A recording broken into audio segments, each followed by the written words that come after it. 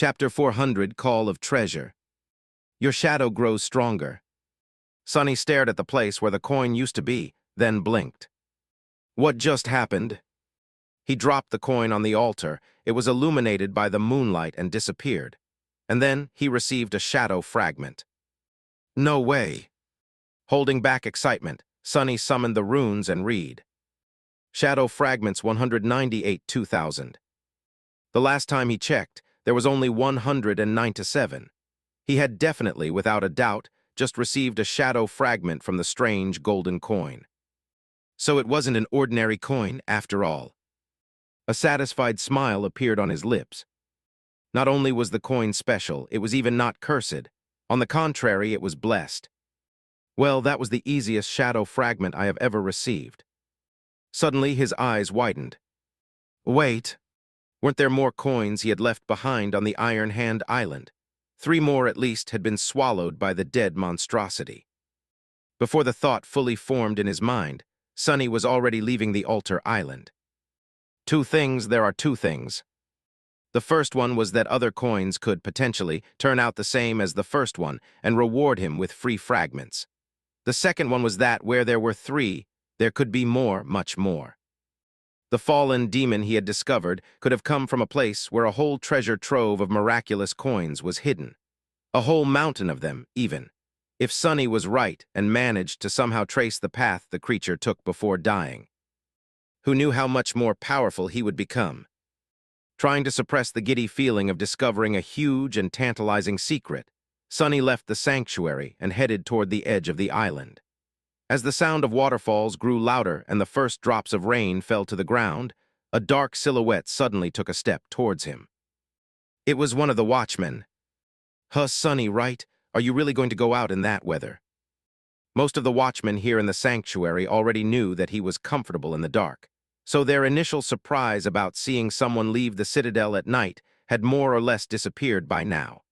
It was still strange for some of them, though. Sonny halted for a few moments, then smiled. Yeah, don't worry, I will be fine. I'm not going far anyway. Just want to check something on the Iron Hand Island. The watchman hesitated, then shrugged. All right, be careful out there. Night vision or not, this is not the time for humans. Sonny thanked the man for his concern, then walked past him. Not the time for humans. Good thing I am a monster, then. Approaching the edge of the sanctuary island, he didn't waste any time and summoned the Dark Wing. Sonny was tempted to simply turn into a shadow and rush toward his goal, but he didn't want to show his powers near the citadel so openly. Patient, be patient. Since the Dark Wing couldn't really allow him to fly, he glided above the chain for as long as he could, then landed on it and continued forward on foot. By that time, the rain was already falling rather heavily. The iron surface beneath his feet was treacherous and slippery, so Sonny had to be careful and watch his step, lest he plummeted down into the sky below. He shivered, trying to think of a more terrible fate. With no means of real flight, he would just be falling through the darkness endlessly until his mind was gone and his body consumed itself from hunger, then slowly turned into dust. People on the chained aisles loved to tell horrible stories about unfortunate souls who fell into the below, and Sonny could easily understand their fear. For that reason, he was very careful not to slip. Only fools fall down knowing what waits for them below. I would never. As if to answer his thought, a gust of wind suddenly crashed into him from the side, and a distant bolt of lightning illuminated the sky. And to hell with this. Not wishing to tempt fate, Sonny dove into the shadows and continued his journey as one of them. Soon he arrived on the Iron Hand Island. The severed arm of the unknown metal giant was still there, making Sonny wonder once again what force could have torn it off the creature's body. Judging by the size of that thing, the owner of the arm must have been of monstrous proportions itself. Not really on the same scale as the walking colossus of the Forgotten Shore, but still undeniably gigantic. The remains of the winged demon that had swallowed the mysterious coins were there, too. However, they did not look the same.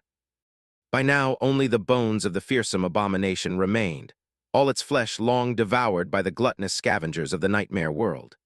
The grass around the carcass was now higher, too, and had changed its color from the usual green to bright red. The grass looked satiated. Sonny grimaced. Out here in the dream realm, no creature or plant was really what they seemed. Otherwise, the thick forest on the island where he had battled the pack of fallen wolves would have been long ago destroyed by the crushing. Even the most innocent things were twisted, corrupted, and predatory. Without sufficient caution, even a blade of grass could be deadly. But he wanted those coins. Approaching the wide patch of blood-red grass, Sonny hesitated for a bit, and then took a step forward. He felt the ground moving slightly beneath him, the rustling of the raindrops changing tone as they fell on the grass. With a deep frown, Sonny summoned the moonlight shard and circulated his essence, sending it flowing furiously through the coils of the soul serpent. He also collected both his shadows and wrapped them around his body. The grass swayed slightly and then grew still. A subtle smile appeared on Sonny's lips.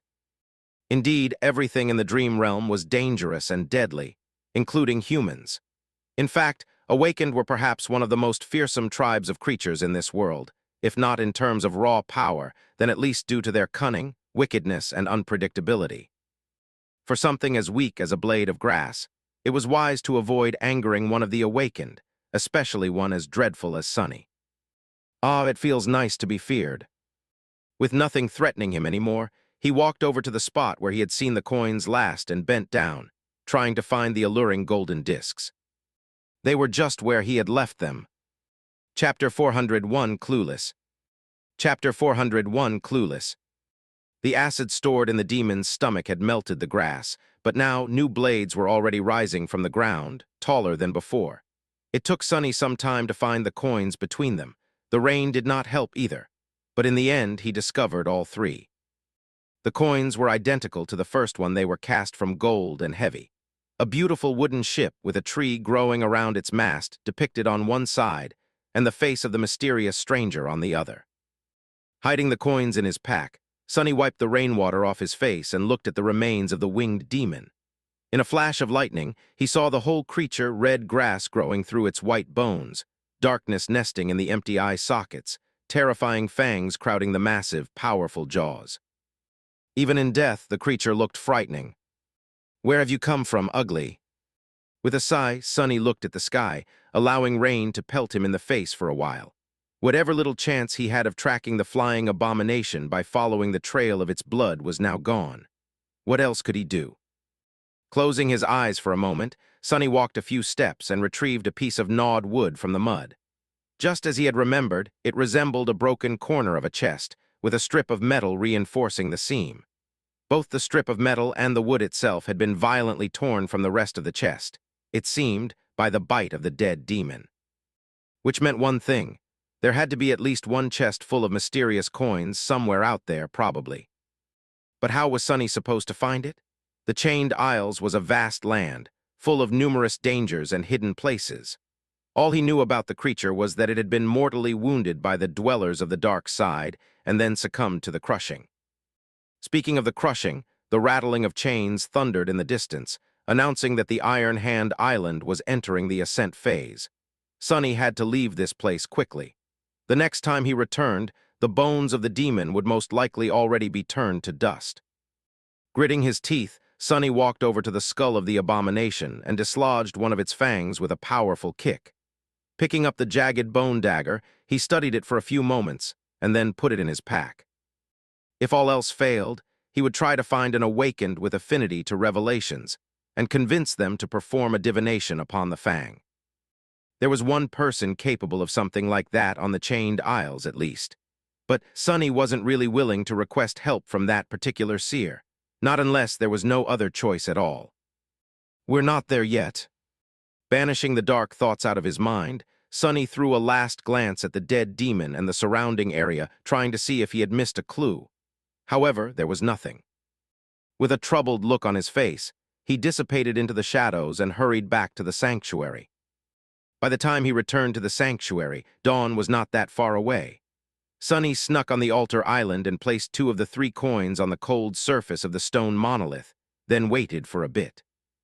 Nothing happened. Disappointed, he waited patiently for the moon to appear from beneath the dark veil of clouds. After some time, the sanctuary was finally illuminated by pale moonlight, and 2 coins on the altar immediately gleamed, reflecting it. Then they shone with a soft light of their own. The coin he held up in his hand, however, did not.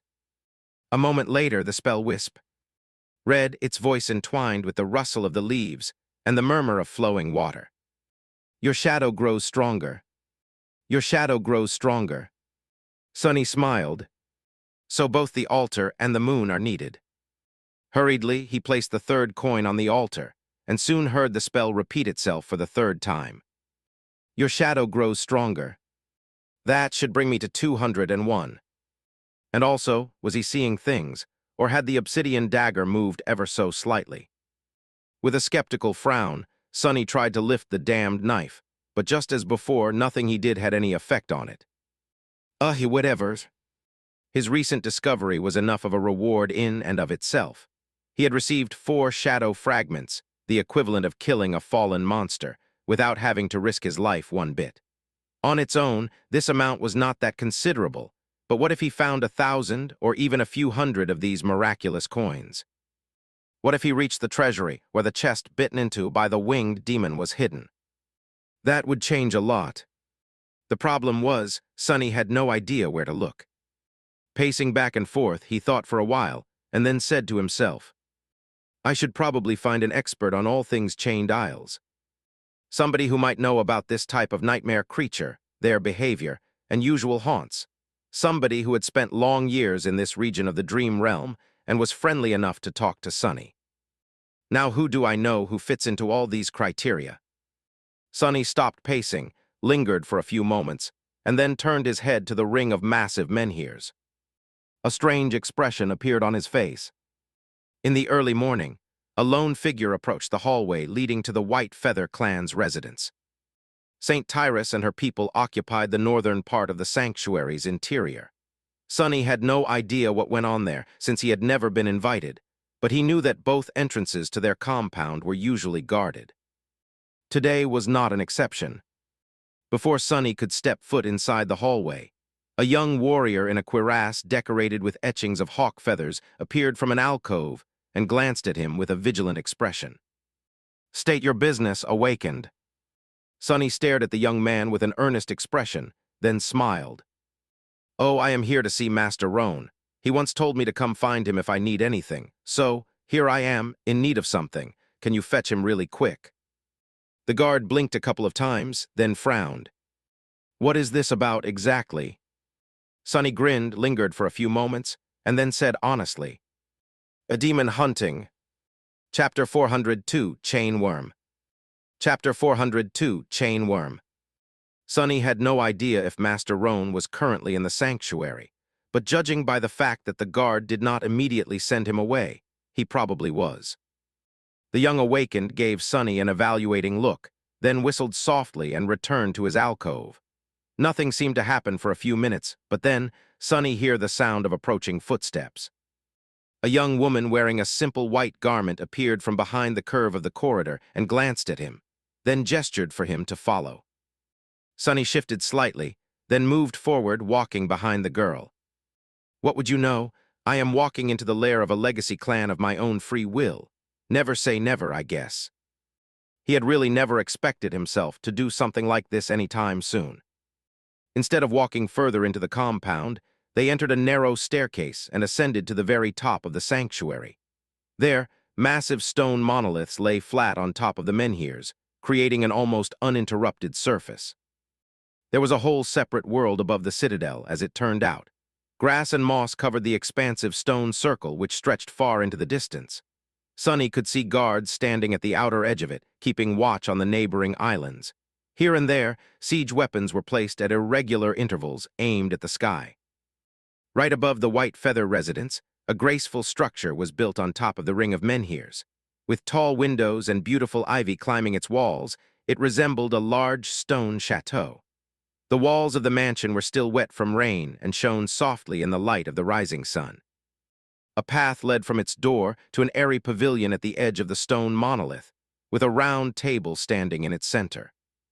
The mighty griffin was laying near the pavilion, its head hidden under one of the eagle wings, while Master Roan himself seemed to be enjoying a hearty breakfast inside.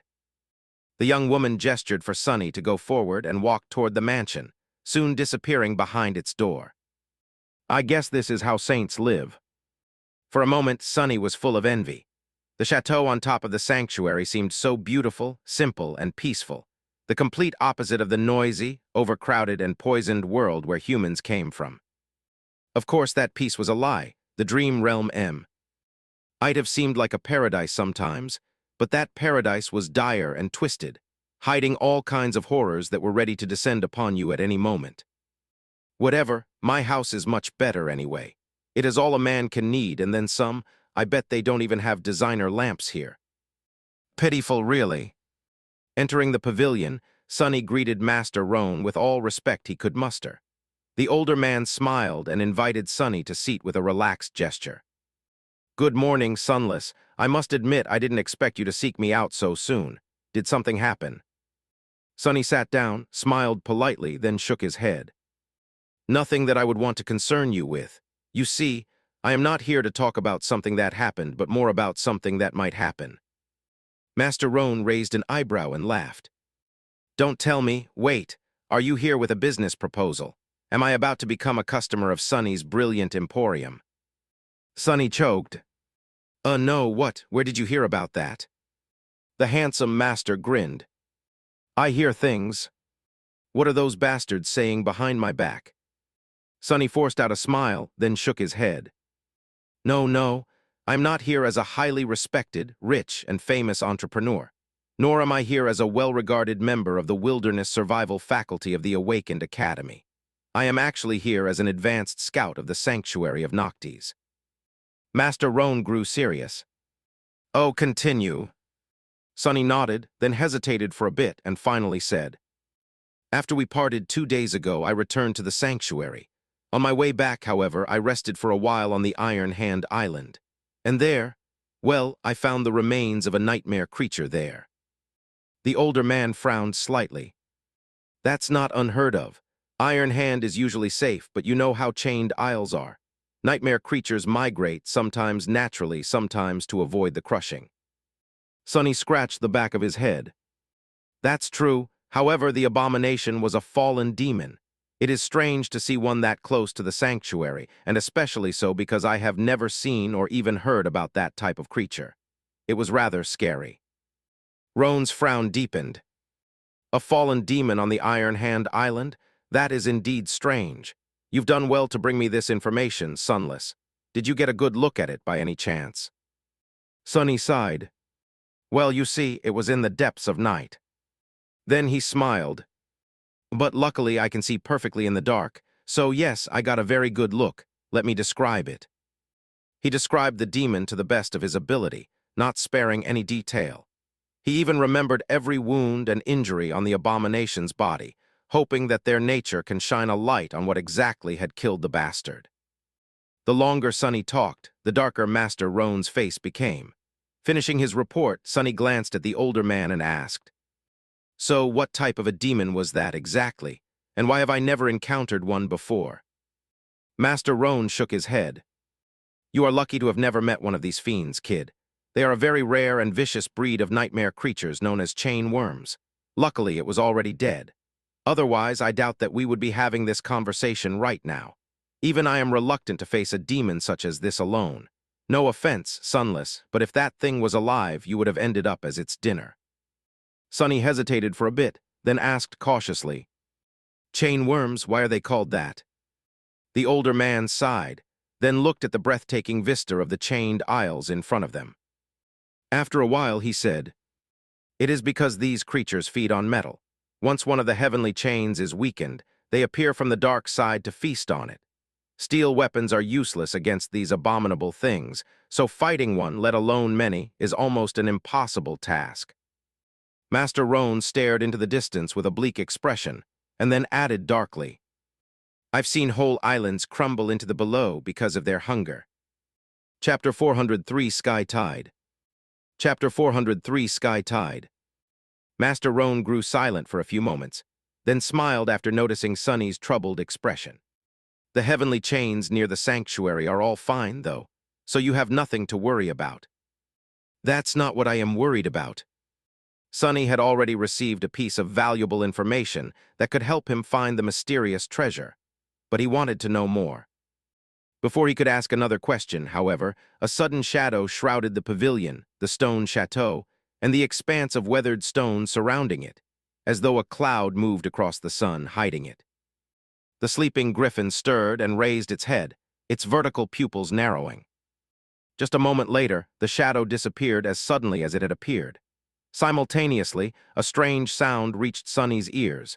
It was as though 1,000 wings rustled as they cut the air.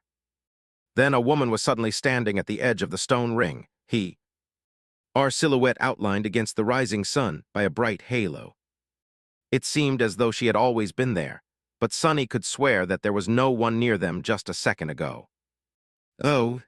The woman was tall and slender, her posture straight like an arrow. She was wearing a light steel armor, its pauldrons and greaves decorated with white feathers. Her long blonde hair was fluttering in the wind like a cascade of pale gold. When she turned around, Sonny saw 2 piercing amber eyes staring at him and shivered. Her face was cold and stunningly beautiful, more akin to that of a goddess than of a human being. The woman's pupils were narrow and vertical, exactly like those of the mighty griffin. The ruler of the sanctuary had returned home. Crap! With a shudder, Sonny forced himself to look away and hurriedly bowed.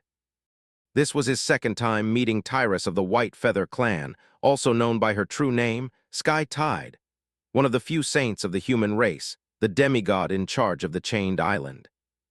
Just by virtue of existing, the saint exerted a strange influence on everything that surrounded her. It was not oppressive, like the dreadful aura of Gunlog's golden armor, just different, as if the world itself was reacting to her. The blades of grass seemed to bend slightly toward her, the winds sang subtly lower as she approached, and even sunlight appeared to become a bit brighter in her presence. Master Roan shifted and rose from his seat. "Good morning, sunshine." Sonny flinched. "Oh, what?" It took him a couple of seconds to realize that the fearless griffin rider was addressing his wife, and not him. "Sunshine, sunshine." Is that how he addressed a saint? Well, she is his wife after all, I guess. Once he thought about it, everything made sense. But still, the idea of addressing a transcendent as sunshine seemed very weird for some reason. Sonny cautiously looked up and saw a wide smile on Roan's face. St. Tyrus herself, however, was as cold as ever. "Good morning, Ro." Even her voice was cold and heavy, like the howl of an approaching storm. Turning her head slightly, St. Tyrus looked at Sonny with a silent question. Countless poets would have been ruined if they saw the elegant curve of her eyebrow. "Oh, wow, wait, what am I thinking about?" Master Roan patted Sonny on the shoulder and said, "Awakened Sunless visited to tell me about a demon he encountered on the Iron Hand Island. It was a chain worm, already dead, fortunately. Still, we should explore the nearby island, don't you think?" St. Tyrus lingered for a few moments, then shook her head. "No need. The only failing chain on the Isles is far away from the sanctuary, connecting Shipwreck Island to the Twisted Rock. This is where the chain worm came from. I just saw it myself." She turned away, then sighed slightly. "Of course, we will have to prepare. All islands are connected, after all. After the Twisted Rock falls, its demise will echo through the entire region. Many islands will shift, causing changes to the severity of the crushing on others. The migrations patterns of the nightmare creatures will be affected, too. I should probably get going." Sonny cleared his throat, then said awkwardly, It's been an honor to meet you again, Lady Tyrus. I shall take my leave, then." Sky Tide nodded indifferently, then said, "Thank you for informing us of your finding, Awakened Sunless." He nodded, then rose from his seat and cautiously took a few steps away. When Sonny was almost out of the pavilion, however, the cold voice of the saint stopped him. "Wait." He turned around and forced out a smile. "Yes, how can I help you?" Tyrus looked at him for a few moments, then said in a calm, emotionless tone, "You come from the Forgotten Shore, if I am not mistaken."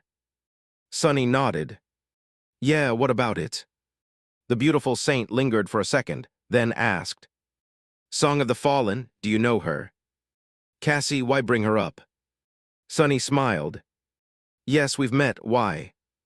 St. Tyrus looked at him for a few moments, then said, "Good, Song of the Fallen will be visiting the sanctuary soon. She will be glad to see a familiar face, I think." With that, Sky Tide turned away, letting Sunny know that he was free to go. He hesitated for a second, then walked away. As soon as neither Master Roan nor St. Tyrus could see his face, a dark expression appeared on it. "Coming to visit? What the hell is she coming here for?"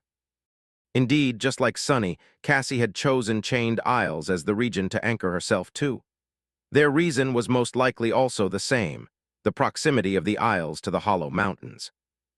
Luckily, she was not a resident of the sanctuary. Sunny had no idea how the blind girl had managed it, but she somehow convinced Clan Valor to let her and her cohort anchor themselves to the second human citadel in the region, the Night Temple.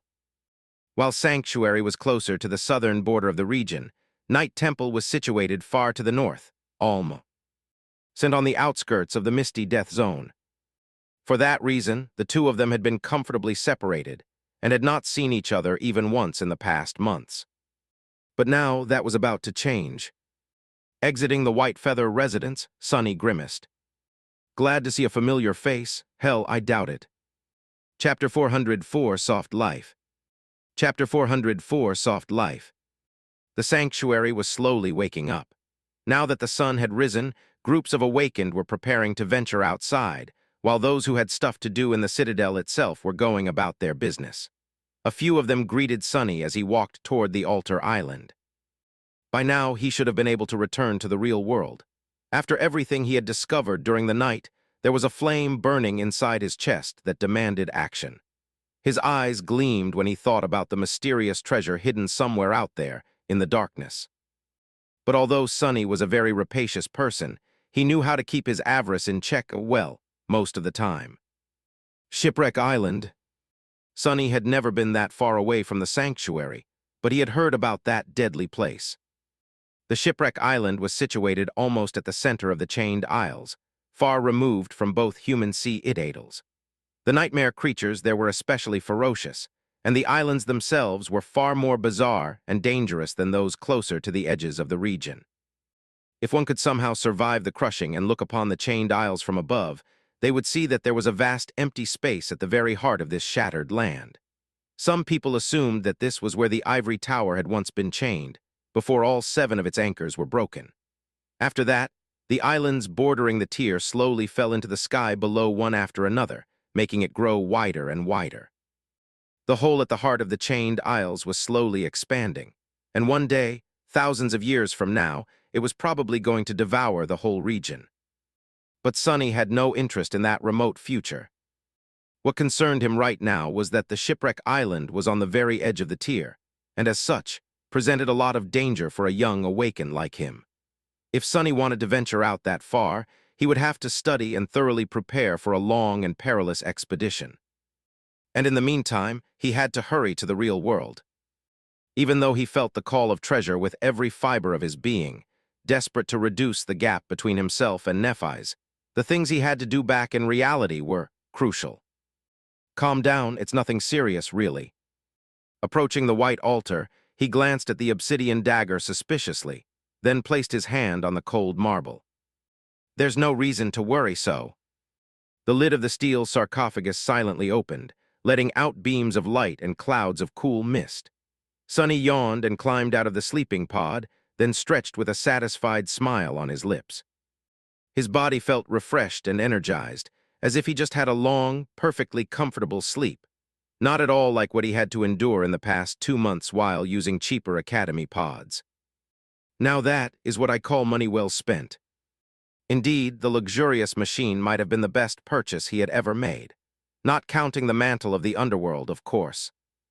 Leaving the compact underground fortress of his basement, Sunny walked over to the kitchen, glanced at the broken remains of his fridge with a bit of shame, and retrieved a few ingredients to cook himself breakfast from the debris. Out here in the real world, it was currently early morning. He sent the happy shadow outside to observe the surroundings and then turned on the stove. Real eggs, real lettuce and tomatoes, real bread, real bacon, real coffee, real juice. It took him just a few minutes to cook himself a breakfast that would have been considered the epitome of a lavish lifestyle by any inhabitant of the outskirts. Walking to a dining table that was too large for one person, he placed his breakfast on its synthwood surface and activated his communicator. There were no new messages, and he didn't really know what else to do with that thing. Usually, people of his age would have an active presence on the network and feeds breaking with all kinds of news, events, and videos, but Sonny had almost no digital presence whatsoever. Nor did he want to have one, really. He knew how to access various resources and services, of course, and many of the things on the network had once been the stuff of his dreams. The unlimited amount of games, books, shows, and entertainment of all sorts was on the tip of his finger. But ironically, now that Sonny had free access to all these alluring things, he had no time to dive into any of them. Right now, he had too much to do, and his dreams were filled with only clangor of steel and nightmarish abominations. Maybe one day. Slowly consuming his food, Sonny used the communicator to quickly sketch and describe the coin he had found, keeping its true secrets to himself, of course. Outside, his neighbors were preparing to face the new day. The sun was rising above the giant city, and crowds of people were on their way to work. The shadow found a hidden spot on the porch of his new home and observed the quiet street from its shelter. It saw a few PTVs drive by, humming slowly as they rolled or levitated toward the exit from the terrace district.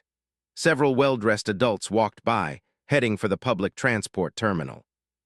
Sometime later, it was time for the students in school uniforms to follow them. Sonny sipped coffee and observed these children through the shadow, trying to imagine himself having such a life.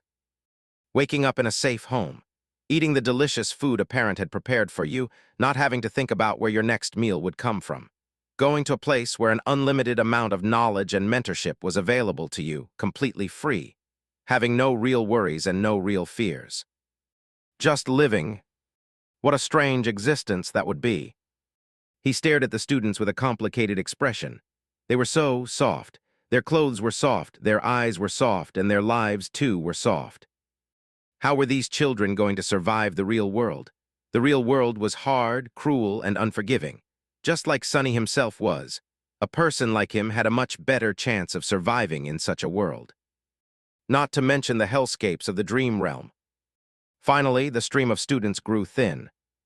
One of the last to walk past Sonny's house was a young girl of around 14 years.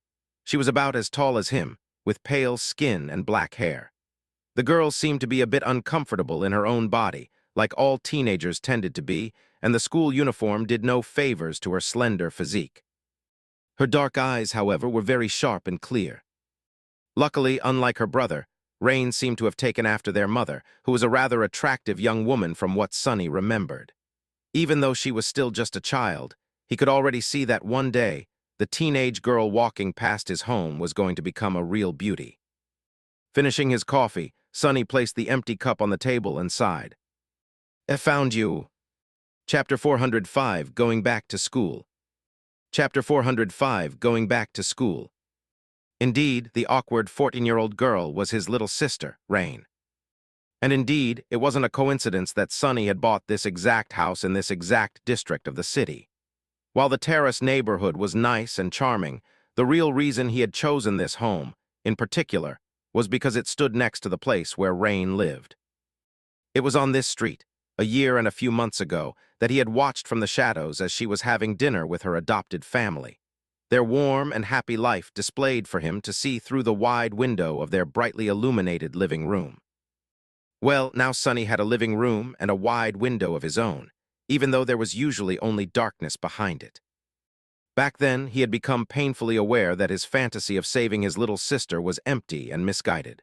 Rain didn't need to be saved, least of all by a troubled outskirt stray like him, a ghost of the past that she most likely did not even remember. If he had knocked on her door on that night, nothing in her life would have changed for the better. Sonny wasn't the same penniless kid anymore. He was an awakened, one marked as a special strategic asset by the government. He was considerably wealthy, connected, even powerful. But deep down, he still believed that the statement held true. His clothes and circumstances might have changed, but Sonny himself remained the same. Twisted and damaged, like anyone who had seen the truth of this world would be. What's worse, now that he had risen above his previous pathetic self, he had a whole swarm of new, much more serious problems. Nephis, the sovereigns, the legacy of mysterious Weaver, all of these things promised a future full of turmoil and danger. He was not exactly the kind of person who had good things to offer to anybody. So no, Sonny had not changed his mind about keeping himself out of Rain's life. He wasn't going to approach her and had no desire to meet her face to face. There was, however, a problem. Now that Sonny was an awakened, statistically, Rain's chances of becoming infected by the nightmare spell herself had grown. But even if he forgot about that statistical correlation, there was still a possibility that she would end up in the first nightmare, no matter how small. By now, Sonny was 18, and Rain was 14.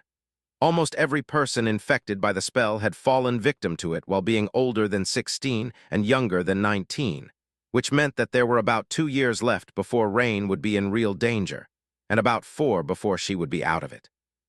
Even if they were more or less strangers and I'd know anything to each other, Sonny felt, responsible for her. Perhaps Rain did not remember him due to how little she had been at the time of their separation, but he remembered everything. To him, she was the last memento of their long-lost home. Now that he had the ability to pull some strings behind the scenes to ensure that her chances of surviving the first nightmare were enhanced, be it through access to better battle instructors or something else, he couldn't just sit still and do nothing. But to do that, he first needed to understand how well Rain was being prepared already. Hence, he bought a house near the place where she lived and let his shadows loose to explore the neighborhood and spy on her and her family. When I put it that way, it sure sounds a bit creepy. Sonny stood up, yawned, and shrugged. He was an awakened whose power lay in shadows, deceit, and bloodshed. Before that, he was a street rat willing to do anything in order to survive. Mundane humans had no idea about what he had gone through, what he had done, and what he was capable of as the result. If they did, they would probably be horrified, so a little hint of creepiness was only to be expected.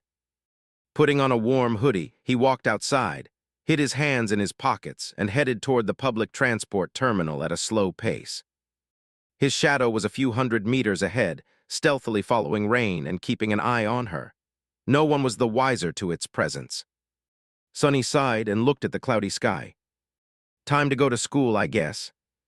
Rain went to a rather elite school, as it turned out. Judging by the prices of the homes in the Terrace district, Sonny knew that her adopted family was reasonably well-to-do, but it seemed that he had underestimated either their wealth or their connections. The school was not the most prestigious out there, but it was close, enough that only the kids of government officials and conglomerate heirs attended it, for the most part, of course. There were a few kids who seemed to be there because of their academic achievements, but not enough to make a difference. The children of government servants arrived on public transport, like Rain. The chaebols came in expensive PTVs, which were controlled by personal drivers. Sitting at a table in a cafe a kilometer or so away from the heavily guarded entrance to the school, Sonny suppressed the desire to whistle. That's like something out of a drama. I wonder if I'll see someone's getting slapped in the face today. Suddenly remembering his first encounter with Master Jet, Sonny coughed and rubbed his cheek in embarrassment.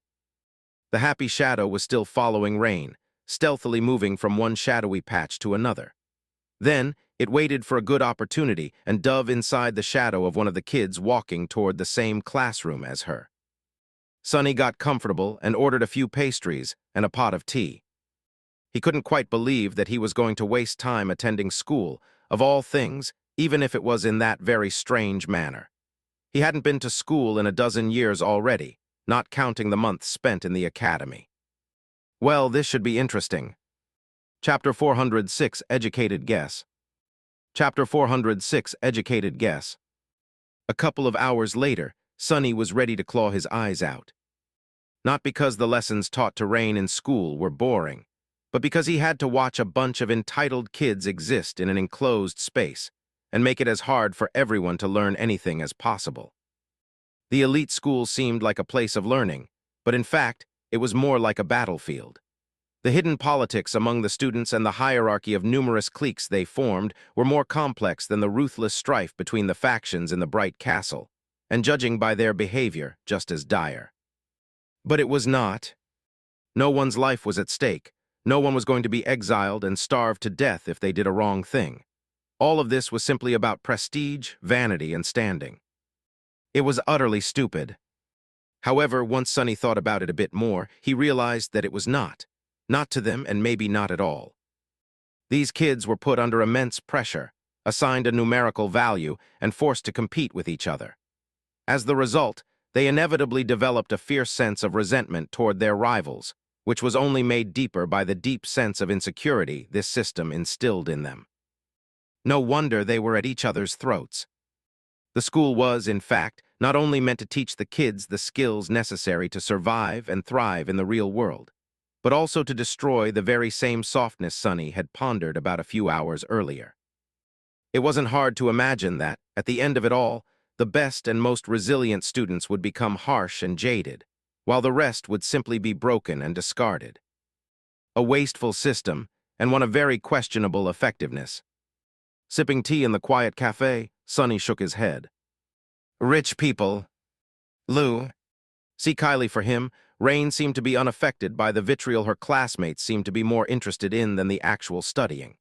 She sat calmly at the back of the class, avoiding getting embroiled in any drama, and dutifully learned everything the teachers explained to the students. The lessons themselves, surprisingly, turned out to be very interesting. Sonny even found himself enjoying these hours very much. There had not been any combat lessons yet, but he did manage to catch this school's version of the wilderness survival course, as well as listen to a rather intriguing lecture about the early exploration of the dream realm. He also saw a lesson dedicated to various nightmare creatures, their biology, capabilities, and weaknesses. If he had known that much during his first months on the Forgotten Shore, well, it would not have changed much, really.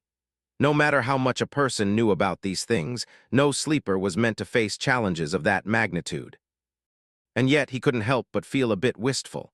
He had been denied access to this treasury of knowledge as a kid. Who knew how his life would have turned out otherwise? It would have been a lot more interesting and enjoyable, at least. By then, he had some idea of Rain's depth of knowledge and overall readiness for the nightmare spell, but he still did not know how well she was really being trained. He had to see her during a lesson in combat for that. After a while, Sonny had become a little bit bored. Listening to a lecture about spelltech absent-mindedly, he looked around the cafe. At this hour, there weren't a lot of people there, but that was swiftly changing. The white-collar workers from the surrounding buildings were now on their lunch break, as were senior students of the school. Several noisy groups were occupying tables near him, so he couldn't help but catch bits and pieces of their conversations. No way, when is it coming out? In a couple of months, I think. Who will play the female lead then? No, wait, let me guess. These guys were apparently discussing some upcoming film, excitedly wondering about the casting. Something about their conversation appeared strange to Sonny, but he didn't pay it too much attention. None, that is the mindset of a true battle master. No way he meant to say that. Who do you think Lord Mongrel is, a nobody? Of course not. He only said that because he considers social status and renown meaningless. In the eyes of a warrior, such things are not even worth mentioning. The only thing that matters is your strength. That's why he hides his noble upbringing. Sonny stared at the couple of young men that were in the middle of a heated debate, then shook his head. That's hilarious. What are the chances? Apparently, there was somewhere else out there with a similar alias. And that guy, from what Sonny could hear, was not only a total buffoon, but also went around calling himself a lord, pretending to be some wise philosopher and teaching people how to be a true warrior. What an idiot. Well, figures. Only an idiot would choose such an alias on purpose, after all. I wonder what this guy's problem is. He has to be horribly insecure about something, for sure. Then, however, he had to focus on Rain again, because she was finally heading for the school's dojo. The combat lesson was about to begin. The instructor, surprisingly, turned out to be an actual awakened. It was a man in his late 30s, with a mighty build and cold eyes of an experienced fighter. Sonny couldn't tell what aspect the man possessed, but he was obviously not a sheltered non-combatant. Rain's instructor was the real deal. He had to have enough money to never be required to work a single day in the real world. So the fact that he was teaching a bunch of kids in a school meant that he was doing it either because of his principles or because of an obligation to one of their parents. In any case, it was a good thing for Rain. In the next hour or so, Sonny watched the students train and fight each other with various weapons. He expected them to use fake ones, but to his surprise, the awakened instructor insisted that the kids both wore heavy protective gear and wielded real ones, even if the weapons were blunted to not pose a real danger. Good approach, I guess. Rain's level was better than he had expected. Not comparable to someone like Castor or Nephis, of course, but miles better than anything he would have been able at her age. She was swift, nimble, and strategic, utilizing every opening the opponent presented to her full advantage. She seemed to prefer using ranged combat, but could hold her own in a melee with the help of a wide range of weapons, from a long spear to a light saber. There were kids who were better than her, and those who were worse, but none who could compare to her in terms of wits. And yet a deep frown appeared on his face. There is one thing that is lacking. Viciousness. His sister was not nearly vicio. Us enough. Chapter 407, Dreamscape Qualifications. Chapter 407, Dreamscape Qualifications. Judging that he had seen everything he needed to, Sonny rose and left the cafe, then headed home. The happy shadow left the premises of the school unnoticed and soon wrapped itself around his body, but not before showing how proud and satisfied it was with its flawless performance. Yes, you did well. On his way back, Sonny was thinking over what he had learned about Rain. His sister seemed to be smart and well-adjusted, and receiving the kind of training most kids in this world could only dream about. But was it enough? He did not know. No one could know, really. After he had returned from the Forgotten Shore, several people told him that they would have never survived in that hell. But their words rang hollow to Sonny, because how would they know? Until a person was thrown into a situation like that, there was no way to tell what would remain of their resolve once everything else had been stripped away. Brave people broke, while cowardly ones found strength that they had not even known was inside them. Kind people became cruel, while cruel people became lost. Only by looking at a mirror of a nightmare could one truly see their real face. Before Sonny entered the Forgotten Shore, he had thought himself to be strong. But once there, he had to learn the hard way that his strength was brittle and illusory, that it could shatter under the smallest amount of pressure. To survive, he had to build within himself a new kind of strength, one that could not be broken by anything or anyone. That was how he had survived. How was he supposed to know how Rain would measure against the horrors of the spell? And how was he supposed to make her chances of surviving its trials better? Consumed by these thoughts, Sonny returned home and tried to put his mind at ease. This was not something that he could decide in a hurry anyway. For now, he had many other things to do. Activating the Dreamscape pod, Sonny climbed inside and closed his eyes. Time to relax a little. At least out there in the dreamscape, things were simple. He just had to fight, learn, and win. Granted, his previous visit to the Colosseum had turned out to be a fiasco, but Sonny had high hopes for more elite arenas. He just had to gain enough victories to enter them, about 70 more to gain access to the lower-ranked professional dreams. Not that hard. He had lost all interest in dueling with amateurs, and couldn't wait to meet better opponents who could teach him a variety of polished styles. Better do it quickly. Appearing on the sand of the Colosseum, Sonny sighed behind the mask and willed the soul serpent to assume the form of the somber Odachi. That's weird. For some reason today, much more people wanted to challenge him. A literal crowd of awakened assembled around Sonny in a span of a minute, staring at him with disturbing intensity. Also, the challengers seemed to be way more talkative. What's up with these fools? Hey, mongrel, what is your real name? Sonny stared at the young woman challenging him, then answered with slight irritation. Mongrel. She smiled knowingly, as if struck by a mysterious epiphany, then asked, What style do you practice? Sonny frowned behind the mask. I practice no style. The girl opened her mouth to say something else, but he interrupted her by stepping forward and activating the challenge. 2 seconds later, the girl's dead body was already turning into a rain of sparks. Why are they so chatty today? I don't have a lot of time. If I want to enter a professional arena next time, I have to be fast. Looking at the crowd of awakened, Sonny sighed dejectedly and growled. Words are worthless, silence is gold, don't waste my breath. The challengers looked at each other with weirdly enlightened expressions, then grew quiet. That's better, at least they're an understanding bunch. Now that people seem to have lost their desire to chat uselessly before every damn duel, things went much faster. Sonny had no plans of copying the styles of these talented amateurs today, so he could be as efficient as possible. It required him to really exert himself, though. They were all awakened, after all, each and every one of them. Behind the black mask, Sonny was sweating an ocean and silently whispering curses. But what could he do? He just had to get it done. Because he took no breaks between the duels, his reserves of shadow essence grew dangerously low at some point. Sonny was forced to command the soul serpent to return to his body to accelerate the accumulation of essence and slow down its expenditure. Noticing that he had dismissed his sword, the challengers assumed that he wasn't going to fight anymore and sighed with disappointment. Glancing at them, Sonny gritted his teeth and hissed. Next. He was not that far from accomplishing his goal for today, and the mantle of the underworld was like a weapon itself. Especially if he manipulated its weight to make his blows carry the weight of a mountain, metaphorically speaking. His aching muscles protested, but he endured the torment and continued. Just a few more. As the next challenger stepped forward, Sonny dashed toward him, deflected the glancing blow of a spiked mace with a vambrace, and struck the young man in the face with all the strength he could muster.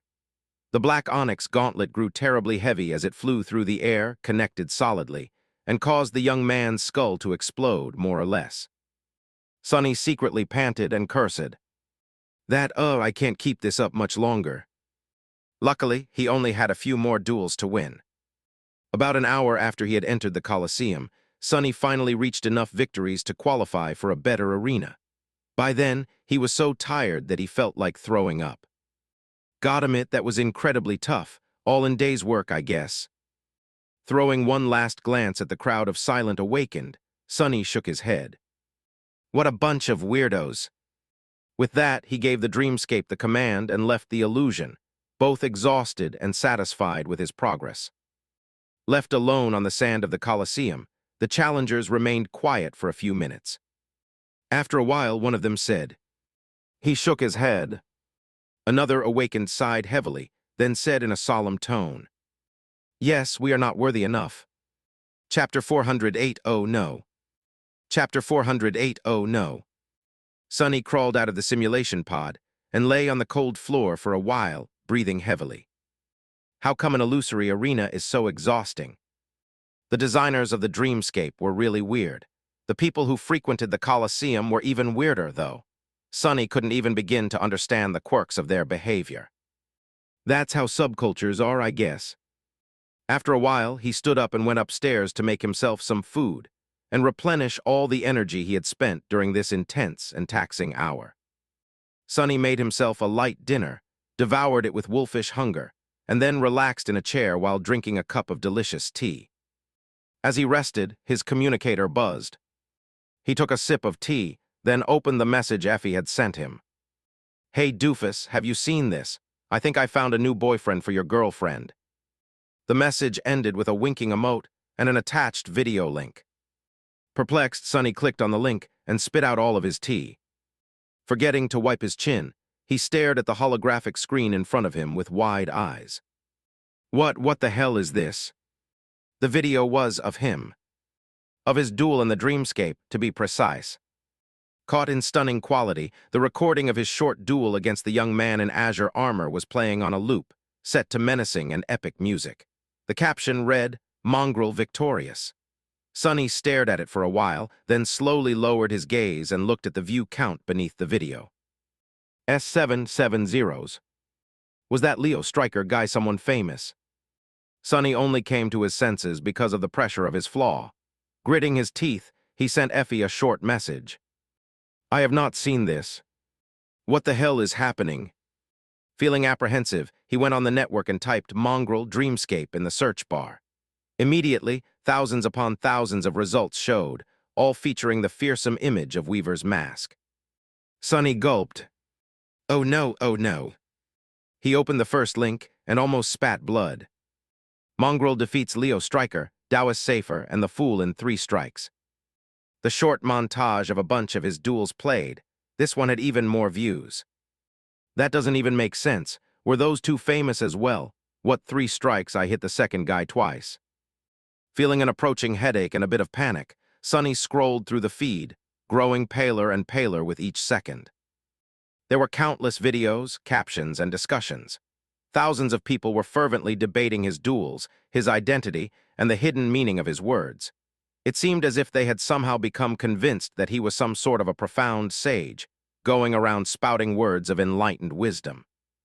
There were whole discussion boards dedicated to interpreting his teachings. Oh no! Sonny grabbed his head, realizing that the buffoon he had heard being discussed in the cafe was him. Come to think of it, many of Rain's classmates had been talking about this stuff too. Had she seen this garbage as well? He groaned. At least no one seemed to have any idea about who Mongrel was. His efforts to obfuscate his identity were working, as was Weaver's mask. But the worst was still to come. As Sonny was studying the mess he had made, new notifications started appearing in the feed. Mongrel returns. Mongrel decimates the Colosseum. 70 victories in 60 minutes. Lord Mongrel's shocking rampage. Mongrel is Saint Redacted's bastard son confirmed. He closed his eyes. Gods, what is this crap? Opening a random link, he read in horror. Mongrel. One sympathizer, I was there, guys. It was incredible. He was like a natural disaster, so awesome. Random shoe, did you hear what he said? Mongrel, one sympathizer, words are worthless, silence is gold. So profound, my whole outlook on life changed. Random shoe, wow, my dad used to say me the same thing when I tried to talk to him after school. Mongrel, one sympathizer, wait, shoe, are you Mongrel's son? User random shoe changed their name to Mongrel's son. Mongrel's son, aren't we all Mongrel's children? Sonny closed the link and went to another page.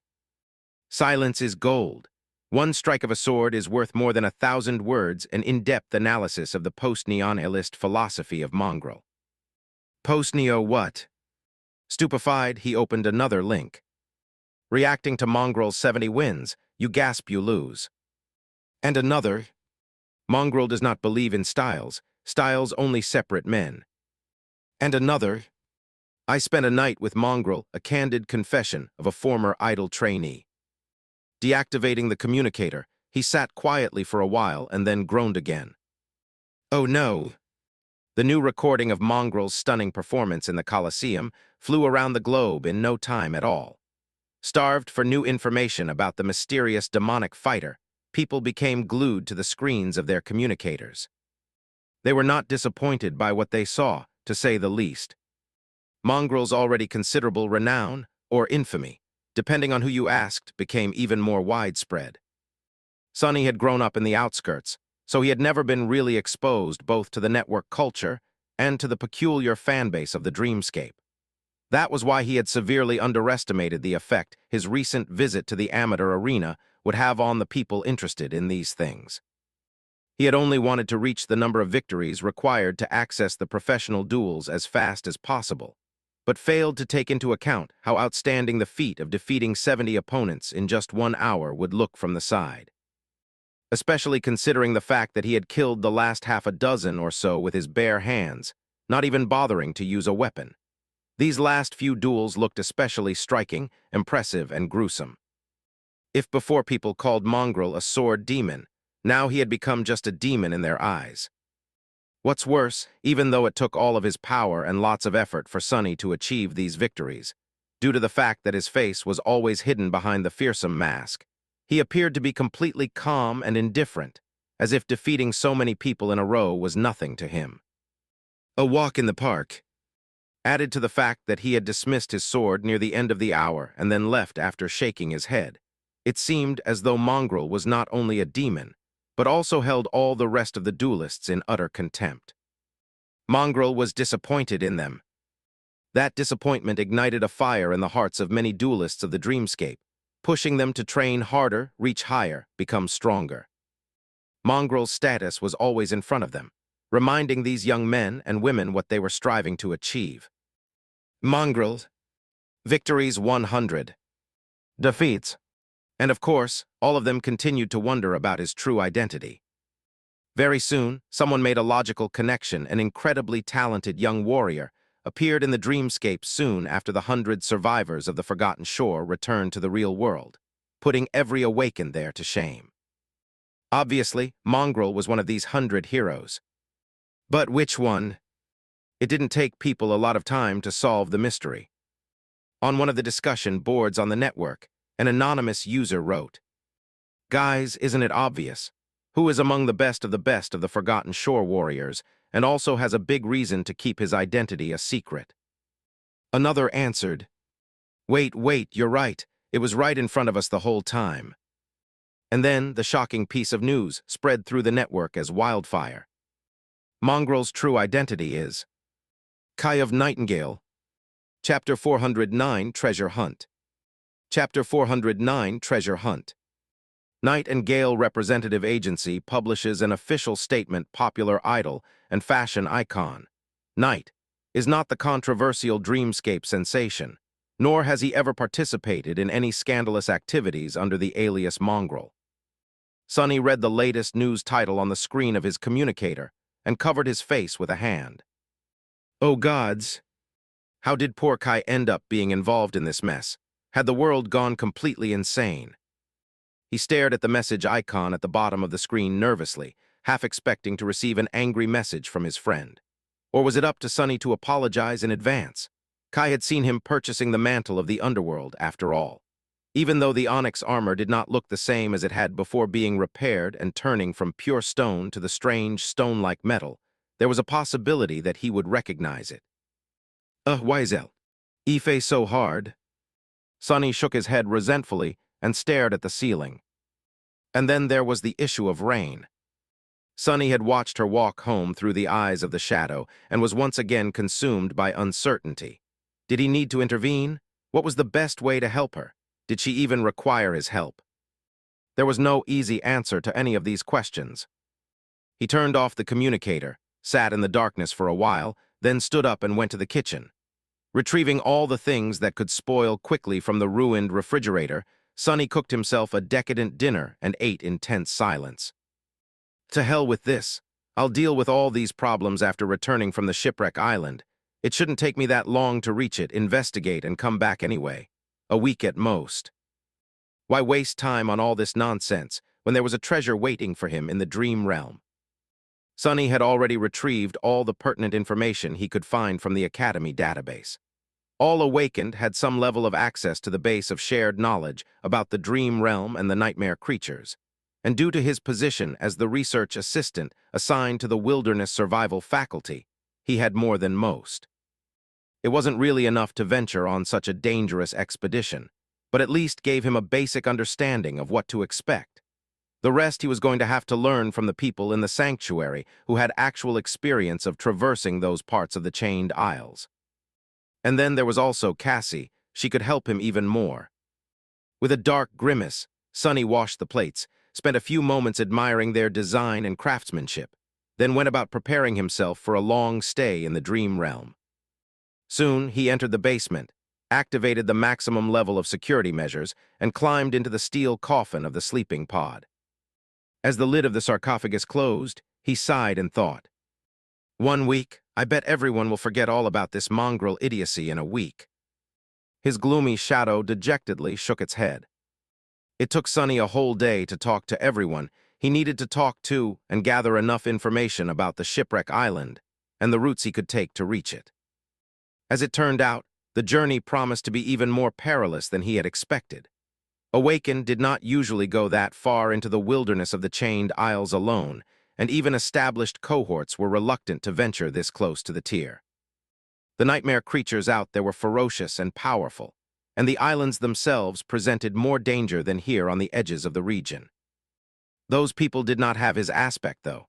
Sonny did not consider himself to be more powerful than a full cohort of experienced awakened would be, but his powers were tailored perfectly for scouting, traversal, and escape. Even if he was going to find himself facing against an overwhelming foe, he was reasonably certain of his ability to at least run away. Plus, he had Saint, The taciturn demon was worth half a cohort alone and by herself. As the sun was crawling down from the heights of the sky above, he found himself in his room, studying the makeshift map of the Chained Isles. On it, Sonny had marked the potential routes to the Shipwreck Isles, as well as known dangers he would face on the way. Of course, such a map was not completely reliable. Nightmare creatures tended to migrate and travel between islands to escape the crushing, but the really terrifying ones tended to stay put. Even taking into account that some of the places he wanted to go through could turn out to be inaccessible due to entering the ascent phase, Sonny was more or less sure that he could reach the Shipwreck Island in 3 to 4 days while remaining comparatively safe. With one exception, no matter how he looked at it, he was going to have to traverse an island known among the inhabitants of the sanctuary as the Reckoning. Not much was known about that place, except for the fact that several cohorts lost members there, while others had not come back at all. Apparently, the creature that inhabited the island was especially twisted and deadly, and was capable of messing with a person's sight. No one really knew what it was, however. All that Sonny was able to find out was that the creature was most likely not corrupted. People were under the impression that it was of the fallen rank, but had different opinions on what its class was exactly. It didn't seem to be a tyrant, at least. I can fight perfectly well even if it plays tricks with my sight, and it's not like I have to defeat it or even fight it, really. I can just slip past and be on my way. With a sigh, he rolled the map up and placed it in his pack. There was already a bit of food and a few supplies for a prolonged journey there. Sonny couldn't take too much with him, since there was a rather small limit on the weight of things he could pull with himself into the shadows. He could also only do so with inanimate objects, at least for now. He had no idea if that was going to change in the future. Finally, he opened his chest and took out the fang he had retrieved from the dead chain worm on the Iron Hand Island. Sonny stared at the fang for a long time, a dark expression on his face. Cassie was going to visit the sanctuary soon. With this thing and her affinity to revelations, Sonny could make his expedition much safer, not to mention increase his chances of actually discovering the treasure. Or he could avoid having to ask her for help and take much more risk, with no guarantee of success. After a while, Sonny threw the fang back into the chest and closed the lid. "I'd rather die, honestly." With a grim smile, he locked the chest, picked up his pack, and headed to the exit. As the sun rolled into the dark embrace of the sky below and disappeared, he left the safety of the sanctuary behind, approached the edge of the island, and jumped toward one of the heavenly chains. Chapter 410 Reckoning. Chapter 410 Reckoning. Sonny traveled northwest, trying to cover as much distance during the night as he could. He rushed across gargantuan chains as a swift shadow, soared up onto the island, traversed them on foot, and dove into the darkness once he reached the other side. He was moving across the chained isles with enviable speed, but still not as fast as someone capable of flight would. Using Shadow Step expended up a lot of shadow essence, so he had to replenish it often to continue riding the heavenly chains. That, however, put him in a lot of danger. The islands were teeming with nightmare creatures of all kinds, as well as deadly natural, well, unnatural, really, threats. Sonny had to remain cautious at all times, keeping one shadow wrapped around his body while the other scouted ahead. He hid in the shadows to avoid fighting with wandering abominations, or, if there was no other choice, teleported away. These jumps, however, only served to devour more of his essence, forcing him to rest and circulate it through the coils of the soul's serpent as he waited for his cores to fill up. Most of the time, he didn't feel like there was a real threat to his life. Sonny's combination of attributes and abilities made him a very hard prey to hunt. No matter what kind of a horror tried, he always managed to slip away, for now at least. As long as he did not venture into the territory of the really terrifying nightmare creatures, like those corrupted fiends that claimed some of the islands or the beings that dwelled on the dark side of them. He was going to be all right for as long as he managed his essence carefully. Against those powerful abominations, though even being a shadow was not a guarantee of safety. He still remembered the 2 ghostly torches in the dungeon, beneath the ruined cathedral in the dark city. On his way, Sonny visited many islands that he had already explored before, and some that he never had a reason to visit. Each was lethal in its own way, and hid alluring mysteries, most of which were bound to turn out to be nothing but inescapable traps, of course. He suppressed his curiosity and moved past. With two skies full of bright stars, the chained aisles were stunning at night. Even while rushing forward and hiding from the abominations populating this breathtaking and terrible land, Sonny couldn't help but marvel at its dark beauty. But beautiful things were the most dangerous. By now he had learned that lesson all too well. At dawn, Sonny finally reached the island that was supposed to be the first stop on his journey. It was a desolate place where nothing lived, with rocky ground and plenty of small impact craters that had been left behind by the debris on the neighboring island. The chains holding that island in place had broken once, a long time ago. As the result, not restrained by anything, it soared high into the sky and eventually fell apart, ripped to pieces by the crushing. Its remaining neighbor was not of any particular to Sonny, but it was a good place to rest and catch his breath. Hiding in one of the craters, Sonny ate a miserly breakfast and drank from the endless spring. Then he looked at the rising sun, studied his map for a few minutes, and summoned Saint. As the taciturn demon stepped out of his shadow, at enough of a distance to not subject him to the soul-eroding effect of the broken oath, of course, Sonny glanced at her, tiredly rubbed his face, and said, "I am going to sleep. You stand watch, please." The shadow stared at him indifferently for a second, then knocked an arrow on the string of her bow and turned away. Sonny sighed. He could do without sleep for a couple more days, but it was wise to keep himself in the best possible shape. One never knew what could happen in the dream realm, after all. Using his pack as a pillow, Sonny lay down and closed his eyes. Just a few hours. A day later, he reached the reckoning. The ominous island that so many people in the sanctuary dreaded was large, spanning no less than a dozen kilometers across. What's worse, it was supported by only two chains, which were situated almost exactly opposite of each other. To get to the next one, Sonny had no choice but to travel the whole length of the island.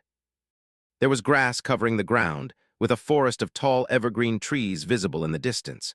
He could see a rocky hill far away, with a waterfall rushing from a weathered cliff. Just like everywhere on the chained isles, it was unclear where the water came from and where it went.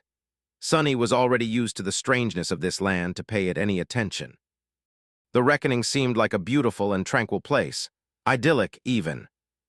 However, looking at it through the eyes of the shadow, Sonny couldn't help but feel a deep sense of unease.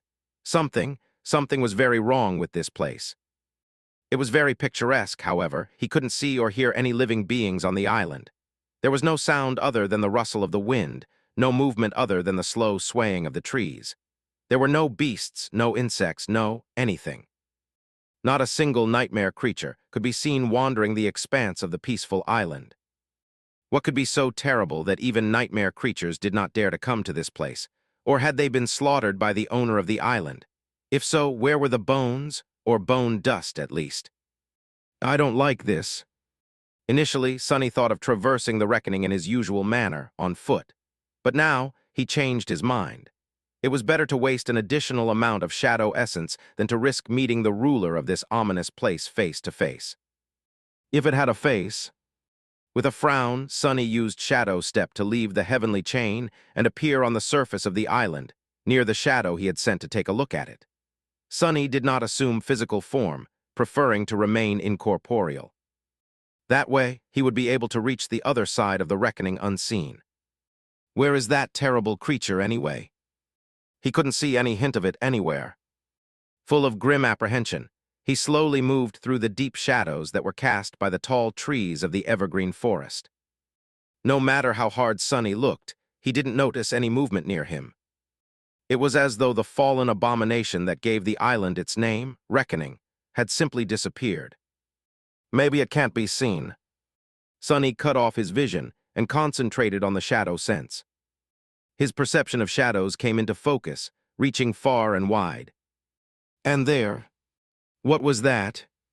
There was one shadow in particular that didn't belong to anything, approaching him with terrible speed. The bastard is invisible. Sonny froze, becoming absolutely still. In this state, he was not only one of the shadows, but also indistinguishable from the larger shadow he was hiding in. He didn't possess a physical body, so nothing was supposed to be able to hurt him in that state. at least physically. The invisible creature continued to move in his direction, even faster than before. Wait, no, something doesn't make sense. Even if the abomination was invisible, why was there no sound? Why didn't grass bend beneath its feet? It was almost as if the nightmare creature that dwelt on the reckoning was, really, a shadow. Before Sonny could react, the owner of the reckoning was upon him. And then he learned that shadows, too, could feel pain. Chapter 411, Reflection. Chapter 411, Reflection. Sonny had never fought in his shadow form, and really he didn't even know how. All he had were his instincts, but that wasn't enough. In fact, trusting your instincts too much was a sure way to get yourself killed. Intelligence was the most dangerous weapon in the arsenal of a human, and it was Sonny's mind that ended up saving his life. He had realized that his enemy was not invisible, but a shadow just like him only a moment before the creature was upon him. In that split second, Sonny managed to come up with the only way to escape death. As sharp pain pierced his entire being, he lunged forward and escaped the shadows, rolling away on the grass. Jumping to his feet, Sonny staggered and clutched at his side, blood flowing between his fingers. Arg! The shadow of the unknown abomination lunged in pursuit and swiped uselessly across his body, not causing him any harm. It was just a shadow, after all. Throwing a glance at the thin tear in the puppeteer's shroud and a deep wound beneath it, Sonny took a step back. Simultaneously, he gave his shadows a command to hide themselves under his armor and augment his body. Physical attacks couldn't harm shadows, but shadows also had no way to harm living beings. That was the thought that had saved him. If he had failed to assume the shape of a human in time, he would have been dead by now, most likely. Because he had not, however, he and the shadow creature were now at a standstill. The Maz, Tur of the Reckoning Island, tried to attack him several more times, each strike ending up as fruitless as the previous ones. Then it froze, as if slightly confused by the situation. Sonny finally had a chance to take a good look at the hostile shadow. It looked just like a shadow would, like a dark, ethereal silhouette of a person painted on the grass in black. The creature seemed to have 2 legs, 2 hands, and 1 head. If Sonny didn't know what it really was, he would have assumed that the shadow was cast by an ordinary person. There was no one else in sight, though. Backing away and grimacing because of the pain radiating from the deep wound in his side, Sonny stared at the enemy and thought feverishly. No, this is wrong. A shadow creature was, indeed, deadly for someone like him. But to every other human on the Chained Isles, it was completely harmless. How was it, then, that so many people had been killed by it? And what about the nightmare creatures? How had this shadow slaughtered so many living beings? His eyes widened slightly. Sonny threw his hand to the side to summon the Midnight Shard, and just in time. What happened next caused him to shudder.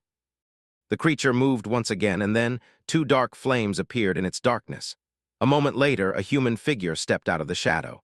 It was a young man with pale skin and cold, cruel eyes of an experienced killer. A spark of madness burned in their depths. The stranger had black hair and was wearing a light armor made out of soft silk and black, lusterless leather. In his hands, the apparition was holding a long, slightly curved blade of an austere takai. Sonny felt fear grip his heart as he recognized the face in front of him. Of course he did. It was his own face, after all. Looking at the Devil of Reckoning was like looking into a mirror. That's since when was I so scary? Sonny recoiled in shock. What the hell are you? The apparition mimicked his expression, then opened its mouth. Its lips moved, however, there was sound, as if the abomination was mute. Sonny had no problem reading its lips, though. What the hell are you? What is going on? Before he could finish that thought, though, he had to defend himself against a lightning-fast strike of the enemy's sword. Sonny deflected the fearsome attack and staggered back, his hands trembling from the force of the impact. Curses! The bastard might have looked like Sonny, but it was much, much stronger. About as strong as a fallen devil would probably be. Sonny had no time to recover before his evil twin was upon him once again, attacking with the painfully familiar grace of his own battle style. This time, the tip of the takai missed Sonny's eyes only by a few centimeters. A vicious smile appeared on the apparition's face. Sonny grunted. As the abomination launched a flurry of lethal attacks his way, each swift and vicious, he struggled to defend himself and fought through the pain. He was barely holding on, for now at least. Because of how strong and fast the creature was, Sonny had no doubt that he'll be killed eventually. How could he fight against someone who knew all his tricks, but was also much more powerful? Even the shadow dance was useless. What was the point in trying to mirror the style of an opponent who had stolen his technique from Sonny himself? The situation did not look good at all, especially because blood was still streaming down Sonny's torso. Between two strikes, he dashed back and pierced the apparition with a furious gaze. "You poor bastard. Of all the faces out there, you just had to choose mine. Fool, couldn't you have chosen someone, I don't know, taller?" Internally, though, he couldn't help but think. Not gonna lie, the evil version of me looks sort of awesome. Am I really this dashing in real life? Sonny didn't really know how to feel about this. He wasn't, of course, trying to speak to the creature because he wanted to chat. He was just trying to distract it while Saint was drawing her bow. A moment later, a black arrow whistled in the air, aimed at the devil's heart. However, the young man with cruel dark eyes simply stepped to the side and swiped the arrow away with his sword. Sonny cursed. He became really despondent, though, only a moment later, when a sudden ripple spread through the bizarre creature's body. In a blink of an eye, the apparition changed. Its face suddenly became white as alabaster and inhumanly beautiful, with ruby eyes, high cheekbones, and full lips. The soft fabric of its armor turned black as onyx and hard as stone. The shape and height of its body changed, too. Before Sonny could even react, he wasn't facing his own reflection anymore. Instead, he was facing Saint's.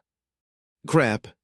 As the sickening feeling of his soul slowly falling apart permeated Sonny's entire being, the perfect copy of the taciturn demon raised its bow and sent an arrow flying straight at his heart. Chapter 412, Perfect Adversary. Chapter 412, Perfect Adversary. Well, one mystery is solved, at least. Sonny became painfully aware of how the devil of the reckoning was able to slaughter so many awakened, and why no nightmare creature could survive on its island.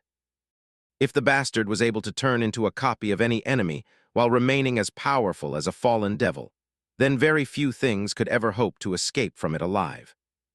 And those awakened who had escaped despite everything mistakenly believed that their companions fell to a creature that could mess with people's sight. What else would they think after watching a human being killed by what looked like their exact copy? Well, why had no one thought that it was an actual copy and not a trick on the eye, damn it? If there was one thing that landed Sonny in this dire situation, it was that people in the sanctuary severely lacked imagination. All these thoughts flashed through his mind as he used Shadow Step to disappear and fall awkwardly to the ground a dozen meters behind the devil, completely out of the way of the flying arrow. Great, but now what? Just a few moments before, Sonny had been contemplating abandoning the fight and simply running away. Unlike some humans he had met in the past, he wasn't burdened by useless things like pride or vanity. If the situation called for a cowardly escape, he was ready and willing to do just that. But now that the bastard had turned into Saint and was holding a bow, the idea of trying to run was not very enticing. The last thing he wanted was to be hit in the back of his head by an arrow. Think. There was no time to think, though. The reflection of Saint swiftly spun and lunged toward him. As Sonny teleported further away, the creature suddenly pivoted and crashed into the trunk of a tall, ancient tree. A moment later, Sonny emerged from the shadows and saw, with horror, a giant mass of heavy wood plummeting on him from above.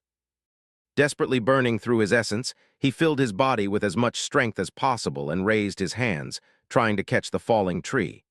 As a groan escaped from his mouth, Sonny's feet dug into the soft soil of the Reckoning Island. Somehow he managed to stop the tree without being crushed by it. It was at this moment that a second arrow flashed toward his heart, only to collide with another one in the air and fly aside. Some distance away, the real Saint dismissed the bow, raised her sword, and dashed toward the impostor. Eat that, bastard. Sonny gritted his teeth, strained his already overtaxed muscles, and threw the massive tree at the abomination with a tremendously powerful push. When he used his essence and augmented his body with both shadows, Sonny was able to achieve bursts of truly inhuman strength. How was the bastard going to escape this? The creature indifferently lowered its shoulder, then simply disappeared into the shadows and appeared on the other side of the flying trunk. Then, it met attacking Saint with a devastating shoulder bash. The onyx armor of the taciturn demon cracked, and she was thrown back, causing another tree to explode into a cloud of splinters. Sonny paled. Shadow step not good. The apparition turned to him and mockingly tilted its head. Something was very wrong with that thing. It seemed maleficent and utterly mad, but at the same time, incomplete somehow. Behind the evil will and terrifying killing intent that dwelled in its ruby eyes, there was a hint of some other boundless emotion. Sonny faintly recognized the feeling of it, since he had felt the same deep and indescribable emotion one time before. Far below the hollow mountains, in the darkness of the misty stone labyrinth between two otherworldly rivers, he had sensed the same feeling of loss, anguish, and confusion in the shadows left behind by companions of the first lord of the bright castle. What even is that thing?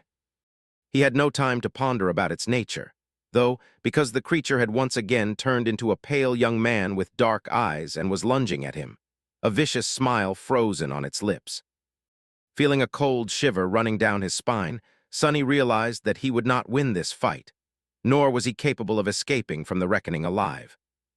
This time he was truly in danger. He was really going to die on this beautiful, peaceful island, and the last thing he was going to see before falling into the embrace of death would be his own reflection staring back at him through the eyes of his killer. Unless... Sonny sent Saint back into the soul sea and met the apparition's attack with a block, feeling his body shudder from the force of the blow. He had assumed that the devil of reckoning was a shadow, and it was indeed similar to one, but really it was not. It only appeared as a shadow because Sonny himself had been in the form of a shadow when they first clashed, and once he had turned into a human, the devil, too, became a human. The young man with the cold eyes of a killer took a small step and made a high thrust with the takai. Sonny, however, knew his one fighting style too well to be caught by that trap. Knowing that the thrust was just a feint, he threw his own blade downward and just barely managed to deflect a vicious slash that followed. He was late by a fraction of a second, though another tear appeared in the fabric of the puppeteer's shroud, and a shallow wound on his thigh began sipping with blood. The creature was more of a reflection than a shadow. It mirrored everything about its enemy. Their appearance, their weapons, their battle technique, even their powers. Otherwise, how would it be bleed to use shadow step? In a sense, it was a perfect adversary, but that wasn't all. Sonny grimaced as the apparition threw his sword away and delivered a powerful kick that almost turned all of his ribs into bone dust. If not for the burst of essence he had sent to his legs, Sonny would have never managed to dodge that devastating blow. But his essence was already running dry, and his enemy seemed to be even stronger now, as if the more Sonny bled, the more powerful the pale young man became. The devil was even able to mirror the memories its enemy wielded. Before, Sonny had experienced the sole attack of the copy of the broken oath, and now the creature was obviously being fed raw power by the blood blossom. He attacked with the midnight shard to buy himself a couple of moments to think. The apparition had not seemed to be affected by the broken oath, though. Was that because it had assumed the form of Saint, who was immune to soul attacks? Did this mean that the devil was able to copy not only powers and memories, but attributes too? The creature easily deflected Sonny's attack and leaned forward to deliver the final blow. Sonny's only hope to escape it was to jump back. But what else did the creature copy? Was it really a perfect reflection? There was only one way to find out. Instead of jumping back, Sonny stepped forward and collided against the apparition, completely open, unable to escape being struck down by the enemy's blade. Before the deadly strike came, however, he leaned close to the devil's ear and whispered, so softly that no one except for the two of them would ever be able to hear what he had said. "Stop, lost from light." And then the devil froze, as if suddenly turned to stone. Sonny smiled. It was a perfect reflection indeed. Chapter 413, Mirror Beast. Chapter 413, Mirror Beast. The apparition stood motionlessly, frozen in place by Sonny's quiet command. He could see his face reflecting in its dark eyes, even paler than usual, beads of sweat glistening in the sun. The creature was completely still, all its terrifying strength shackled by the 4 simple words Sonny had whispered to it. It was enslaved. No matter how powerful the strange abomination was, no amount of power could ever allow it to disobey the command of its new master. Sonny. By stealing his face and his powers, the creature had also inherited his innate ability, Shadow Bond. Sonny had made use of that bond to subjugate the devil, and now it was at his mercy. For now, at least. With a pained grimace, Sonny fell to the ground and drew in a hoarse breath. That was close. The wound on his thigh was not too serious, but the cut he had received as a shadow was long and deep. Blood weave had prevented him from losing too much blood and was going to ensure a fast recovery, but it had its limits. The wounds needed to be tended to, however, they could wait. Right now, Sonny had to decide what to do with the former ruler reckoning, the dreadful creature that had slain plenty of humans, and only gods knew how many nightmare creatures, which was now under his full control. Such a powerful abomination. It would surely be very helpful to have something that fearsome serving him, unable to disobey any command. He glanced at the frozen creature and shivered. Looking at it was still like looking in a mirror, after all. Despite knowing that the thing in front of him was a nightmare creature, he couldn't help but see a slight young man with pale skin and dark eyes, couldn't help but see himself. Yes, having a fallen devil do his bidding would be extremely beneficial, especially because the apparition looked exactly like him. With a bit of cunning and preparation, Sonny would be able to seemingly appear in 2 places at the same time. If he ever needed to prove that he wasn't mongrel or accomplish something shady without drawing any suspicion, that would be a perfect way to do so. There were countless scenarios where such an ability would be incredibly useful. But there lay the problem. The creature was only enslaved because it had assumed his form. Since the creature could take any shape, it was going to stop possessing his aspect abilities, including Shadow Bond, as soon as it turned into something else. Then, it would be free of its shackles and able to do whatever it wanted, including unleashing its wrath on Sonny. That was why he had dismissed Saint before attempting to subjugate the apparition. He needed it to remain as his own reflection and no one else's. Yes, he could circumvent the possibility of losing control over the terrifying creature with a long series of complex orders that would limit when and how it could use its shape-shifting. But coming up with a foolproof net of prohibitions was a Herculean task. Sonny wasn't even sure that it was possible. He had spent a long time thinking of ways to escape this exact fate, so he knew better than most, better than anyone, perhaps, how hard it was to keep an unwilling slave under control, especially if the enslaved being was more powerful than its master. There would always be a way to twist words, find a loophole, and turn the orders given by the master against themselves. Sonny was sure of it. He had to be. So, what was he supposed to do with the frozen abomination? Standing up with a grimace, Sonny faced his perfect copy and looked at it with regret. The main reason for what he was about to do, nevertheless, was way less complicated. He simply didn't want to be a slaver. He didn't want to own any living thing. Sonny lingered for a while and then said, "Don't be scared, I won't make you a slave. That would be too cruel of a fate, don't you think? Even for a nightmare creature like you." With that, he raised his hand, as if to caress the cheek of the pale young man, and then swiped it swiftly across his neck. Almost invisible in the bright light, the ghostly blade of the moonlight shard trembled as drops of crimson blood fell from it into the vibrant grass. The young man didn't move, but his pupils widened. A few moments later, blood flowed from between his lips, painting his pale skin red. Sonny looked at the dying apparition, deeply disturbed by the visage in front of him. It was not every day that one got to see himself die. That is. He paled slightly, but did not look away. In front of him, a person who looked exactly like himself was slowly drowning in blood, a crimson torrent flowing from his cut throat. A few moments later, when the creature was on the death's doorstep, its body suddenly trembled and then shifted slightly. A tortured smile appeared on its face. The apparition's lips moved, but just as before, no sound escaped from them. However, Sonny thought that he had managed to read a few words.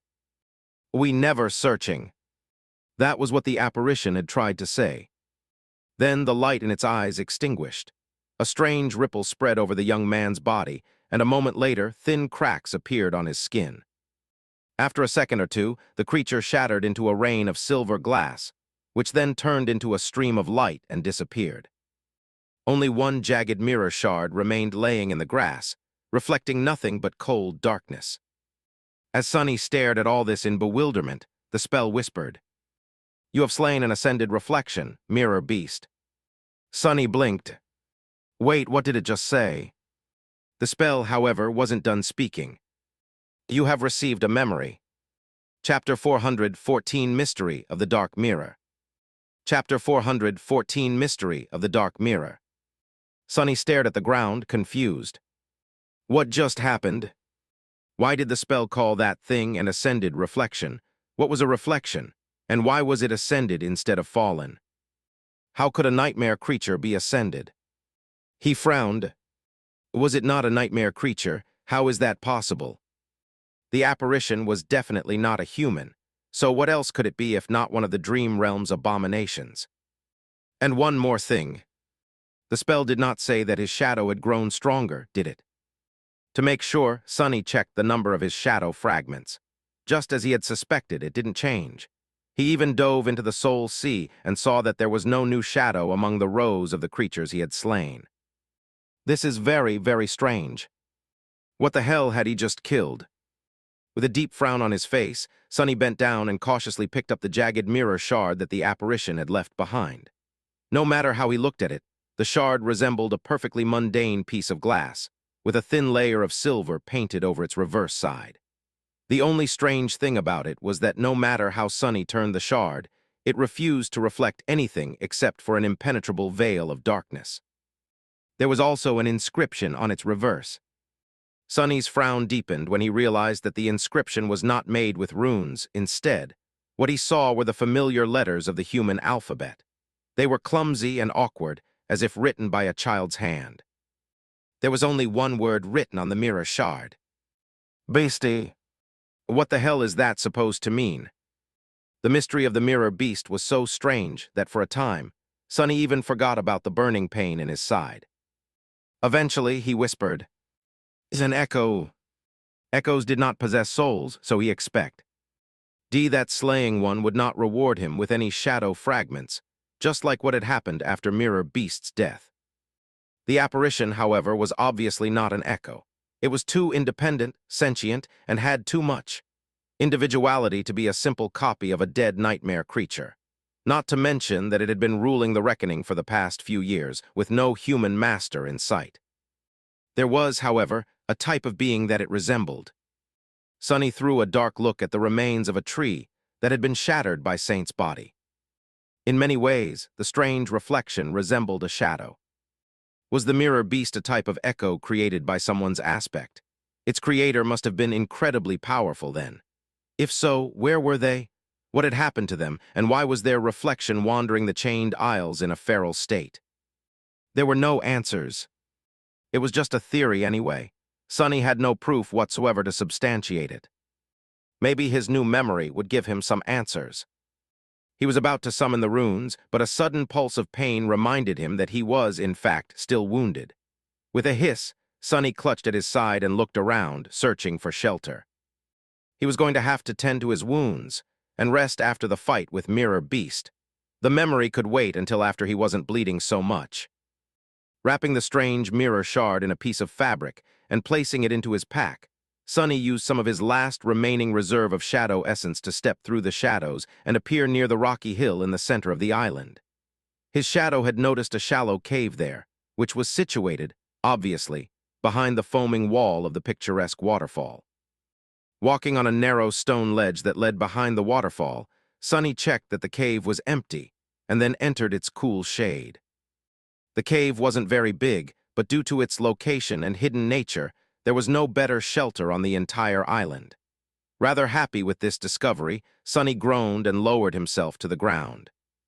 Sending Saint to keep watch outside, he dismissed the puppeteer's shroud, then opened his pack and took out a small box containing several thin needles and a span of silk thread.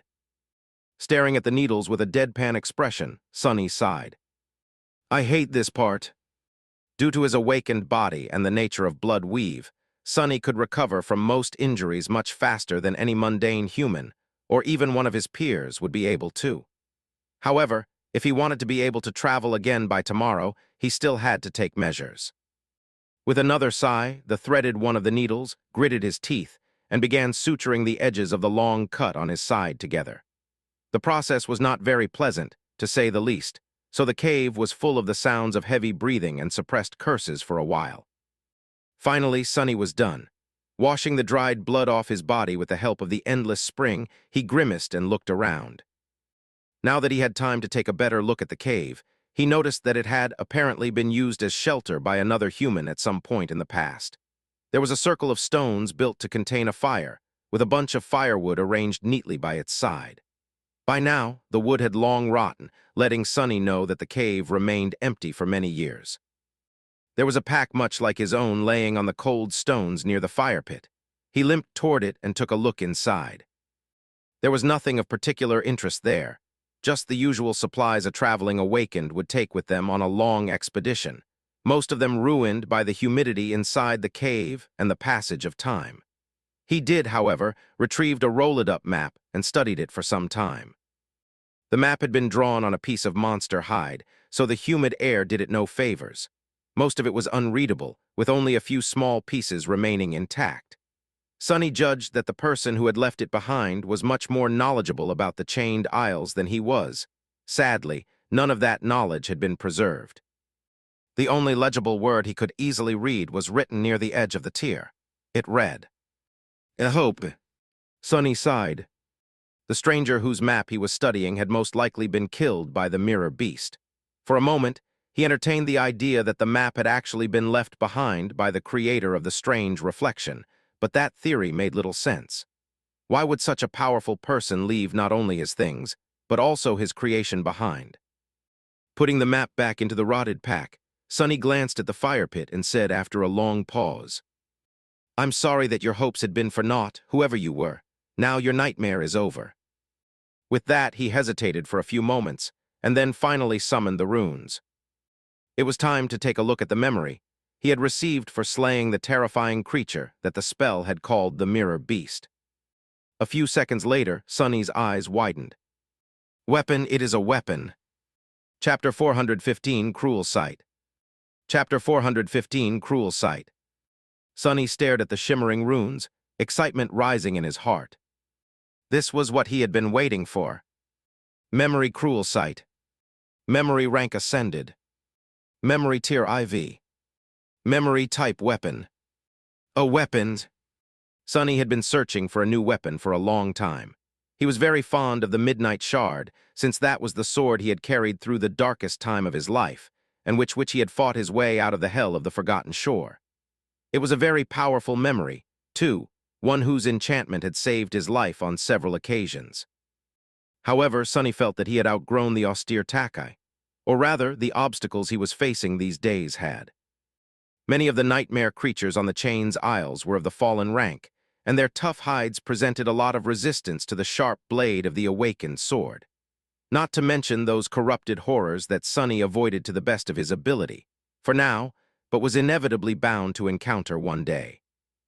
The other reason he wanted to procure a new weapon was the fact that the unbroken enchantment, while extremely potent and useful, could only be accessed in very rare circumstances, namely, when Sonny was nearing death. This meant that the most powerful trait of the Midnight Shard could only help Sonny if he made a terrible mistake. If Sonny fought with skill and foresight, however, thus keeping himself from being mortally wounded, the powerful enchantment remained inactive, as it had for the past months. Paradoxically, the better Sonny performed, the less useful the Midnight Shard was to him. It was nice to have a last resort, but Sonny did not like the idea of relying on a tool that could only be effective if he failed. He wanted to possess a weapon whose enchantments were reliant on his success, and as such, both strengthened him and rewarded him for doing well.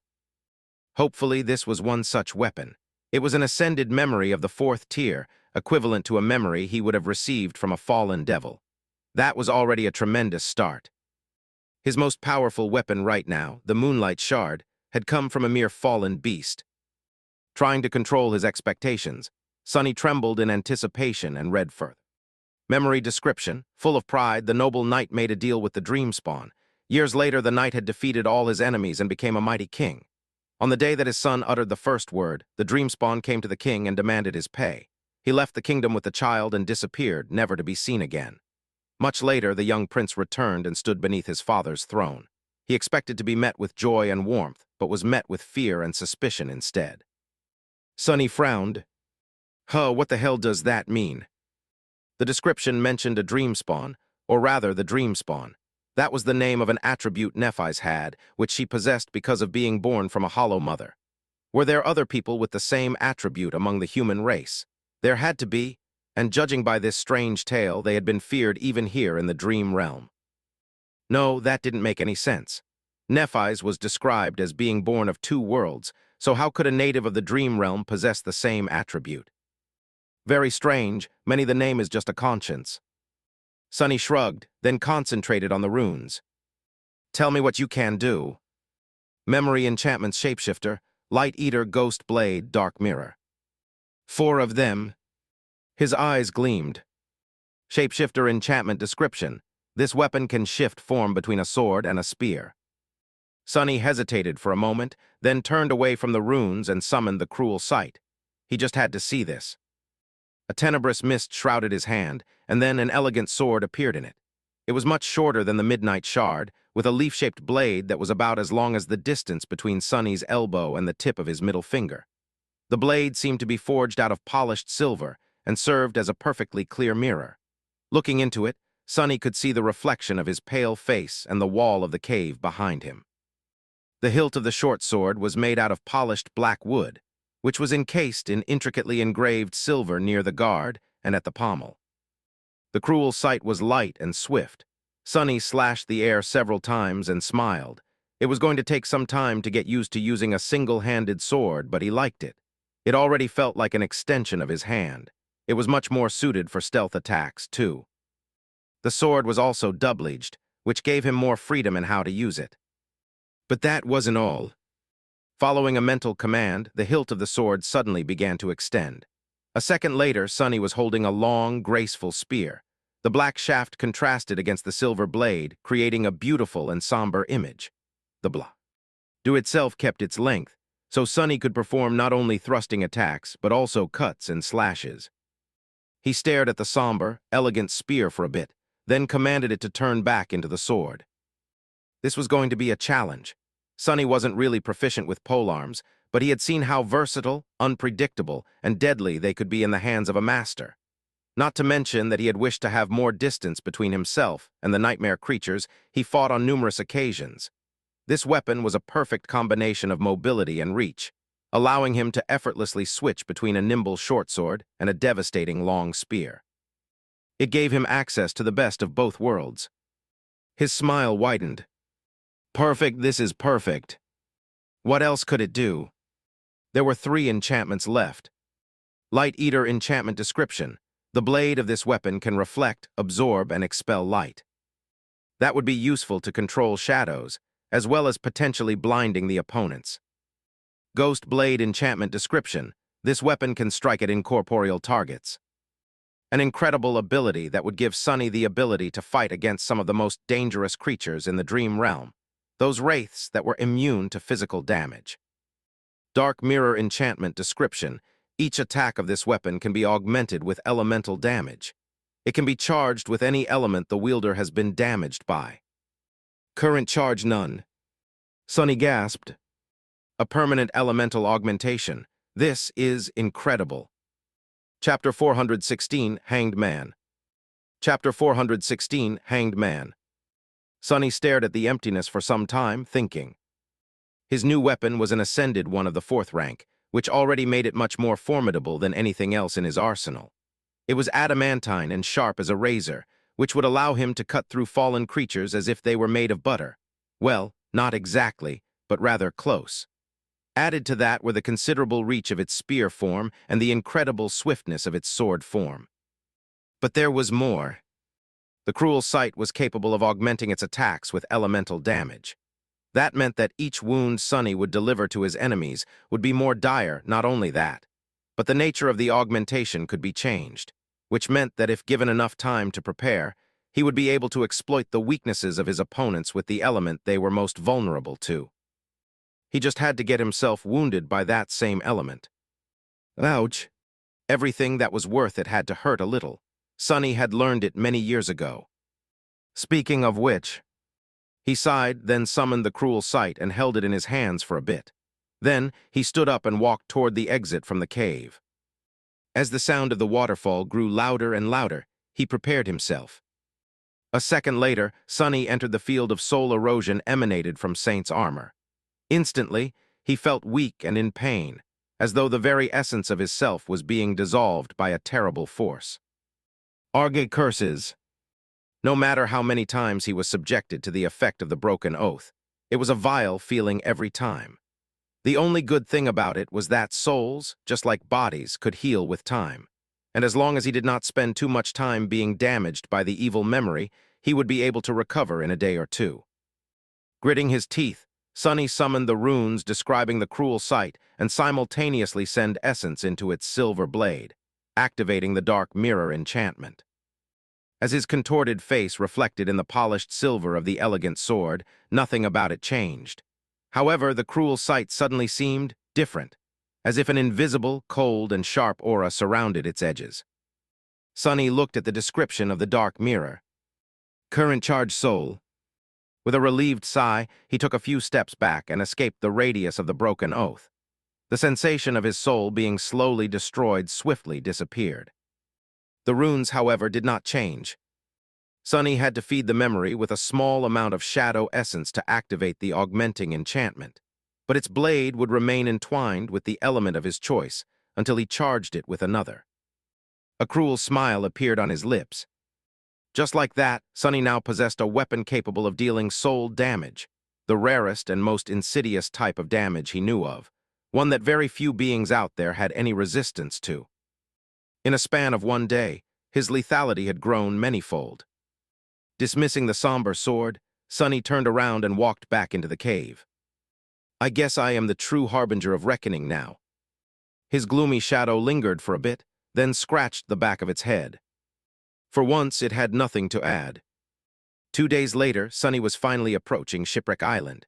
Currently, he was on the neighboring one, hiding in the shadow of a collapsed stone tower that had long ago become overgrown with moss.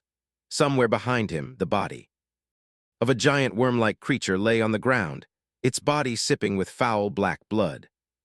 Sonny had spent a lot of essence jumping through shadows to avoid being devoured by that thing. No matter how many times he had pierced its flesh with his spear, the worm seemed to possess an almost endless amount of vitality. The fact that Sonny had no idea where any of the abomination's vital organs were only made the situation worse. In the end, however, the nightmare creature had succumbed to the damage being continuously dealt to its soul, and now it was dead. Swarms of smaller, but no less repulsive worms were already emerging from the ground to feast on its flesh. Sonny did not care. He had already retrieved the soul shard from the creature's body, and he surely had no plans of using the worm's meat as food. And regardless, his attention was currently concentrated elsewhere. What the hell? The Shipwreck Island was currently at the height of its ascent phase and loomed high above in the sky. As the result, Sonny was able to see its underbelly far away in the distance. The downside of the island was shrouded in eternal shadow, and something vast and terrifying was moving in it. The inhabitants of the dark side were all powerful and unsightly, but the thing nesting under that one in particular was especially harrowing. Perhaps all islands this close to the tier sheltered such horrors. But even that was not the thing Sonny was looking at. I guess I have my answer. A long time ago, one of the chains connected to Shipwreck Island had broken and now hung down. Entangled in it, a giant iron corpse swayed slowly in the wind. The creature resembled a man made entirely out of metal. The heavenly chain had coiled around one of his legs, so the giant hung with his head down, his face rusted and severely damaged. His powerful chest was caved in and shattered by some titanic blow, and one of his arms was torn away at the shoulder. This was, without a doubt, the creature whose lost limb gave the name to the Iron Hand Island. The dead giant swayed despondently in the wind, producing sounds of rusty metal scraping against the iron of the heavenly chain. Those sounds were loud enough to reach across the gap between two islands and be heard by Sonny in his hiding place. Looking at that humbling sight, Sonny shivered. Who could have killed such a thing? Of course, there was no way to know. Just like always, finding one answer had immediately presented Sonny with a dozen new questions.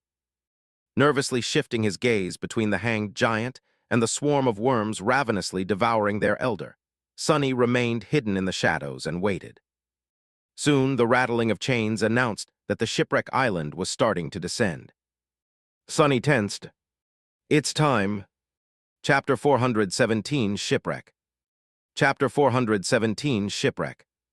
The chain leading to the shipwreck island was about 4 kilometers long, which was on the shorter side by the chained isle's standards. As a swift shadow, Sonny would have been able to ride it all the way to his destination in just a few minutes. Sadly, the heavenly chain was currently drawn taut and nowhere near the sky below, which meant that its links weren't covered by a thick layer of shadows. He was going to have to cross it on foot. As the ground behind him started to move, announcing the approach of something far more hungry and terrifying than the swarm of gluttonous maggots, Sonny slid out of his hiding spot, dashed toward the edge of the island, and jumped down. Falling through the vast expanse of the blue sky, he landed on the iron surface of the heavenly chain, rolled down a few meters, and then finally caught his balance. The chain stretched far into the distance, rising higher and higher until it connected with the slowly descending shipwreck island. Unlike how it was with the other pieces of land Sonny had seen in this strange region of the dream realm, the chain didn't simply disappear into the soil, but instead led to a tall stone structure that resembled a castle gate. 2 massive pillars rose high into the sky, overgrown by vines and moss. The gate itself had been broken a long time ago, and now the space between the pillars was empty, the wind passing freely through its vast opening. Further away, the corpse of the iron giant continued to sway in the air, his one remaining hand pointed at the sky below. Summoning the cruel sight, Sonny turned it into the spear and cautiously moved forward. The further he walked, the lower the shipwreck island descended, until finally the heavenly chain became almost horizontal. In about an hour, Sonny crossed the abyss separating 2 isles and approached the stone structure he had noticed from afar. Up close, it was even more monumental. He found out that he had been wrong, though the pillars did not seem like they had ever served to house a massive gate. Instead, they just reached for the sky, built for some unknown purpose. There were weathered steps cut into it, of the pillars, leading all the way to the top. Sonny frowned. Who would be crazy enough to climb that high? Even now that the island had descended, up there on top of the monumental pillars, the crushing must have been suffocating. With a shrug, he used the dark wing to glide upward and climbed onto a wide stone platform between the pillars. From here, the remains of an ancient road led further into the island. Following it to reach the top of a low hill, Sonny stopped and looked down at the site of the peculiar landmark that gave this place its name. At the very heart of the desolate island, a large wooden ship lay broken on the ground. It must have been beautiful and magnificent once, but now all that remained of its former glory were the fluid lines of the graceful and narrow hull. The ancient wood somehow remained untouched by the passage of time, but the bow of the ship was completely shattered. There were also large breaches here and there along the length of the wreck, and green vines covering large sections of it. What was a ship doing at the heart of a land that had no rivers and no seas remained a mystery. But Sonny became hypnotized by the sight of a crushed vessel for a completely different reason. A triumphant spark appeared in his eyes. I guess I am in luck today. With a dark smile, he shifted his gaze and looked at the tall mast of the ship. A dead, withered tree coiled around it, its naked branches stretching into the sky like bones. Sonny recognized that tree, even if it looked very different from how it was depicted on the reverse side of the mysterious coins, full of life and in bloom. This was the same ship he had seen before, which meant that the coin might have come from inside the wreck, or at least was connected to it somehow. Initially, Sonny had only planned to scout the vicinity of the island and search for the traces left by the dead chain worm. But now, he felt as if this scouting expedition could actually lead him directly to the treasure he so desperately wanted to find. What were the chances that the coins depicting the strange ship came from somewhere else? Close to zero, most likely. Now he only had to sneak into the wreck, explore it, and return in one piece. Which was not an easy task, considering how close to the tier the island was. Sonny could not see any nightmare creatures moving across its surface, but he knew that there had to be some, and that they were going to be of the truly dreadful kind. Still, he wasn't going to turn back now. It's worth it. Sonny spent some time observing the island. No matter how hard he looked and how much his shadows roamed around, he couldn't see any abominations anywhere near the ancient ship. That didn't mean there were none, though. It just meant that they were better at hiding than he was at looking. After a while, Sonny frowned and summoned Saint. The taciturn demon stepped out of his shadow a few hundred meters down the slope of the hill and indifferently looked around. Then, she dismissed her bow and instead summoned a melee weapon. The midnight shard appeared in her hands, its austere blade reflecting the black onyx of the shadow's armor. The two suited each other very well. Saint turned her back to Sonny, raised the long tackeye, and calmly headed toward the distant wreck. After 30 seconds or so, he left his shelter and followed, keeping to the shadows. Minute after minute passed in tense silence. Despite his expectations, they didn't meet any powerful abominations. The island was quiet and deserted, covered only by overgrown ruins, vines, and piles of broken wood. When they were halfway to the ship, however, something finally changed. As Saint approached one of the piles of debris, it suddenly moved, and then assembled itself into the shape of a tall, menacing humanoid creature, its hands ending in long, jagged blades.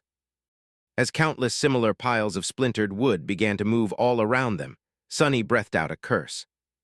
It had started so well. Chapter 418 Remnant Chapter 418 Remnant Damnation! Before the first wood wraith could even fully form, Saint was already upon it. The blade of the midnight shard flashed through the air and bit into the body of the creature with the dull sound of an axe striking the bark of a tree. The effect was somewhat the same, although she managed to do some damage. The wraith simply ignored the shallow cut and lurched forward, towering above the graceful stone knight with destructive menace. Its hands fell down with crushing force, the wooden blades aimed at Saint's helmet. Wood couldn't cut stone, right? The shadow seemed reluctant to check.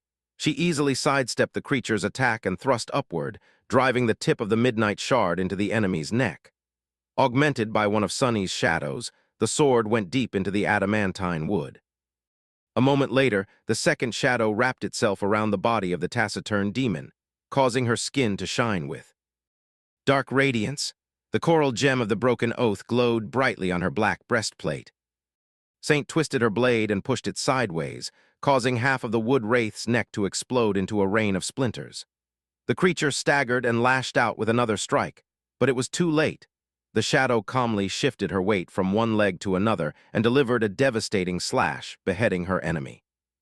As the wraith fell apart and turned back into a pile of debris, she looked at it indifferently, and then hit the dull side of the midnight shard's blade against her shoulder twice. The voice of the spell whispered, "You have slain a fallen beast, Sailor Doll. Your shadow grows stronger." Sonny gritted his teeth. Crap. Augmented by two shadows, Saint had defeated one of these dolls without too much problem. However, there were countless more rising from the ground. Sonny counted at least several dozen before losing count. What should I do? Fighting the horde of fallen beasts was clearly suicide. He could either retreat or order Saint to draw their attention away and sneak onto the ship. He could also recall one of the shadows, send it ahead, and then use Shadow Step to travel instantly between his current position and the wreck. But that meant leaving Saint weaker. Decisions. She should be fine for a few minutes, right?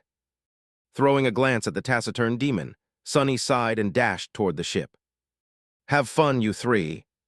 Saint looked at him, then silently turned away and raised the midnight shard. As Sonny jumped from shadow to shadow, something crashed thunderously behind him. You have slain a fallen beast. But not too much fun. No matter how formidable his demon was when augmented by the shadow and wielding a powerful memory, she was still just an awakened. He had to be swift. As Sonny appeared from a shadow, something massive suddenly lunged at him. Without slowing down, he dove under the blade of another wood wraith, then lashed out with the cruel sight. The silver blade of the sword cut through the body of the abomination, leaving a deep gash on its side. Sonny slid on the moss, escaping from the attack reach of the massive creature. Twisting around, he thrust his sword into empty air. A split second later, however, the hilt of the somber weapon extended, turning it into a long spear. The silver blade pierced the chest of the wood wraith with surprising ease.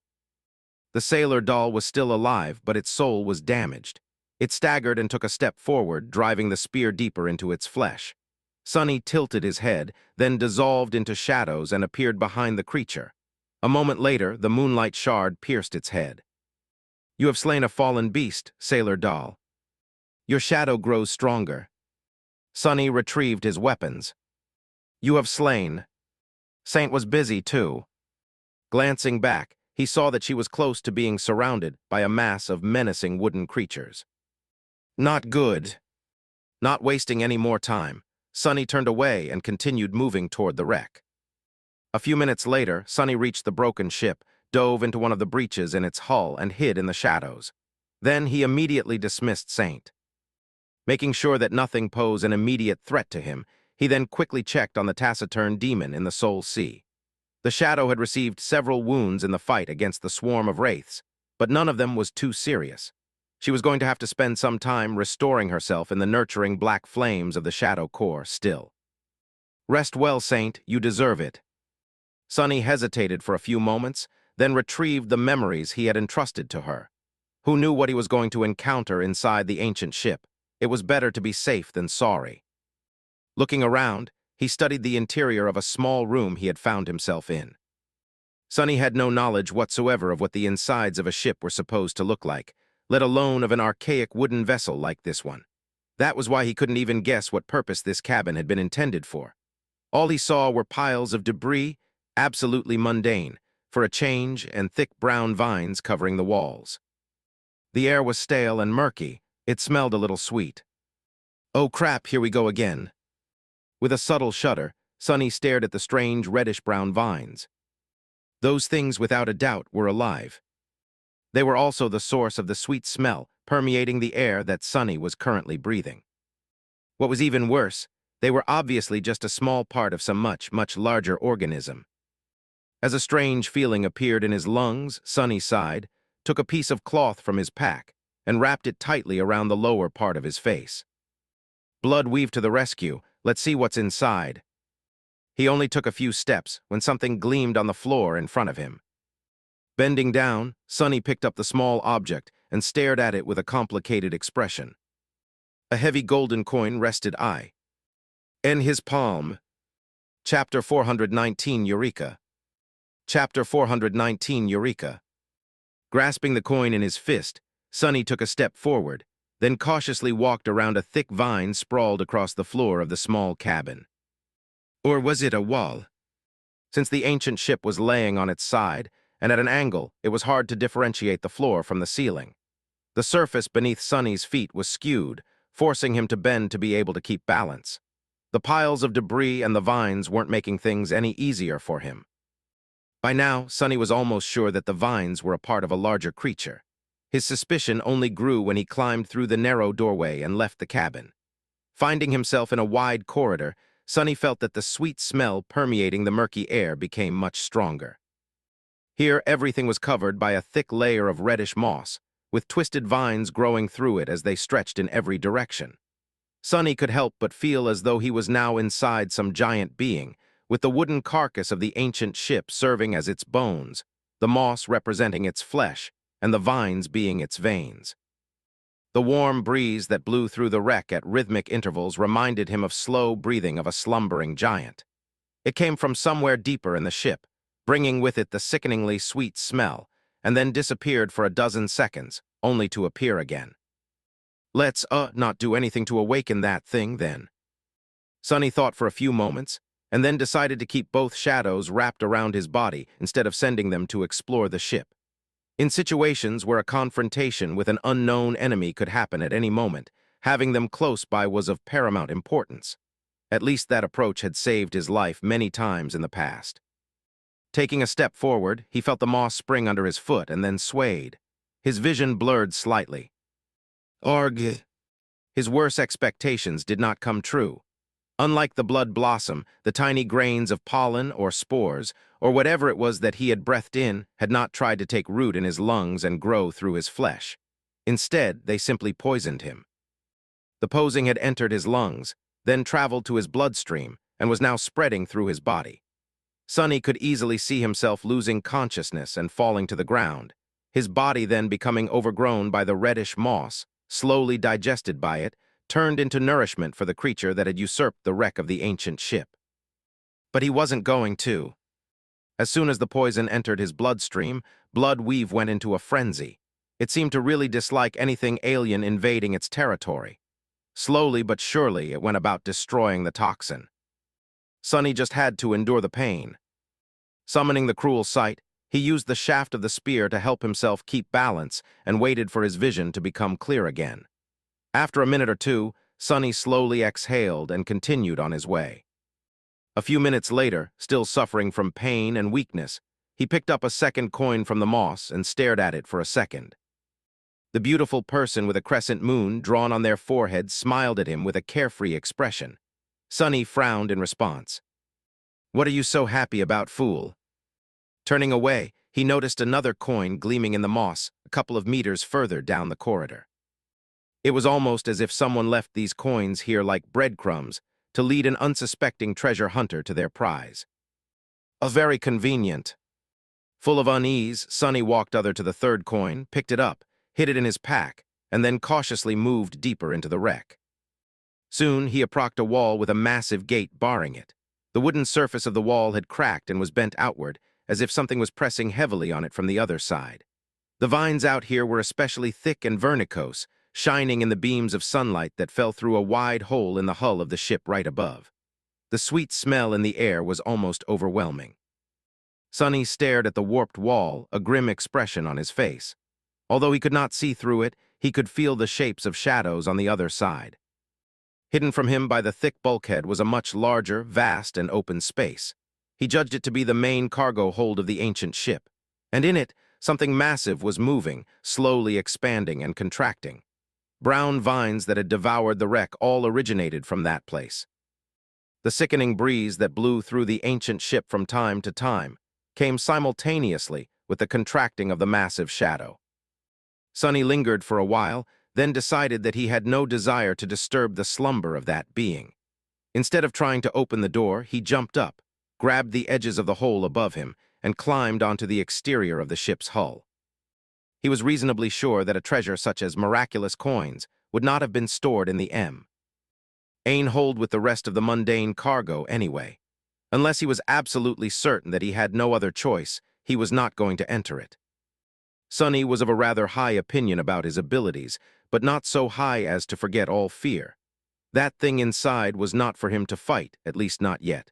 How was he supposed to kill a giant mass of vines and moss anyway? Instead of trying, he walked on the sloping hull of the ancient ship, carefully avoiding breaches through which thick brown vines were crawling outside, and soon passed the area of the main cargo hold. Now he was approaching the shattered bow of the ship. Out here, the hull was heavily damaged, with most of it being riddled with wide cracks, jagged holes, and splintered boards. The sight of it made Sonny wonder about what had happened to the graceful ship he had seen on the miraculous coins. The vessel was obviously not an ordinary one. Why had it crashed here on that remote island? Why was its bow in such a devastated condition? What had the ship sailed on to begin with? Had it just flown through the skies? If so, maybe the crushing had gotten to it. Feeling that he wouldn't be able to remain hidden in the shadows on this treacherous surface, Sonny crawled back inside and landed softly on the carpet of moss. Just a few steps from where he found himself, several golden coins were gleaming on the ground, with one more laying further down the dark corridor.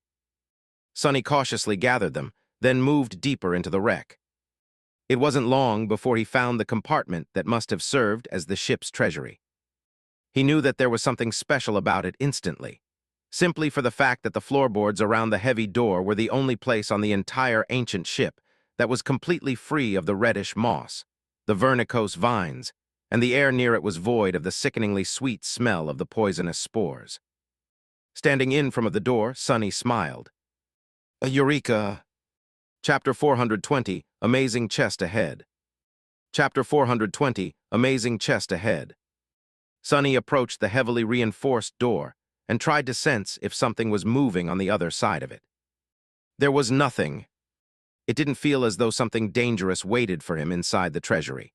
On the contrary, with how fresh the air was and how clean the floorboards were, the treasury looked almost inviting. He wasn't entirely convinced, though. Sonny lingered for a bit, then commanded one of his shadows to separate itself from his body and slide under the door. It was going to remain very close, so he was willing to risk weakening himself for a bit. How do I even open this thing? A moment later, Sonny grimaced and covered his face with a palm. When did I become this stupid? Looking through the eyes of the happy shadow, he saw the armored compartment in its entirety. It was a large room, with a high ceiling and 3 heavy chests standing in its center. The entire back wall of the treasury, though, was missing, letting in a flood of sunlight through the jagged edges of a massive breach. Of course it's missing. The chain worm had to have gotten inside somehow, after all. Sonny doubted that the demon could have fit through the door of the treasury, let alone politely lock it behind itself after leaving. He sighed, then shook his head, and decided to attribute this momentary lapse of judgment to the taxing nature of having to endure the pain of being poisoned. No one was there to witness him making a fool out of himself, anyway. Regardless, there was no terrifying nightmare creature laying in wait on the other side of the reinforced door. Nothing was going to attack him if he entered. Sonny considered climbing back on top of the hull of the ship and finding a way to enter through the breach in the back wall of the treasury, then simply stepped through the shadows and appeared inside. He was too excited and impatient to waste any more time. Not to mention that the more times he spent here, the more chances there were of something going terribly wrong. If there were really hundreds of coins in one of those chests, though, that would be a trophy to put all other trophies to shame. A find of a lifetime. Sonny waited for a couple of seconds, letting his eyes adapt to the bright light of the sun, and then studied the 3 chests standing in the middle of the armored compartment. All 3 were open, 2 stood empty but the third. His eyes widened in shock. The third chest was long and adamantine, its dark wood reinforced by strips of dull metal. It was large enough to fit an adult man, and filled to the brim with heavy gold coins. Some spilled out of it and were laying on the floor in a tantalizing pile, showing either the beautiful face of the mysterious charmer or the reverse depicting the ancient ship. There are thousands of them. Sonny felt his heart skip a bit and swayed slightly. In front of him was a treasure that would take him all the way to forming a 3rd core and then some. With this many miraculous coins, Sonny would be able to annihilate the gap between himself and Nephis, maybe even overtake her. This can't be true. He instinctively wanted to think that it had been far too easy, but it wasn't really. He had almost died while fighting the mirror beast, allowed Saint to be injured in a fight against sailor dolls, walked through the poisonous darkness of the ancient wreck. If it wasn't for the blood weave, he would have been already dead. How many people out there could boast about carrying the legacy of a demon in their veins? For almost anyone else, this trip would have been fatal. Not to mention that very few could have made the series of discoveries and logical conclusions that would lead them here. So no, it wasn't too easy to get to where he was currently standing. It wasn't easy at all. And anyway, Sonny was due for a bit of good luck. Recently, nothing had really gone his way, take this whole mongrel fiasco, for example, or everything that had happened in the Crimson Spire. The heavy chest stood silently, surrounded by sunlight. The golden coins shined in the bright radiance, inviting him to come and take them. Sonny gulped. This sight was so beautiful. His eyes gleamed with avarice. Don't mind if I do. Taking several steps forward, he approached the chest. Gold is heavy. How am I going to carry all of this back to the sanctuary? Damnation. I won't be able to enter the shadows with all that burden, too. That is a problem. He reached for the coins, but then stopped suddenly. His hand hovered just outside the invitingly opened chest. Something wasn't quite right. Sonny frowned.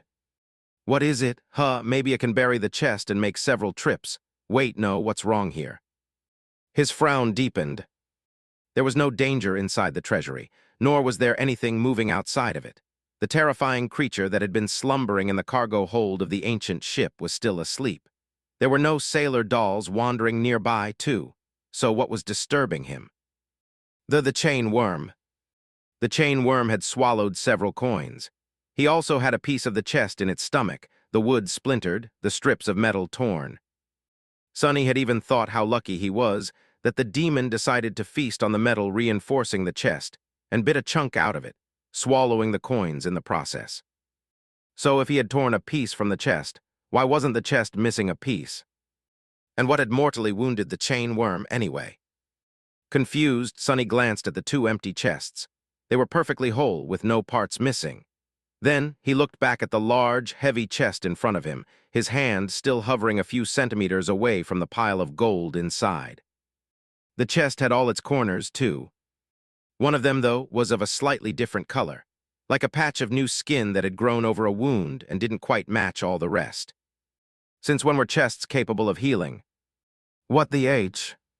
Before Sonny could finish the thought, though, the chest seemed to have sensed his hesitation. It suddenly lurched forward, and as massive, jagged teeth suddenly appeared from beneath the gold, its heavy lid closed on Sonny's hand with a sickening sound of breaking bones. Chapter 421, Ecstasy of Gold. Chapter 421, Ecstasy of Gold. As golden coins moved, revealing several rows of terrifying triangular teeth, Sonny recoiled, but it was too late. The heavy lid of the chest suddenly came to life and closed with astonishing speed, another row of fangs appearing from behind its edge. What? Just a fraction of a second before the creature sunk its teeth into his forearm, Sonny's other hand shot forward. The blade of the cruel sight slid between the falling guillotine of the chest's lid and the fabric of the puppeteer's shroud. A moment later, the chest closed, and Sonny screamed. Because of his quick reaction, the creature failed to bite his whole hand off. However, its jaws turned out to be horribly powerful. With a sickening sound, the bones in his arms shattered. Neither the leather vambrace of the puppeteer's shroud nor the augmentation of the shadow managed to resist the terrible strength of the gluttonous chest. Sonny found himself caught in the abomination's crushing maw, with the blade of cruel sight laying flat on top of his broken arm and protecting it from being pierced by the sharp teeth that protruded from the lid of the chest. From below, several triangular fangs were slowly sinking into his vambrace. There was no obvious way to free himself. What the hell is that thing? As several coins fell out of the creature's mouth and rolled on the floor, the chest pressed down harder, making Sonny shriek from blinding pain. "Be bastard, let go of me, you vile piece of rotten wood." Instead of doing that, the chest moved closer, forcing Sonny to fall to his knees. Something wet and coarse touched his hand, and a disturbingly long and wide tongue emerged from beneath the golden coins, sliding across his arm and dripping with viscous saliva. Then the tongue moved toward his neck. Sonny stared at the horrid sight in outrage, then screamed. "What the spell?" As the second shadow wrapped itself around his body, gifting him a vast boost in strength, Sonny tried to pull his broken arm out of the abomination's maw, but its bite was just too damn overbearing. All he accomplished was almost knocking himself out from the pain of bone shards scraping against each other. "Org crap." As the unnaturally long tongue of the chest almost reached Sonny's neck, he growled, and then commanded the cruel sight to turn into a spear. At the same time, he activated the dark mirror enchantment with a burst of shadow essence, imbuing the silver blade with soul-destroying power. The memory extended inside the creature's mouth, hitting it in the back of the whatever it had instead of a throat. The tip of the spear sunk into the adamantine wood only by a centimeter or two. The wound was by no means serious, but it must have hurt the chest a lot because it suddenly let out a shrill shriek and then spat Sonny's maimed arm out. Sonny fell to the floor and rolled away, then rose to one knee. "Yes." Before he could celebrate getting his freedom back, however, the chest suddenly swayed, and then rose into the air, revealing a gaunt and revolting body hiding beneath. More coins rolled on the floor. The abomination must have been a masterful contortionist, because at its full height, it was almost 3 meters tall. Sonny had no idea how the creature managed to hide all that bony flesh inside the fake chest, even if the chest was large enough to swallow a human whole. Its long and emaciated limbs unfolded with repulsive cracking sounds, and then it towered menacingly above Sonny, the long tongue dripping with saliva. "Oh, curse it, eh?" Before he could even react, the creature moved one of its long legs and kicked him in the chest with the force of a derailing train. Sonny's body shot back, smashed through the reinforced door of the armored compartment, and rolled into the corridor outside. He tried to groan, but all the air had been knocked out of his lungs by the terrible collision. His skull seemed to be in one piece, as was his spine barely. It did feel, however, as though his entire body had recently suffered from being stomped on by a whole herd of elephants. In his disoriented state, Sonny couldn't help but think confusedly. Elephant, what the hell is an elephant? Then, however, all thoughts disappeared from his head, because he noticed the vile creature falling on all fours, and then launching itself forward, the lid of the chest rising for another bite. When the abomination landed, though, there was nothing to bite into. Sonny had used Shadow Step and fell out of a shadow 10 meters further into the corridor, then landed awkwardly on his broken arm and whimpered. "Oh damn, that hurts." The toothy chest hovered in the air for a couple of moments, as if bewildered, then slowly turned to face him. Sonny sighed, then picked himself up from the floor and tried to stand up. His first attempt failed. Gritting his teeth and hiding how much pain he was currently experiencing, Sonny threw a furious glance at the creature and growled, "Come here, you bastard." With that, he used the cruel sight to help himself stand up, and then pointed the spear at the creature. The chest tilted to the side. How come it seems as though the bastard is grinning? How can a chest even grin? But there was no mistaking it. The abomination was mocking him. It became especially apparent after a grating, high-pitched giggle escaped from somewhere inside it. The sound of it was so offensive, both to Sonny's pride and his ears, that he would rather have his arm broken all over again than listen to it. "Funny, is it?" Sonny smiled, then unhurriedly lowered the spear and thrust it into one of the thick brown vines sprawled on the floorboards in front of him. The abomination's giggle abruptly stopped. It froze and stared at Sonny, as if utterly stunned. And then trembled. "Not so funny now, huh?" A moment later, the entire ship trembled too. Chapter 422, Rude Awakening. Chapter 422, Rude Awakening. Whatever it was that slumbered in the cargo hold of the ancient ship did not like one of its vines being damaged, let alone having its soul cut by a sharp blade. As the whole wreck trembled, a strong gust of warm, pungent wind hit Sonny in the back, tousling his hair. The air became even murkier than it had been before. The chest creature froze, staring at him with something that resembled a mortified expression. Even its tongue stopped swaying in the air and retreated back under the pile of golden coins. Now it was Sonny's turn to grin. An evil gleam appeared in his eyes. Retrieving the cruel sight, he said, "Goodness gracious, how clumsy of me." The abomination lingered for a few moments, gave him a hat. Full look and turned slightly toward the door of the treasury. Then, however, it halted. "Don't tell me." Faced with the terrible danger of facing the awakened master of the wreck, the creature was still hesitating. The prey was right in front of it. To Sonny's misfortune, he and the bizarre monstrosity shared one fundamental character flaw. Both were very, very greedy. Before he could even blink, the abomination suddenly turned back and lunged at him with a shrill giggle rumbling from somewhere in the depths of it.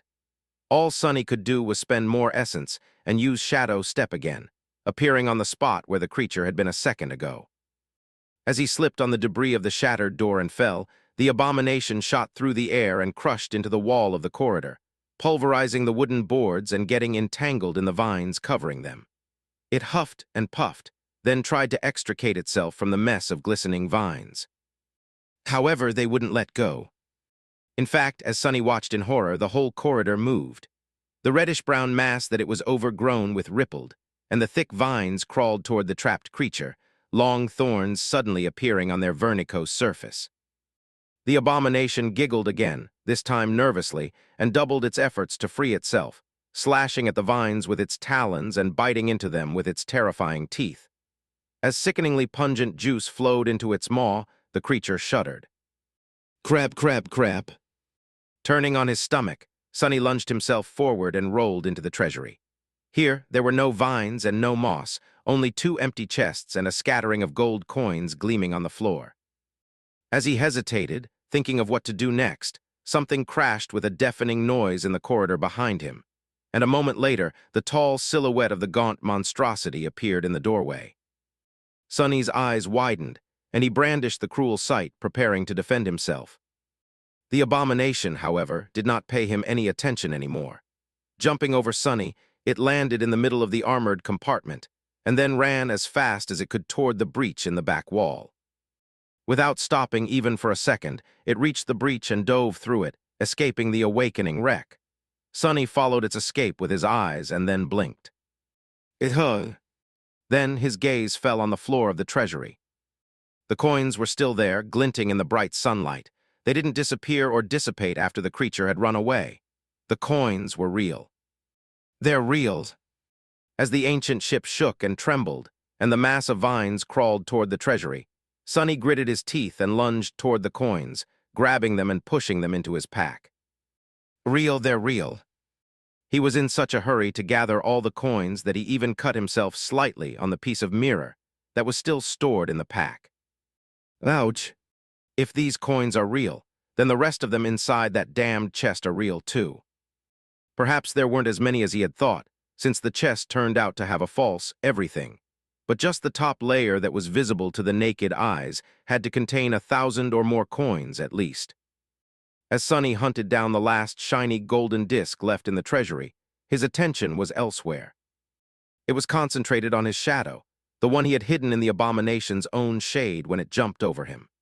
Now, the shadow was following the bizarre creature as it ran toward the edge of the island, its gangly arms swaying in the air. Sonny expected it to be assaulted by the sailor dolls, but the menacing wood wraiths seemed to be retreating from the wreck themselves. Some even dropped to the ground, turning back into piles of debris. The ground was moving. Well, what do you know? He thought that the dolls learned to fall apart and reassemble themselves as a way to combat the crushing, since many nightmare creatures on the Isles had adapted to its harsh reality in one way or another. But maybe this peculiar ability had initially been just the means to hide themselves from the being that inhabited the wreck. In any case, he couldn't let the chest escape, not when 1,000 shadow fragments were hidden inside the abominable thing. Palming the last coin, Sonny threw the pack over his shoulder, then picked up the cruel sight and stood up. A determined expression appeared on his face. The abomination was already halfway to the edge of the island. "Where are you running, bastard?" Diving into the shadows, he expended a large burst of essence and appeared out of his own shadow right in front of the creature. Since he could only use one hand now, the weapon memory had turned back into a short sword. Before the abomination could react, the cruel sight lashed out and bit it into its thigh. The silver blade went all the way through, escaping from the back of it in a rain of black blood. The chest let out a startled sh. Reek, and then the monstrosity tumbled to the ground, rolling over its head and sending pieces of moss and mud flying into the air. The force of its crash was so fearsome that the ground trembled. Or was there another reason? Before Sonny could do anything, brown vines shot from under the moss, wrapping themselves around the body of the bizarre abomination. One of them, however, slid around his leg instead. Chapter 423, Risk and Reward.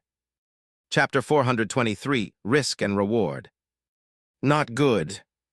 The vine wasn't as large as some of the ones Sonny had seen back on the ancient ship, but it was still as thick as a man's arm, with curved black thorns protruding from its glistening surface. The vine brought the sickeningly sweet smell with it. Sonny hacked at it with the cruel sight, but barely managed to break the vine's skin. As a fine aerosol of aromatic juice shot into the air, the damned thing moved. His eyes widened. The vine easily shredded the leather boot of the puppeteer's shroud, as if the awakened armor of the fifth tier was made out of tissue paper. Before the sharp thorns could saw off his foot, however, Sonny cursed and brought the cruel sight down once more, this time augmenting the silver blade with both of his shadows. The short sword hacked through the vine, severing the stretch of it that was wrapped around Sonny's leg. The rest of it didn't like being cut one bit, surging forward. It aimed at his torso. Several more appeared from beneath the most it shot at Sonny, too. However, now that nothing was holding him, he could finally use shadow step again. Before the vines reached his body, Sonny turned into a shadow. Safe and sound in their tranquil embrace of the darkness. For now, at least he slid a few meters away and stared at the struggling abomination. The creature was entangled by several thick vines, which moved across its body, leaving bloody trails on it. Sparks flew as the black thorns scraped fruitlessly across the adamantine surface of the wooden chest, though. It seemed to be much tougher than the rest of the creature's body. The monstrosity gathered its limbs underneath it, then pushed with all its might, trying to stand up. An angry shriek escaped from its maw. The vines were trying to hold it down, but either they were much weaker here, far away from the wreck, or the abomination was much stronger than Sonny had thought. It raised to its knees, then lashed out with its talons, ripping two of the vines apart. Suddenly liberated, the monstrosity crawled from underneath the remaining vines, and then dashed toward the edge of the island on all fours. Sonny hissed, "Crap! Why couldn't it just lay still and die?" He escaped the shadow and ran after the unreasonably swift abomination, but it was too late. Just a few moments later, the bizarre creature reached the very edge of the island and jumped off of it without slowing even for a moment. The lid of the chest clicked close as it plummeted down. What the hell? Sonny reached the edge a few seconds later and froze as he looked down. A grim expression appeared on his face. Some distance below, a gargantuan heavenly chain escaped from the mouth of a stone structure similar to the one Sonny had seen on the other side of the island. This one was slightly different, though, mainly because both of the massive stone pillars had broken and collapsed a long time ago. The chain itself was different, too. Sonny had never seen such a thing on the chained isles. It seemed sick somehow, weakened. The chain was covered in rust, its iron links dim and lifeless, robbed of their usual sense of indestructible stability. This one was rather long, stretching for good 10 kilometers or so into the distance. Because the shipwreck island continued to descend, it was slightly angled upward. Sonny could see a relatively small isle on the other end of the chain, far into the distance. And everywhere in between, grotesque chainworms were crawling all other the weakened heavenly chain. Not that Sonny saw them alive. He understood that he had underestimated just how disturbing these creatures were. With their long serpentine tails, human-like torsos, and long muzzles that brimmed with dagger-like fangs, the demons looked like misshapen maggots devouring the dying chain. Or maybe it was already dead, and they were simply feasting on its corpse. Some were thin like the one Sonny had seen before, some engorged on the rusty iron and bloated beyond any reasonable measure, towering above the damaged chain like small hills of flesh. The scales on the latter ones looked like they were now made out of steel and shined as they reflected the sunlight. Those who had not satiated their hunger yet were much thinner and flew around, resembling giant metal dragonflies. Crap! The damned chest creature landed directly on the rusted heavenly chain, gathered its long limbs, and dashed away from the shipwreck island, swaying dangerously as it went. From time to time, it fell to all fours and lawn. Chet itself into the air, jumping from one link to another. It wasn't long before the bizarre abomination encountered a chain worm. The winged creature lunged at it, only to be kicked in the muzzle and have one of its wings ruthlessly torn apart. The chest creature tossed the maimed chain worm back toward the island, where its body was suddenly grabbed by a long root that lazily extended from the darkness of the dark side, then disappeared from view.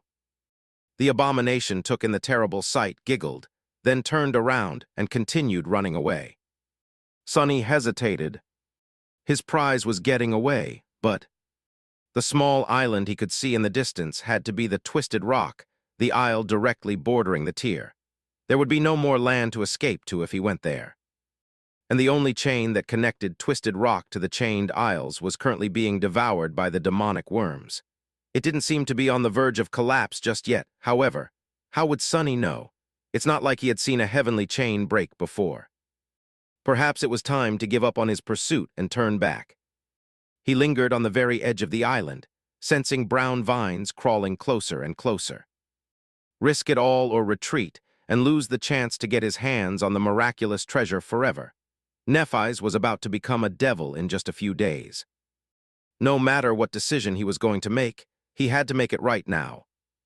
In the end, Sonny had to silence his avarice and consider the situation objectively.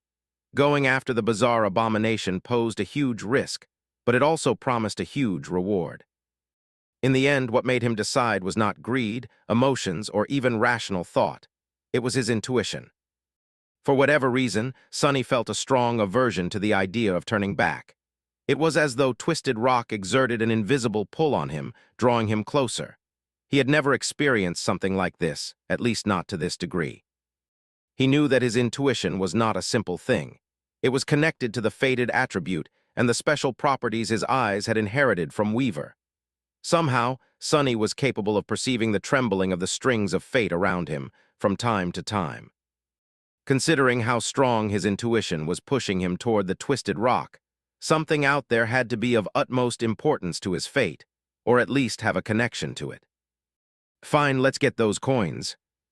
With a grim expression, Sonny summoned the dark wing and dove into the empty abyss of the skies. Chapter 424, Unlucky Streak. Chapter 424, Unlucky Streak. Sonny glided through the skies, tensely observing the underside of the shipwreck island through the eyes of his shadow. The chain ahead of him was teeming with a swarm of fallen demons, but behind him, he didn't even want to know what the thing hiding in the darkness was. One thing became clear, though, and it was why none of the chain worms had tried to devour the iron giant that swayed in the wreckage of a broken heavenly chain, or rather, had succeeded in trying to bite a piece out of him. The dead colossus was like cheese in the mousetrap, attracting these vile creatures into the range at which the being that dwelled in the perpetual darkness could catch them. Sonny was sure that many chain worms had attempted to feast on the iron giant, but ended up being the feast instead. Currently, he was trying to avoid the same fate. Luckily, the dark wing allowed him to glide diagonally away from the shipwreck island instead of plunging straight down, avoiding the attack range of the terrifying being. He reached the chain without attracting the attention of the bottom dweller and instantly became a shadow, hiding on its underside. Waiting for a few moments, Sonny studied the length of the heavenly tether in front of him. Not too bad. A large section of the unusually long chain hung low, reaching the sky below. He would be able to ride most of it without being noticed by the chain worms. The last stretch of it, though, Sonny was going to have to use Shadow Step to jump from shadow to shadow if he wanted to avoid having to fight a swarm of the fallen demons. The problem was that his reserves of Shadow Essence were already running low. Except for the short walk across the hull of the ancient ship, Sonny had no chance to really replenish it. In the meantime, he had used a lot to get to the wreck, fight the damnable chest abomination, and pursue it. Chances were he would reach the Twisted Rock with no essence to spare whatsoever.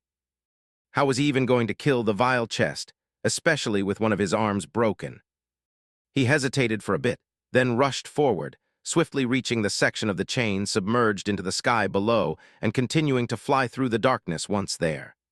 To avoid tempting fate, Sonny remained on the underside of the gargantuan tether, where there were way fewer worms crawling around. He did, however, encounter several, and saw up close how they were tearing into the rusting iron of the chain as he silently flew past. The sight of it was simultaneously disturbing, fascinating, and strangely sad. All things must come to an end, I guess, even as seemingly eternal as the miraculous heavenly chains. Soon he caught up with the chest creature and followed it from the shadows. The bizarre monstrosity was still running as fast as it could, jumping from link to link and using its long, gangly limbs to keep balance. From time to time, it got into a short and vicious fight with one of the chain worms and either left them severely wounded or promptly escaped with a ghastly wound or two of its own. By now, its grating giggles grew somewhat miserable, as well as menacingly angry. Sonny observed its fighting habits, thinking about how to deal with it best. At the same time, he was meticulously calculating the amount of shadow essence he would have to spend across the last section of the way to the Twisted Rock, trying to find a way to keep his reserves as high as possible. His calculations, thought, had turned out to be for naught. When both Sonny and the chest monstrosity were about halfway to the small island, a dreadful sound reached their ears. It was the rattling of the chain. Sonny froze for a moment, then glanced toward the goal of this journey. Oh no! The Twisted Rock had entered its ascent phase, and was now rising quickly into the sky. Curse it all! Sonny remembered thinking that he was in luck today, and couldn't help but growl mentally, of course, since he had no vocal cords currently. Where the hell was this supposed luck? The fact that the twisted rock was ascending meant two things for him. One was that he would have to act fast and try to kill the chest creature before the crushing became too terrible, or somehow obliterate the damned thing while being weighed down by it. The second was that the position of the heavenly chain was swiftly shifting, making it so that the stretch of it submerged into the sky below was becoming shorter and shorter. This meant that he would have to spend much more essence to reach the island without attracting the attention of the swarm of chain worms. And he didn't have a lot of essence to spare to begin with. Damn it! As the angle of the chain increased and the bizarre monstrosity swayed, then fell on all fours and rushed forward even faster, Sonny tried to deal with the resentment growing in his heart and followed it. Was my intuition wrong? Things didn't seem too good for him right now. Soon, the two of them emerged from the darkness of the sky below and saw the sunlight again. The chest creature seemed indifferent to it, but to Sonny, it was an ill omen. Out here in the sunlit expanse of the sky above, the heavenly chain was not covered in an uninterrupted layer of shadows anymore. That meant that he couldn't move through it unobstructed. Instead, Sonny had to either step from one shadow to another if they were close enough, or send his own forward and make use of it to jump over long stretches of brightly lit parts of the heavenly tether. Damn it! Knowing that there was no other choice now, Sonny burned through his essence in order to not fall behind the rushing monstrosity. Soon, his reserves grew dangerously low. It was still enough to reach the twisted rock, probably, but once there, he would have to fight while both of his cores were nearly empty. That meant no bursts of speed, strength, and resilience that he had already gotten used to. No access to active enchantment like the Dark Mirror. No more using Shadow Step to escape dangerous situations, at least for a while. And added to all that, one of his arms was broken and completely useless. Oh, and there was also the crushing. If Sonny had teeth in his shadow form, or a mouth, for that matter, he would have gritted them right now. Full of dark emotions, he thought. Doesn't matter, I'm getting these coins even if it kills me. Chapter 425, Twisted Rock. Chapter 425, Twisted Rock. Soon the vile creature drew close to the twisted rock. It crouched near the vertical stone wall of the floating island, giggled, and then suddenly shot upward, jumping no less than 20 meters high. Its talons pierced the weathered stone, and the abomination nimbly climbed up, soon disappearing from view. Far below, on the rusted surface of the damaged heavenly chain, a hunched human figure suddenly appeared from the deep shadows. Sonny felt the chain sway as the island rose higher and higher, then looked up with a dark expression. In this direction, Twisted Rock was the last piece of land before the empty expanse of the tier. It also only had one iron tether connecting it to the rest of the chained isles, so now that the bizarre monstrosity was up there, it had nowhere else to run. With a pained grimace, Sonny summoned the Moonlight Shard, cut one of the straps off his pack, then tied it around his neck to create a makeshift sling for his broken arm. He was going to have to set the bones and make a proper splint later, but for now, this was going to have to do. With his arm secured and cradled against his chest, Sonny waited a few seconds for the sharp pain to subside, then activated the dark wing and used the prowling thorn to fly up the overhanging slope of the stone island. The dragonfly cloak only allowed him to levitate if there was a surface beneath it to support the enchantment. If there wasn't, he was only able to slowly glide down instead of falling without any control. So, to travel up, he had to either push off of something or pull himself toward something. The prowling thorn made that process easier. Due to the burden of the early stages of the crushing, Sonny had to exert more strength than usual to propel himself upward. After using the heavy kunai to do so several times, he finally crested the edge of the twisted rock and soared a few meters above it. The twisted rock was a dreadful and miserable place. The island was rather small, and all of its surface was nothing but an uneven expanse of dark stone. That stone, however, looked really strange. It was as if once, a long time ago, it had been melted by unimaginable heat and then abruptly solidified again, creating strange shapes and swirls. Here and there, blackened bones protruded from the molten stone, telling the tale of countless humans and beasts who had drowned in that scorching inferno. The sight of them was eerie and disturbing, like something torn from the actual hell. Thrown down by the crushing, Sonny landed heavily on the dark stone and swayed, then supported himself with the shaft of the cruel sight. His graceless arrival made enough noise to attract the attention of the chest fiend, who was crouched a dozen or so meters away. The creature froze, then turned around and faced him. Sonny scowled. A mangled corpse of a chain worm was hanging from beneath the half-closed lid of the chest. As the creature turned, the tail and claws of the dead fallen demon scraped across the molten stone. The bizarre abomination stared at Sonny for a few moments, then opened its maw and swallowed the remainder of the chain worm whole.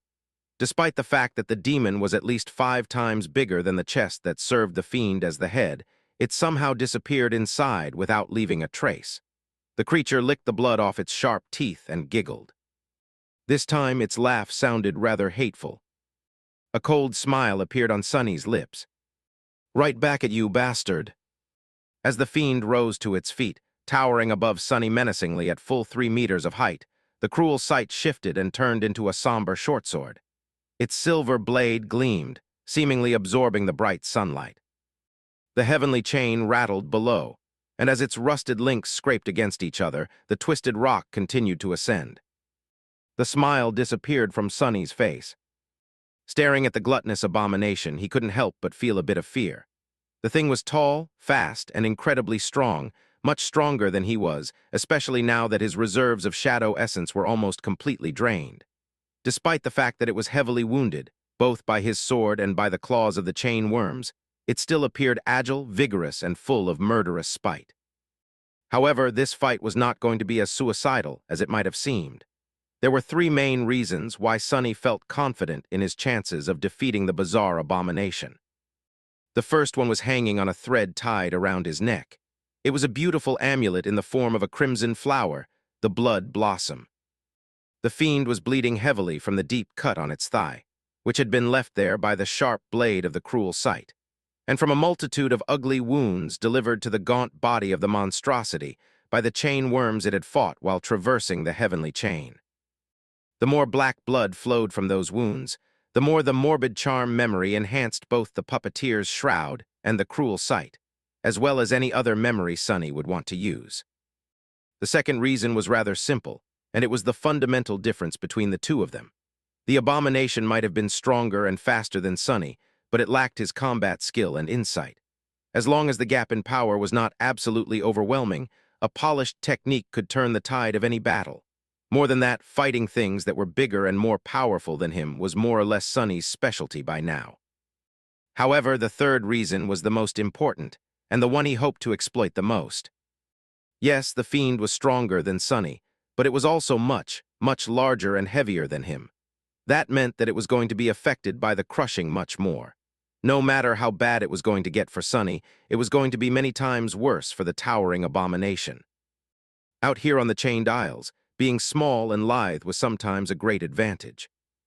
Feeling the burden of the crushing pressing down on him more and more, Sonny raised his sword and aimed it at the bizarre fiend.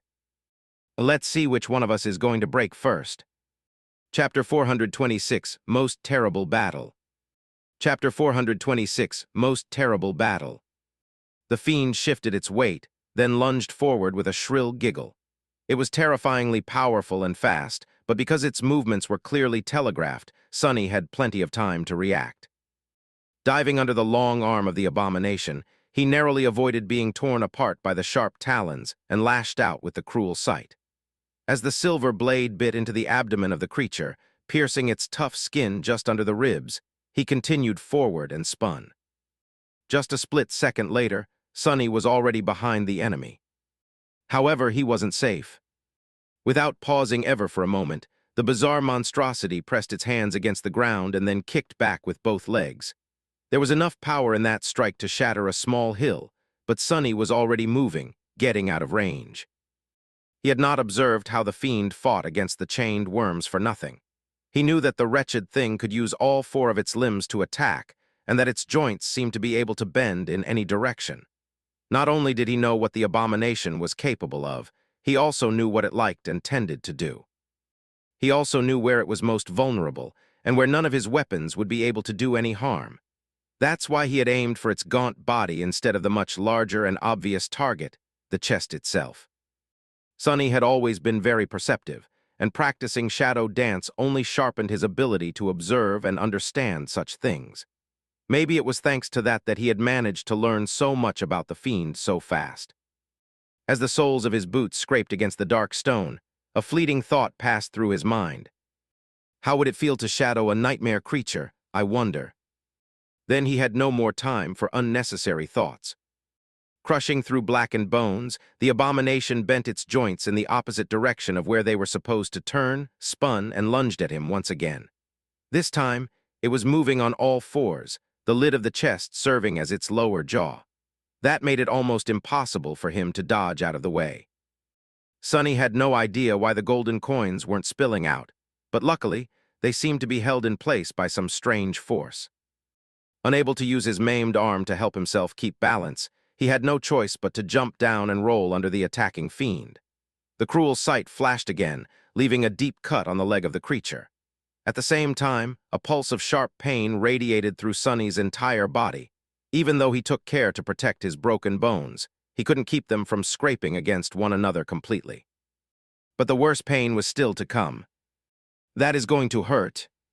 Sonny had already known that he would not be able to get back to his feet before the next attack came. Due to the fact that the abomination would have to perform it from an awkward position, it was not going to be as devastating as the previous blows. The crushing had also become considerable enough to slow down both of their movements. But those long and sharp talons were absolutely deadly even if there was not much force behind them. As the fiend pivoted and snapped one of its limbs in his direction, Sonny sent both of his shadows from his body to encompass the puppeteer's shroud. A moment later, the talons slashed across his torso and slid from the lusterless black leather of the chest guard without piercing it. The strike itself, however, was still powerful enough to throw Sonny flying back. He counted on that, though, and used the momentum to create distance between himself and the vile creature.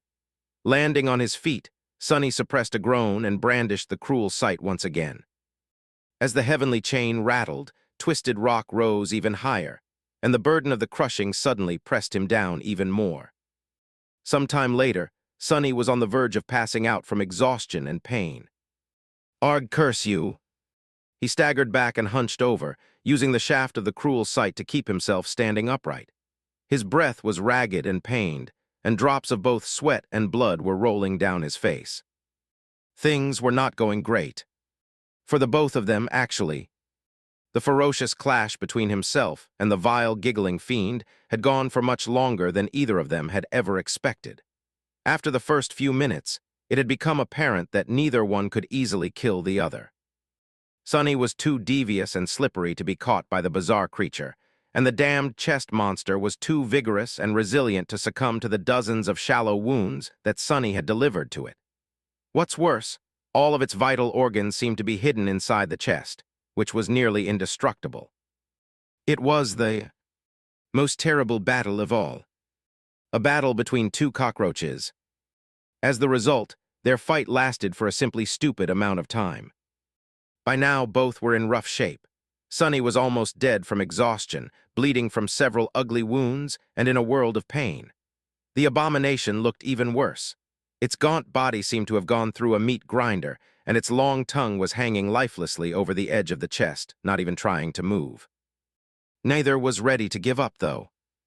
The fiend panted heavily and stared at Sonny. Then it giggled once again. This time the giggle sounded tired, slightly bewildered, but mostly full of searing hatred. The bastard really wanted to rip Sonny to shreds now. Staggering forward, it tried to swipe at him with one hand, but crashed heavily to the ground instead. Lying there motionlessly, the bizarre creature let out a despondent growl. The crushing was almost unbearable by now. Sonny wasn't sure that he would be able to withstand it for much longer, so the abomination had to be having an extremely rough time, too. In fact, it was certainly being tortured by the oppressive force much more. Very soon, both of them were going to be completely immobilized. He just had to kill it before that happened.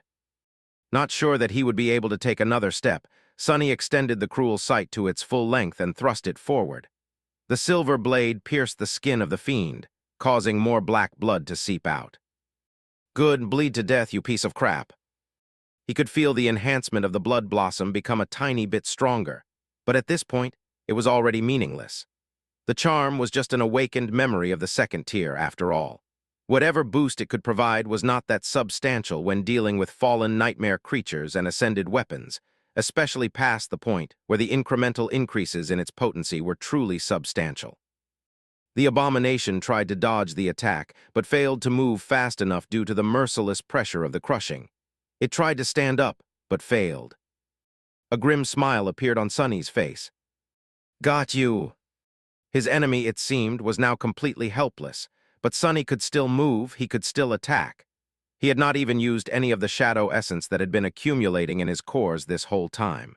The reserves weren't large, but there was some. Retrieving his spear, he gathered his strength, and then thrust it forward again, delivering another wound to the bizarre creature. And then again, and then. Die, just die already. And then the fiend giggled mockingly, and suddenly gathered its limbs, which then disappeared into the bottom of the chest. A few seconds later, the whole body of the creature was out of sight, leaving only the adamantine, indestructible chest standing in the middle of the stone island. The tip of the spear scraped against the dark wood, not leaving even a scratch on it. Sonny stared at it, dumbfounded. Then he let out a yelp, and as the power of the crushing increased even further, fell to his knees. What the hell? Come back here, you coward. His hands trembled from strain as he lifted the cruel sight and struck the chest once again, to no result whatsoever. Sonny seemed to have overexerted himself with that last strike, because the spear fell out of his hands and plunged to the ground, striking the stone with enough force to send a few cracks through it. Then it bounced and rolled away, finally getting caught on a piece of bone about 2 meters away. He stared at the cruel sight with a shocked expression, and then dismissed the memory instead of trying to walk or crawl that far to retrieve it. Sonny turned to the chest and gritted his teeth. A moment later, sparks of light appeared around his hand again. Don't think that it's over. The lid of the chest trembled and then rose a bit, the creature clearly strained to achieve even that much. A gloating, hateful giggle emerged from the depths of it a moment later. That was the exact moment when Sonny tossed a polished crimson gem that had appeared in his hand toward the chest. Just a split second after the broken oath flew inside the abomination's maw, the lid snapped close, pressed down by the obliterating force of the crushing. A muffled sound resounded from within the chest, but no matter how much the lid trembled, it didn't rise again. Sonny fell to the ground and laughed, then groaned and whimpered as he arduously crawled a few meters away and finally grew still just outside of the broken oath's soul-destroying reach. Laying there in complete exhaustion, unable to move any more, Sonny grinned. Who's laughing now? Try to swallow that, you bastard. Chapter 427, Death of a Mimic. Chapter 427, Death of a Mimic. The twisted rock soared higher and higher into the sky, and as it did, a terrible crushing force assaulted the 2 living beings that were pressed into its surface, separated only by a dozen meters of dark S. Tone. The large adamantine chest did not look too good. The wood was slowly losing its color, the strips of metal reinforcing it showed growing patches of rust. It seemed as though the creature was struck by some terrible disease. In a sense, it was, after all, the broken oath was currently destroying its soul bit by little bit. Sonny did not look that much better, though. He was laying on the hard stone, looking at the merciless skies, struggling to breathe and endure the pain. His armor was soaked in blood, and his broken arm was pressed tightly against his chest. His face was deathly pale, almost the same color as the tall and majestic ivory tower that floated high above the world, shrouded in the whitest of clouds. Every breath was a torture. Sonny knew that he was not going to bleed to death because of the blood weave, but the wounds still needed to be tended to. His broken bones, especially, were in need of attention. This crushing was turning out to be tragically long, though not giving him the chance to do so. Well, that was not a surprise. The single chain connecting the twisted rock to the rest of the isles was much longer than most, which meant that the small island was going to rise very, very high. Higher than Sonny had ever been in this strange and deadly land.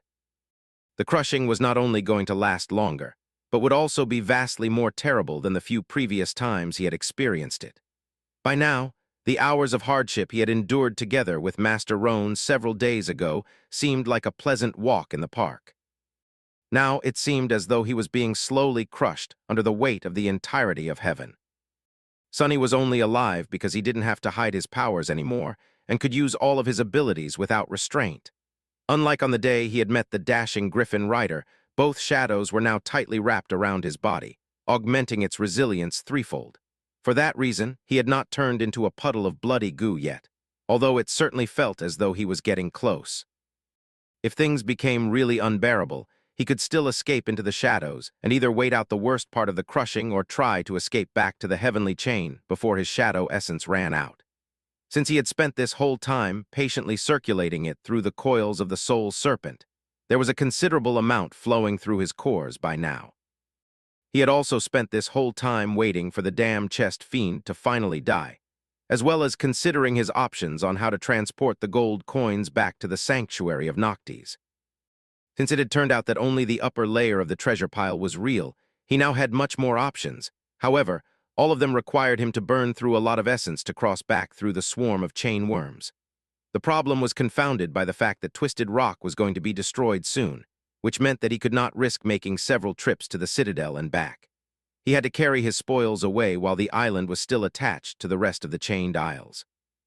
For that reason, Sonny was trying to endure as much of the crushing as he could before turning into a shadow.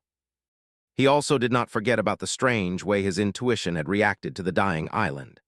Before the burden of the crushing became too overbearing, he had sent one of his shadows to scour the whole place in search of anything that might have been important enough to affect the strings of fate. However, there was literally nothing on the Twisted Rock except for barren stone and ancient, blackened bones. The shadow explored every nook and cranny of this miserable place, only to find nothing at all. He had even sent it to take a look at the underside of the small isle, but it was as empty and desolate as the rest of it. Sonny was left very confused by that turn of events. He was certain that there was nowhere on the Twisted Rock that he had failed to search, and yet there was nothing on the island to cause his intuition to react so strongly. What was going on? Had he failed to notice something, or was he mistaken about the whole thing to begin with? Sadly, after a while, the crushing had become too terrible for him to endure without the help of the second shadow, so he had to call it back. And now here they were. A sudden sound attracted Sonny's attention. Glancing sideways, he noticed that a crack had appeared on the surface of the adamantine chest. Black blood seeped out of it, soon turning into a stream. A few seconds later, a second crack appeared near the first. He would have smiled if not for the fact that even such a simple action was rather strenuous now, this high above the sky below. It's not going to be too long now. A few minutes later, there was a pool of black blood surrounding the large wooden chest. Sonny endured the pain and counted the seconds. Before he reached 1,000, the vile creature trembled slightly and giggled. One last time, its grating voice full of doleful outrage. Then, the bizarre monstrosity shuddered and grew absolutely still. It was finally dead. Sonny couldn't help but grin slightly. Finally, all those coins are mine. As the heavenly chain rattled and groaned, the voice of the spell resounded above the hellish stone island. Its words sounded like music to his ears. You have slain a fallen devil, mordant mimic. Your shadow grows stronger. You have received a memory. Chapter 428, Covetous Coffer. Chapter 428, Covetous Coffer. Despite the torturous burden of the crushing, Sonny couldn't help but feel jubilant. Not only did he receive 8 shadow fragments and a powerful memory, he had also defeated a fallen devil all by himself, without even Saint providing him any help. The Black Knight, too, had been a fallen devil, so killing one solo meant a lot to Sonny. It was a poignant milestone that made him feel like all his hard work and all the vile things he had gone through were not for nothing. He was accomplishing his goal. Growing stronger. Of course, the mordant mimic was not as terrifying of a foe in battle as the guardian of the ruined cathedral had been. One was a creature that seemed to have been created solely for combat, while the other mostly relied on deceit and ambushing its prey to achieve victory. And yet, the chest fiend was by no means an easy foe. If anything, its devilish nature only made it that much more dangerous. Arg! As the twisted rock rose higher, the crushing struck at Sonny with even more dreadful force, making his mirth dissipate in a wave of miserable suffering. A muffled groan escaped from his lips. Endure, just endure a bit more. This hell is going to end soon. For now he had no choice but to keep suffering, wait, and stare at the distant silhouette of the ivory tower. The beautiful pagoda seemed so close now that he could almost imagine himself reaching out and encompassing it in his fist. With nothing else to do, Sonny summoned the runes and found the familiar cluster out of habit. Shadow Fragments 223-2000. I wonder how many coins are in that damned chest. Would he be able to create the third core with their help? Shifting his gaze, Sonny found the runes describing his memories. A new one was now shown at the end of the list. His eyes glistened slightly as he concentrated on it and read the description. Memory Covetous Coffer. Memory Rank Ascended. Memory Tier IV. Huh? Sonny really couldn't believe his fortune. This was the second ascended memory of the fourth tier that he had acquired in a span of just a few days. Even without considering the main boon of the expedition, the miraculous coins, this journey had already proved to be incredibly fruitful. But what kind of a memory would the bizarre carnivorous chest leave behind? Curious, he read on. Memory Type Tool. A utility memory. While not as showy as armors and weapons, utility memories were the foundation of every Awaken's arsenal. Take Sonny, for example. Some of his most precious memories were tools. Endless Spring, Ordinary Rock, Silver Bell, even Weaver's Mask. Excited, he tried to forget about the obliterating pressure of the crushing and concentrate on the runes. Memory description, you are very strange, said Noctis.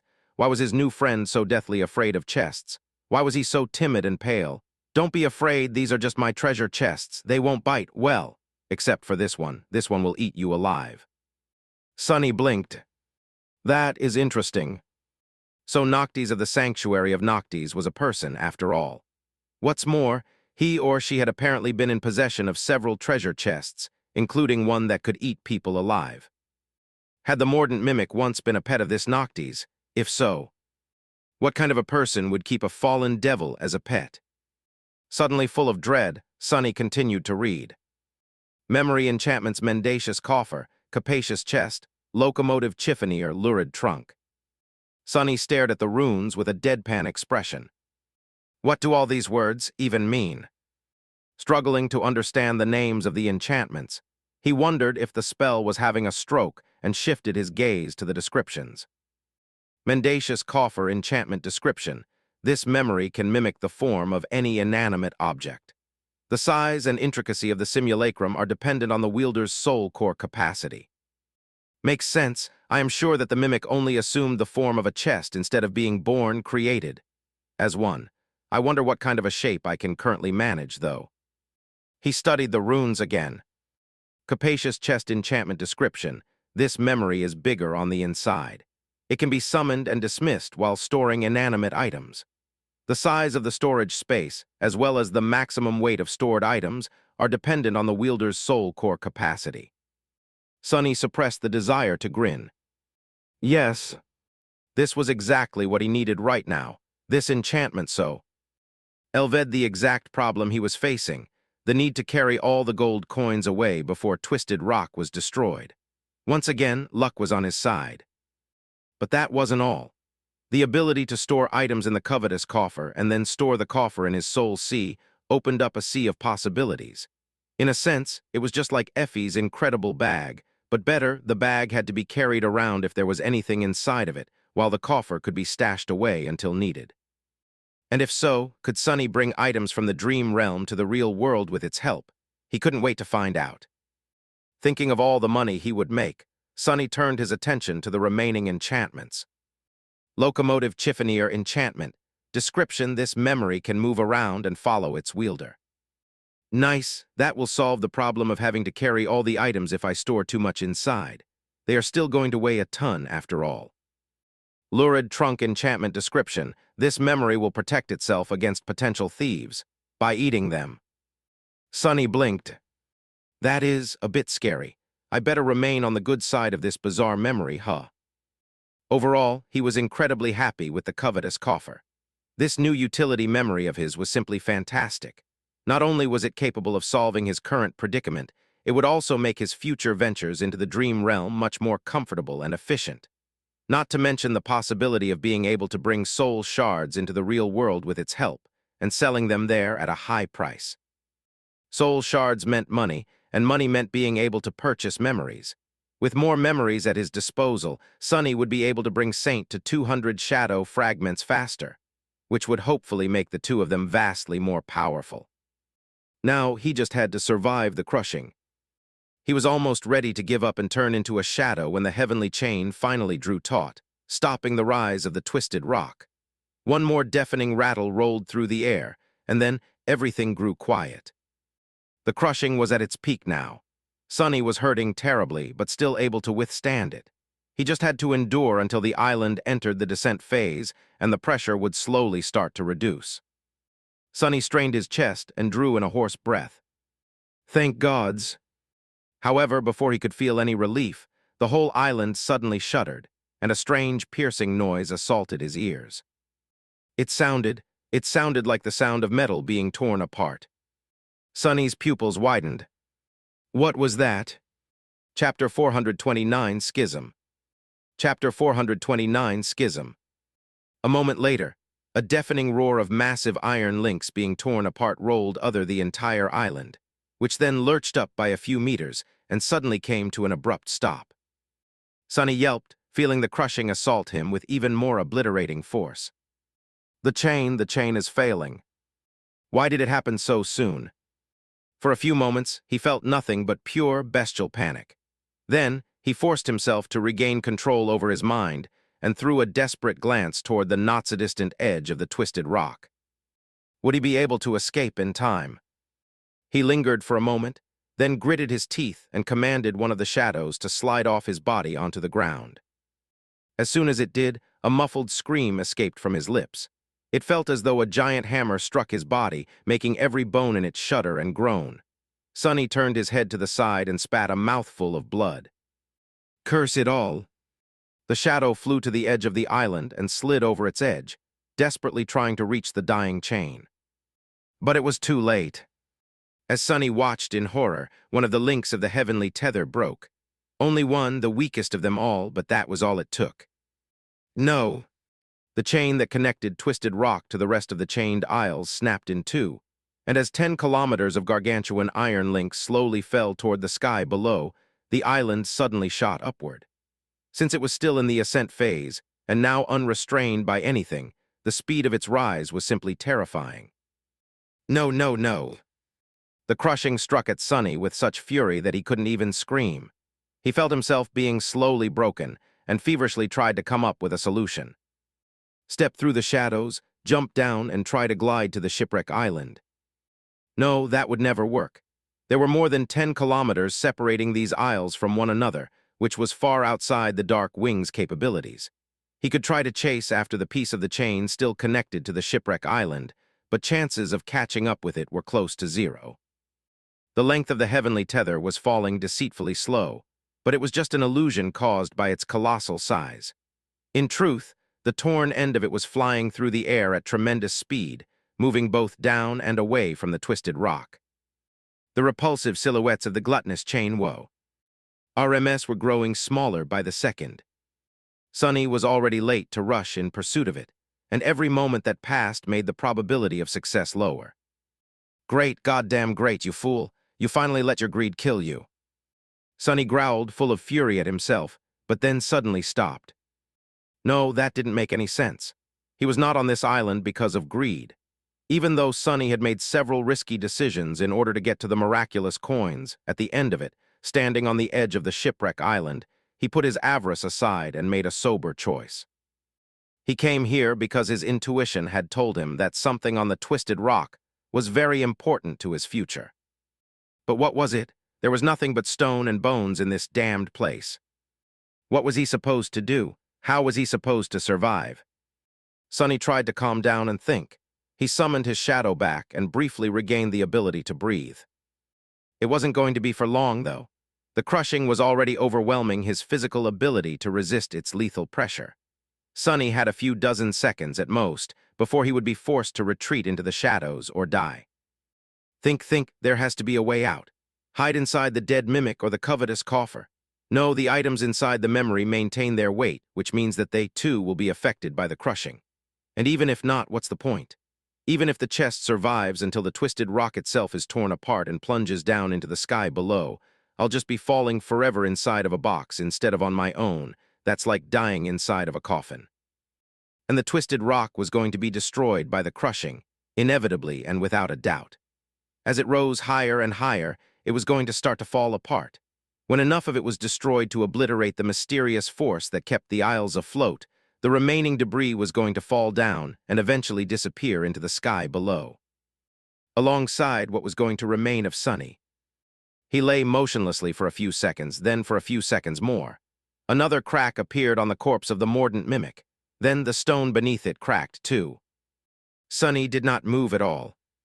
The cracks on the stone widened and crawled in every direction. A few moments later, a heavy sigh escaped from his lips. Sonny had one last gamble left. Gathering all of his strength, he groaned and pushed himself off the ground. Even though it felt as if he was lifting a mountain and every muscle in his body trembled at the edge of bursting apart, he somehow managed to sit up. Then Sonny summoned Weaver's mask. After returning from the Forgotten Shore and deciding to create a separate persona to investigate the Sovereigns, as well as do all the things that Sonny didn't want to be associated with his name, the one which would then accidentally become known as the famous Lord Mongrel. He had decided to never use any of the equipment that it wielded if there was even the smallest chance of someone connecting him to the mysterious masked man. But he had little choice right now. His last hope was fate. He knew that something had drawn him to the twisted rock, even though in the end he failed to find it. In the past, his intuition only reacted that strongly to the things that were connected to the gods, the unknown, and Weaver. So there was a high chance that Weaver's mask would show him the way to salvation. As the cool black wood caressed his kin, Sonny forced air into his lungs and sent his shadow essence toward the mask. He was going to do something that he dreaded doing for many months. Activate the mysterious enchantment of the divine memory.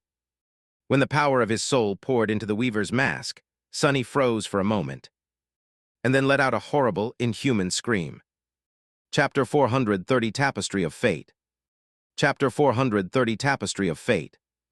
The moment Sonny's essence touched the black wooden surface of the divine memory, Weaver's mask suddenly reached into his very soul and hungrily drank more, and then more, and more, and more. In a fraction of a second, all of his reserve of shadow essence was sucked dry, with only a tiny bit of it remaining, almost as if these pitiful drops were not even worth being consumed by the mask. And even then, all it could achieve was activate the enchantment for just a single moment. That single moment, however, was enough to almost drive Sonny insane. Suddenly, a horrifying pain pierced his eyes and his mind, akin to the suffering he had experienced after consuming the drop of ichor, only so much worse. Infinitely worse. As he shrieked, all traces of intelligence disappearing from his voice, the world he saw changed. Suddenly, all Sonny could see was an endless, beautiful eternity of twisting threads. Those threads transfixed everything in existence, connecting every living being and every object, every thought and every concept, every dream and every nightmare, stretching infinitely into every direction as well as into the past, the present, and the future. These were the strings of fate. They were just like the threads of light that the spell was woven of. But while the magnificent and inconceivably complex pattern that Sonny had seen twice in the empty void between dream and reality composed the function of the spell, what he glimpsed right now connected everything. All of the universe as it had existed was existing and was going to exist. Much worse, when observing the weave of the spell, Sonny could only sense and guess at its meaning.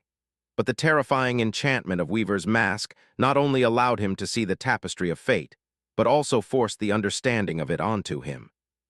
The knowledge of everything, everywhere, all at once.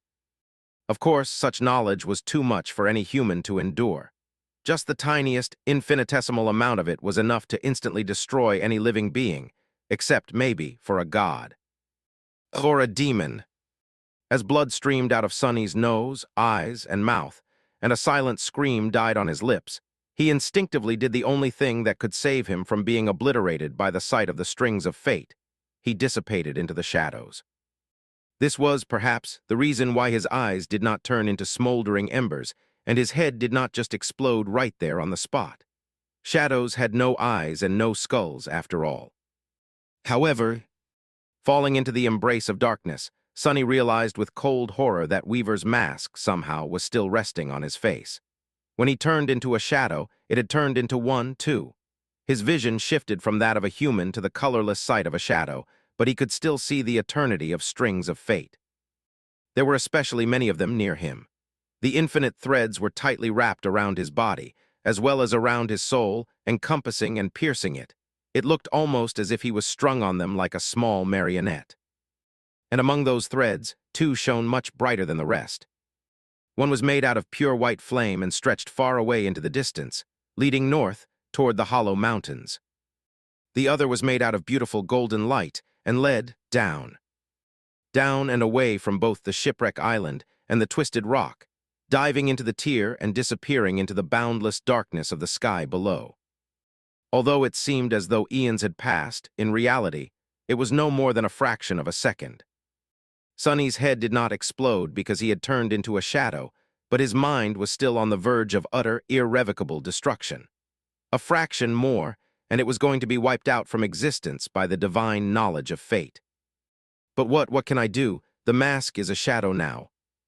His thoughts were scattered and weak, and yet he fought through the shock and managed to remember an important detail.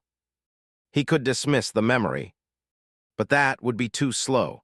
Even if it took only a second, there would be nothing left of him by the end of it. A wave of desperation rose from the depths of his heart. And then the shadow essence that Weaver's mask had absorbed finally ran out. Instantly, the enchantment deactivated, and the ruthless worlds of endless threads disappeared with it. Sonny could only see what all humans and shadows were meant to be able to see. A piece of dark stone soaring into the sky, as the merciless grinder of the crushing was slowly breaking it apart. Sonny sensed hazily that there was something urgent about the situation, but he was not entirely there. Although the terrible visage of the strings of fate was gone, his mind was scattered and empty. He couldn't really lose conscience while in the form of a shadow, but not being able to think or even recognize the existence of his self was very close to it. Soon, however, he started to slowly gather the pieces of his wounded, shattered mind back together. He was in dire danger after all. The entire twisted rock was shaking and rumbling as it rose higher and higher into the sky above. Wide cracks appeared on its surface, growing larger with each second. The blackened bones had already been turned into dust, and now the only thing standing above the stone was the ramshackle, lopsided, dead treasure chest. The corpse of the mordant mimic, strangely, seemed to be much more sturdy than the ascending island itself. It was still in one piece, at least, and almost whole. I need to come up with a plan. As this thought formed in Sonny's mind, he suddenly came to his senses and realized several things. One of them was what he had to do. The other was that the pitiful drops of shadow essence left in his soul cores were about to evaporate, which meant that he would not be able to remain in the form of a shadow for much longer. The third one was that he still had not retrieved the golden coins from inside the chest. Now, whether he lived or died depended on one thing, whether he would be forced out of the shadows and turned into a bloody puddle first, or whether the twisted rock would fall apart first. Which would it be? Well, I might as well try right. Flowing through the shadow cast by the treasure chest, he dismissed the broken oath. A tiny amount of shadow essence from which the memories were created returned to his soul. Hiding on the surface of the dead mimic, Sonny dismissed the blood blossom and the puppeteer's shroud, too. Finally, he dismissed Weaver's mask, which brought him much more essence than the previous 3 memories combined. Even if, in the grand scheme of things, that amount was still rather insignificant. Still, if it could gift him even 1 second more, it was worth it. Circulating his essence through the coils of the soul serpent to slow down its expenditure and enhance the speed of its regeneration, Sonny hid on the treasure chest and waited for his fate to be decided. After something that felt like an eternity, when the twisted rock had soared so high above the chained aisles that the crushing started turning smaller pieces of stone into fine dust, the island finally shuddered and cracked open.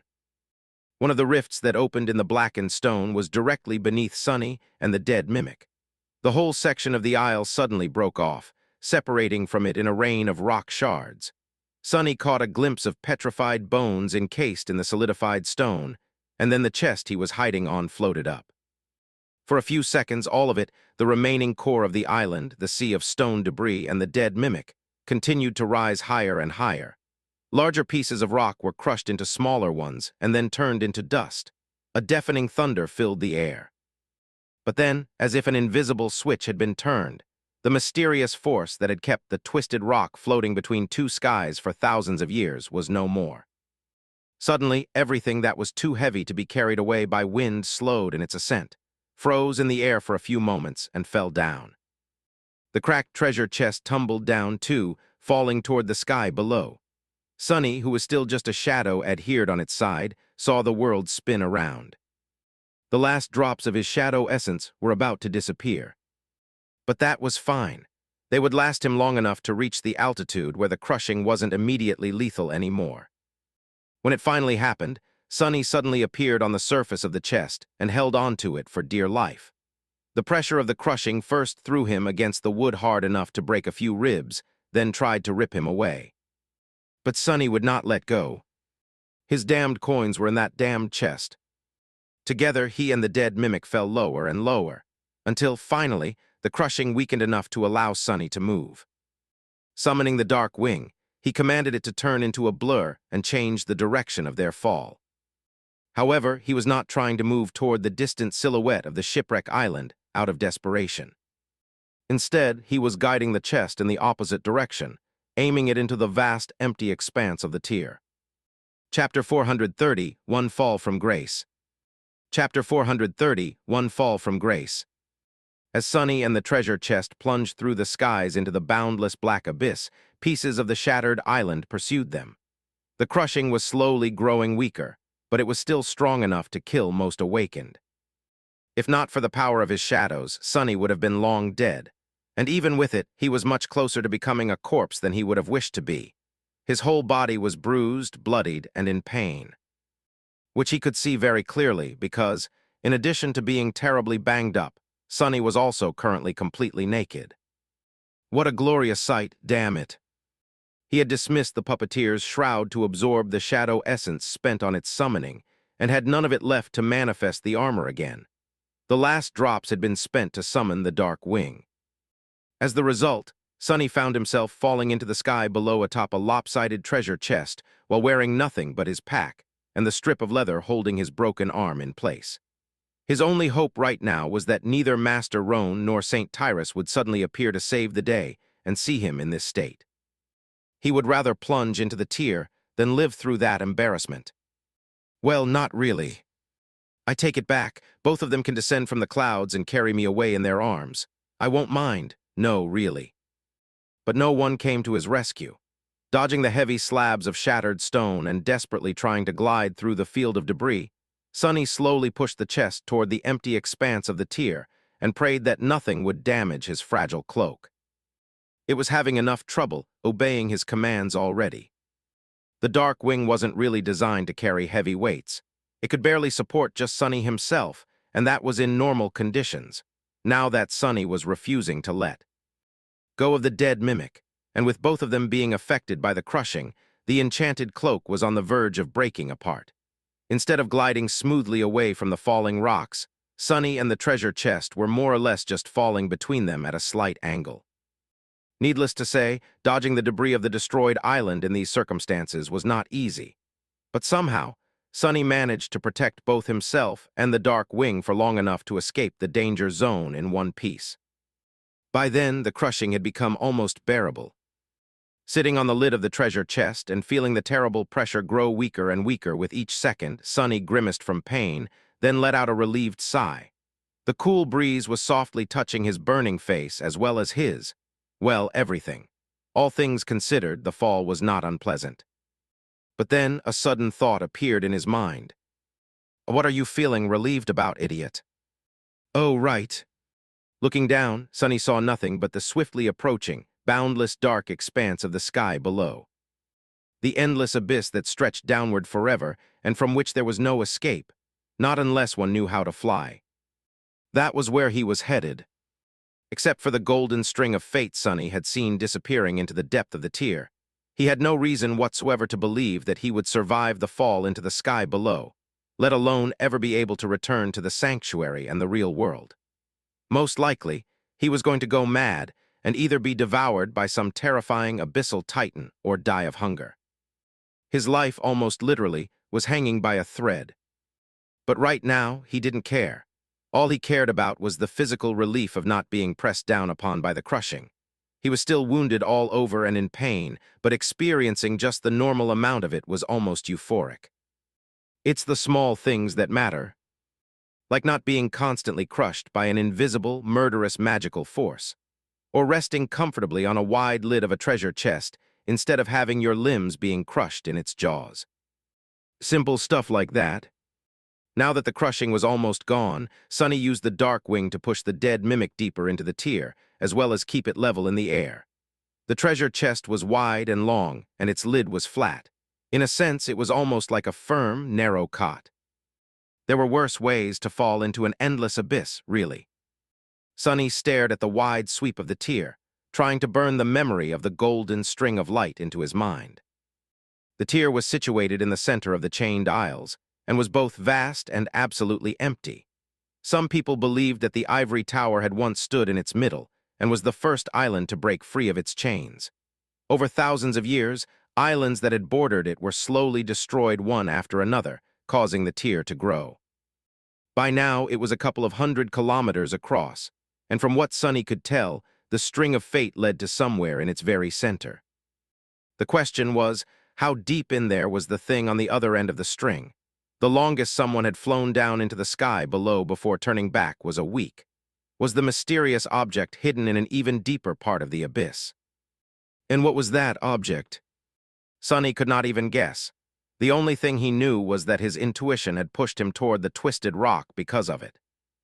If so, it should have been something that would allow him to survive. Right.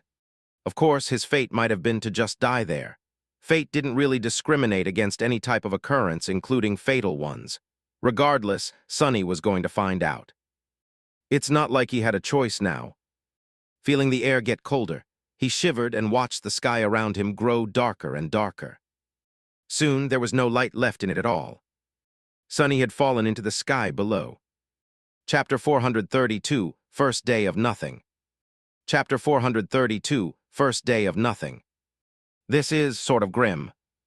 Sunny was falling through a boundless, empty void of cold darkness. Far below, false stars were shimmering with pale white light. Their radiance, however, did very little to illuminate the sky below. Everywhere around him, there was just nothing. Sunny was still resting atop the treasure chest, holding onto it with his one healthy hand. He had no reference point to measure how far he had traveled, but suspected that the distance was swiftly leaving the realm of mundane sense and logic. He was not very educated, however. Even he knew that a falling object would forever accelerate at a steady pace, theoretically. That meant that every second Sunny was falling, his speed was increasing exponentially. By now, it had to be simply insane. But he did not really feel that speed. All he felt were wisps of cold wind caressing his skin from time to time. If there was one good thing about the situation, it was that he had accumulated a bit of shadow essence and was able to summon the puppeteer's shroud again, so he wasn't naked anymore at least. If there was one thing he did know, though, it was the approximate speed with which he could glide forward with the help of the dark wing. Adding the weight of the dead treasure to the equation, he could more or less calculate the distance he was covering horizontally. With that in mind, he guessed that he would reach the middle of the tier in around a day.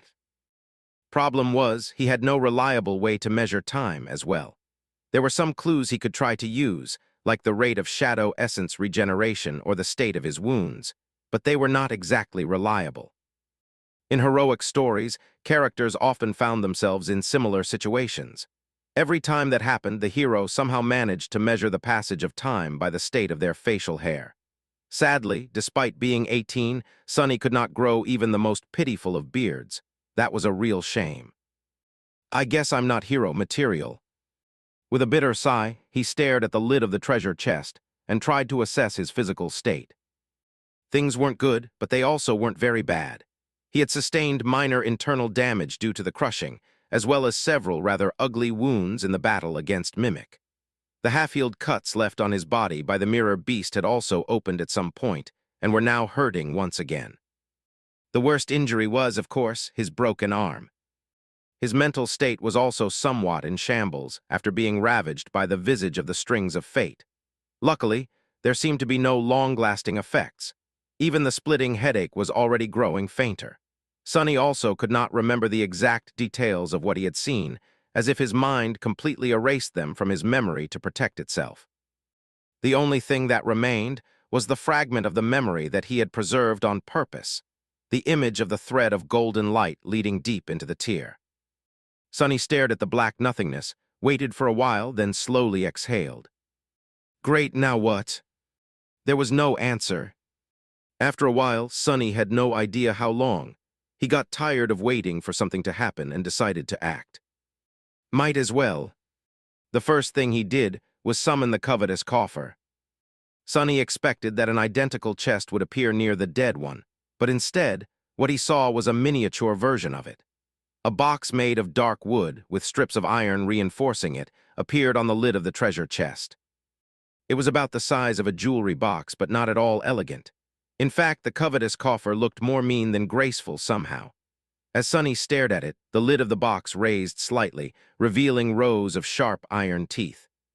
He blinked. I guess that's all I can manage with my current soul core capacity. Shaking his head, Sonny looked at the coffer and said in an uncertain tone, "Come here." Immediately, 8 short iron legs appeared from under the box, and it scurried over before plopping down near him. Sonny hesitated for a few moments, glanced at his fingers, then cautiously opened the lid of the box. Luckily, it didn't try to bite them off. Taking off his pack, Sonny transferred its contents into the box. Although it seemed rather small, the coffer swallowed all his supplies without any problem. Perfect. Sonny closed the box, patted it on the lid, and dismissed it. Then he summoned the moonlight shard and methodically cut his now empty pack into strips of leather. Using his one healthy hand and his teeth, Sonny tied them into a semblance of a rope, then tied himself to the treasure chest and finally calmed down. Now his coins weren't going anywhere. Satisfied with his handiwork, Sonny rested for a bit. He was starting to feel tired and sleepy. Falling through the endless abyss turned out to be way less exciting than he had thought. In fact, it was extremely boring. There were still a lot of things he had to do, though. With a grimace, Sonny cautiously shifted his weight and crawled to the end of the chest. There, he used the moonlight shard to widen a crack on the side of the dead mimic and separate 2 long planks of wood from it. Then he made a roll out of the last strip of leather he had and bit down on it. This is going to suck. Without giving himself too much time to think about it, he removed his broken arm from its sling and then proceeded to swiftly set the bones, just like he had been taught. A sharp, blinding pain pierced his mind. When Sonny regained his vision and the ability to think straight, he saw that his arm did not look like jelly anymore. It seemed more or less straight. That will have to do. Hissing and cursing, he used the 2 planks of wood and the strip of leather to create a sturdy splint, then carefully placed it back inside the sling. Now, his broken bones had a good chance of growing back together correctly. Hopefully. After that, Sonny summoned the endless spring and the covetous coffer, took some of his remaining food out of it, and had a strangely relaxed meal on top of the dead mimic's lid. By the time he was done, the sky below did not change at all. He was still falling into its depths, slowly moving the treasure chest toward the center of the tier with the help of the dark wing. He was also absolutely exhausted. Sonny somberly stared at the distant false stars. He stared at them until his eyes started to water, and his thoughts became slow and muddy. Then he stared at them some more. After a while, he thought, I can't take it anymore. By then, his reserves of shadow essence were full by a third. Judging that around 24 hours had passed after the destruction of the twisted rock, Sonny sighed, then dismissed the dark wing and allowed the chest to start falling straight down. He was going to have to keep falling into the sky below for 6 more days, at least, probably longer. Sonny shook his head, knowing full well that these estimations had almost nothing to do with reality. Then he did something that he had never thought he would ever do. He cautiously lay down on the long lid of the dead mimic, tightened the rope connecting them together, and closed his eyes. Soon, Sonny was dead asleep, plummeting into the darkness of the abyss without a care in the world. Chapter 430, Three More of the Same Nothing. Chapter 430, Three More of the Same Nothing. Sonny's bed trembled slightly, and he felt the wind blowing across the room. Still mostly asleep, he sighed and tried to pull the blanket higher. However, that damned thing was nowhere to be found. Where the hell is it? Reluctant to let go of sleep, he blindly searched for the blanket. Instead of finding it, though, Sonny suddenly felt his whole bed careen to the side. Startled, he opened his eyes and saw nothing but darkness surrounding him. What the— oh, right. He wasn't in his small room in the sanctuary. He was plummeting into a lightless abyss atop the corpse of a fallen devil instead. Sonny stared into the darkness for a bit. Then he yawned. Well, at least I slept well. Indeed, he was feeling rather refreshed. Most of his aches had either disappeared or grown milder, and even his wounded mind felt soothed. He felt rested, energized, and much better overall. The only problem was, he was still falling into the endless void of the sky below. Sonny scratched the back of his head, though, about this predicament, then summoned the endless spring and drank some water. Then, he concentrated and tried to assess the situation. The situation was absolutely the same. He was surrounded by nothing. Nothing had changed while he slept, and there was nothing he could do about it. Sonny sighed and stared at the treasure chest beneath him. After a while, he thought, if you think about it, this is just next-level pettiness. Not only did I kill this poor bastard, I even went so far as to take a nap on top of its dead body. Talk about insulting. Somewhere down below, false stars shimmered with white light. Judging by how much of his shadow essence had regenerated, Sonny judged that he slept for about 12 hours. A bit longer than usual, but he was really exhausted after everything that had transpired. These calculations of his, of course, were very rough, but if he assumed them to be correct, that would mean that he had left the sanctuary 6 days ago. He had no idea how long it was going to take to reach the thing on the end of the golden string of fate, but had to assume that it would take at least a week, much longer than that, most likely. Back in the real world, his body was safely hidden in the luxurious sleeping pod in the basement of his house. The pod would keep it alive for months, so Sonny was not too worried about his physical well-being, yet.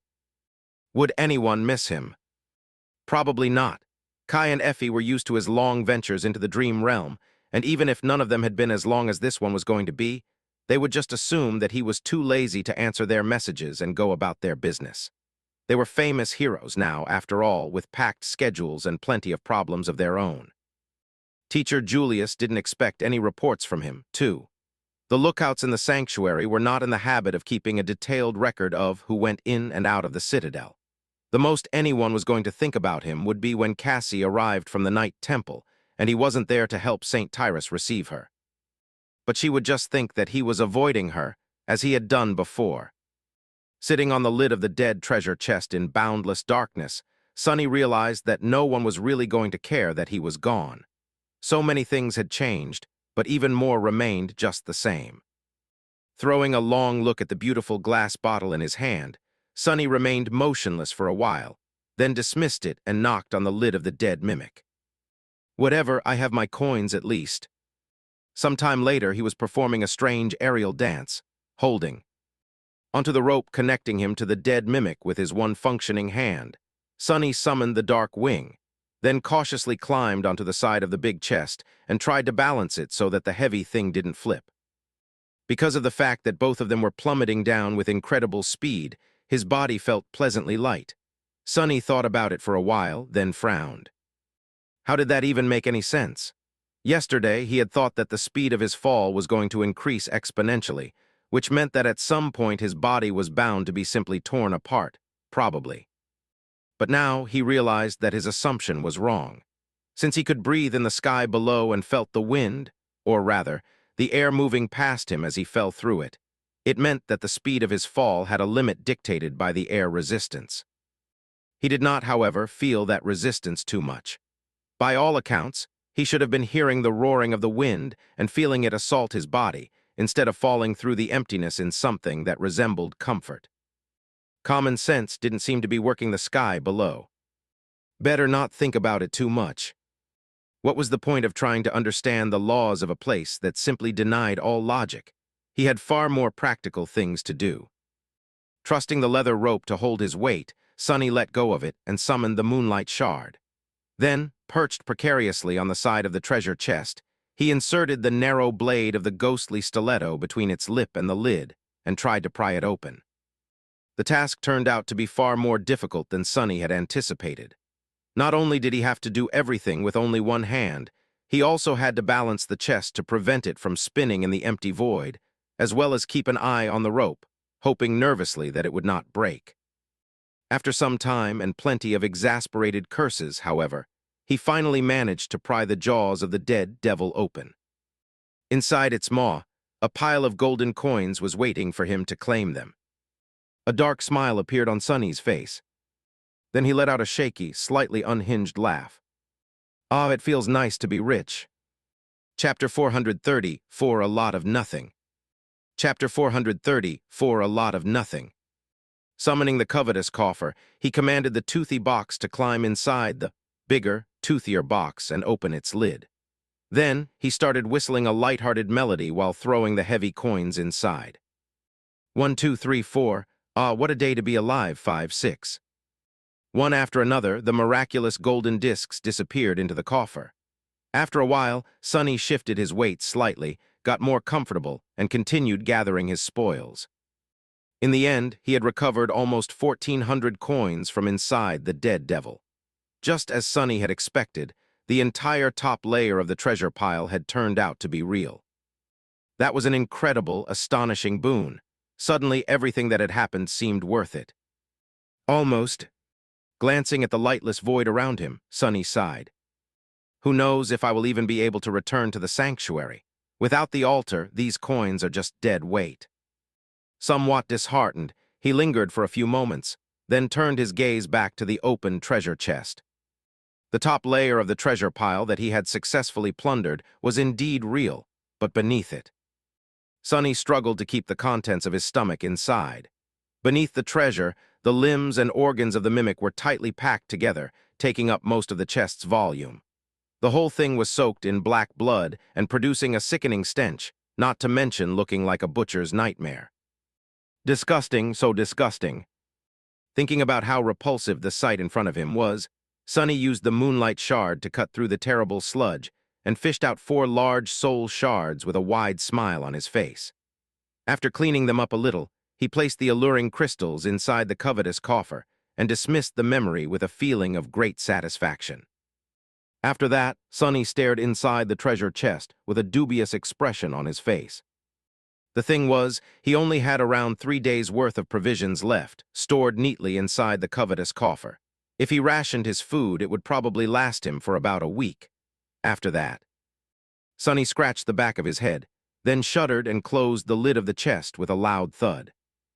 I'll think about it when the time comes, but hopefully it never does. With that, he climbed back onto the dead devil and rested for a while, looking into the darkness. As time slowly passed, Sonny grew more and more solemn. Finally, he came to a frightening realization. He had nothing else left to do. This is going to be a problem. An eternity later, or just a few hours, who knew, Sonny was sitting on top of the treasure chest and dying from boredom. He was still falling through the boundless dark abyss. Of course, what else would he be? Owing, there was nothing else to do.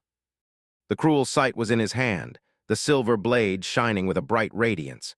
He was using its light-eater enchantment to summon the sunlight the somber spear had absorbed and projected into the darkness of the sky below. Thanks to that light, the shapes of his 2 shadows could be clearly seen, one resting on the surface of the chest to his left, the other to his right.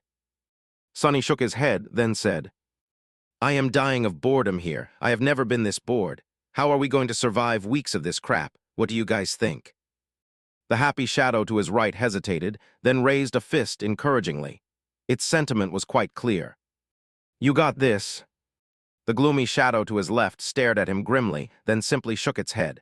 Its meaning was clear, too. Just give up already. Sonny blinked a couple of times, then smiled. Well, I think it's going to be fine. I'll just think about it as a vacation. Yeah. When was the last time I could just relax and do nothing? That's right, never. If you think about it, guys, this is a godsend opportunity, an opportunity to rest and laze about as much as I want. He remained silent for a while, then added, I literally have no choice but to do nothing. Lucky me, right? The gloomy shadow glanced at him, then covered its face with a palm. Even the happy shadow hesitated for a bit before giving him a timid shrug. Sonny frowned. What do you mean go crazy? I'm not going to go crazy. I'm so done with being crazy. Been there, done that, as they say. There is zero possibility that I will go crazy. The shadows didn't answer, making him huff angrily. Whatever, why am I even speaking to you too? It's not like you even have enough decency to pull your weight in the conversation. He scowled and dismissed the cruel sight, letting the darkness shroud everything once again. The shadows became invisible. After a while, Sonny said scornfully, and it's not like I don't have better alternatives to talk to anyway. Where had he put the ordinary rock? By the time 3 days had passed, at least Sonny suspected that it had been 3 days, since that was how long his shadow essence usually took to fully recover without the aid of the soul serpent. He was, indeed, on the verge of losing his mind. It wasn't even the boredom that was the worst. It was the absolute lack of any external stimuli. Nothing ever changed in the sky below. Nothing ever happened. Nothing ever appeared or disappeared or was there at all. There was nothing but empty darkness, the distant shimmering stars, and him. And falling. At the start of it all, Sonny had been worried that he would encounter evil, colossal, inconceivably horrifying creatures in the abyss. That was what one would expect from an abyss, right? But there was none. By now, he almost hoped to encounter a stray titan or two. He had heard that people were prone to going insane in isolation, but never expected to be in such a situation himself. Sonny had spent the first day thinking about this and that, remembering his experiences and trying to learn something from them. He wondered about the mirror beast and the cruel sight. Why was the silver spear even called that? Then he understood. It was called the cruel sight because its polished blade showed a person their own reflection. He wondered about the shipwreck, the coins, the mimic, and the person called Noctis. How were all of these things connected? After a while, he guessed that Noctis had been the captain of the ancient ship, the master of the mimic, and the person whose face was depicted on the miraculous coins. Noctis was also probably the one who had created the coins in the first place. That's why they could only be used in his sanctuary. He wondered about what Kai, Effie, and Cassie were doing. He wondered about Nephis. On the second day, he summoned the runes and saw that she had become a devil. Sonny stared at the counter that showed 2-4000 with a deadpan expression, then sighed and dove into the soul sea. There he had studied all of his memories and the shadows of all the creatures he had killed. That only took him a couple of hours. Or an eternity. On the third day, Sonny just lay on the lid of the dead mimic and stared into the void. His mind was starting to behave in strange ways. Although there was nothing around him, Sonny could sometimes see strange shapes and silhouettes in the darkness, as well as hear distant noises. He wanted to think that they were real, but knew that it was just the result of prolonged sensory starvation. Human minds were weird that way. They couldn't really withstand a lot of nothing. Suddenly, the story of a man who had to turn back after 7 days of descending into the sky below out of fear of going insane made much more sense to him. To make himself perceive at least something, Sonny summoned the silver bell and rang it in the darkness, listening to the melodious ringing as it disappeared into the abyss. And now he was sitting on the treasure chest, looking at the distant stars and speaking with the ordinary rock. So how has your day been, Rock? The memory answered in his own voice. Same old nothing, yours. Sonny remained silent for a while, then said, I am enjoying my vacation. The ordinary rock laughed. Sounds wonderful. How is your vacation going? He sighed. Splendidly. I've yet to hit the rock bottom.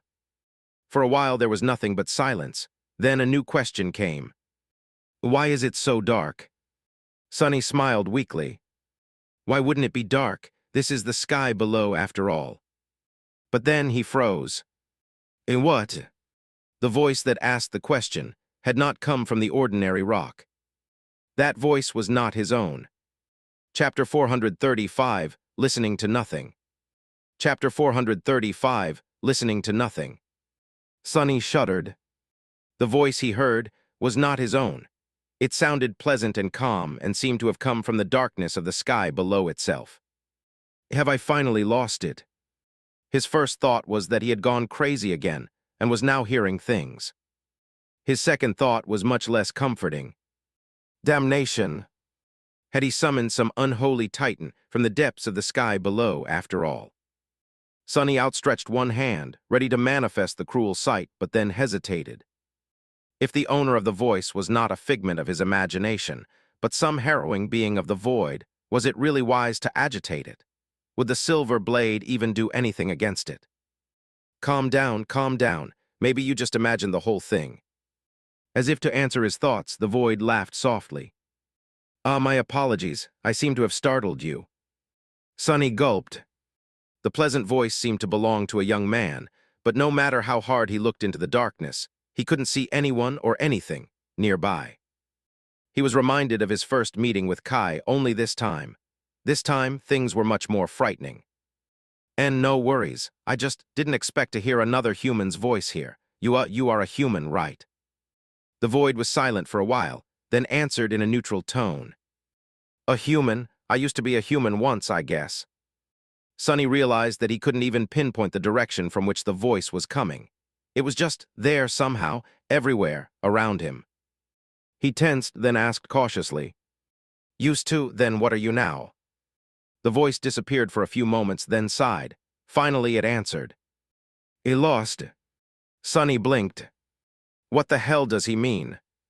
Lost, as in lost in the sky below. The darkness let out a sad laugh. No, not in the sky below. As Sonny felt cold shivers run down his spine, it hesitantly added, I am sorry, I haven't spoken to anyone in a long, long time. Instead of lost, it would be more proper to say that I am one of the lost. My body in the waking world was destroyed, but my soul continues to exist here in the dream realm.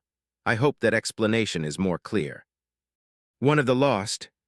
Sonny knew of these people, although he had never met one in person. Just like there were hollow people whose souls were destroyed, leaving an empty body behind, there were also the lost. People whose bodies had somehow died in the real world, leaving their souls stranded in the dream realm. There wasn't a lot of them, since most of the time the soul perished shortly after the body had, but there were some.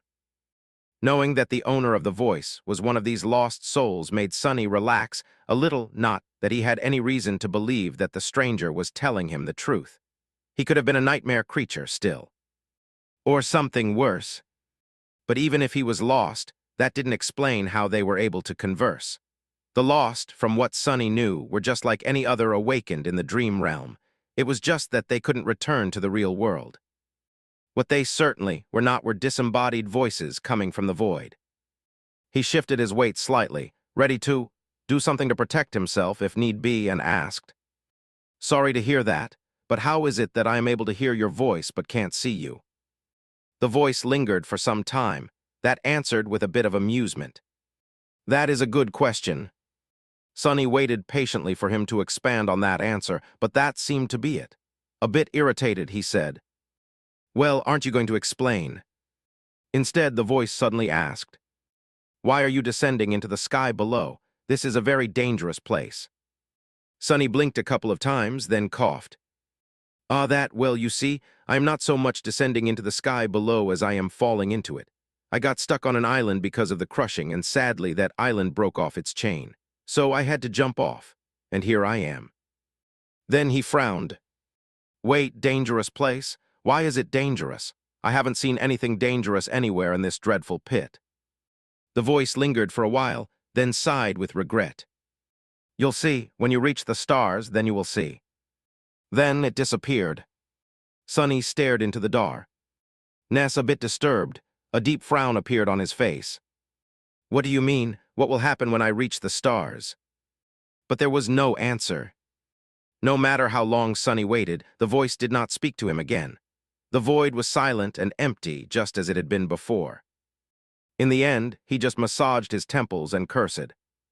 What the hell was that? Did he imagine the whole thing? Had his mind finally cracked? Sonny stared at the ordinary rock, as though expecting it to actually talk and collaborate his story. Sadly, the memory could only repeat the sounds it had recently heard. Wait, the sounds it had heard. Sonny hurriedly commanded the rock to repeat everything it had recorded in the past few minutes. Then, feeling cold sweat appear on his forehead, he listened to his own voice speaking to nothing. His words were repeated, but where the words of the strange voice should have been, there was nothing but silence. Dismissing the ordinary rock, Sonny clutched his hair and groaned. Crazy, I've gone completely crazy. Curse it all. It has been just 4 days, and I'm already turning back into a lunatic. Not even a full week passed by, and he was already going insane. This is the worst vacation ever. After a while, he frowned. Despite being mostly sure that the whole thing was just a symptom of his sanity slowly breaking apart, Sonny cautiously crawled to the edge of the chest and looked down at the distant shimmering stars. Was he imagining things, or did they seem to be a little closer? Chapter 436, Nothing to Worry About. Chapter 436, Nothing to Worry About. After the conversation with the disembodied voice of the void, whether it was real or not, Sonny felt different. Not exactly better, but at least not as lost and unmoored as before. That would be really ironic if the voice was just a figment of my imagination, wouldn't it? The empty void around him didn't seem as empty anymore. Even if it was now full of potential danger, the danger was better than nothing. Anything was better than nothing. After 4 days spent in the endless silence of the dark abyss, Sonny realized just how terrible nothingness was. The human mind was simply not built to withstand it. In any case, he wasted some time staring at the distant stars, and then got to thinking. Now that his cores were once again full of essence, he had no tool left to measure time. After considering his options for a while, he summoned the cruel sight and activated the dark mirror enchantment. Even though he had no enemies to fight in the sky below, simply keeping the enchantment active was going to drain his shadow essence. Sonny felt that he could keep it going for about 2 hours straight. After his reserve of a scene became approximately half-empty, he dismissed the cruel sight and sat cross-legged in the center of the dead devil's lid. Plummeting through the lightless void, Sonny inhaled deeply and closed his eyes. Then he concentrated on the flow of essence through his body, feeling it permeate every fiber of his being. Directing it into the coils of the soul serpent, he felt its flow accelerate and widen. By using the shadow, he was going to replenish all of the spent essence in about a day. That was going to be his clock from now on. Sonny exhaled, directed the shadow essence into his left hand, and concentrated it in his thumb, then in his index finger. Thanks to the soul serpent, his control of the essence was better than that of most awakened. However, it was still rather crude. Sonny innately knew how to enhance his physical attributes by expending it, but wasn't really efficient with how he did it. To him, it was a matter of instinct. He just thought about making his hands stronger, and the essence flowed like a torrent to achieve the desired effect. That was how all young awakened used it. True masters, however, were much more intricate in their control of essence. They could isolate every muscle, every nerve, every bone in their body, and only enhance those parts of it that they needed to perform an action. Their expenditure of essence was more akin to a trickle than a torrent, but achieved the same result.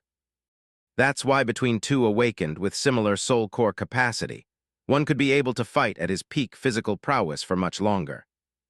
Now that Sonny had nothing else to do, he decided to really work on this aspect of mastery over his own body and soul.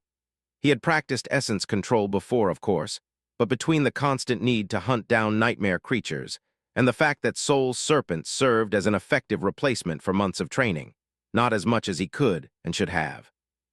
Directing the flow of essence into his right hand, Sonny sighed and thought. Vacation is over. 2 more days passed, or rather, 2 cycles of spending shadow essence with the help of the cruel sight, and then waiting for it to regenerate, which Sonny had decided to count as days. He spent that time meditating as he controlled the flow of the essence through his body, sleeping and feeling hungry.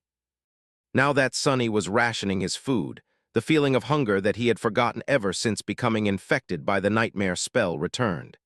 Even then, his supplies were on the verge of running out. He only had enough for 2 meager meals left. After that, Sonny was either going to have to starve or consider opening the treasure chest again and gnawing on the dead devil's raw meat. Both possibilities seemed rather bleak. What he was more concerned about, however, were the shimmering fake stars of the sky below. Now he was more or less sure that they were slowly growing larger. If not for the conversation with the voice of the void, he would have never noticed the subtle change. But after being alerted to their importance and spending a lot of time observing the stars, he had become convinced that the voice, whether it was one of the lost, a nightmare creature pretending to be human, or simply a manifestation of his damaged psyche, had been right. He was slowly drawing closer to the stars burning in the deepest reaches of the abyss. If only the voice had told him why, exactly, the stars were dangerous. Luckily, on the 7th day of his plummeting through the sky below, the voice returned. Sonny was grimly eating his second-to-last piece of food and staring into the darkness, feeling his mind teetering on the verge of madness, when the voice resounded from the void again. "What a curious creature you are." "Oh, thank God." Sonny choked on a piece of dried meat, took a sip of water from the endless spring to chase it down, and glanced at the empty expanse of the sky below with a dark expression. "Where the hell have you been?" The voice remained silent for a bit, then answered apologetically. "Talking like this is draining for me. I was recovering." Sonny frowned, trying to glean some information about the nature of the owner of the pleasant voice from this statement, but then gave up. He had too few clues to guess.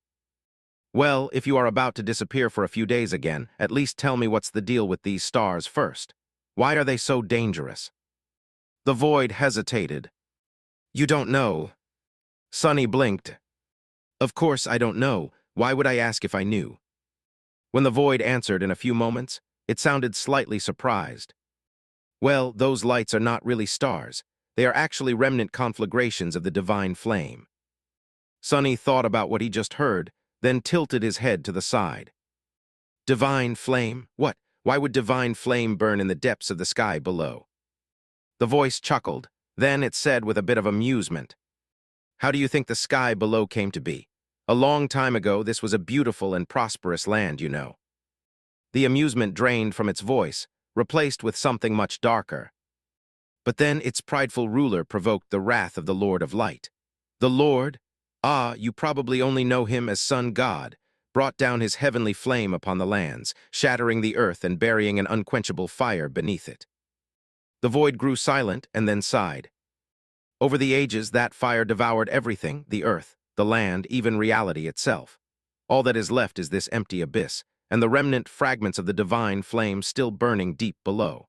So I am sorry to say this, but unless you know a way to survive the searing heat of the all-destroying heavenly fire, you will probably burn to death in a few weeks." Chapter 437 Nothing, Nothing, Nothing. Chapter 437 Nothing, Nothing, Nothing. Sonny sat silently for a few moments thinking. Sun God. So the ruler of this land had angered the gods, and one of them struck down her kingdom. He could just imagine it, a vast pillar of incandescent white flame falling from the skies, piercing the ground and causing the whole region to fracture, its fragments falling into the searing inferno of the divine flame one after another. Well, not all of them had fallen. He glanced up, wondering if the chained isles were created to save the citizens of the destroyed kingdom from annihilation. If so, that prideful ruler must have been not so simple herself. Who would be powerful enough to dare resist the wrath of the gods? And what had that being done to provoke it? But more importantly, how the hell did the voice of the void knew so much about it? A subtly suspicious expression appeared on his face. "Really, this is very interesting, and how exactly do you know all this?" Sonny hesitated, and then cautiously added, "Did you, perhaps, have something to do with that prideful ruler?" The voice was silent for a moment, and then suddenly exploded with sincere laughter. "Oh my, I wish. Wouldn't that be grand? But no, I am just an awakened who had studied the chained isles, probably the same way that you have studied them in your travels. The ruins here are all but destroyed by the endless cycle of the crushing, but if one knows where to look, there are still some answers left to find." Sonny smiled. "True, but I am actually a research assistant for the Wilderness Survival Faculty of the Academy, and yet I have never seen any of the information you possess in the database. With the level of access that I have, that is very strange, isn't it?" The voice chuckled. "How am I supposed to report my findings to the Academy? I can't even leave the dream realm." Sonny blinked. That actually made a lot of sense. Sort of. Lost or not, an awakened still had to survive somehow in the dream realm, so they were bound to live in one of the citadels. Probably.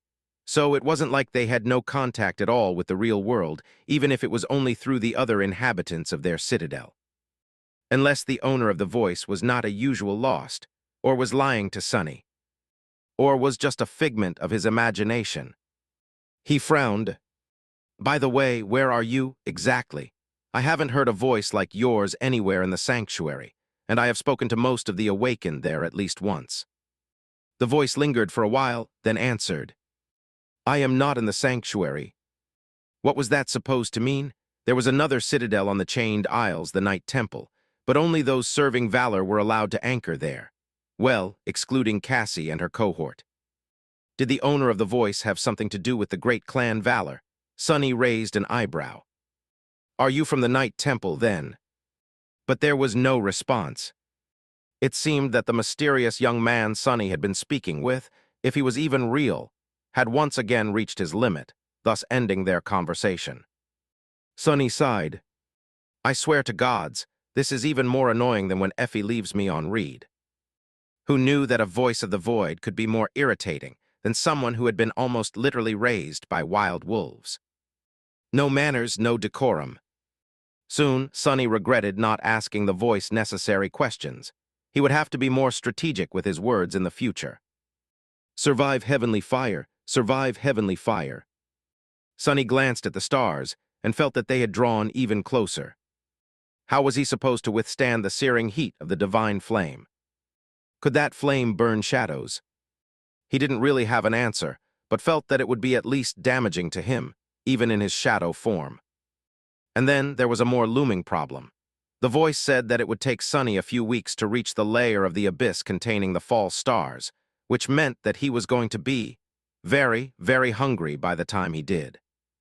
Humans could survive a surprising amount of time without any food, but it would take a heavy toll on his body. Sonny had no idea what he was going to find on the other end of the golden string of fate, but doubted that it would be a warm welcome.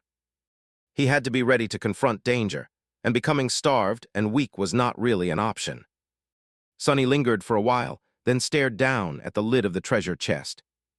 Was he really going to have to eat that? Even his shadows seemed disgusted by the idea. But hey, food was food. Right. With a sigh, Sonny summoned the covetous coffer, took out his last meal out, and looked at it with regret. "Tonight we feast. Tomorrow we mourn, and barf, probably." A few days later, the stars were visibly brighter than they had been before.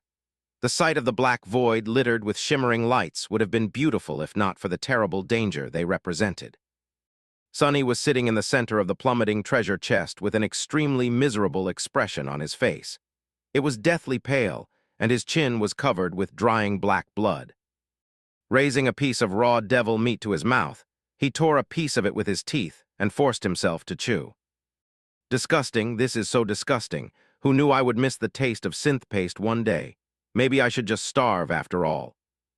As soon as he thought that, the void suddenly spoke again.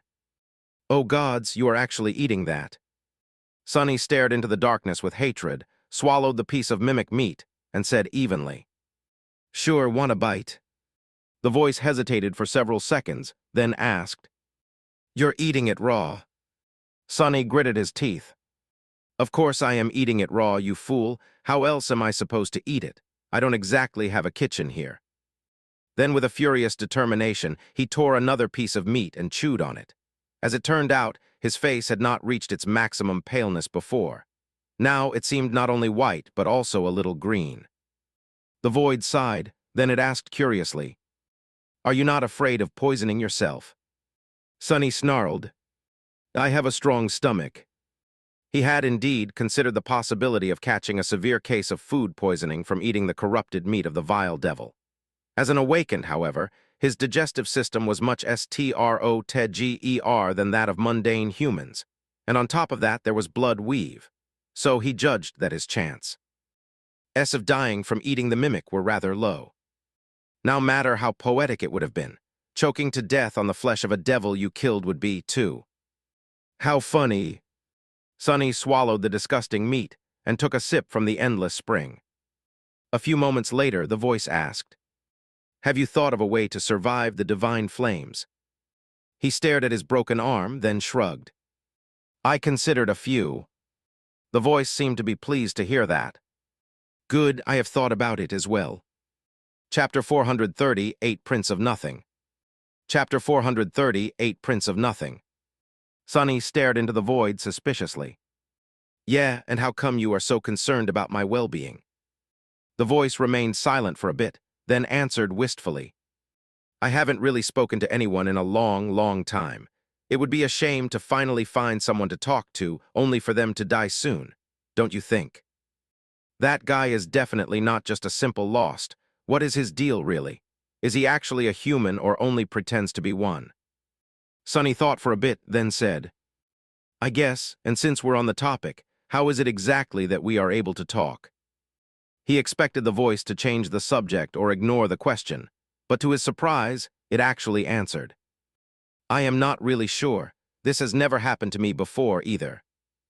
After a while, it added hesitantly, Have you perhaps found a piece of a broken mirror somewhere?" Something clicked in Sonny's mind. Broken mirror, mirror beast, beastie. The ascended reflection, the shard of a mirror that the strange creature had left behind, was still inside the covetous coffer, smeared with his blood. Crap. So the owner of the voice was the creator of the murderous reflection Sonny had encountered on the reckoning. That gave him as many questions as it had given him answers. He couldn't really think about it right now, though, because the pressure of the flaw was already building in his mind, forcing him to speak. "Now that you mention it, I did indeed recently find a piece of a broken mirror, with the word beastie written on it in a child's handwriting." The voice remained silent for a while, then asked quietly, "Oh, how exactly did you find it?" Sonny did not answer for as long as he could, then reluctantly spoke. "That mirror shard was left behind by a powerful creature I killed. I took it with me, thinking that it might turn out to be important." This time, the voice was quiet for an especially long amount of time. When it finally spoke, there was a hint of anguish in it. The owner of the voice tried very hard to suppress it, but his pain seemed to be too deep to not seep into his words even slightly. "So it's dead, I see." Then it fell silent once again. Sonny tensed. After a while, he asked carefully, You're not going to be angry with me for killing your pet, are you?" A deep sigh resounded from the void. "Angry with you? Why would I be angry with you? You are not to blame for what happened to us."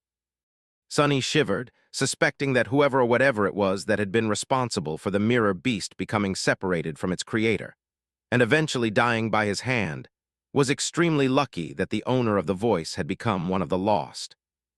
Then he asked cautiously, What exactly was it, though? I have never seen a creature like that." The voice seemed more in control of itself when it answered after a few long moments. "A manifestation of my aspect ability, a kind of an echo, you can say. I created him when I was just a lonely kid. We were together for a long time before we weren't anymore." Sonny tilted his head, then frowned slightly. "What do you mean a kid? A kid with an aspect ability?" The voice laughed bitterly. That I had my first nightmare when I was 12. It's rare but does happen sometimes. Few children survive the trial, though." Sonny blinked. Being sent into the nightmare at 12, of course very few survive. He did know that in extremely rare cases, the people infected by the spell were outside of the usual age range. The entire first generation of the Awakened had been, for example. And there were cases of this anomaly to this day, even though it usually happened to someone older than the norm, not someone younger. And I thought that I was unlucky. He cleared his throat, then said awkwardly, "Well, I am sorry for your loss. If it makes you feel any better, the creature tried to say something before it died. We never stopped searching," something like that. The voice, however, didn't respond. It seemed that its owner had once again spent all of his soul essence, or whatever it was that allowed him to communicate with Sonny, and was now gone for another few days. Sonny sighed. Curse it, I didn't even have time to ask him how to survive the damned stars. More strategic with how he chose his words, damn it. Sonny spent a few more days plummeting into the void. By now, he was having trouble remembering what T even felt like to not be falling. The darkness seemed to be eternal and ever-present, as though he had always been here in its empty embrace, and all of his actual life was just a strange dream. Maybe it was. No, it wasn't, he was almost sure. By the time the voice returned, the void had changed slightly. Not only were the distant shimmering lights now closer and brighter, but it also felt as if the air was getting warmer. Sonny was in his usual spot, sitting cross-legged in the center of the treasure chest and training to better control the flow of shadow essence. On the surface of the lid near him was a dark longbow and a quiver of black arrows. You practice archery? Sonny opened his eyes and glanced into the darkness, then shrugged. Not really, but I hope to learn a bit of it soon. He made a grimace and nodded toward his broken arm. I do need 2 functioning hands before I'll be able to, though. The bow and the quiver of arrows were the same he had entrusted to Saint before. Both of the memories were ascended, but only of the first tier.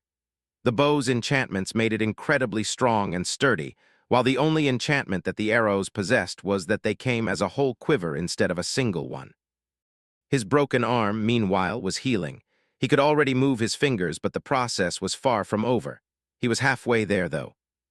Sonny healed much faster than mundane humans, and even other awakened.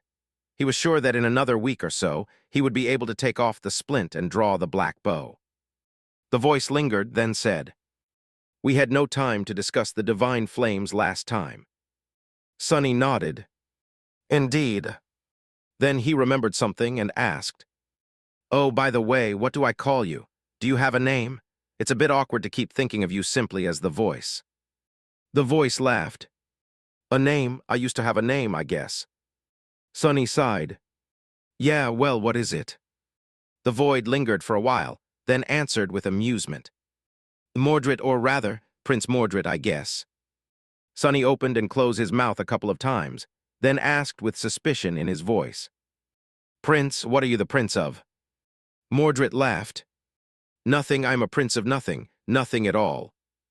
Chapter 439, Do or Die. Chapter 439, Do or Die. Sonny stared into the darkness with an incredulous expression, then shrugged. Sure, whatever, nice to make your acquaintance, your highness. I'm called Sunless, by the way, sadly no title. Silently, though, he thought. The young prince that the Dreamspawn had taken away. Oblivious to his suspicions, Mordred hesitated, then asked politely. Sunless, what an unusual name. Sonny grimaced. Yes, my mother had her on second thought, forget that. Are you going to tell me about the divine flame or not? The Prince of Nothing was silent for a bit, then said, There is not much to tell. The heat of those flames is absolutely deadly. Unless you have some way to fly, you are in big trouble, which I assume you don't. Otherwise, you wouldn't be in this predicament to begin with. Right. Well, you can't argue with sound logic, I guess. Sonny sighed. I can control the direction of the fall, but yes, no true flight. He hesitated, then added reluctantly. For what it is worth, my aspect ability allows me to turn incorporeal, as well as teleport for short distances. He didn't really want to share the details of his powers with the mysterious prince, but currently, there was no other choice. Mordred obviously knew more about the sky below than Sonny, so his advice was vital. The lost prince thought for a few moments, then said, Turning incorporeal will help against being cooked by the heat, but it won't save you from the divine flame itself. However, not everything is lost. Even though you can't fly, you do have some mobility. With some luck, you might be able to dodge the conflagrations. Sunny glanced into the darkness with a resentful expression. That I already figured out myself. Tell me something that I don't know, genius. The void chuckled. Fine, but only because you asked nicely. Then it disappeared. Sunny's face twitched. Goddamn it, he's gone again. But a second later, Mordred's voice suddenly resounded from the darkness. No, no, there is still time, I was just thinking. He was quiet for a few moments, then said hesitantly, there is actually a path through the divine flame, an empty rift in the tapestry of stars where none of it remains. If you find it, you might survive. Although it was hard to control his emotions these days, Sunny tried his hardest to suppress the misplaced anger and calm himself down. When he spoke, his voice sounded almost even. Why didn't you tell me sooner? How far am I from this rift then? Mordred sighed. How would I know? It's not like I know where you are exactly. More than that, I had never managed to find the rift myself. The sky below is vast and deadly after all. So he was exploring this abyss too. Why, what's out there beyond the fake stars? Sunny tilted his head, he asked cautiously. If you never found it, how do you know that it's there? The void remained silent for some time. After a while, when Mordred spoke again, his voice sounded distant and weak. The tier, it should be somewhere near the tier, I think. With that, Sunny felt that he was alone in the darkness again. This time, the mysterious prince was truly gone. He sat motionlessly for a while, staring into the endless nothingness of the sky below. Near the tier. The string of fate, too, had pointed toward the tier, to somewhere very near its center. If the rift in the annihilating field of the divine flames had anything to do with the golden thread, then Sunny had a much better chance of finding the path through the merciless stars than Mordred had ever had. He had already half found it, really. Looking down, Sunny sighed and closed his eyes again, returning to the endless routine of circulating the shadow essence through his body. Day passed after day.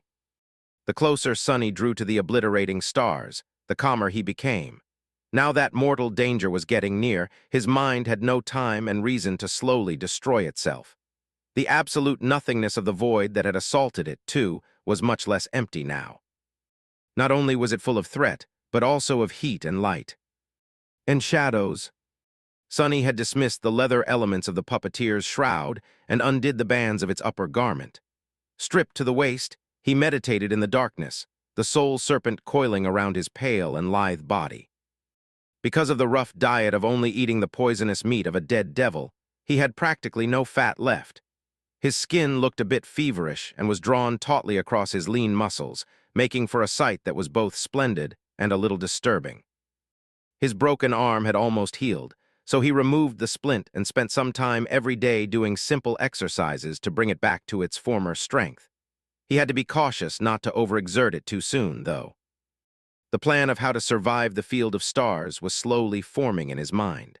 It was bound to be a gamble one way or another, but Sunny was not going to give up without doing everything he could to survive. His confidence was somewhat reinforced by the fact that he had, most likely, discovered the rift that Mordred told him about. Following the direction of the golden string of fate that had been practically burned into his mind, Sunny studied a particular cluster of the stars for an entire week before finally noticing something that looked like a tiny, almost imperceptibly minuscule gap in the vast tapestry of countless shimmering lights. Trusting his judgment, he summoned the dark wing and used it to push the treasure chest toward that particular cluster. Luckily, he was already not too far away from it, most likely because he had been aiming to follow the golden string from the very beginning of his fall.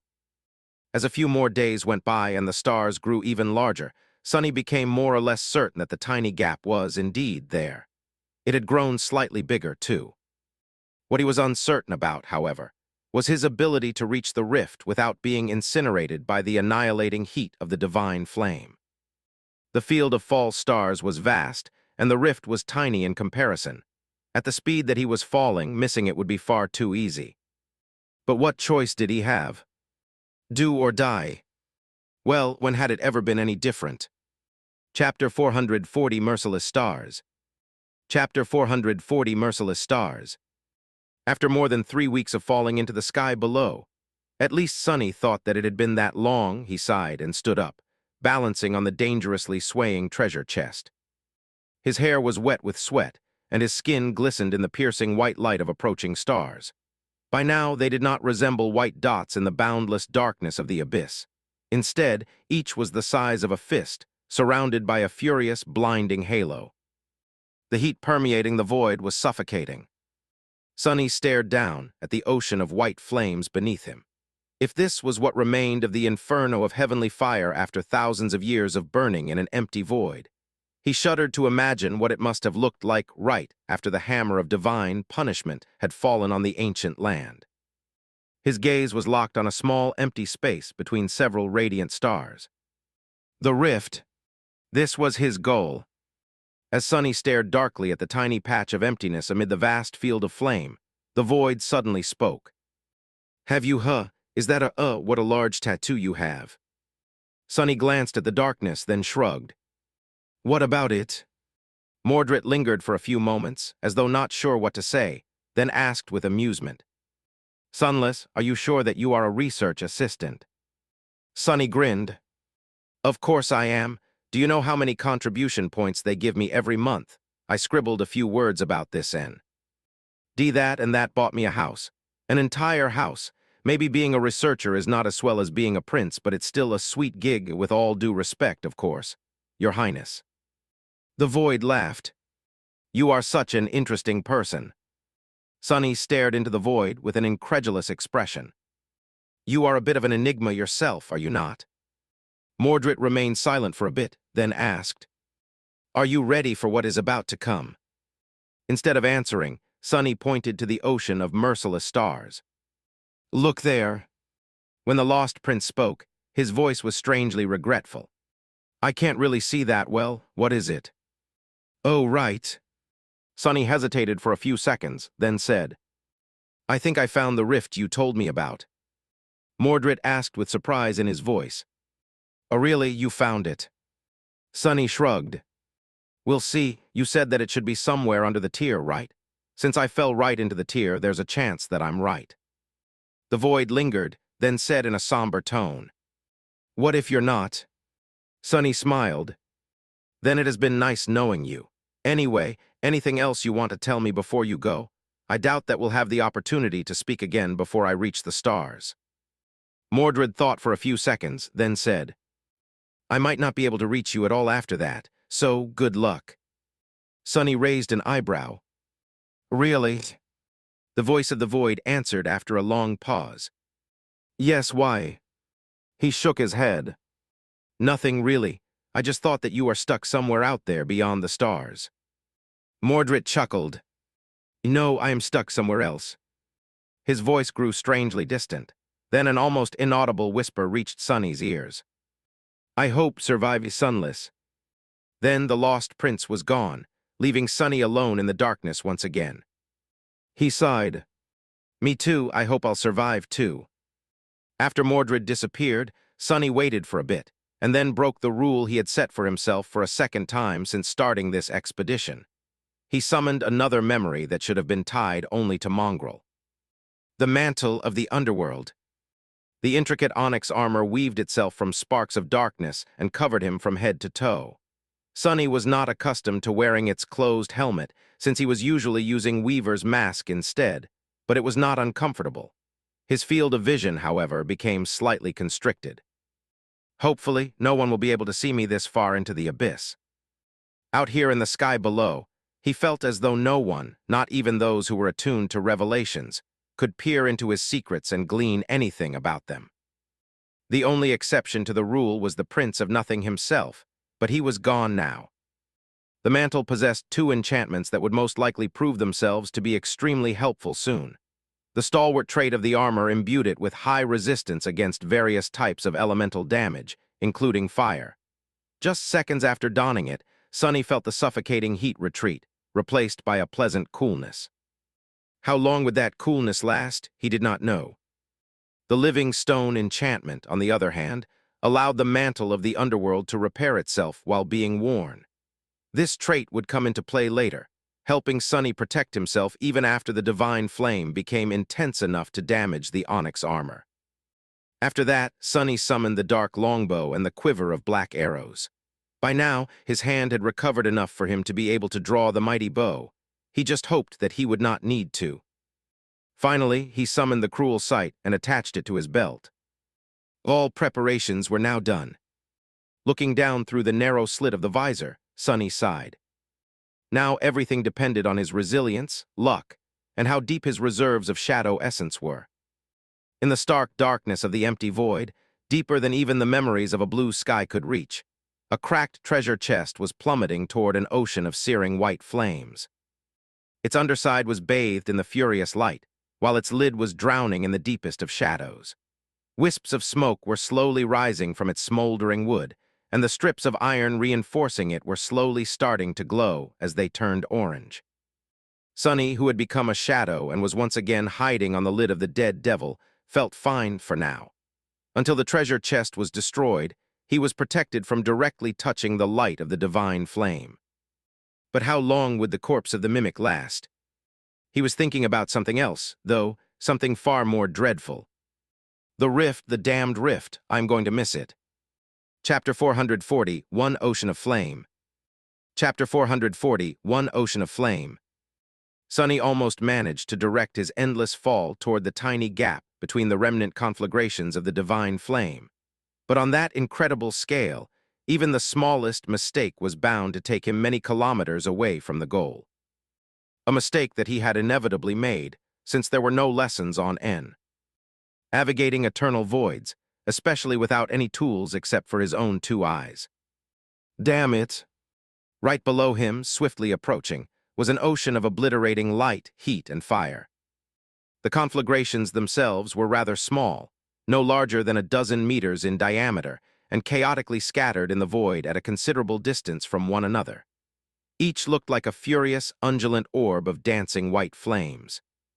The space between them, though, was not safe. It was permeated by immolating heat that nothing could withstand, at least nothing Sonny had at his disposal. As the adamantine wood of the treasure chest started to slowly catch fire, he hesitated, then glanced at the empty darkness of the distant rift in the ocean of light. Whether by accident or by design, there was a point in the field of false stars where no conflagrations remained. A roughly circular breach was torn through them, promising him safe passage. But how was he supposed to reach it? If Sonny jumped off the plummeting chest right now, he would probably be able to glide all the way to the rift. The distance was just right. However, he was pretty sure that the dark wing would be instantly turned to ash by the terrible heat of the remnant vestiges of the divine flame. Not to mention that he himself would probably get thoroughly cooked inside the mantle of the underworld, if he remained corporeal for that long. With a mental sigh, Sonny left the comforting embrace of the shadows. A kneeling figure in an intricate onyx armor appeared on the lid of the smoldering treasure chest. Arg. Despite the protection of the stalwart enchantment, the air he breathed in was thin and scoldingly hot. It almost felt as if he was inhaling fire. Other than that, however, the mantle of the underworld did a good job of keeping the heat at bay. And yet, Sonny could feel it starting to slowly get warmer. He didn't have a lot of time. Standing up, he raised the dark longbow, knocked an arrow on its string, and gritted his teeth. Then, sending a thin trickle of essence into the muscles of his shoulder and back, he strained his body and drew the mighty bow. It felt as though he was lifting a mountain. How the hell does Saint make it look easy? Feeling his muscles tremble, Sonny aimed toward the rift and hesitated for a second. After he did this, there would be no going back. What is there to go back to, fool? Aren't you sick of that damned chest? Relaxing his hand, he let go of the string. The black arrow shot into the darkness with incredible speed, instantly becoming illuminated by a blinding radiance. It was strange. The void was full of light now, but with nothing to reflect it, the sky below still appeared black and empty. Only when something entered the emptiness did the light become visible. Sonny felt the chest sway and struggled to keep his balance. A couple of moments later, the fletching of the arrow suddenly caught fire and burned away. However, that didn't affect its flight too much. The arrow pierced the darkness and turned into a distant spark, covering almost an entire kilometer in just a few seconds. Then, however, it slowed down considerably, and its wooden shaft began to smolder. It was time to move. As Sonny felt flame licking his greaves, he held his breath and used shadow step. The arrow he had sent flying in the direction of the rift was wrapped into one of his shadows. As the shadow unfurled itself from the igniting shaft, Sonny shot out of it as if launched from a giant slingshot. As soon as he left the shadow, it instantly wrapped itself around his body and then slid toward the quiver. Crap!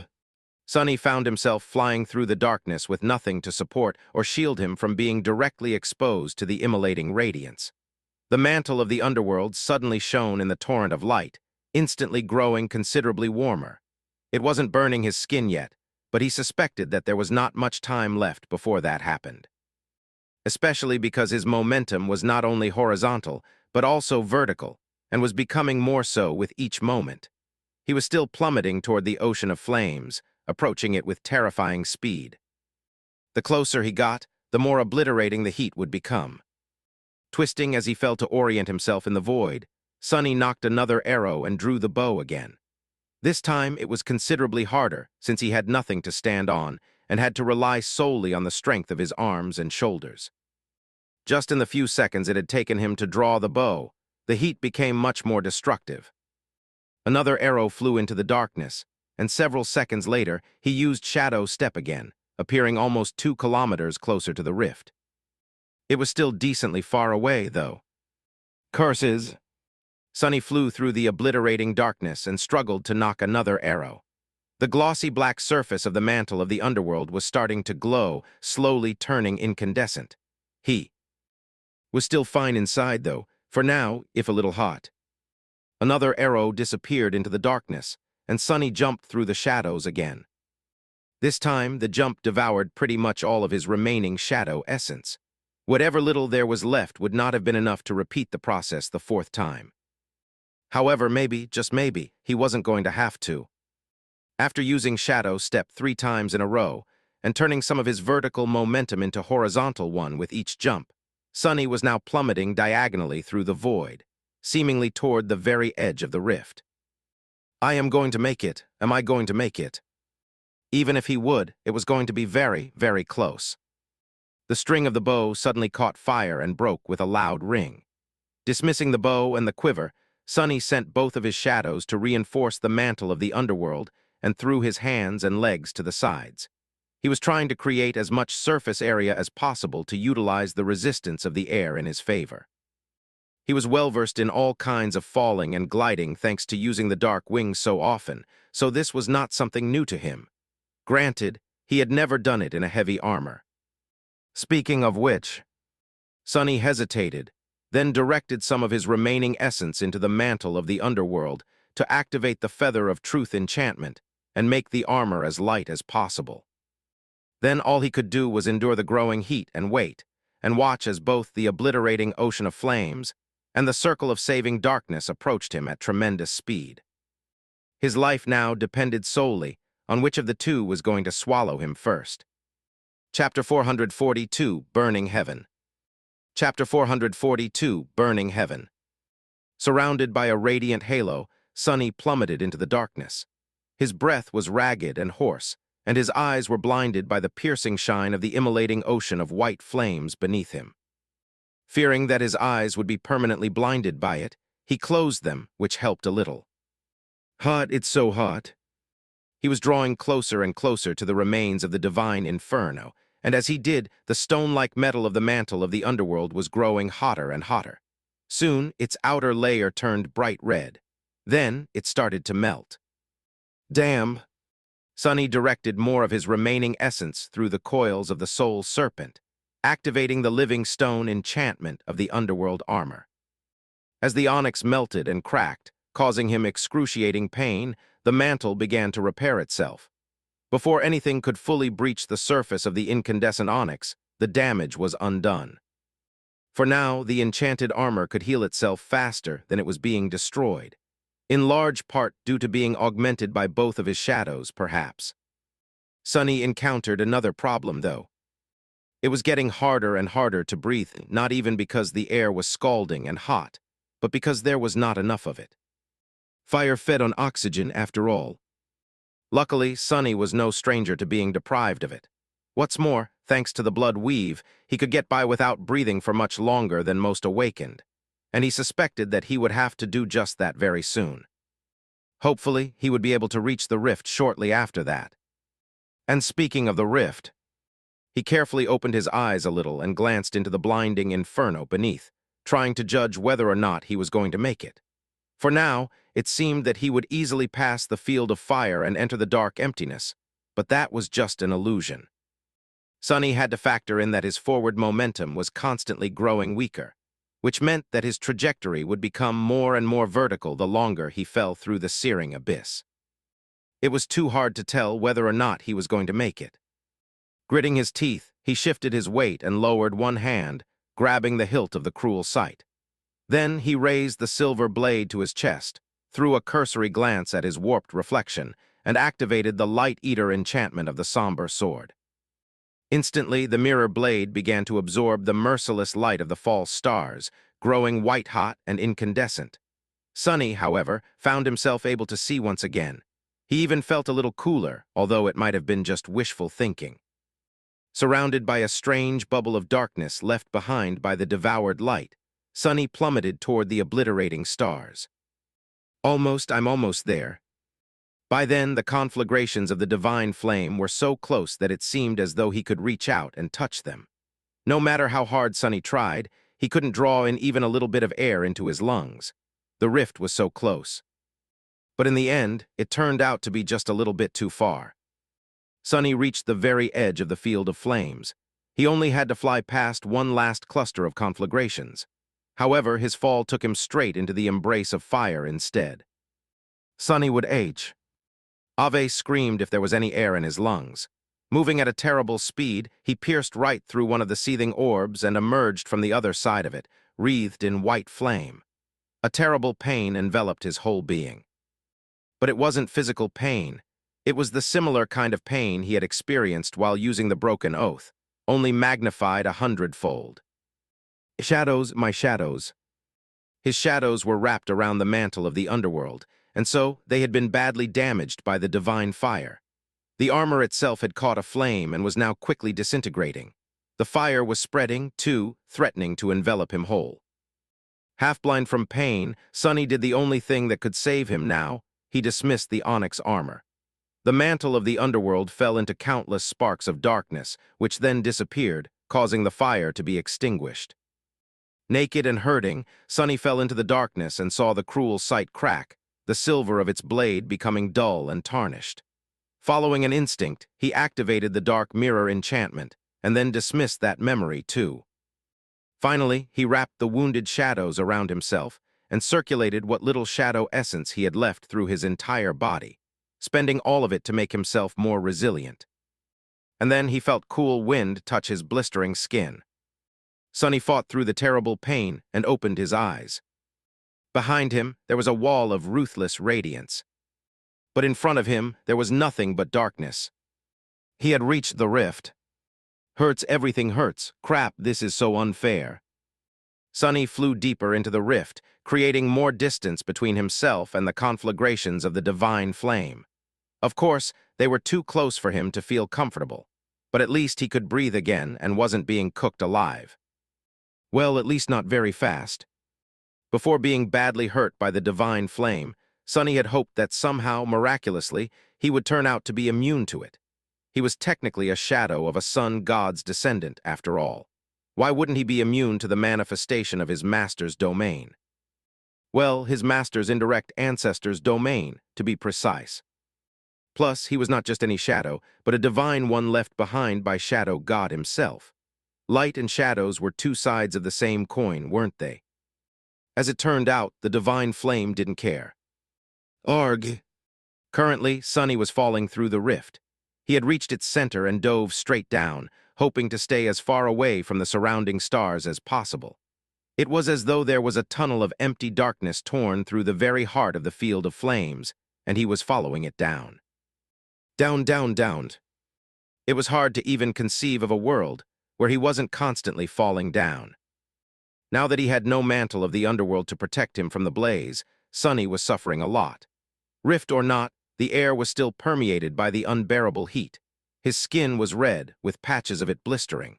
Some of it was badly burned by his unfortunate clash with the divine flame, and because he had not dismissed the burning mantle of the underworld fast enough.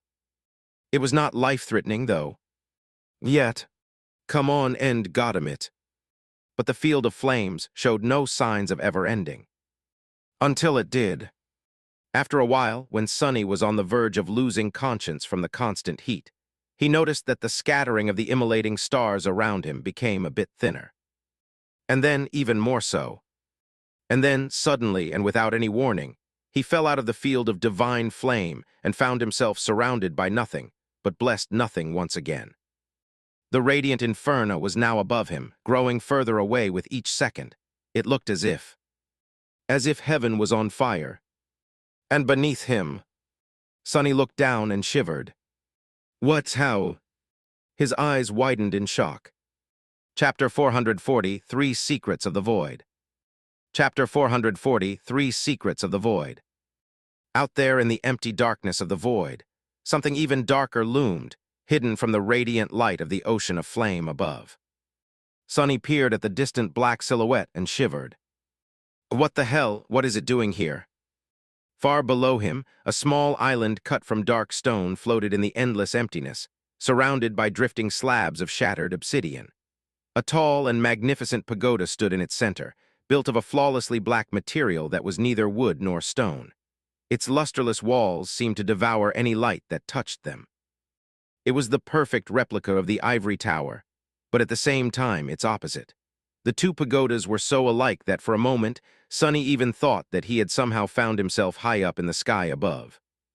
But no. The island that the obsidian tower stood upon was different. It was larger than the one every awakened on the chained isles was used to observing in the skies, and had no broken chains hanging from its stone slopes. On its desolate surface, remains of mysterious struck. Tours could be seen, turned to ruin by the passage of time. Several obsidian pillars protruded horizontally from its edges, stretching into the empty void like strange wharves. From high above, Sonny couldn't see much of the island in detail, but he was approaching it fast. Crap. Too fast. Sonny hesitated for a moment, then suppressed the desire to immediately summon the dark wing. The divine flames were still too close, and their heat could damage the fragile memory. He had to wait for a bit. There was still time. Even if it was going to run out pretty soon. Sonny continued to fall, waiting. With every minute, the heat of the immolating stars dissipated a little, and with each minute, the dark island grew closer and closer. Finally, knowing that there was no more time to waste, Sonny summoned the dark wing and commanded it to turn his fall into a glide. The dragonfly cloak turned into a blur behind his back, but it also began to produce thin wisps of smoke, threatening to catch a flame at any moment. Curses! Supported by the enchantment of the dark wing, Sonny's descent started to slow down little by little. His speed, however, was too great to be nullified in a single instant. It was dropping swiftly, but was it swift enough to prevent him from splattering all over the surface of the mysterious island? And was the transparent cloak even going to endure for long enough? Sonny cursed and trembled as he watched the obsidian tower approach. Here goes nothing, damn. In the end, he still landed with enough speed to shatter all bones in his legs from the impact against the ground. At the last moment, however, Sonny turned into a shadow and dove into the deep darkness enveloping the island instead. Safely embraced by the shadows, he submerged himself into them and finally allowed his mind to relax. Safe, I'm safe. He was finally safe. For a few seconds at least. Sonny was in a world of pain. His shadow essence was running out too. Also, he had no idea what terrifying danger was waiting for him on the mysterious island that remained hidden in the deepest reaches of the sky below for thousands of years, nor what deadly secrets waited for him inside the obsidian tower. But for now, he did not care. All he cared about was that he was not falling anymore. Bliss, this is pure bliss. Floating in the dark embrace of shadows, Sonny couldn't get enough of the fact that, for the first time in almost a month, he was stationary. He finally had solid ground under his feet again, metaphorically speaking, of course. In any case, it was such a beautiful feeling. Sonny allowed himself to relax and rested for a bit, safely hidden in the deep, dark shadows. After a while, he sighed and forced himself to turn his attention to the outside world. Moving closer to the surface of the deep darkness that embraced him, Sonny cautiously took a look outside. Strangely, what met him was complete and utter silence. There were no nightmare creatures on the island, no abyssal horrors, no terrifying beings to devour him whole.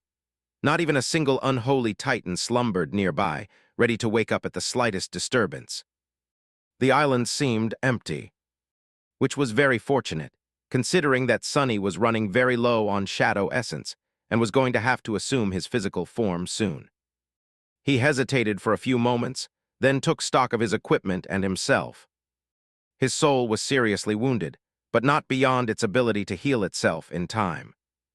His body was not exactly whole, but in somewhat of a splendid shape, considering all that had happened. He even had all his limbs intact. Both the mantle of the underworld and the cruel sight, as well as the dark wing and saint's bow, were heavily damaged. Luckily, none of these memories were completely destroyed. It was going to take a long time before he could use them again, though. Days, maybe even weeks. On the bright side, Saint herself had recovered from the wounds received on the shipwreck island ages ago.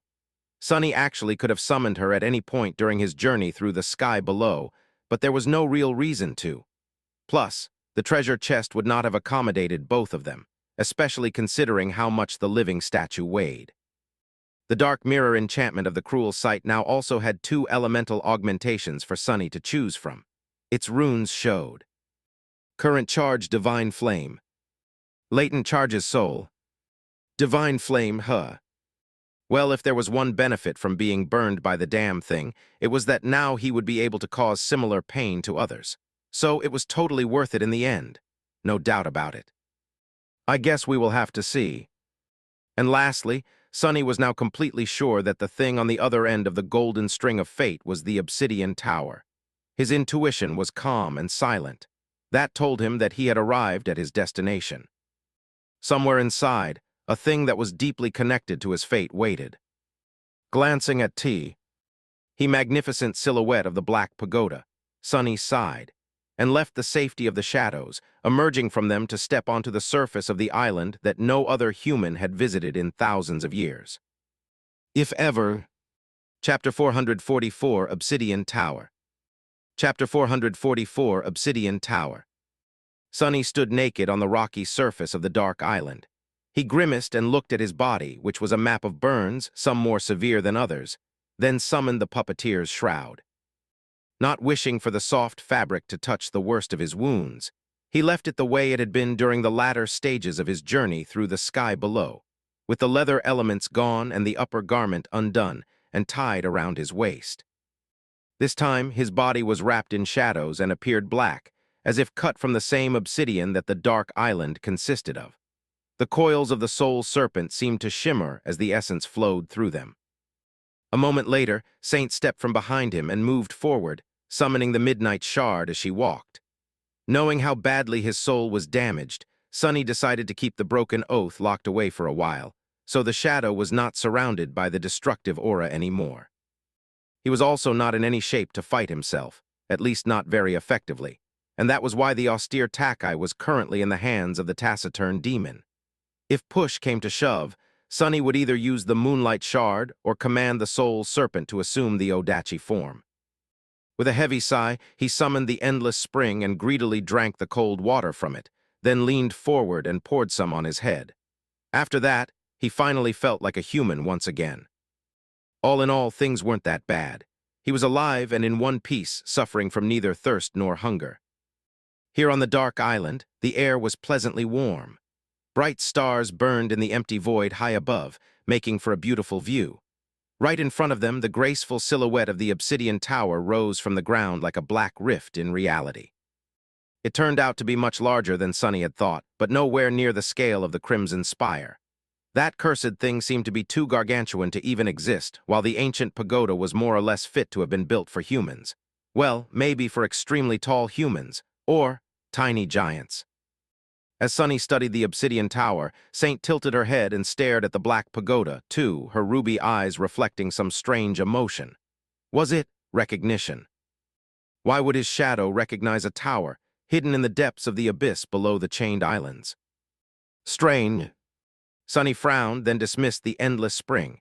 He remained motionless for a few moments, then slowly headed toward the tall pagoda. Saint followed. As they walked across the island, Sonny had time to look at the various ruins left on its surface. It was hard to determine what they had been once, but Sonny got the feeling that he wasn't looking at the remains of buildings. More like structures, devices. Their purpose was now impossible to determine, but whatever it had been, he doubted that anyone could have ever lived inside. The closest he could get to putting his feeling in words was that these ruins reminded him most of the bowels of the underground factory his mom had worked in when he was little. Even though the factory was much larger and built of alloy instead of cut blocks of obsidian, not to mention being much more advanced, the sensation was the same. Just what was the purpose of this island? Who lived here? Who built that strange tower? The closer Sonny got to the obsidian tower, the more he was impressed by its graceful beauty. Even though the pagoda was hidden in the depths of the sky below, where very few creatures would have ever seen it, the unknown builder spent time to ensure that it replicated the magnificence of its ivory counterpart perfectly. It would have been breathtaking if it wasn't so menacing. Surrounded by nothing but emptiness and silence, the obsidian tower appeared ominous just by virtue of existing. I am not scared at all. He did, however, was thinking about one thing in particular. Which tower was really the replica, and which one was the original? The beautiful white pagoda that flowed high above the chained isles, or the menacing black one that hid in the darkness below? Maybe he was going to find out. Soon, Sonny and Saint approached the tall gates of the obsidian tower. Nothing attacked them, and no frightening sound came from inside, announcing that something that dwelled beyond the black gates was awakening in hunger. The pagoda was silent, just like the rest of the dark island. The strange thing, though, was that Sonny could not feel any shadows on the other side of the massive door. Not because there weren't any, but because the walls of the tower seemed to shield the interior from his shadow sense. A cold shiver ran down his spine. I have never encountered anything like this before, have I? He hesitated, then approached the black door, summoned the moonlight shard, and scratched its surface. A layer of black dust fell down, revealing a much harder and even blacker surface beneath. Sonny raised an eyebrow. I soot. The entire pagoda was covered in a thick layer of soot. He stood motionlessly for a bit, trying to understand what meaning was there in this fact, then simply shrugged and studied the ancient gate. The problem he was facing was that the gate didn't have a handle to open. Neither did it have a keyhole, a bell to ring, or a knocker to announce his arrival. How the hell am I supposed to open it? Without shadow sense, he couldn't use shadow step to simply appear inside. So for the moment, Sonny was stuck. It would be very, very funny to travel all this way only to find out that I can't open a damn door. Right. Slightly embarrassed, he looked at Saint and asked, any ideas? He didn't really expect an answer from the taciturn demon, but to his surprise, the shadow stared at him for a few moments, and then lowered her sword. Then she raised one hand and pointed to her eye. Sonny observed all of that in complete bewilderment, then blinked a couple of times. What does she mean? Then an idea came into his mind. Turning back to the door, he put one hand on it, and then shifted his gaze in a similar manner he did when looking beneath the surface of memories to look at their spellweave. And there, beneath the obsidian surface of the tower's gate, he saw it. A weave. It wasn't the weave of ethereal threads he was used to seeing, though. Instead, it was a much cruder and more primitive version of it, created from very physical diamond strings that stretched beneath the stone surface, creating a beautiful but simple pattern. Sonny had only seen this type of weave one time before. Inside Saint herself. Back when she was just an echo, he had noticed it hidden behind the radiant pattern of the spellweave. He had thought that it was what made the stone warriors alive in the first place. That it was created by the last child of the unknown in the cavernous halls of his dark domain. And that it might have been the precursor of the spell itself, or maybe an imitation of it.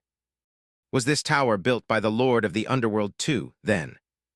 Sonny hesitated for a moment, then moved his hand to a particularly bright knot of the diamond weave, and sent a small amount of shadow essence into it. For a moment, nothing happened. And then the gates of the obsidian tower opened. Chapter 445, Respite. Chapter 445, Respite. Visible only to Sunny, the diamond weave beneath the surface of the gate ignited with ghostly light. Almost immediately, a thin vertical crack appeared in the ancient stone. Then the gates silently opened, and a gust of wind hit Sunny in the back. He took a few steps away, hiding behind Saint, and cautiously looked over her shoulder at the dark entrance. Nothing was moving in the darkness. From what he could see, the interior of the obsidian tower seemed quite mundane. As soon as the gate opened, his shadow's sense could finally penetrate the invisible barrier surrounding the graceful pagoda. It didn't detect any danger as well. It really did seem safe. He waited for a few moments, then coughed and waved a hand in front of his face, trying to get the soot that had flown into the air away from it. "Ah, well, nothing to worry about then. Let's go." Sunny glanced at Saint, lingered for a second, and added in a polite tone, "Oh, ladies first." The taciturn demon turned her head slightly, stared at him with one ruby eye, then simply walked forward and stepped over the threshold of the ancient tower. Sunny waited for a few moments and followed. Tightly gripping the handle of the moonlight shard, he dove into the darkness that reigned behind the tall frame of the entrance, made a dozen steps forward, and found himself in a wide corridor that seemed to encircle the entire first level of the pagoda. The corridor stretched both far to the left and to the right. Here and there, Sunny could see large doors leading to differently sized rooms that were situated in the direction of the tower's outer wall, all the way to the bends of the corridor. And right in front of him was an intricate wooden gate decorated with beautiful engravings. Behind it was the central hall of the tower. Sunny hesitated for a bit, then pushed the wooden gate, which opened easily and revealed a vast chamber on the other side. That smell... His eyes widened. Behind the gate was a large hall with a very tall ceiling. As soon as the gate opened, glass lanterns ignited on its walls, filling the interior of the obsidian tower with ghostly blue light. There were various things in the hall, all of which demanded Sunny's attention.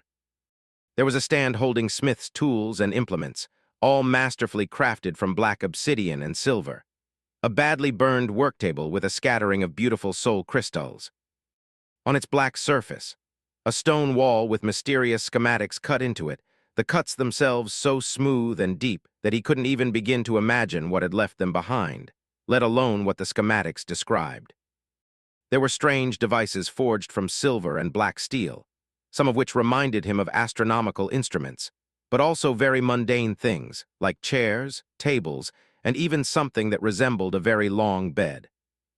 All of it was perfectly preserved and immaculate, with not a speck of dust anywhere, cleaner than even his own house in the real world was, despite the thousands of years that must have passed since the obsidian tower was visited last. It also all felt slightly wrong. The sizes of everything were almost fit to be used by a human, but slightly different. The shapes of the handles of all the tools were slightly strange. The way the pieces of furniture and equipment were arranged in space filled him with a slight feeling of unease, even though he didn't know why. But Sunny did dwell on this for too long. Neither did his gaze linger on any of these items. His attention was pulled toward one specific place. Not too far from him stood a simple wooden table, and on it was all kinds of delicious food. Juicy meat, freshly baked bread, succulent grapes, glass jars of exquisite wine, beautiful pots full of steaming tea, all of it waited for him, as if served only a few seconds ago. Sunny's mouth watered. How is this possible? This has to be an illusion, right? Covered in layers of soot, sweat, and blood, he walked toward the table. His boots left black marks on the pristine floor of the hall. Arriving at his destination, Sunny reached out and grabbed a piece of bread with his dirty hand and greedily devoured it, then took one of the intricate silver goblets and filled it with wine. The rest of the goblets clattered to the floor, thrown off the table by his careless movement. Not paying it any attention, Sunny gulped down the sweet wine and laughed, sending breadcrumbs flying into the air. Oh, this is not bad, really. He would have preferred something without alcohol, but then again, this wine tasted so good. There was a wide grin on Sunny's face, but also dirty traces left by tears. His shoulders trembled. This really hits the spot. He was aware of the fact that the food could have been full of poison but didn't care too much. He was just too hungry, tired, and spent. His body and his soul both hurt too much. He was at his wit's end. Refilling his goblet and grabbing a piece of perfectly roasted meat, he wandered away from the table and took another look at the large hall. "There's no one here, right, Saint?" The shadow silently walked behind him, vigilantly looking around and keeping the midnight shard ready. But there was nothing to use it against. Sonny wandered for a minute or so and eventually stopped near a large bed covered with black, lavish furs. Dropping the empty goblet on the floor, he hesitated a little and then climbed into the furs. "Who's been sleeping in my bed?" Sonny dismissed the puppeteer's shroud and lowered his heavy head onto a soft pillow. He wanted to give Saint the command to stand guard, but there was no need. The taciturn demon was already doing exactly that.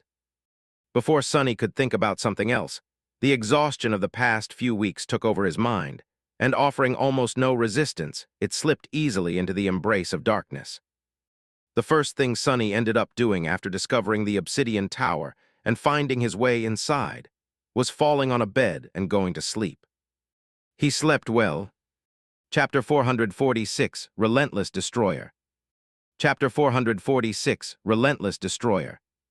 Sonny slept for a long time, the exhaustion slowly leaving his battered body. After a while, though, his consciousness rose from the deepest layers of slumber, summoned back by pain and thirst. With a sigh, he turned to his other side and tried to go back to sleep. After a few more hours of tossing and turning, though, Sonny was finally awoken by the loud sound of something crashing to the floor. What is Saint doing?" He reluctantly opened his eyes and sat up. As Sonny's weight shifted, the bed beneath him suddenly broke with a loud crack. He rolled onto the floor with a startled yelp. "Huh." Standing up, Sonny looked at the broken bed, then at the hall of the obsidian tower, which was now submerged in darkness. A bewildered expression appeared on his face. The room he had entered before had gone through a dramatic transformation while he was asleep. The magical lanterns were now extinguished, and everything inside seemed dilapidated and decrepit, almost on the verge of crumbling to pieces. The magnificent tools and implements had rusted through and deformed. The worktable had collapsed under its own weight. That was the sound which had awoken Sonny. The food he had enjoyed yesterday had turned to dust. The pristine condition of the hall was gone, and now it was full of debris and dirt. It was as though eons had passed since he fell asleep. A cold feeling appeared in his chest. Have I slept for 1,000 years? Remembering fairy tales where similar things often happened, Sonny felt a hint of horror, but then thought about it for a few moments and calmed down. No, he had not. Judging by how much shadow essence had accumulated in his cores, he slept for about 24 hours straight, which was a lot, but nowhere near 1,000 years. Saint, who was keeping watch nearby, also didn't look as if she had been guarding him for a few centuries. Instead, it was the pagoda itself that had aged, as if an invisible seal that had kept it untouched by the passage of time for all those thousands of years was now broken, and time was finally catching up with it. Time was the most relentless destroyer, after all. Sonny sighed with relief, then grimaced. Curses, I should have eaten more yesterday, much, much more. All that delicious food wasted. Shaking his head dejectedly, Sonny looked around, then accessed his own state.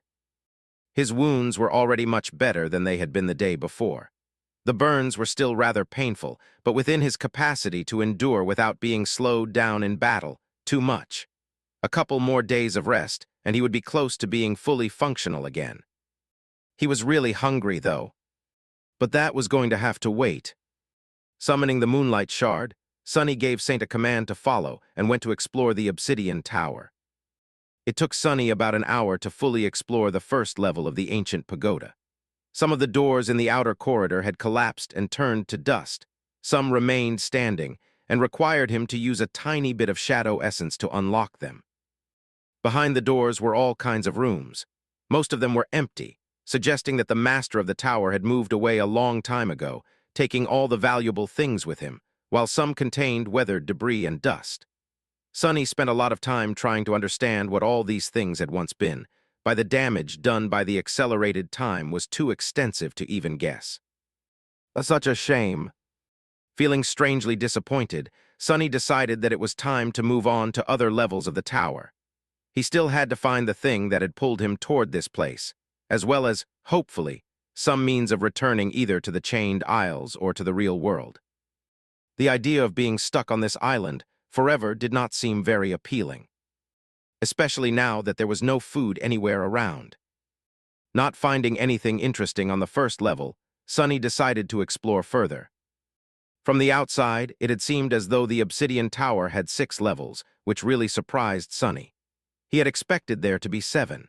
However, after finding 2 stairwells, one stair leading up, the other down, he realized that there was an underground level too, which explained this small discrepancy. Everything having to do with the spell and the dream realm had a tendency to be tied to the number 7, except the gods, of whom there had been only 6. I guess that's why they are called gods. No law can bind them, not even such a weird and random law as all things coming in 7s. Sonny looked up, then looked down, and decided to explore the underground level first. Letting Saint go ahead, he entered the spiraling staircase and descended into the depths of the dark island. Unlike the ground level, the basement of the obsidian tower turned out to be one giant hall. And in it, Sonny recoiled. For a second, it seemed as though hundreds of dismembered corpses were piled at the center of the hall, forming a morbid hill. But as Sonny took a step back and instinctively raised the moonlight shard, he realized that he made a mistake. The bodies piled in the center of the chamber were not that of people. Instead, they were dolls. Hundreds of broken porcelain dolls, each the size of a human, were discarded in the underground hall. Their fragile bodies were shattered and broken, laying there like abandoned toys. Some were missing limbs, some were left with gaping holes in their torsos. Some had long ago turned into piles of small fragments, with not even their faces remaining. But those faces that did remain. Sonny tilted his head, then glanced at Saint. Every broken doll had the same face, or rather, all of their faces looked alike, as if they were all imperfect copies of the same original. They had the same flawless, inhumanly beautiful features that Saint had, only the craftsmanship behind the faces of the broken dolls seemed much less refined, as though the sculptor had not yet perfected his skill when creating them. They all looked like Saint's lesser siblings. If Sonny ever had doubts that the obsidian tower had once belonged to a certain underworld demon, now there were none. The last child of the unknown had clearly spent some time here, was probably the one who had raided the Black Pagoda in the first place, for some mysterious purpose Sonny couldn't even begin to guess. Then, however, his attention was drawn to something else. The floor of the vast hall was covered by a thick layer of dust, which should not have been disturbed in a few thousand years. But it had been. A set of fleet footprints led all the way from the bottom of the stairs, where Sonny was standing, to the pile of broken dolls, circled it, and then mysteriously disappeared. Sonny stared at it for a few moments, surprised. Someone had entered the obsidian tower before me. Chapter 447, Primal. Chapter 447, Primal. Sonny stared at the footprints for some more, then frowned. How does this make any sense? The obsidian tower had been sealed before he opened its gates. After he did so, the magic that had preserved everything inside was dispelled, which meant that those doors had not been opened in thousands of years. It wasn't that easy to gain entry into the pagoda, to begin with. Not even mentioning the fact that one had to travel through the sky below and find the only rift in the boundless ocean of divine flames. There was also the fact that the gate had to be opened by pouring essence into the weave of diamond strings beneath its surface. Sonny could only see the weave and understand its meaning a little because his eyes had been transformed by the drop of Weaver's blood. He assumed that there were other awakened with similar abilities, but there had to be very, very few of them. And what were the chances that one would find their way to the dark island beyond the immolating sea of stars, which was hidden in the depths of this endless void? And how would they enter the pagoda without causing its seal to break? Just who was it that snuck into the obsidian tower unseen, and when? It had to have happened long before today. Sonny knew for a fact that Saint would not have let anyone come and go without waking him up. Neither would his shadows even when he slept. They were aware and vigilant. So it could have happened at any point in the thousands of years, since the tower had been abandoned by its rightful owner. For now, he had no answer. Feeling a little apprehensive, Sonny approached the pile of broken dolls and studied them for some time. Saint came closer, too, and stared at them silently. Then, she poked one with the tip of the midnight shard and turned away indifferently, as if losing all interest in the porcelain mannequins. I guess she doesn't care too much about lesser versions of her. Saint repeatedly shown her disdain toward things that seemed to be replicas of her kind. It had been the same with the Black Knight, and even with the walking colossus of the Forgotten Shore. Sonny clearly remembered how unimpressed his shadow had been with the awesome stone giant. Turning away from the broken dolls, Sonny looked around and noticed that the walls of the chamber were lined with massive glass vessels. Some were whole and some were broken, but all were empty. The glass was black and opaque, covered with a thick layer of soot from the inside. Weird. Not finding anything else of interest on the underground level, he returned to where he had started and rested for a while, drinking water from the endless spring and trying to suppress his hunger. This place is so eerie. It was indeed. The Black Tower stood at the edge of an endless void of darkness, empty and abandoned, with everything inside of it made out of nothing by an inhuman mind. It was not a very welcoming place, at least not for humans. Sonny stared at the ancient walls that surrounded him and wondered about the secrets of the past. After a while, he stood up and cautiously headed for the second level of the Great Pagoda. As soon as Sonny set foot on it, though, he instantly felt that something was very, very wrong there. The feeling of deep, subtle, primordial terror he suddenly experienced was unlike anything he had known before, with the exception, perhaps, of those few moments back on the Forgotten Shore, when the walking colossus had lifted the giant threed skull from the depths of the dark sea. But here, this feeling was even more dire, even more invasive. What is this? Just like the underground level, this one consisted of only one great hall. The black walls rose high into the darkness, creating a magnificent and solemn atmosphere. At the center of it, cut into the obsidian floor, was a massive silver brazier, and in it. Sonny shuddered and took a step back. Something was growing from the brazier, spreading outward like a vile kind of rot. It had infected the very stone of the ancient tower, turning it into a semblance of repulsive, black, pulsating flesh. The silver brazier was infected by the terrifying growth, too, its metal somehow becoming a part of it. It seemed as if everything would become absorbed and transformed by the spreading corruption as long as it was touched by the harrow. In growth, entire worlds would be devoured by it, perhaps, if given chance. The thing slowly spreading from the ancient brazier felt like pure evil. Sonny shivered, gave Saint a signal to stay back, and shifted his gaze slightly. He was looking past spreading black flesh at the source of this harrowing infection. At the very center of the brazier, blackened by the flames that must have raged in it once, lay a severed human arm. Well, it resembled that of a human, at least. The arm was much longer than it should have been, and the hand had 7 fingers that ended with sharp claws. The rot seemed to be spreading from a terrible torn wound on the forearm to the charred and emaciated flesh, and then outward to everything else around it. Despite the repugnant state of the severed arm, the cut that separated it at the shoulder seemed clean and perfectly smooth, as if delivered by a steady and unfaltering blade. But Sonny was more affected in something else. A deep frown appeared on his face when he noticed it. In his mind's eye, the vile arm was radiating a blindingly bright, overwhelming, beautiful golden radiance. It was awash in the light of divinity. A frightening thought appeared in Sonny's head. Can it be? In front of him, stricken by the harrowing rot, was a severed arm of a deity. It was also the reason why fate had brought him to this lost and forgotten corner of the abyss. Chapter 448, Golden Needle. Chapter 448, Golden Needle. Sonny stared at the severed arm of an unknown deity, then at the harrowing, profane rot spreading from it. Then he tiredly rubbed his face. Why can't anything ever be easy? He was sure that his fate was somehow connected to that arm, which meant that he was going to have to get to it somehow. But Sonny was also sure that there weren't enough rewards in all of the universe to make him go anywhere near that rot, let alone touch something infected by it. He had the feeling that this thing was way out of his league. In fact, he suspected that a divine being had ruthlessly severed their own arm. because even someone as powerful as that had no means to resist that spreading corruption. What was Sonny supposed to do then? Well, trying to remain as far from the rot as possible, he studied it for a while before coming to a strange conclusion, or rather, a strange question.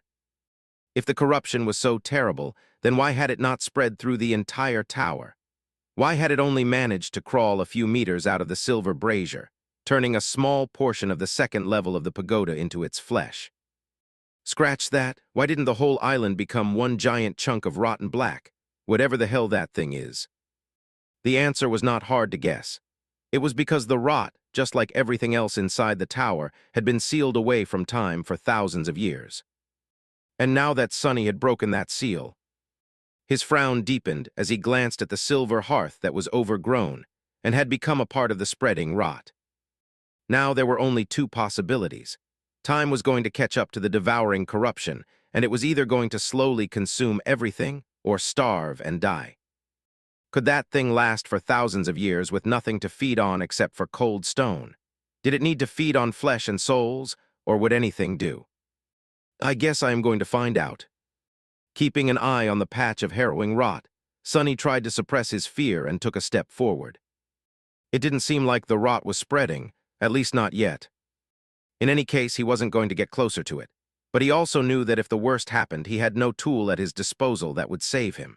If that thing began to grow, slowly spreading across the whole of the obsidian tower, and then across the whole island, Sonny was simply going to die.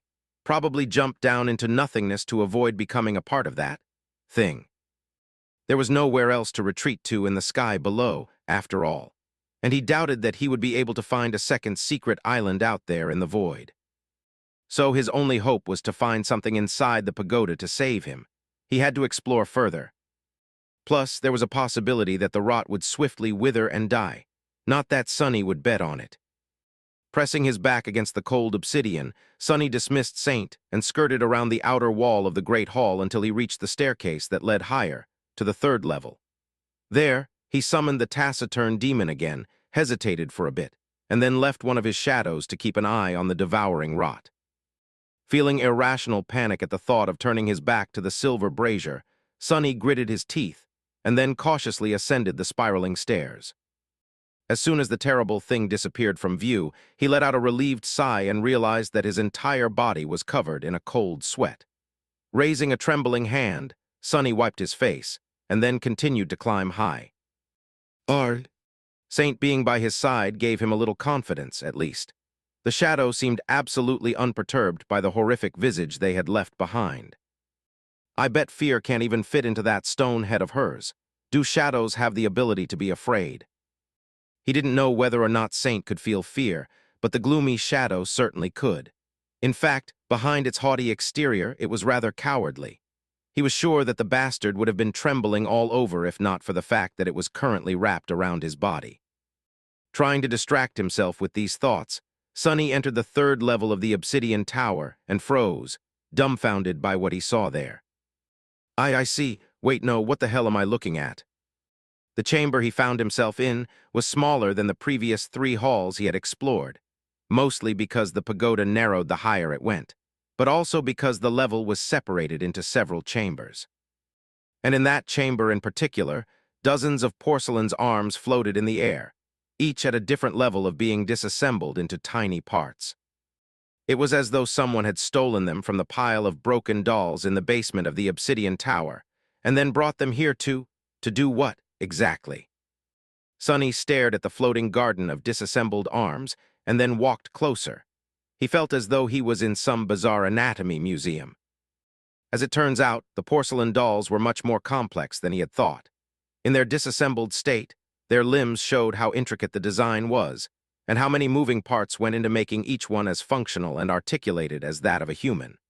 The joints, in particular, seemed like a marvel of engineering, not to mention the incredibly delicate weave of the diamond string beneath. Even Spelltech automatons could not boast of that level of ingenuity and intricacy. But why were these arms brought here and taken apart? Who had done it? The prince of the underworld himself. It didn't look like it. Why would he need to study his abandoned creations? It all became clearer when Sonny reached a stone pedestal standing at the far end of the chamber and saw a faint golden light emanating from a small object laying on it. On the surface of the table were numerous parts that had been scavenged from the disassembled porcelain arms, several skeins of beautiful diamond string, and a long, narrow needle. It was the needle that gave off a faint, weak radiance. Sonny looked at the needle, then glanced at the floating porcelain arms, noting for the first time that each was missing a part or two. Finally, different pieces of information connected in his mind, and he felt that he understood something about what had transpired in the obsidian tower. Sometime after the prince of the underworld had left this hidden island, perhaps years, or perhaps thousands of years, an uninvited guest had snuck into the Black Pagoda like a thief, somehow getting past the closed gates without ever opening them or disturbing the seal that had been preserving this place from being ravaged by time. That thief was a divine creature themselves, and also horribly wounded. One of their arms had been torn open and infected by the spreading rot that no one, not even a deity like them, could expel. That was why the thief had severed their infected arm at the shoulder and tossed it into the divine flame that had been burning in the silver brazier on the second level, and then went down to the basement to collect limbs from the broken porcelain dolls. It was that deity that had circled the pile of them and left the footprints in the dust for Sonny to notice. In the end, the thief ascended to the third floor and fashioned a new arm for themselves from the parts of the prince's discarded mannequins, and then sewn it onto their body with the diamond strings threaded through a sharp needle. That was the needle Sonny was currently staring at, and the divine light on it was emanated by the remnant traces of the thief's blood still left on its surface. But who was the thief, and why was Sonny connected to their severed arm by a golden string of fate? Sonny hesitated for a few moments, then reached for the needle but suddenly froze. The shadow left behind to monitor the harrowing rot had noticed something. The black ulcerous flesh was changing. Chapter 440, 9,000 Years of Hunger. Chapter 440, 9,000 Years of Hunger. Here we go. Sonny faced the stairwell and stood motionless, looking at the black rot through his trembling shadow. Sensing something, Saint turned around, too. The tip of her sword hesitantly rose into the air. The next few moments were going to decide whether he was going to live or die, or maybe be condemned to a fate much worse than death. One level lower, the harrowing corruption that had been spreading from the severed arm of a deity was moving. The black ulcerous flesh was rising and falling, as if in the throes of death or transformation. Sonny Gry teeth his teeth, waited for a second, and then breathed out with immeasurable relief. Dying, it's dying. It felt as though he had been sentenced to execution, only for a pardon to arrive at the last possible moment, when the rope was already pressing on his neck. Indeed, the terrifying rot was withering. As thousands of years that passed since it was locked in the obsidian tower caught up with it, the devouring corruption appeared to be dying of starvation. The stone surface assimilated into it, convulsed and wriggled, as if consumed by pain. The silver brazier was melting. The growths of the bulbous black flesh were slowly receding, their color turning ashen. The process was slow, but at the edges of the patch of corruption, the rot was already turning into wisps of darkness, which then disappeared without a trace. As tension left Sonny's body, he couldn't help but sway a little. Good, something has gone my way at last. Before, he had been considering his options, and finding no possible way to escape from the rot if it was to start spreading. He had considered trying to damage it with broken oath, but doubted that anything the awakened memory could do would work, considering that even the original owner of the seven-fingered hand resorted to severing their limb completely instead of trying to destroy the spreading corruption. He had also entertained the idea of using the cruel sight, which was now infused with divine flame. But something told Sonny that the massive brazier where the rot had taken root had once been full of it. Too, that was apparent from how charred the severed arm of the transient deity was. If even thousands of years of burning and annihilating divine flame couldn't destroy or stop the black rot, then what hope did he have? In the end, though, the corruption had destroyed itself. Neither divine flame nor an actual deity had been able to damage the black rot, but its hunger and the relentless nature of time were. Thank gods. Sonny inhaled deeply and tiredly closed his eyes. The corruption was slowly dying, pieces of it slowly disappearing, bit after bit. All that was left behind were the damaged stone and the memory of primal horror.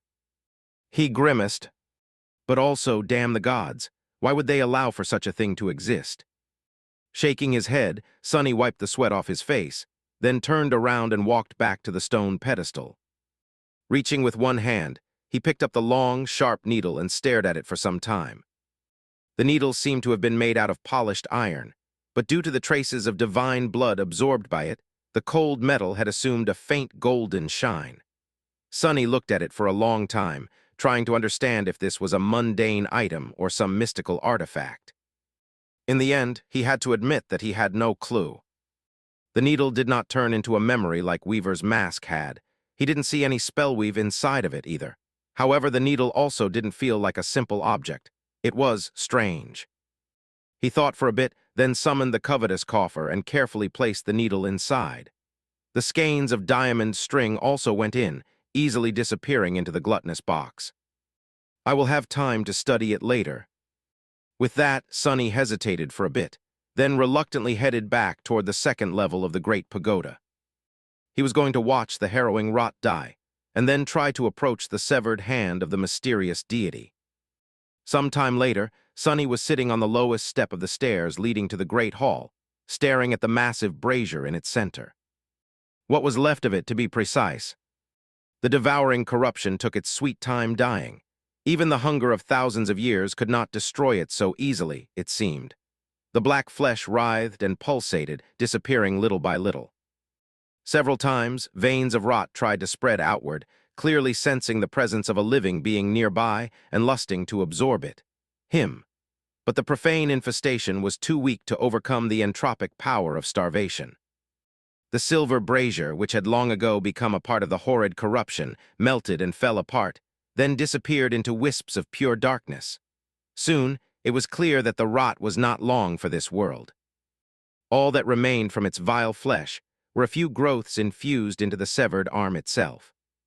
Staring at the disintegrating rot, Sonny felt both deep, primal terror and a strange compulsion to try and damage it, a little in hopes of being credited for the kill by the spell. Who knew what reward he would receive? But in the end, Sonny remained still. Firstly, because he wasn't even sure that the corruption would be acknowledged by the spell as a creature. He didn't really know if that thing was alive, for the lack of a better word. If it was an entity, a process, or a manifestation of some profane law that he didn't know of. Secondly, because he was absolutely unwilling to approach the rot, even now that it was dying. He wasn't even willing to let his memories get anywhere near it. The memories were connected to his soul, after all. Who knew if that thing was capable of spreading to a memory, and then to his very soul through the invisible link? So Sonny simply sat silently and waited. After a while, the corruption finally died. The charred flesh of the severed arm became ashen, crumbled into dust, and finally disappeared in wisps of deep, impenetrable darkness. All that remained was the empty hall, the patch of mangled obsidian in its center. A single piece of pristine alabaster bone shining with blinding gold radiance. A sole phalanx of a finger. Sonny waited for a few minutes, gathering his courage, then sighed and stood up. He glanced at the small bone, scowled, and walked toward it. It was time to see what fate had in store for him. Chapter 450, Alabaster Phalanx. Chapter 450, Alabaster Phalanx. Sonny stepped into the patch of mangled obsidian and slowly approached the alabaster phalanx, then kneeled beside it and lingered, studying its golden shine. He was trying to determine if any sign of the harrowing rot remained, but also felt pulled toward the radiant bone and found it hard to look away. All of this insanity just for that little piece of bone. What secrets does it hold? He hesitated for a moment, then reached down and picked up the phalanx. Sonny had instinctively expected it to crumble into a torrent of white sparks, and hear the spell proclaim that he had acquired a new memory. Just like what had happened with Weaver's mask, that memory being, perhaps, another drop of ichor. But nothing of the sort happened. The bone felt cold and smooth to the touch. There was still marrow inside, wet and infused with bright golden radiance. Sonny tilted his head, stumped. What was he supposed to do now?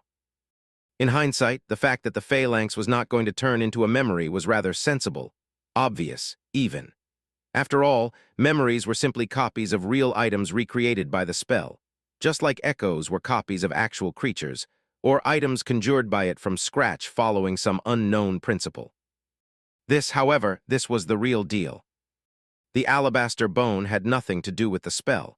It wasn't a recreation, it was the original. Sonny frowned, feeling unsure about how he was supposed to proceed. Then a certain scene suddenly appeared in his mind.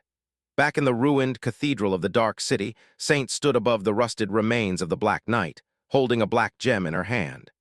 With a hint of some dark emotion burning in her ruby eyes, she raised the gem to her mouth and bit into it. Before he could fully process the implications of this image, Sonny followed a strange instinct. Without allowing himself time to think about it, he opened his mouth, put the phalanx inside, and swallowed it. What? He blinked a couple of times. What did I just do? Sonny stared at his empty hand, in which a divine bone had been just a few seconds ago, with wide eyes. And then, it was as though a furious fire ignited in his chest. Crap! Sonny tumbled to the floor, feeling a harrowing pain permeate his entire being. It was the unbearable agony he knew and remembered all too well, the feeling of his very nature being forcibly changed into something that it was never meant to be. That nothing was ever meant to be. Or maybe simply not allowed to. It was the opposite of the euphoric sense of rebirth the awakened experienced after completing the first nightmare or returning from the dream realm for the first time. The feeling of your whole body being torn apart and reassembled, only to be torn apart once more. Args, here we go again. The torturous suffering he was experiencing was very similar to what he had gone through after consuming the drop of Weaver's blood. Back then, it had felt as though every muscle, every fiber, every molecule in his body were destroyed and recreated over and over again, becoming slightly different with each time. The agony had been especially excruciating when it came to his eyes, which had felt as though two white-hot rods were inserted into them. This time was different. The pain was concentrated in his spine, in his bones, in the marrow permeating them. His fingers in particular felt as though there was molten, incandescent, liquid metal flowing through them. Sonny shrieked. Damn it, God damn it all. It hurt so much. However, the torture did not last as long as it had back in the branches of the soul-devouring tree. After a few more minutes of it, Sonny felt the blood weave suddenly come alive and rush through his veins, absorbing the harrowing heat, and then carrying it to every cell of his body. Slowly but surely, the pain lessened. But the process of transformation continued. Sonny sprawled on the floor, covered in sweat and breathing heavily. He could feel himself changing. It was a strange and extremely unpleasant sensation, one suffused with a feeling of profound wrongness. But not as devastatingly excruciating as it had been just a few seconds ago. Hell, that was rough. His voice was hoarse and creaky. Sonny glanced to the side and noticed Saint, who was standing silently above him and looking away with cold indifference. Such heartlessness, no sympathy at all. At least the happy shadow seemed very concerned about him, or itself. It was pacing nervously, turning to Sonny from time to time and timidly offering its encouragement. The gloomy shadow was currently wrapped around his body, so it couldn't offer any feedback. He had no doubt that it would have just mocked him anyway. That jolly guy is really irritating. I would rather be mocked, curse it all. Gritting his teeth, Sonny closed his eyes and endured the unpleasant feeling of his body being demolished and reconstructed as best as he could. After a long while, which felt like an eternity, it was all finally over. A deep feeling of relief spread through Sonny's body. It felt more solid somehow, strong, firm. Resilient. Just what have I? The voice of the spell suddenly thundered in the solemn dark hall, interrupting his thoughts. Was he imagining it, or had there been a note of dark excitement in it? It said, "One of your attributes has evolved. You have acquired a new attribute." You don't say. Sonny struggled to sit up, and then hurriedly summoned the runes. What have I done to myself this time? The runes shimmered in the air in front of him, and Sonny quickly looked at the cluster describing his attributes.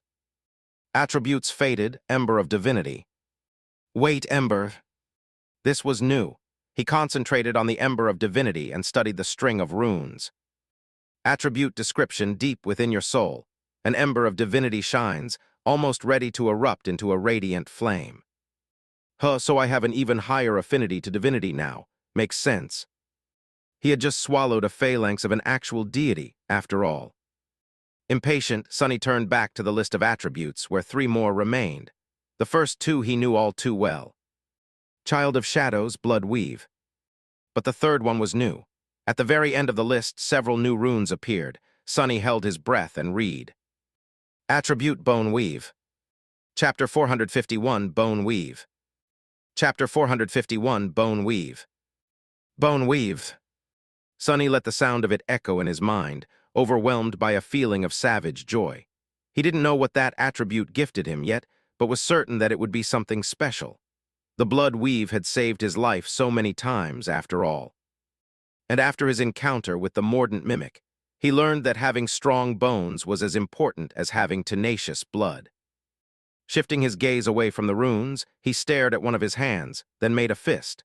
This was the arm that had been shattered by the vile creature, and then slowly healed while he was falling into the sky below.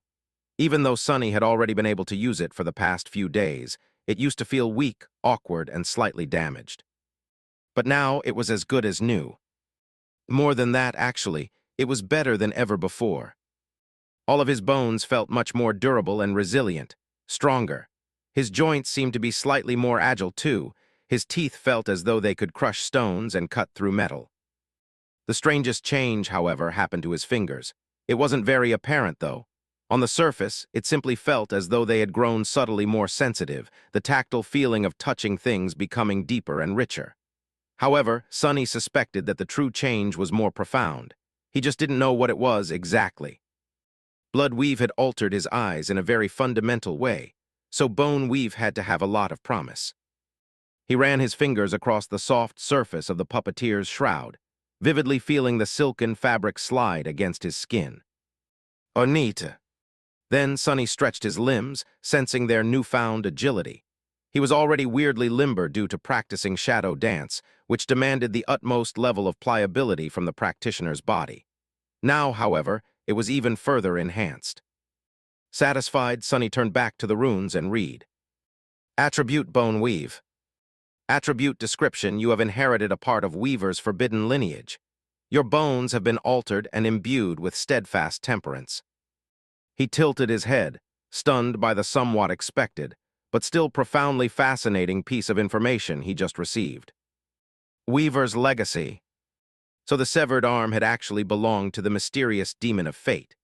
It was Weaver who had snuck into their siblings' tower while bearing a terrible wound, sliced off their rotting limb, and then fashioned a new one from the parts scavenged from the broken porcelain dolls before sewing it onto their body with diamond strings. It was Weaver's footprints that Sonny had seen in the basement of the great obsidian pagoda. He trembled. Even though Sonny had seen many incredible things and lived through many unlikely events, both wondrous and terrifying, he suddenly felt awe. It was as though he was suddenly in the presence of divinity. Demon of Fate had been to this dark island, had walked the same halls that Sonny walked, and breathed the same air. The sharp needle infused with remnant traces of their blood was currently inside his storage memory, as well as the diamond string they had used to sew a new arm to their body. Unlike the miraculous black mask, the needle was not a memory either. It was the actual thing. But most of all, Sonny had swallowed a phalanx bone of the divine being in question. Crazy, this is crazy. He blinked a few times, then suddenly thought. Was this how Neph felt when she first met Kai, I wonder? What a random and ridiculous thought. Then a slight frown appeared on his face. Why would Weaver secretly come to their younger brother's abandoned workshop? What was the harrowing rot that had been spreading from their wound, and what manner of creature could have wounded them so terribly? What could even damage a deity? Sonny had so many questions. Luckily, the description of the Bone Weave was not over. Several strings of runes still remained. He concentrated and read. When children of the unknown rebelled against the gods, Weaver was the only one to refuse the call of war. Despised and hunted by both sides, they disappeared. No one knew where Weaver went and what they did until it was too late. Sonny shivered. A few things became more clear from this short description. Firstly, it cemented his suspicion that, at some point in time, the 7 demons, children of the mysterious unknown, who were also strangely described as having created themselves, had waged war against the gods. Or rather, 6 of them, since Weaver apparently decided to not join either side in this conflict. Secondly, Weaver's reluctance to participate in the war had landed them in big trouble with both the gods and the other demons, unsurprisingly. One side would have seen the demon of fate as one of the enemies simply by virtue of them being a demon, while the other would have seen them as a traitor, for that same reason. That could potentially explain how Weaver ended up being ghastly wounded, and why they had to sneak into the obsidian tower in secret. These 2 pieces of information were extremely fascinating, but it was the third one that gave Sonny pause. No one knew what Weaver did until it was too late. That sounded so ominous. That made it seem as though Weaver alone had turned out to be more terrible than both the 6 demons and the 6 gods combined in the end. What exactly had Weaver done? Sonny really wanted to know the answer to this question, and not only out of idle curiosity. He was carrying 2 parts of Weaver's lineage inside of him now, after all. The lineage that was described as being forbidden. Was the reason for that connected to what Weaver had done? Just as always, the answers Sonny had received brought him a swarm of new questions. Curses! With a sigh, he dismissed the runes and stood up. There was no sense in pondering about that now, not without finding more information, both about the demons and the gods. After all that had transpired, he was incredibly tired and hungry. But mostly hungry. With a resentful sigh, Sonny gave Saint a sign to follow and headed back toward the first level. Chapter 452, Above and Beyond. Chapter 452, Above and Beyond. Several days later, Sonny was sitting on a piece of broken furniture in the central hall of the first level of the obsidian tower. The covetous coffer stood near him, its lid open and its sharp teeth revealed. He was holding the cruel sight in his hand. The silver blade of the somber spear was incandescent with white radiance, infused with divine flame. Sonny was currently using said divine flame to roast a piece of repulsive, slightly rotten black meat. That was the last piece of mimic's flesh he had stored inside the coffer before taking a plunge into the ocean of merciless stars. Saint was also nearby, staring into the distance with her usual cold indifference. He glanced at her, then sighed. Sorry that I haven't fed you in a while. The shadow did not react to his words in any sort of way. Sonny continued to talk, though unbothered by the taciturn demon's apparent lack of interest. Hey, that's not true. It is not my fault. Blame my incredible luck instead. What can I do? The memories I find are just too incredible. How can I let you eat them? I can't. He grinned, then threw a dubious look at the sizzling black meat, and sighed. I guess it's done. Dismissing the cruel sight, Sonny brought the meat to his mouth and took a bite out of it. As he chewed, an absolutely miserable expression appeared on his face. Ah, that's the stuff. I tell you, Saint, this meat absolutely delicious. I pity you really for being unable to taste this divine, oh damn it, how can anything be so vile? This divine dish. It's the best devil steak you can possibly eat in a lifetime. Just a single bite can really change your life. For the worst. At least chewing the damned thing was much easier now. Before the acquisition of bone weave, eating mimic's meat felt like gnawing on an old leather boot. It felt pretty much the same now, but Sonny's teeth were different. They were able to slice and cut through the tough meat of the devil with ease. Plus, it wasn't raw. That was already a reason to celebrate. Feeling his eyes tearing up from disgust, Sonny glanced at Saint and forced the smile to remain on his face. I see you are left speechless by my culinary skill. Fair, fair.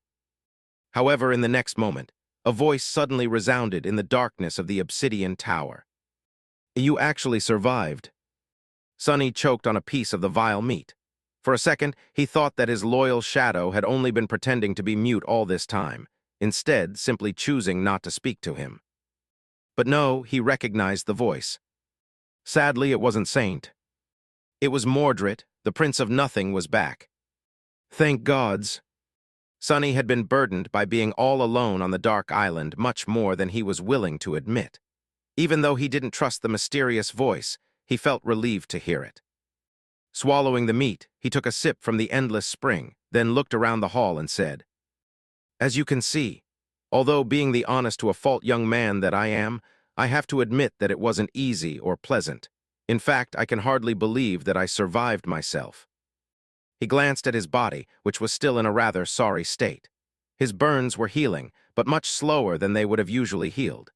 Even though the divine flame had not touched him directly, just the heat radiated by it was enough to leave long-lasting traces that even blood weave wasn't able to remove fast. Mordred remained silent before speaking again, as he usually did. When his voice appeared, it was full of genuine surprise. "You really found the rift in the ocean of flames?" Sonny shrugged. "As it turned out, I was more or less falling toward it the whole time. But even then, I almost burned to death trying to reach it. My most powerful memories were heavily damaged, and I only survived thanks to a bit of luck." Which was technically true, although not nearly all of the truth. The mysterious prince hesitated, then asked, "Where are you now?" Sonny tilted his head. How much of my surroundings can he perceive, I wonder? The first thing that Mordred had ever said to him was ask why it was so dark, so he probably could see something at least. "Can't you see where I am?" The voice answered, most likely honestly. "I can see a big hall filled with ancient, broken things. That doesn't tell me a lot, though." "Makes sense." Sonny nodded, feeling the pressure of the flaw building up in his soul, demanding for him to deliver an answer. He gestured at the interior of the obsidian tower. "Well, beyond the false stars, the void continues for who knows how much further down. But some distance from the flames, there is actually a single island floating in the emptiness. There is a magnificent black pagoda on that island, which looks like the exact copy of the ivory tower. That is where I am right now, inside that pagoda." Then Sonny scratched the back of his head and added, "But anyway, how come I can still hear you? Haven't you told me that your voice would not reach beyond the stars?" Mordred sighed. "That was what I thought. Luckily, I seem to have been wrong." After a short pause, he said in a strange tone, "The Ebony Tower, so it does exist." Sonny blinked. "I guess it's one way to call it." Then, however, a complicated expression appeared on his face. "Wait, you knew about it." The mysterious prince remained silent for a bit, then answered, "That is what I had been trying to find before I couldn't search anymore. There were some hints that a duplicate of the ivory tower exists somewhere in the sky below. I hope to reach it." Sonny chose his next words cautiously. "Oh, really? What else do you know about that place?" Mordred thought for a few moments, then answered wistfully, "It is said that a very powerful being came to this shattered land after it had been destroyed by the Lord of Light. Back then, the sky below was not as boundless, and there were much more fragments of divine flame still burning in its empty darkness. That being wanted to harvest those flames."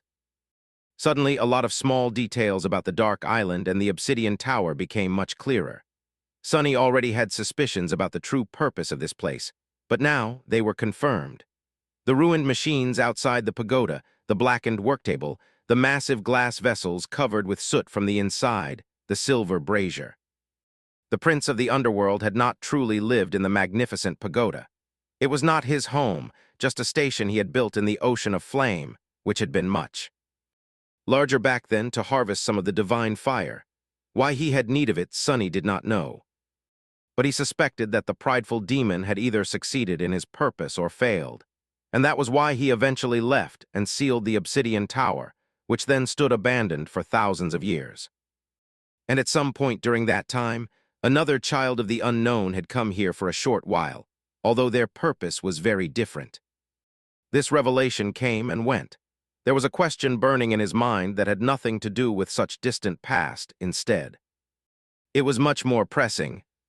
Sonny swallowed another piece of meat and asked casually, "Harvest divine flames? Very interesting. Was that why you wanted to come here too? Or had Mordred been after something else?" "Was after something else."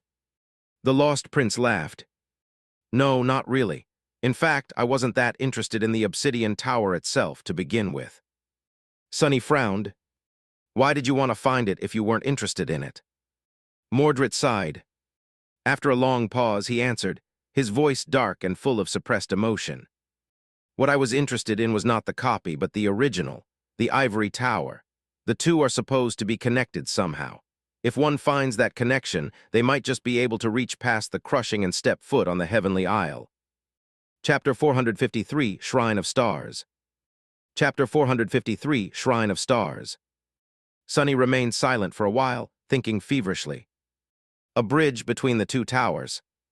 That was his chance to escape this dismal place and return to the real world. The problem was, he had no clue what this connection Mordred had told him about was. However, he had an idea.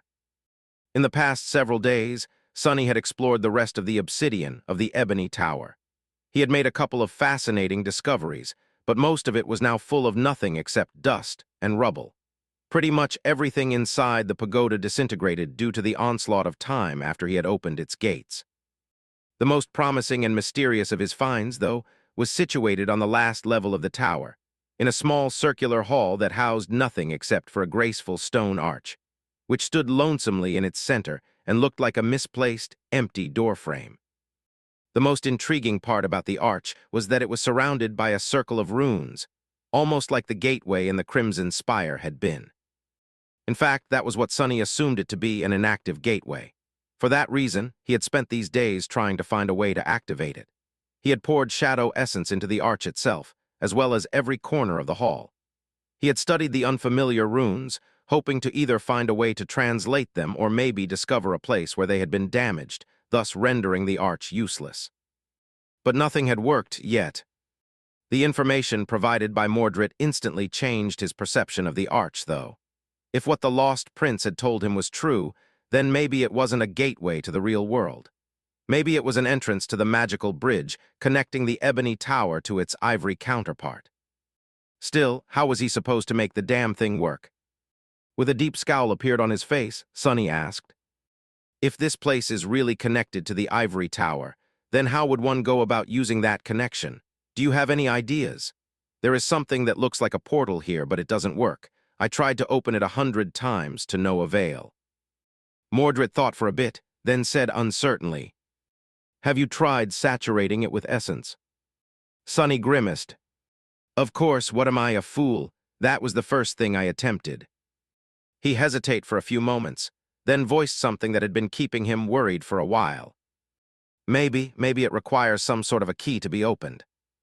The voice remained silent for a long time. Then Mordred said, no, I don't think so. Sunny raised an eyebrow. Really, why? The lost prince answered casually. Because only doors that can be kicked open require locks and keys. The master of this place wasn't someone who needed such things to keep uninvited guests away. Makes sense, I guess. He seems to know a lot about the prince of the underworld, though. I thought knowledge of demons was really scarce. Sunny sighed. So how do I activate the connection then? Mordred considered the question for a second or two, the said with a hint of doubt in his voice. The creator of the Ebony Tower was a builder of things, a genius artifacts, but also of practical sort, from what little knowledge of him remains. He would have probably used whatever was at hand and went for the simplest solution. Builders don't like overcomplicated things, after all. Sunny considered his words. The simplest solution. A seed of an idea appeared in his mind. With a thoughtful expression, he took another bite out of the piece of meat and chewed it thoroughly. The lost prince politely remained silent while Sunny ate. After a while, however, he suddenly spoke. Oh, by the way, I don't want to worry you, Sunless, but there seems to be a powerful nightmare creature standing right behind you. Sunny almost choked again. If not for the fact that he was looking both forward and back at the same time with the help of the shadows, he would have jumped and summoned the cruel sight immediately. But he knew that there was no one behind him, except for Saint. He swallowed the foul meat, then smiled weakly. Curses, you almost gave me a heart attack? That's not a nightmare creature. Can't you differentiate a real demon from an echo? Mordred remained silent for a bit, then said with amusement, She is your echo, fascinating. Sunny frowned. What's so fascinating about it? However, there was no answer. The mysterious prince was gone once again, disappearing as suddenly as he had appeared. Usually, Sonny was irritated by this annoying habit of his, but this time he was glad. Sonny couldn't wait to go back to the 6th level, but didn't want Mordred to see what he had found on the level before. He still didn't trust the lost prince, even though Mordred had been nothing but helpful up until now. Extremely so, in fact. Sonny didn't know if he would have even been alive without his guidance. Later, if I manage to return to the sanctuary in one piece, I'll start trusting him then. A little, maybe. Finishing up his meal, the last he was going to have in a while, Sonny stood up, stretched, and headed toward the stairs. After he had received the bone weave and rested, Sonny explored the rest of the 3rd level of the Ebony Tower. However, he had not found anything of note there. He also had not discovered any more traces left behind by Weaver, which disappointed him a great deal. The 4th level, however, was much more interesting. The central hall of it was fashioned into a vast, somber shrine. At the center of it stood an altar cut from a single slab of black onyx, and behind it was an incredibly beautiful statue of a young woman dressed in a flowing tunic, her face obscured by a veil. The young woman was holding a star in one hand and a bolt of lightning in the other. Sonny was pretty sure that she was none other than Storm God, also known as the Goddess of Black Skies, deity of the oceans, of the depths, darkness, stars, travel, guidance, and disaster. Which was really interesting. Why would the Prince of the Underworld build a shrine to his sworn enemy at the very heart of the Ebony Tower? Their relationship, it seemed, was not as simple as Sonny had thought. He had been much more interested in the altar itself, though. After finding the shrine, Sonny had tried to place magical coins on the onyx surface, and even spilled a bit of his blood on it.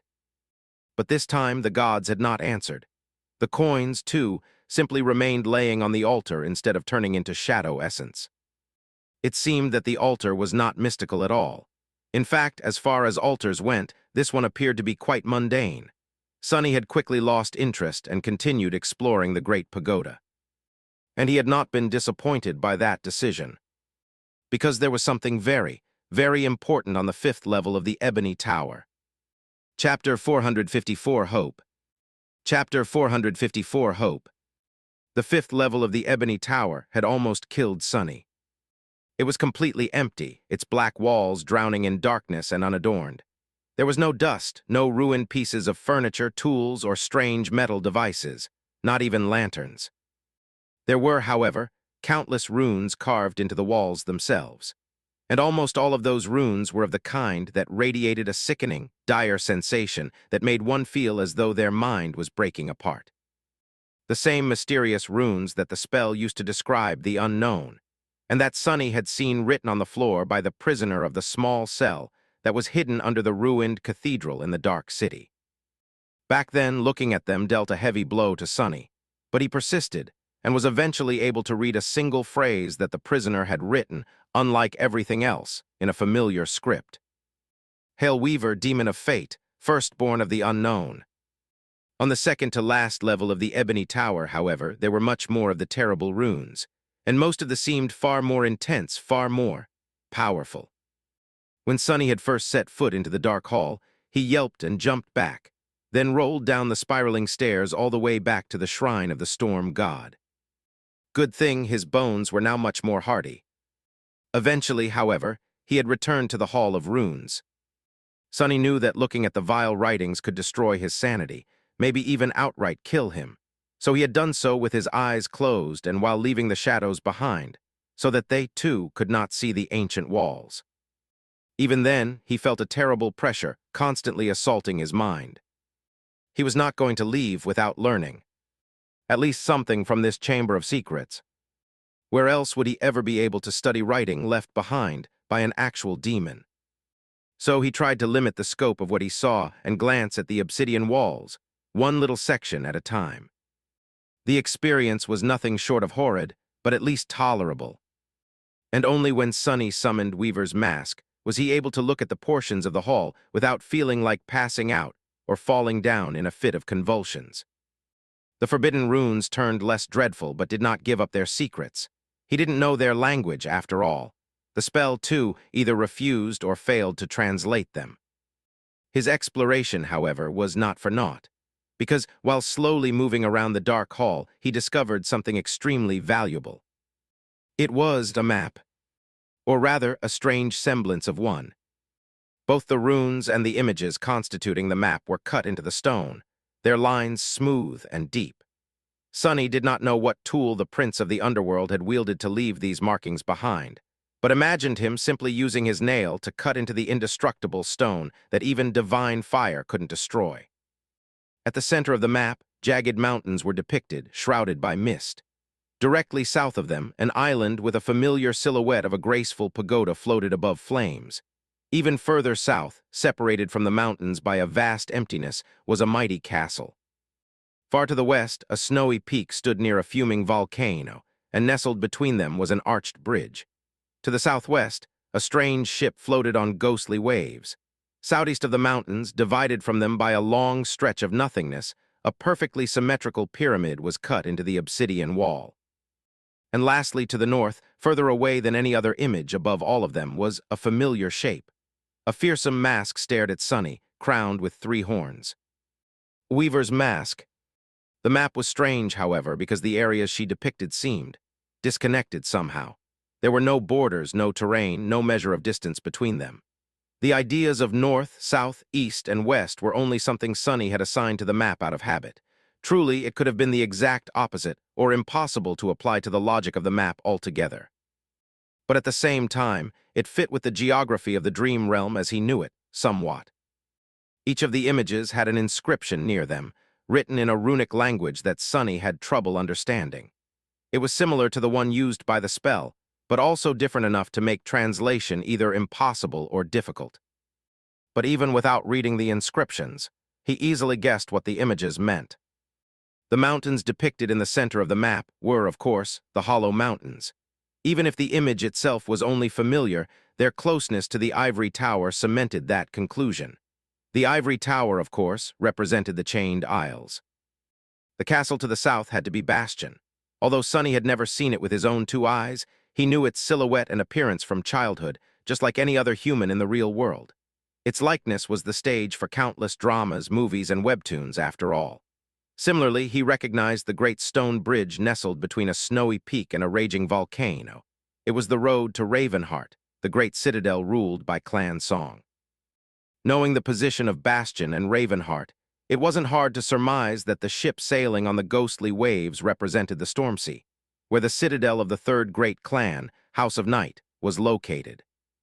Sonny had no idea what the pyramid to the east represented. The 7th image, however, was rather clear. It meant Weaver.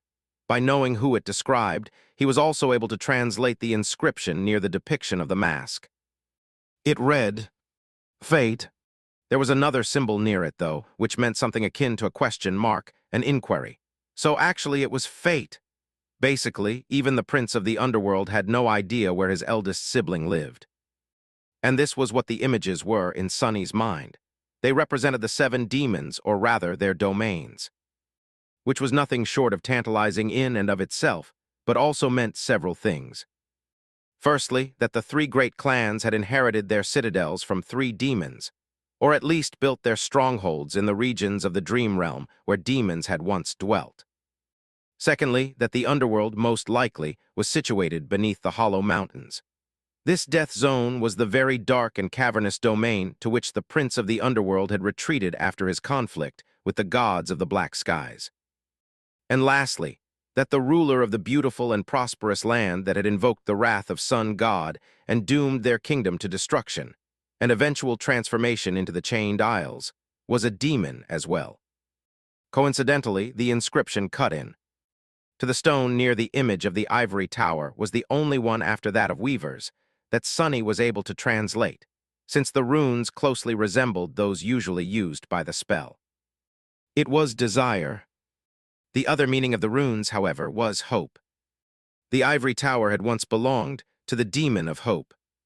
Chapter 455, Doorway to Heaven. Chapter 455, Doorway to Heaven.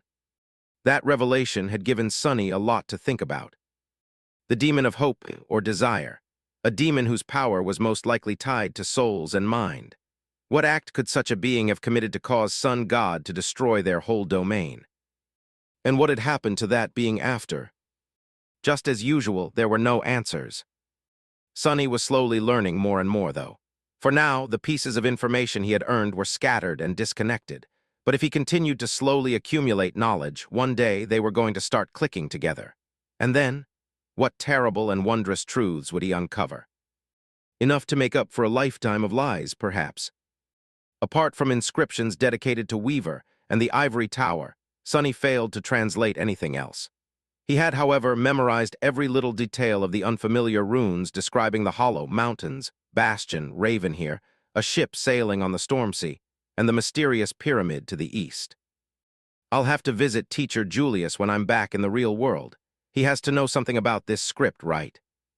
Thinking about the map, Sonny entered the rune hall, kept his eyes closed, and walked to the entrance to the stairwell leading to the 6th level of the Ebony Tower. The last one. When he entered the chamber of the stone arch, he sighed with relief. The pressure emanated by the terrifying runes was finally gone, leaving his mind at ease. The headache caused by them, however, was going to persist for a few more minutes. Sonny sat down, leaned his back against the wall, and stared at the arch while waiting to fully recover. The highest level of the Great Pagoda was not very large in comparison to the 6 others. It was just one big hall, circular in shape and almost completely empty. The only thing inside of it was the arch itself. It was tall and composed of the same material as the rest of the Ebony Tower. In fact, the arch didn't seem to have been built. Instead, it was almost as if it had simply grown out of the floor without any seams separating it from the black stone. It looked like a doorway that someone had put in the middle of the chamber for some reason, and then forgot to attach a door to it. This was Sonny's only hope of escape. He stared at it for a long time, thinking about how to make the portal work. In the past, he had tried a lot of things to activate the arch, as well as studying the circle of runes surrounding it, but nothing he had done accomplished anything. His recent conversation with Mordred, however, had given Sonny an idea. What had Mordred said? That the prince of the underworld was somewhat of a divine smith, a builder of things, but also of the practical sort, that he would have used whatever was at hand, going for the simplest solution. That more or less confirmed what Sonny knew of the prideful demon already. After all, Saint and her kin had been created by the prince of the underworld. In retrospect, Sonny had completely failed to understand the magnitude of that accomplishment. To create a living being from nothing, a whole race of them, really. That did sound like something that only a god would be able to do, didn't it? The prince of the underworld, however, was not a god. He was a demon, a lesser deity. Was the creation of Saint and her people his way of showing the true divinities that he was in no way inferior to them, or was he guided by some different ambition? I wonder how the gods reacted. Teacher Julius had described demons as terrible beings that inspired fear because of their unknown origins and strange powers. What happened after one of them had accomplished something that was supposed to be in the purview of only the gods? Saint's description, back when was an echo, said that she and her kin were designed to bring peace, but were born into an endless war instead. But regardless, that was not the point. The point was that Saint was made out of stone. Sonny had always thought that it was an integral part of her design, a fundamental aspect of the vision her creator had for the living statues, to make them stronger, perhaps, or harder to destroy. But after witnessing the porcelain dolls and speaking with Mordred, Sonny was not so sure anymore. The broken dolls showed that the material from which to make his creations had not mattered to the prince of the underworld too much. What was at hand the simplest solution? Was Saint made out of stone, simply because there was a lot of stone in the Hollow Mountains for its prince to use in his experiments? There was nothing but stone there, really. That can't be. Right, can it? But somehow, Sonny felt that it was indeed right. He glanced at Saint and blinked a couple of times.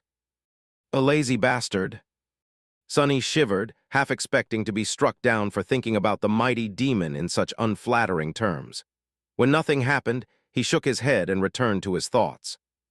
There was plenty of stone in the Hollow Mountains, but there was literally nothing around the Ebony Tower. But what about in the past? What had there been a lot of around it back at the time the prince of the underworld resided in the sky below? What would he have used to power his magical engines? This pagoda had been built to harvest divine flames, after all. Feeling the headache finally retreat, Sonny stood up and walked over to the arch.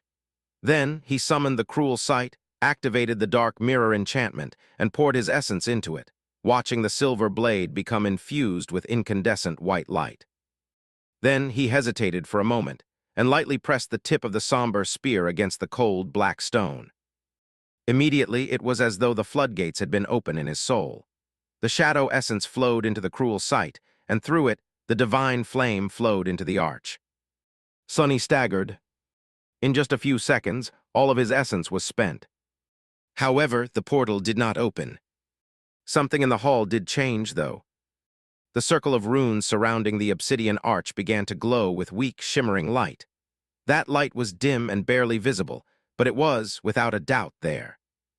Sonny stared at the runes for a long time, and then a wide grin appeared on his face. Bingo! Chapter 456, Leaving Nothing Behind. Chapter 456, Leaving Nothing Behind. For the next few days, Sonny's life became rather monotonous. He would meditate while circulating the shadow essence through the coils of the soul's serpent to enhance the speed of its recovery, pour it into the obsidian arch, and repeat the process. With each cycle, the runes surrounding the portal became brighter and brighter. The portal was slowly coming to life, filling Sonny with hope so intense that he struggled to contain it. He had no doubt that he would be able to activate the arch. And then he would go to the ivory tower, find a way to descend back to the chained aisles somehow, and return to the real world. And buy a new refrigerator. And stock it with all kinds of food. Sitting on the stone floor of the highest level of the ebony tower, Sonny looked at the covetous coffer, which stood nearby, with a resentful expression. He knew full well that there was no meat left there, or any other kind of food. Who knew he would miss the vile flesh of the mordant mimic one day? I guess one should never say never. Sonny was close to fully replenishing the shadow essence, so his thoughts began to wander. Out of boredom, he dove into the soul sea, stared at the shadows for some time, then paced around, then summoned some of his memories and read their descriptions for the 100th time, then stared at the looming black suns of his shadow cores, then paced some more, summoned a few other memories. Boring, so boring. After a while, something finally attracted his attention. The runes of Weaver's mask had apparently changed a little. Before there was in place of the name of its third enchantment. After Sonny had activated that enchantment, almost frying his brain in the process, the name changed, however. He blinked a few times, then looked at the runes again. Did I read it right? But no, there was no mistake. The first two enchantments were just as before, Mantle of Lies and Simple Trick. The third one, however, now had new runes describing it. Memory enchantment, Where is my eye? Where is my eye? Enchantment description helps the wielder peer into the tapestry of fate. Sonny looked at the runes with a deadpan expression for a few moments, and then laughed so hard that it threw him out of the soul sea. Oh gods, where is my eye? Priceless. By the time he was done laughing at Weaver's strange naming sensibility, the cycle of restoring the shadow essence was complete. Sonny shook his head, smiled, then stood up and summoned the cruel sight. By now, the circle of runes was burning with a furious white radiance, turning the somber black hall into a stark tapestry of darkness and light. It seemed as if the air inside the arch was rippling slightly, hazy from heat. He walked toward the obsidian arch and, without wasting any time, touched it with the tip of the silver spear. Once again, his soul essence was devoured at terrible speed. This time, however, only half of it was consumed. As bright light suddenly hit Sonny in the eyes, he took an involuntary step back and raised a hand to shield them. A cool breeze caressed his face, and he could suddenly smell bark, grass, soil. Life. When his eyes adjusted to the brightness, Sonny slowly lowered his hand and looked at the arch with a bewildered expression. It was as though a rift in reality appeared inside the ebony tower. All around the portal, the hall was just as it had been, dark, somber, cut from lusterless black stone. Inside the portal, however, was a clear blue sky. Sunlight had suddenly invaded the ebony tower after thousands of years spent in utter darkness, and brought with it the sounds of the wind and the rustling of leaves. Sonny could see the skies, but also the ground. A beautiful green meadow continued from where the obsidian floor ended, full of vibrancy and life. A shadow of a tall tree shaded the proximity of the portal, and there was a path of white stone leading from it toward. Some distance away, a pristine white wall rose higher than Sunny could see through the portal. Surrounded by the blue skies, clouds, and vibrant green grass, it seemed to be the epitome of beauty and tranquility. The whole site was like a paradise. He swallowed. The ivory tower, Mordred was right. What's more, judging by how softly the grass swayed under the wind and how lazily the branches of the tree moved, the heavenly island was really not affected by the crushing. In that regard, at least, it was safe. Yes. Suddenly tense, Sunny quickly glanced at the circle of runes. Just as he had expected, it was already growing dimmer. The portal was burning through the meager amount of divine flame Sunny had been able to charge it within these past days, and was going to close soon. Curses! Well, it was not as though he had not been prepared to go through the arch as soon as it opened. He had done everything he wanted to do in the Ebony Tower, given the circumstances. There was not much to be done here to begin with. Time had destroyed every possible trophy he could have found, and the most valuable treasures. The bone weave and the knowledge of the map left behind by the prince of the underworld were already in his possession. Now he just had to escape alive. Dismissing all of his memories, Sunny wrapped both shadows around his body and dashed toward the light. Please, please don't be an illusion. He appeared near the portal, dove inside, and stumbled, falling to his knees. His fingers touched the soft grass, and with his tactile sense enhanced by the bone weave, Sunny felt every tiny detail of its texture, of the rich soil beneath, of the heat of the sun on his skin. It was all real. It was wonderful. As the portal shimmered and closed behind him, Sunny closed his eyes tightly and let out a short, quiet cry. He had too many emotions boiling in his heart to put them into words. He made it, he escaped from the void. He left nothing behind. While Sunny was feeling the joy of escaping from the sky below, something else happened.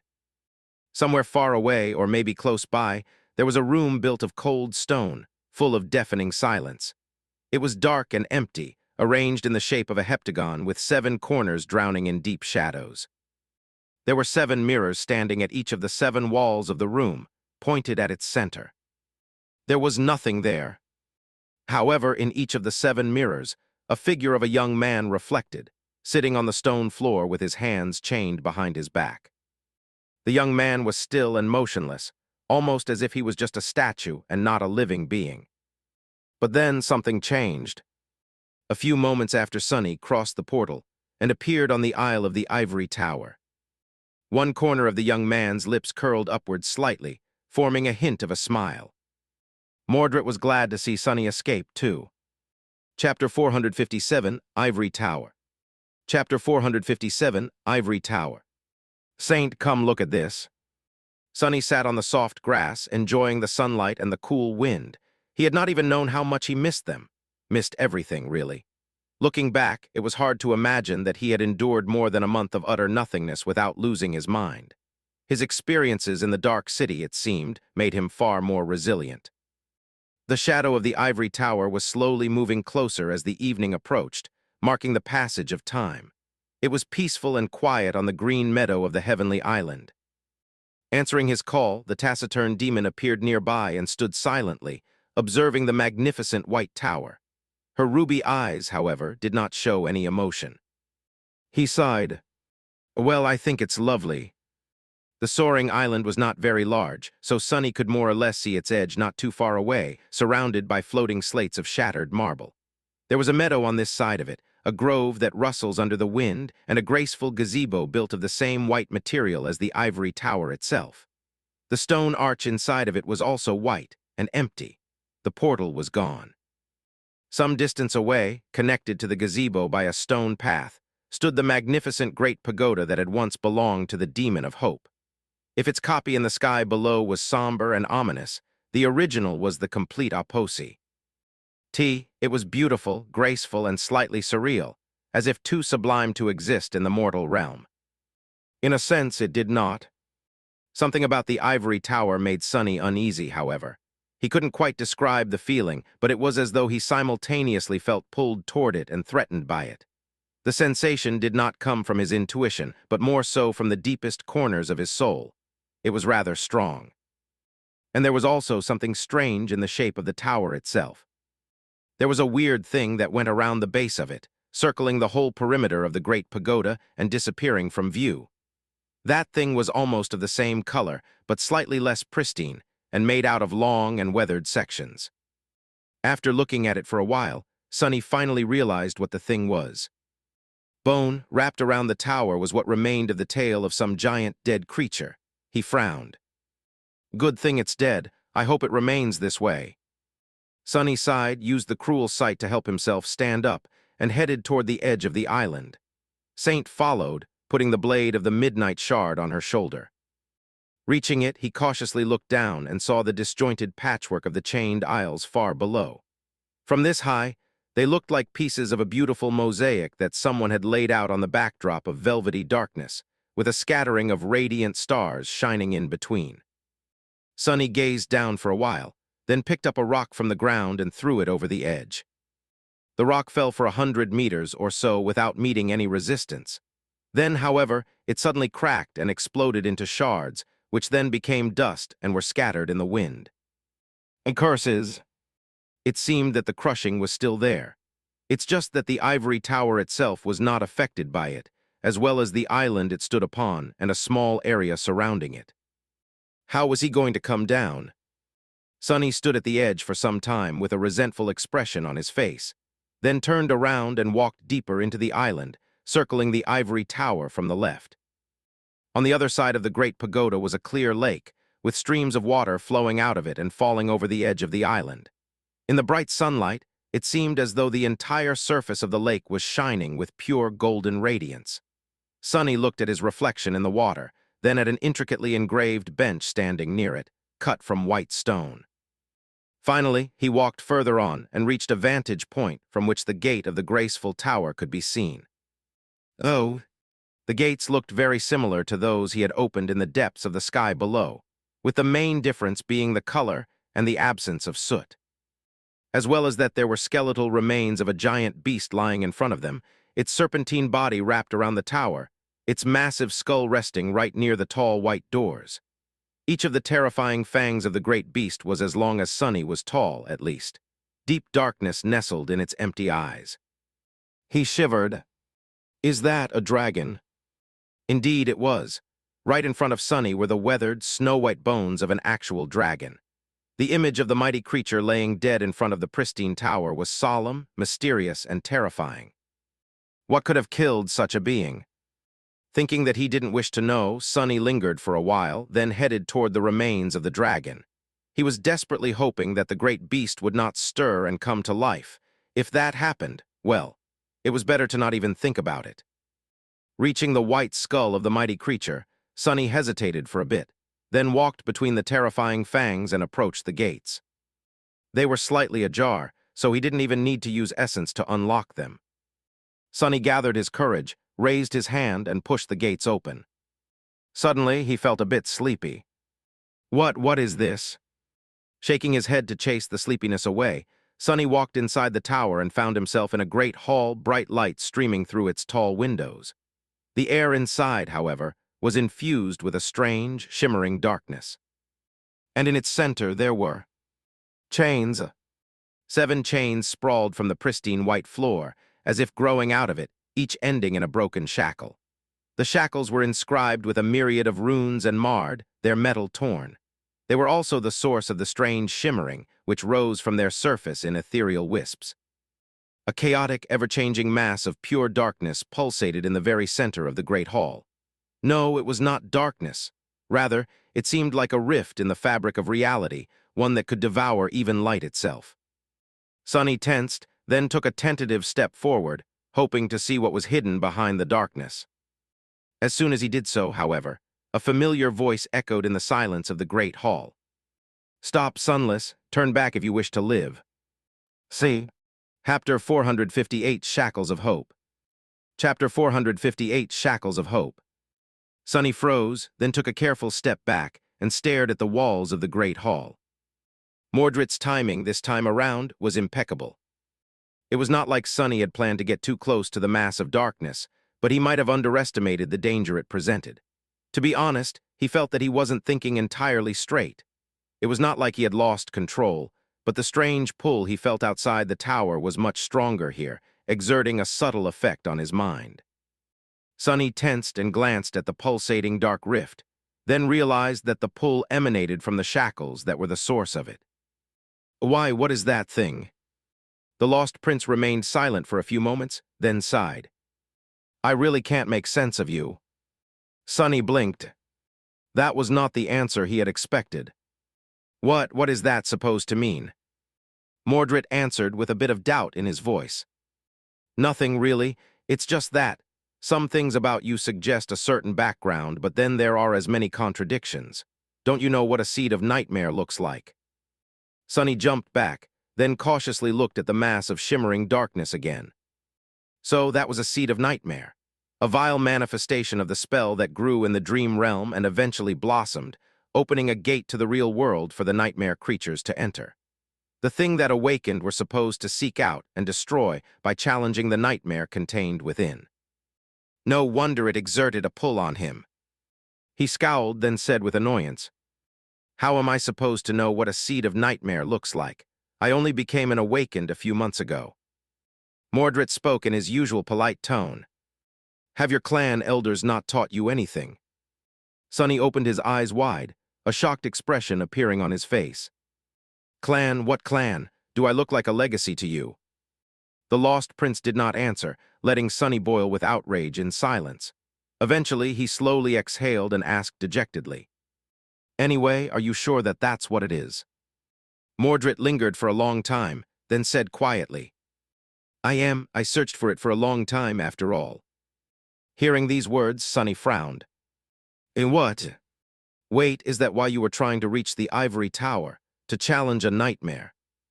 He rubbed his face in frustration, trying to find a way to make sense of that statement, then shook his head. "Why the hell would you do that? There's no shortage of seeds of nightmare everywhere in the dream realm, ones that are not hidden behind endless voids and oceans of divine flame. These things were not so numerous that one stumbled on one every day, but also not so rare to go to this lengths to reach one. What had Mordred been thinking? The lost prince answered after a short pause, his voice slightly amused. "You are not a legacy, indeed." Sonny let out a heavy sigh. "Either you are extra obscure today, or I can't understand you for some reason. What do legacies have to do with any of this?" Mordred thought for a bit, then said, "This seed of nightmare is a very, very special one." What is he going on about? The only thing that differentiated seeds in Sonny's mind was their category. A Category 2 seed would blossom into a Category 2 gate and contained a second nightmare. If an awakened challenged it and passed the trial, they would become a master. If a master challenged a Category 3 seed and survived the third nightmare, they would become a saint. The same thing went for sovereigns. Although there only had been 3/4 nightmares conquered in all of human history, as far as Sonny knew, and he knew more than most people. How could a seed be special? As if guessing what he was thinking about, Mordred spoke. "There are a lot of master, but not all masters are equal. There are a few dozen saints, but not all saints are equal.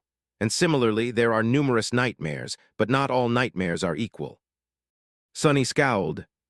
"How so? Is it easier, more difficult?" The lost prince sighed.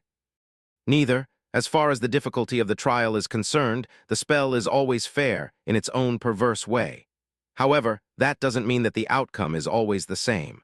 What enemies you vanquish determine what memories and echoes you receive. What battles you fight determines what experience you will bring back." Sonny thought back on his own arsenal of memories, and had to admit that the more unique nightmare creatures he had thought, the greater the reward was. In that sense, challenging a unique nightmare would certainly pose more risk, but also promise a greater boon. Add the existence of the lineage memories into the equation. A deep frown appeared on his face. Mordred, however, was not done talking. "But more than that, the nature of the nightmare you challenge determines what knowledge you will receive, and what secret you will be able to glean. As a researcher, you should know that the lessons mans can learn from the decrepit ruins in the dream realm are not that profound. Where do you think most of our knowledge comes from? It comes from the stories people bring back from their nightmares, of course. That made sense. There were actual natives of the dream realm out and about in the nightmares, after all, like Oro of the Nine. Even if he was really just an illusion created by the spell was no simple thing. Most of the knowledge Sunny possessed was built on the foundation of what he had learned from the noble swordsman and scholar. How much more would he know if he had gone into the nightmare with the intention to not only survive, but also learn? Sunny glanced at the dark seed. It had grown in the tower that had once belonged to one of the 7 demons. What mysteries would such a nightmare reveal? Mordred gave him time to think, then said in an even tone, "For that reason, legacy clans, not all of them, but the truly powerful ones, select the nightmares for their members to challenge very carefully." Sunny lingered for a bit, then raised an eyebrow. "What crazy clan chose that cursed seed for you to try and find, then?" The Lost Prince laughed. "Oh no, no one had wished for me to seek it. It was my decision alone. In fact, I suspect that only 2 people in both the waking world and this one know about its existence. Me, and now you." He chuckled again, and then added, "But that is what makes it so special as well. None of them could have learned of its existence, reached it, and taken its rewards as their own." After that, Mordred suddenly grew silent. He remained that way for a while, and then added quietly, "Well, it's not like I managed to do it, too." He sighed, lingered for a few moments, and then added in a wistful tone, "Can you imagine what secrets that seed hides? What one would learn from that nightmare? A nightmare. A nightmare that was created from the chains with which Hope herself had been bound." Chapter 459, Seed of Nightmare. Chapter 459, Seed of Nightmare. Hope herself. Sunny stared at the 7 chains, finding new meaning in their cruel visage and the misshapen, torn remnants of the 7 rune-inscribed shackles. So the sun god's ire had not been quelled by just destroying her kingdom. He had gone a step further, binding the demon of hope at the heart of her decimated domain for how long? And how had she escaped in the end? He tilted his head. So the demon of hope was chained here. Mordred answered with a hint of surprise in his voice. "You know of the demons." A crooked smile appeared on Sunny's face. "I do, a bit, why wouldn't I? Although truth be told, there's not a lot of information about them, even among the Dream Realm researchers. So, the ruler that you had told me about was one of the demons, a lesser deity." Mordred kept silent for a bit, then said dejectedly, "Yes, I'm not sure that those 2 words really go together, though. I also don't know what Hope had done to earn the wrath of the Lord of Light. However, I do know that these 7 chains are what holding is the chained isles from falling into the sky below." Sunny raised his eyebrows. "What?" The Lost Prince sighed. "People think that there are numerous heavenly chains connecting all the island, but in fact there are only 7, and you are looking at their roots. Or rather, there were only 7. Each of them had to be broken for the ivory tower to become untethered, of course. So now the islands are linked by the fragments of the original 7 chains, many of them severed from each other. That is why they are slowly crumbling, one after another." Sunny thought for a bit, trying to correct the way he used to think about the chained isles. The new information was interesting, but not very useful. Shaking his head, he turned back to the Seed of Nightmare. "So, what is the category of that thing? I guess it contains a second nightmare since you wanted to challenge it." Mordred answered succinctly, "Correct. That's one way I can get out of the dream realm, then, but am I suicidal enough to go into the second nightmare alone? Whole cohorts of experienced awakened routinely perish in their attempts to become masters. What would my chances of survival be with no one to cover my back?" Just as Master Jet had said, no one survived in the dream realm alone. She probably knew from experience. He scowled. "Wait, will this seed create a gate in the real world if it's not destroyed?" When Mordred answered, his voice was almost indifferent. "Indeed, but not for a long time, maybe in a few years or a decade. It has not matured enough to be able to bloom yet." Sunny hesitated. "But it can be challenged, right?" The Lost Prince did not answer for a while, but then finally said, "Yes, a seed can be challenged before it blooms as well as after. If the seed is not found in time and a gate opens, challengers can fight their way through and enter the nightmare directly." The gate also disrupt. As the anchors of those near it, so masters and saints that enter the dream realm will appear in the vicinity of the blooming seed. After that, they can lead awaken to it. He paused, then added, in fact, most of the seeds are not found in time because the dream realm is vast and only partially explored. That's why the nightmare creatures are entering our world so often. Challenging a seed before it blooms is much better. In this case, however, I would advise against it. Sunny turned away from the mass of shimmering darkness, then asked in an even tone, "Yeah, why?" Mordred let out a heavy sigh. Conquering a second nightmare alone is not impossible, but attempting it is tantamount to gambling your life away. The chances of returning alive are very slim. That is why Awakened challenge them as members of cohesive, experienced cohorts. Even then, many don't survive, most even. But this nightmare is actually far worse. Entering it is a guaranteed death sentence, regardless of how many challengers there are. Unless. Sunny kept his ears open, suddenly very attentive. Unless what? The lost prince remained silent for a short moment, then said, "There is a black altar in the place you call Night Temple. On it lies an ivory knife. Only those who have shed blood on the altar and received the memory of the knife have a chance to survive the trial that hides within this seed." Sunny blinked a couple of times. Wait, that sounds very familiar. He thought for a few seconds, then asked, would the obsidian knife from the white altar of the sanctuary of Noctis work? Mordred laughed. Sure, having both would be even better, incredibly so. However, I don't know the method to receive the memory of the obsidian knife. The ritual seems to be different from the one required for the altar in the Night Temple, and I have never figured it out. You didn't, but I might have. The image of the covetous coffer appeared in Sunny's mind, full of golden coins. There were almost 1,500 of them inside. Would that be enough to allow him to lift the obsidian knife off the altar? He had a feeling that it would. What do these knives actually do, though? And how the hell do you know all this? However, there was no response. Mordred was once again gone. Sunny was left alone in the beautiful hall of the Ivory Pagoda, staring at its white walls and the darkness that had taken root between them. The seed of nightmare was calling to him, demanding to be challenged and destroyed, or maybe simply to be fed a delicious human soul. Crazy, this is crazy. Challenging a second nightmare alone was very similar to throwing his life away, and that was even without the particular piece of information that Mordred had given him, that no one would be able to survive this very special nightmare without a memory of one of the two altar knives, or better yet, in possession of both. The question was, what was worse? Challenging the nightmare, or attempting to survive the crushing? Chapter 460, Fight or Flight. Chapter 460, Fight or Flight. Sunny remained in the Hall of Chains for a while, looking at the seed of nightmare and the shimmering darkness that suffused it. Then he walked outside. Full of thought, Sunny passed between the jaws of the dead dragon and slowly headed toward the lake. There, he sat on the stone bench and stared at the water with a dark expression on his face. The wind lightly caressed his face and his pale skin, soothing the few remaining burns that he had received in the sky below. Saint stood silently by his side, her graceful onyx figure reflecting in the clear waters of the lake. A heavy sigh escaped from his lips. I am almost home.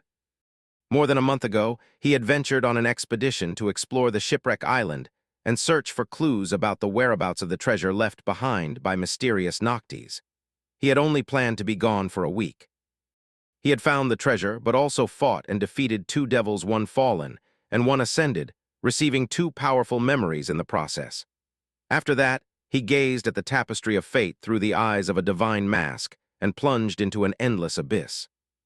He spent several weeks plummeting through a sea of nothingness, only to be met by an ocean of flames in its depths. On the other side of the fire was a black tower built by an ancient demon, and in it was a severed hand of a deity, consumed by a terrible rot. There, Sunny swallowed a phalanx bone of Weaver and received the second part of their lineage. After that, he used divine flames to open a portal between the dark void and the sunlit heavens, and found the 7 chains that a god had once used to bind desire, the demon of hope. And somewhere along the way, he met a lost soul who called himself Mordred, the Prince of Nothing, a disembodied voice that came out of nowhere and helped him along the way. Now Sonny just had to do one last thing, either plunge into a deadly nightmare or off the edge of the ivory island to be met with the obliterating fury of the crushing. With a heavy sigh, he turned around and stared at the white bones of the great beast that had wrapped its mighty body around the base of Hope's beautiful tower once, thousands of years ago, before succumbing to death. Let's get this show on the road, I guess. Sometime later, Sonny was leaning on the wall of the ivory tower. He was in a tight spot between the tail of the dead dragon and the white surface of the great pagoda, with Saint standing near him, her weapons dismissed. With a crooked smile, Sonny wrapped the two shadows around his body and circulated shadow essence through the coils of the soul serpent, preparing for what was about to come. Then he looked at the taciturn stone demon and raised his eyebrows. "What are you waiting for? Push." Saint gave him an indifferent look, then took a step forward, placed her hand on the surface of the massive bone in front of her, and pushed with all her demonic strength. Her feet sunk into the soil by a few centimeters, but the ancient bone did not move. Until Sonny joined his shadow, that was. Pressing his shoulder against the adamantine white surface, he poured shadow essence into his muscles and pushed too. Although it felt as though the strain was going to kill him, the bone finally gave. One of the massive vertebrae comprising the dead dragon's tail rolled over, separating from the rest. "Come on, keep at it." Of course, Sonny was not going to challenge a second nightmare alone. What was he, crazy? Well, maybe he was a little, but being suicidal was not a part of his very mild, borderline charming craziness. Instead, he was going to throw a piece of the dead dragon's tail off the edge of the ivory island and ride it all the way down to the ground, hoping that it would survive the onslaught of the crushing. If a dragon couldn't, then what could? Put your back into it. Saint didn't really need his encouragement or advice, so Sonny was mostly shouting for his own benefit, since producing loud noises seemed to help him cope with the strain of trying to push the ancient bone, for some reason. Luckily, now that it had been dislodged, the process became easier. Together, they slowly moved the massive vertebra past the gazebo containing the inactive portal, then past the grove of ancient trees, and finally to the very edge of the island. There Sonny stopped for a moment and tried to catch his breath. Then he cautiously looked down. That was a mistake. If before the colorful mosaic of the flying islands far below was simply a breathtaking sight, now that he had to actually jump down, it made Sonny dizzy and frightened out of his wits. Ugh. But it was too late to change his mind. Wasn't it? Gritting his teeth, Sonny tried not to think about the inconceivable height and climbed inside the vertebra, which, of course, was hollow at the center. There was just enough space there to fit his body, and that was the reason why he had chosen this particular one in the first place. He lingered for a long time, trying to gather his courage. Maybe it's not too late. Maybe I should just enter the seed. What's the big deal anyway? It's just a second nightmare. But no, there was no way back. He simply had to do it. Inhaling deeply, Sonny held his breath for a moment and then screamed in a small voice. "Saint, push it over." Outside the massive vertebra, the taciturn demon stared at the surface of the ancient bone for a moment, and then gave it a devastating kick. As the tailbone of the dragon plunged off the edge of the ivory island, giving Sonny a serious rattle, he yelped, dismissed Saint, and dissolved into the shadow that dwelt in the hollow space inside the vertebra. Of course, he wasn't going to try and survive the crushing in his physical form. He just needed a large enough shadow to hide in. As long as the dragon bone endured, the shadow would too, and he would be safe. If it endured. For a couple of seconds, everything seemed fine, but then the vertebra left the bubble of safety surrounding the heavenly island, and suddenly, an inconceivable pressure struck it from all sides like a hammer of a wrathful god, making the porcelain bone produce terrifying cracking noises. Once again, Sonny was plummeting with terrible speed through the sky. Only this time, the vehicle he had chosen to transport him was even stranger, as well as spinning like crazy, with the wind roaring deafeningly all around. Luckily, he couldn't get sick as a shadow otherwise. His already empty stomach would have become emptier. Curses, don't break, you damn bone. The vertebra of the dead dragon was cracking and slowly breaking apart, but miraculously still holding together. At this height, the crushing was deadly enough to pulverize the flesh of a saint, a bona fide demigod, into a bloody paste. Maybe even a big red cloud. But the adamantine dragon bone was only now beginning to slowly crumble apart. Once the process started, though, it became unstoppable. Sonny panicked as he watched Wide's crack appear on the white surface all around him. Then a piece of the bone flew away, letting in a chaotic flood of light. Cursing, he shifted away from the breach, but seconds later another appeared, and then another. The size of the shadow he could hide in was growing smaller and smaller. Crap! Soon, there were more holes and cracks in the bone than he could count. And then it crumbled completely. At the last second, Sonny slid onto the biggest remaining slab of the ancient vertebra, and then went into a crazy dance, shifting from one side of it to another as the fragment spun and exposed different parts of it to the sunlight. Small pieces broke off from it, and then the fragment itself cracked too. Arg! Finally, the piece of the adamantine vertebrae disintegrated into a rain of splinters that were too small to fit Sonny into their shadows. With nowhere else to hide, he was thrown out into the physical world, his body instantly becoming the victim of the bone-breaking force of the crushing. Luckily, his bones were now much more robust than before, and the crushing was already not as irrevocably obliterating as it had been higher up. As a loud scream escaped from Sonny's mouth, he continued to fall, feeling his body go through a cruel meat grinder.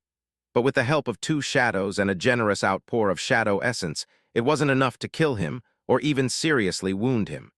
It was simply painful, damaging, and unpleasant. The tail bone of the dead dragon had carried him down for long enough to go through the worst layers of the crushing. Now all he had to do was stick the landing. With a suppressed groan, Sonny struggled to control his fall and finally managed to stabilize his body, preventing it from spinning madly. The chained aisles were now much closer than they had been before. In fact, he could even recognize a few nearest ones. Don't you dare miss, you pale bastard. He really didn't want to repeat the whole damned process again. Summoning the dark wing, Sonny waited for a second for the dragonfly cloak to activate its enchantment, and then slowly started to turn his fall into a glide. A single thought rang in his mind. I made it, I actually made it. Crap, I really did.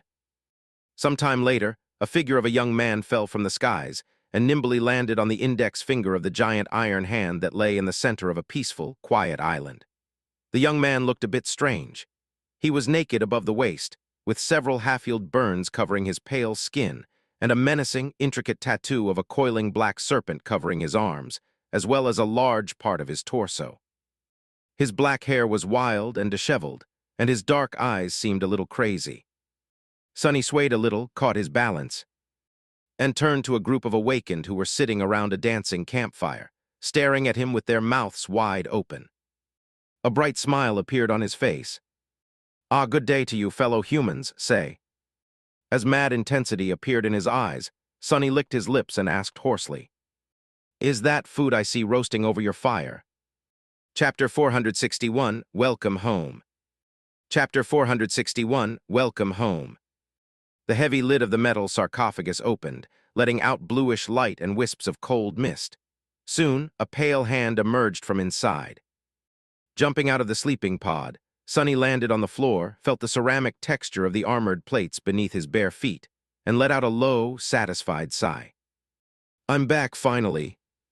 It was so nice to return to the real world.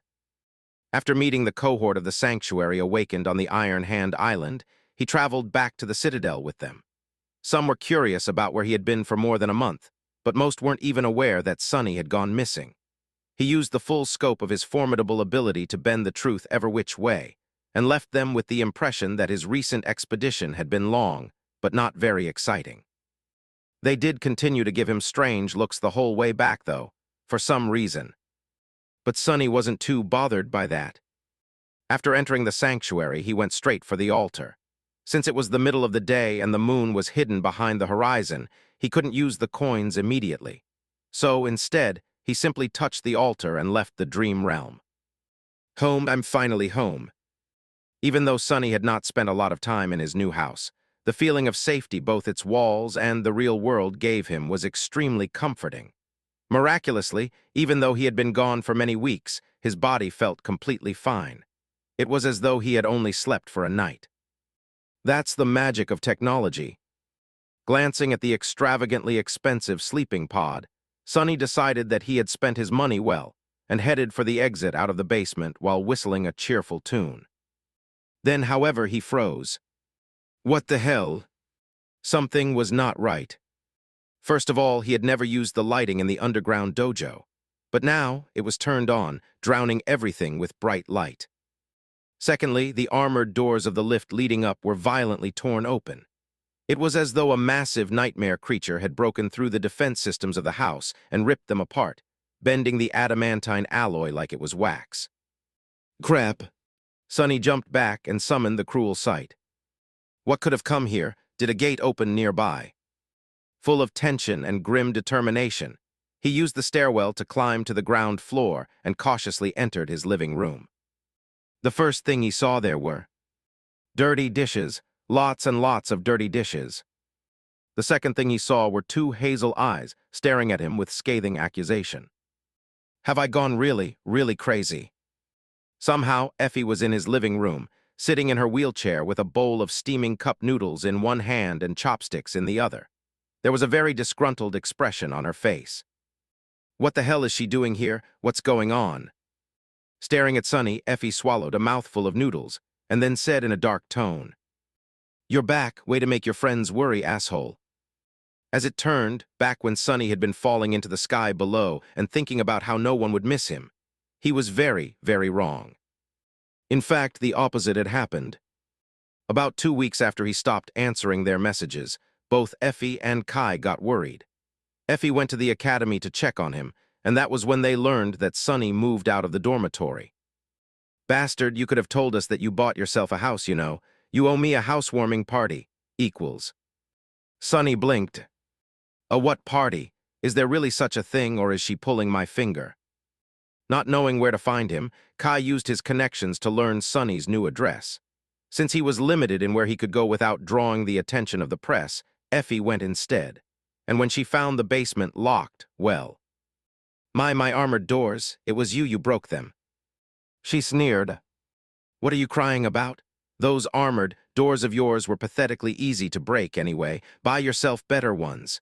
Anyway, I thought that I was going to find your corpse in the sleeping pod. Do you even know how that made me feel?"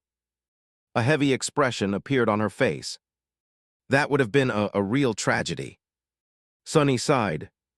"Well, at least she cares. I mean, just think about it. All those amazing memories you hoard gone just like that.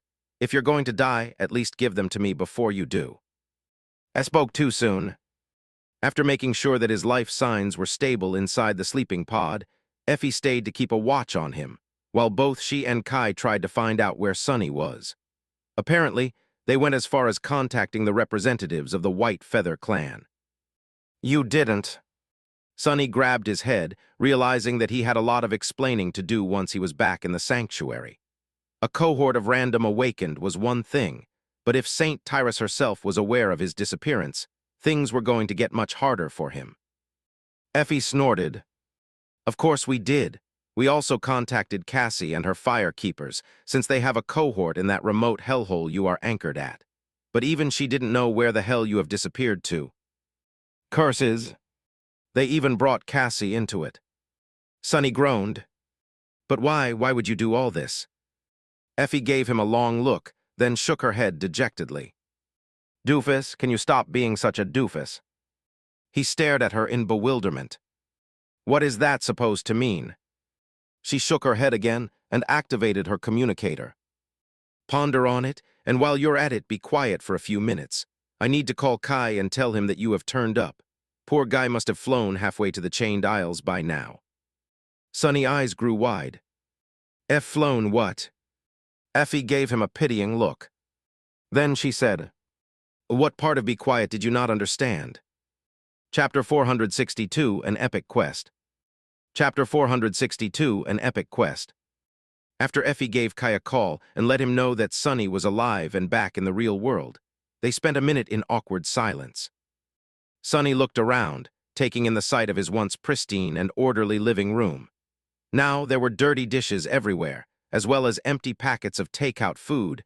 At least he thought that that was what they were, since he had never actually bought one before. Effie was such a slob. There were even several pieces of clothing thrown into a corner. Speaking of clothing, crap.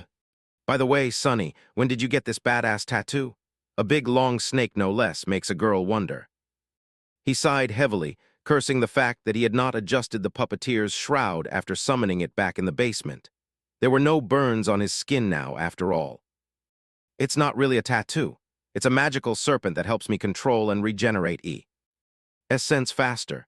Don't ask why it manifests as a tattoo, because I have no idea, really.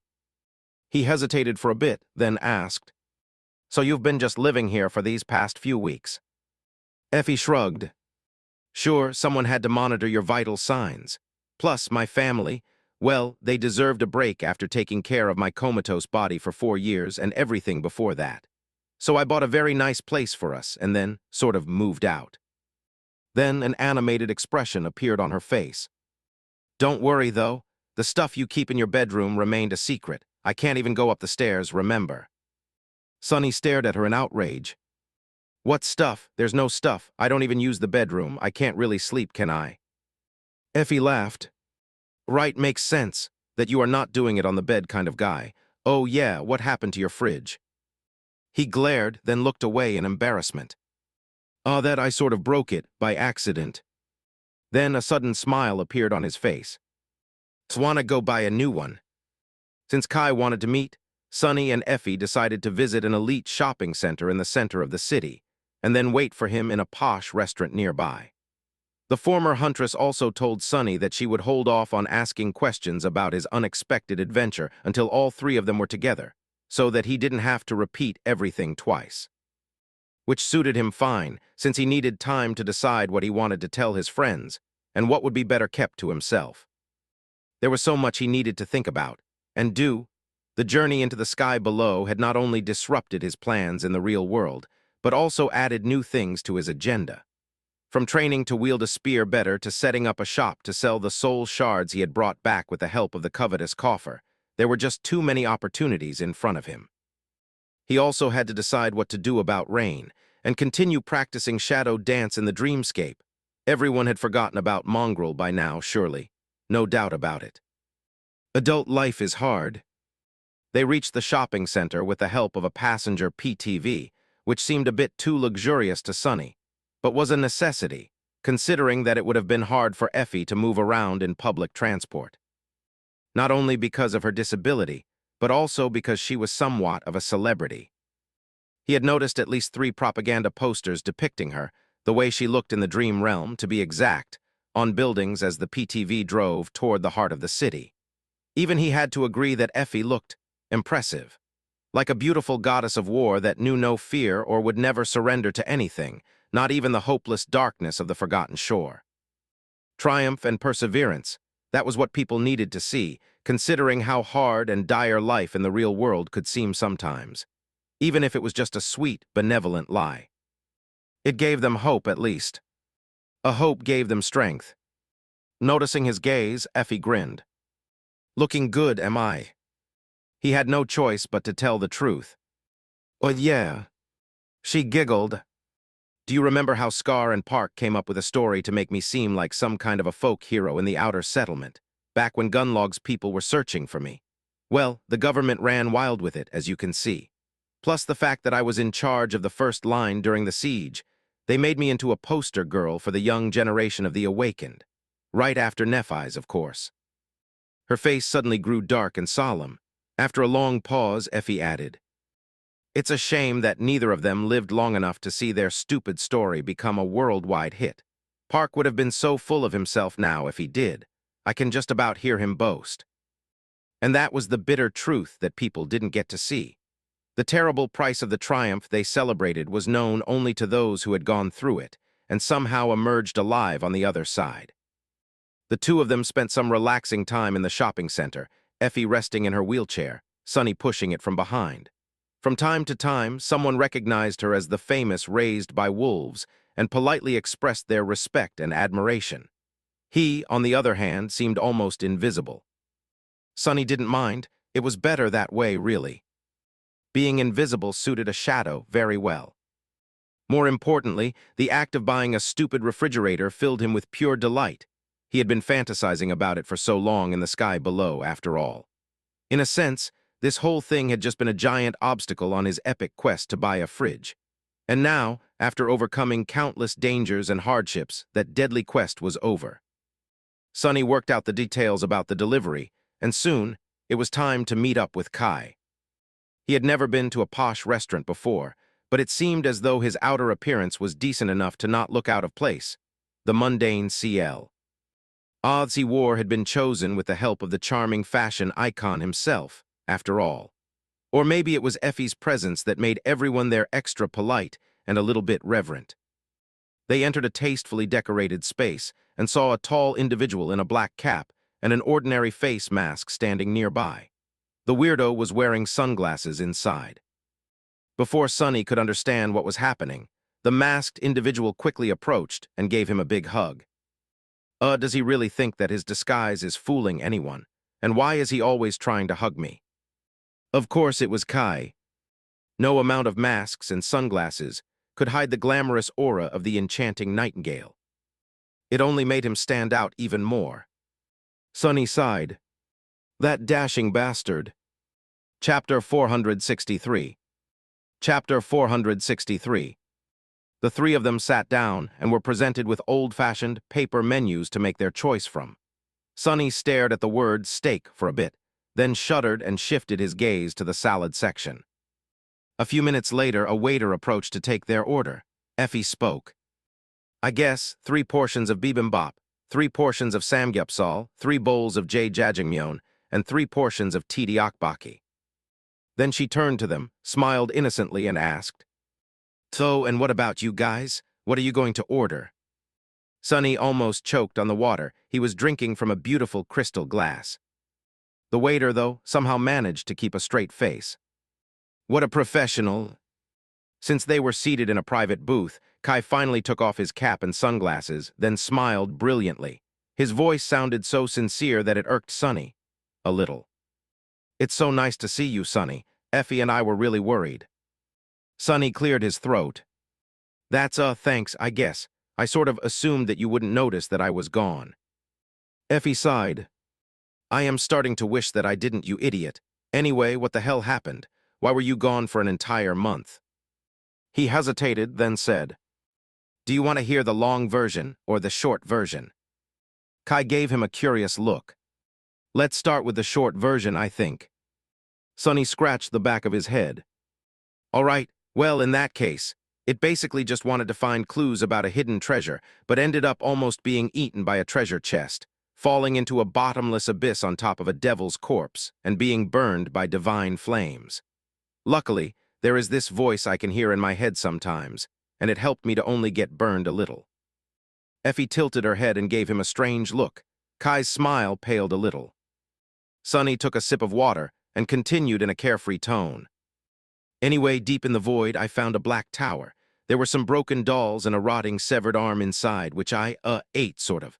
From the black tower in the abyss, I went to a white tower in the skies and then rode back to the ground on a dragon's tail. That's basically it. Oh, and before all that, I kind of killed myself, I guess. Got a very nice memory out of it, too. The two of them stared at him for a few moments, and then sighed almost simultaneously. Kai shook his head. I take it back. Let's hear the long version. Sonny explained the sequence of events that led to him being gone for more than a month, keeping a few things to himself, like the true number of the miraculous coins he had collected, everything having to do with Weaver, and the real reason for why he was so desperate to grow stronger as fast as possible. When he was done, Effie giggled. Well, that faded attribute of yours has really been in overdrive lately, hasn't it? A sour expression appeared on Sonny's face. I guess I had solid 3 months of nothing too bad or too good happening before that, though. But that's the thing, when it does finally happen, one thing usually leads to another. It's not all terrible, though. I had to work really hard to survive, but other than that, this expedition was a windfall for me. Kai took a sip of tea and then said thoughtfully, And what about this voice, Mordred? Do you trust him? Sonny hesitated, then shrugged. After I made sure that he is not just a figment of my imagination, I came to believe that Mordred is indeed one of the lost, and most likely an awakened just like we are. Most likely, he can communicate with me over a large distance because of the mirror shard I picked up after putting down that strange artificial echo of his. Other than that, though, I don't know. He is very mysterious, to say the least. He thought for a bit and then added, every piece of information he had given me turned out to be true so far, and very helpful. I might have not been alive right now if not for him. So it's hard to say, really. Kai smiled. Well, in that case, he is all right in my book. Sonny paused as the waiter approached to bring the dirty dishes away and refill their glasses. After they were alone once again, he remained silent for a bit, then turned to Effie. But anyway, I do believe that what he said about the seed is true. I think I can get the obsidian knife, which is supposed to make the nightmare easier. So, I wanted to ask. Effie, I know that you can snap your fingers and have a dozen of the most powerful awakened cohorts in the world accompany you to conquer the second nightmare. But, would you consider challenging one with me? He expected her to tease him a little before giving an answer, but Effie remained quiet for a bit, an uncharacteristically serious expression on her face. After a while, she said, challenge a nightmare, now barely 4 months after we had become awakened. Are you crazy, Sonny? He smiled. No, I don't mean now. Both of us need time to grow stronger and prepare, of course. After saying that, Sonny looked away. In 7 months, after the winter solstice, that's when I plan to return to the ivory tower and go into that seed. Will you come with me? Effie looked at him for a long time, then smiled too. Sure, why not? I wouldn't have it any other way even. But Sonny, I have one condition. He raised an eyebrow. Really, what is it?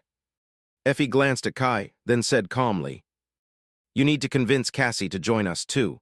I don't know what happened between the two of you, but it doesn't matter. Members of a cohort don't need to be friends. They just need to work well together, and our cohort worked perfectly back on the Forgotten Shore. Castor is dead, and Nephis is gone, but Cassie is still here, and we both know how invaluable her aspect is. As Sonny's face darkened, she added, plus, isn't she anchored at the Night Temple? She can help you get the ivory knife as well. That princeling said that having both would be much better. A nightmare is a nightmare and will be absolutely deadly, no matter how prepared you are. Letting go of any advantage is stupid. Convince Cassie. A wave of anger and protest rose from the depths of Sonny's heart. Even though he had time to recover from what had happened in the Crimson Spire and understood the reason why Cassie had done what she had, he was still full of resentment. He was still hurt. He was still unwilling to even think about forgiving her. But Effie was right. No matter how he felt about Cassie, she was a boon for any cohort, especially now, since she had grown much more confident in her powers after becoming an awakened. She also had other survivors of the Forgotten Shore following her as they waited for Nephis to return, and the connection to the Clan Valor emissaries in the Night Temple. He didn't have to forgive her to fight side by side with her. He just had to trust that she won't betray him again, which he reluctantly did. Even though Sonny didn't want to give Cassie the benefit of the doubt, he knew that she had learned a bitter lesson. A heavy sigh escaped from his lips. What should I do? It was at that moment that Kai, who had remained silent during their conversation, suddenly spoke. If you don't mind, count me in too. I want to challenge the second nightmare with the 3 of you guys as well. In fact, even if you do mind, I insist. Chapter 464, Passion Blossoms Hotter in the Cold Heart of Despair. Chapter 464, Passion Blossoms Hotter in the Cold Heart of Despair. Both Sonny and Effie stared at him in surprise. After a while, the former huntress asked, challenge the nightmare with us. Don't you have a great position in Bastion, safe behind its walls? Have Sonny infected you with his madness? Kai frowned, then looked away. After a while, he said, yes, I do, but do you guys remember Aiko? She had a gambling den in the Bright Castle. Well, anyway, Aiko has a real talent for managing various things, so the agency hired her as my manager. One evening, we ended up talking about the Dark City. A sad smile appeared on his face. Both of you only lived in the outer settlement, which had its own share of challenges, of course. Much more dire than what we who paid tribute faced in the castle. But life wasn't that bright there, too. He remained silent for a bit, then continued. Aiko had it way worse than I, though. Especially after one of the Pathfinders made a point of making her life a living hell, Andal, whose head Lady Nephis eventually took off his shoulders. We all knew it, but no one really helped. A heavy sigh escaped from Kai's lips. Because what could any one of us really do against one of the Pathfinders? But there was a lot of these compromises, of little lies we told ourselves as we closed our eyes to every dark, dirty thing that went on around us. He looked at Effie and said, "People were starving in the outer settlement while we had our bellies full? Well, it wasn't our fault because the castle couldn't feed everyone. Surely if there was more food, we would have shared. The guards decided to harass someone. Well, that wasn't our fault either because Tessie was too powerful and we were too weak to resist him. And so on endlessly. Everyone. E went as far as they needed to keep thinking of themselves as one of the good guys." Kai grew silent, then said quietly, "But you see, it actually was our fault. All of us have committed the same crime. We were all weak. When I spoke to Aiko, I finally realized that in this world, being weak is a sin, too. At least for us, the awakened. So, yes, I want to challenge the second nightmare despite being safe and sound behind the walls of the bastion, because I never want to close my eyes to anything ever again." He looked at them, then smiled. 7 months? That's more than enough time for me to prepare. Plus, don't you need someone who can fly? Or are you going to simply jump into that weird undersky again and just hope to miss all those flames? Sunny coughed. Kai had a point. Well, if you put it like this. After Kai's unexpected and poignant confession, they spent some time simply relaxing, laughing, enjoying their food, and chatting about this and that. Kai shared his experience of winning 12 consecutive weeks of the Avatar Singer and having to lose on purpose in the end, and the furor his face reveal and the subsequent announcement of Night and Gale's upcoming comeback album caused in the music industry and among the fans. He also complained about having to hire a second publicist because of a strange scandal he had gotten somehow involved in on the network, causing Sunny to look away in shame and keep his mouth tightly shut. Effie mostly talked about all the fried chicken wings she had eaten and all the sorts of beer she had drunk, as well as what types of nightmare creatures she had hunted and fried and ate. She also joked about all the propaganda events the government wanted her to participate in and the various ways with which she had managed to dodge most of them. Sunny shared his experience of buying a house and how it made him feel. He almost got sentimental thinking about his beautiful armored doors that Effie had smashed through and about his new, expensive, shiny refrigerator. Finally, Kai had to return to his schedule. Before they parted, though, he hesitated, then took out 2 colorful pieces of synthetic paper from his pocket with a very embarrassed expression on his face. Without saying anything, he handed the brochures to Sunny and Effie. Sunny took one and stared at it with a confused expression. It appeared to be an invitation of some sort. On it was an image of 2 people standing back to back with swords in their hands, both of them extremely beautiful, in a professional kind of way. The guy was dark-skinned and handsome, with broad shoulders and an incredibly masculine face. The girl was thin and languid, with a slim figure that bordered on being gaunter than Sunny had been in his outskirts days. She had a doll's face with big, glistening eyes and full, slightly parted lips. She was also wearing a very strange and impractical armor, a regal cloak, and a very expensive silver wig. What the hell is this? The title at the top of the brochure read, "A Song of Light and Darkness," and right below it in a smaller font, "Light shines brighter in the darkest of nights. Passion blossoms hotter in the cold heart of despair." Sunny stared at the piece of paper in his hand with wide eyes. "Kai, my friend, what did you just hand me?" Effie laughed. "No way, they finished filming it." Kai coughed. Yeah, the premiere is in a week, actually. My agency arranged for me to attend and give a short speech, so, will you two come, please?" Sunny shook his head. "No, wait, no, actually, what is this thing?" Effie looked at him with pity. "Haven't you heard? They made a movie about us. I mean, about what happened on the Forgotten Shore, sort of. Have you not heard about all the casting news?" He slowly shook his head. "No." Then Sunny frowned. All right, I get it. But why would I ever want to go and watch this? I would rather eat another mordant mimic. Sorry, Kai, but I am not going." Effie looked at him with mischief and grinned. Oh, hey, Sonny, do you remember how I said that I only had one condition to join you in the nightmare? Well, scratch that. Actually, I have two. Chapter 465, Subjective Value. After a while, Sonny and Effie returned to his home, just in time to receive the delivery of the refrigerator. Two tall and broad-shouldered store workers unloaded it from the cargo hold of their delivery vehicle and placed the big box down with a bit of strain.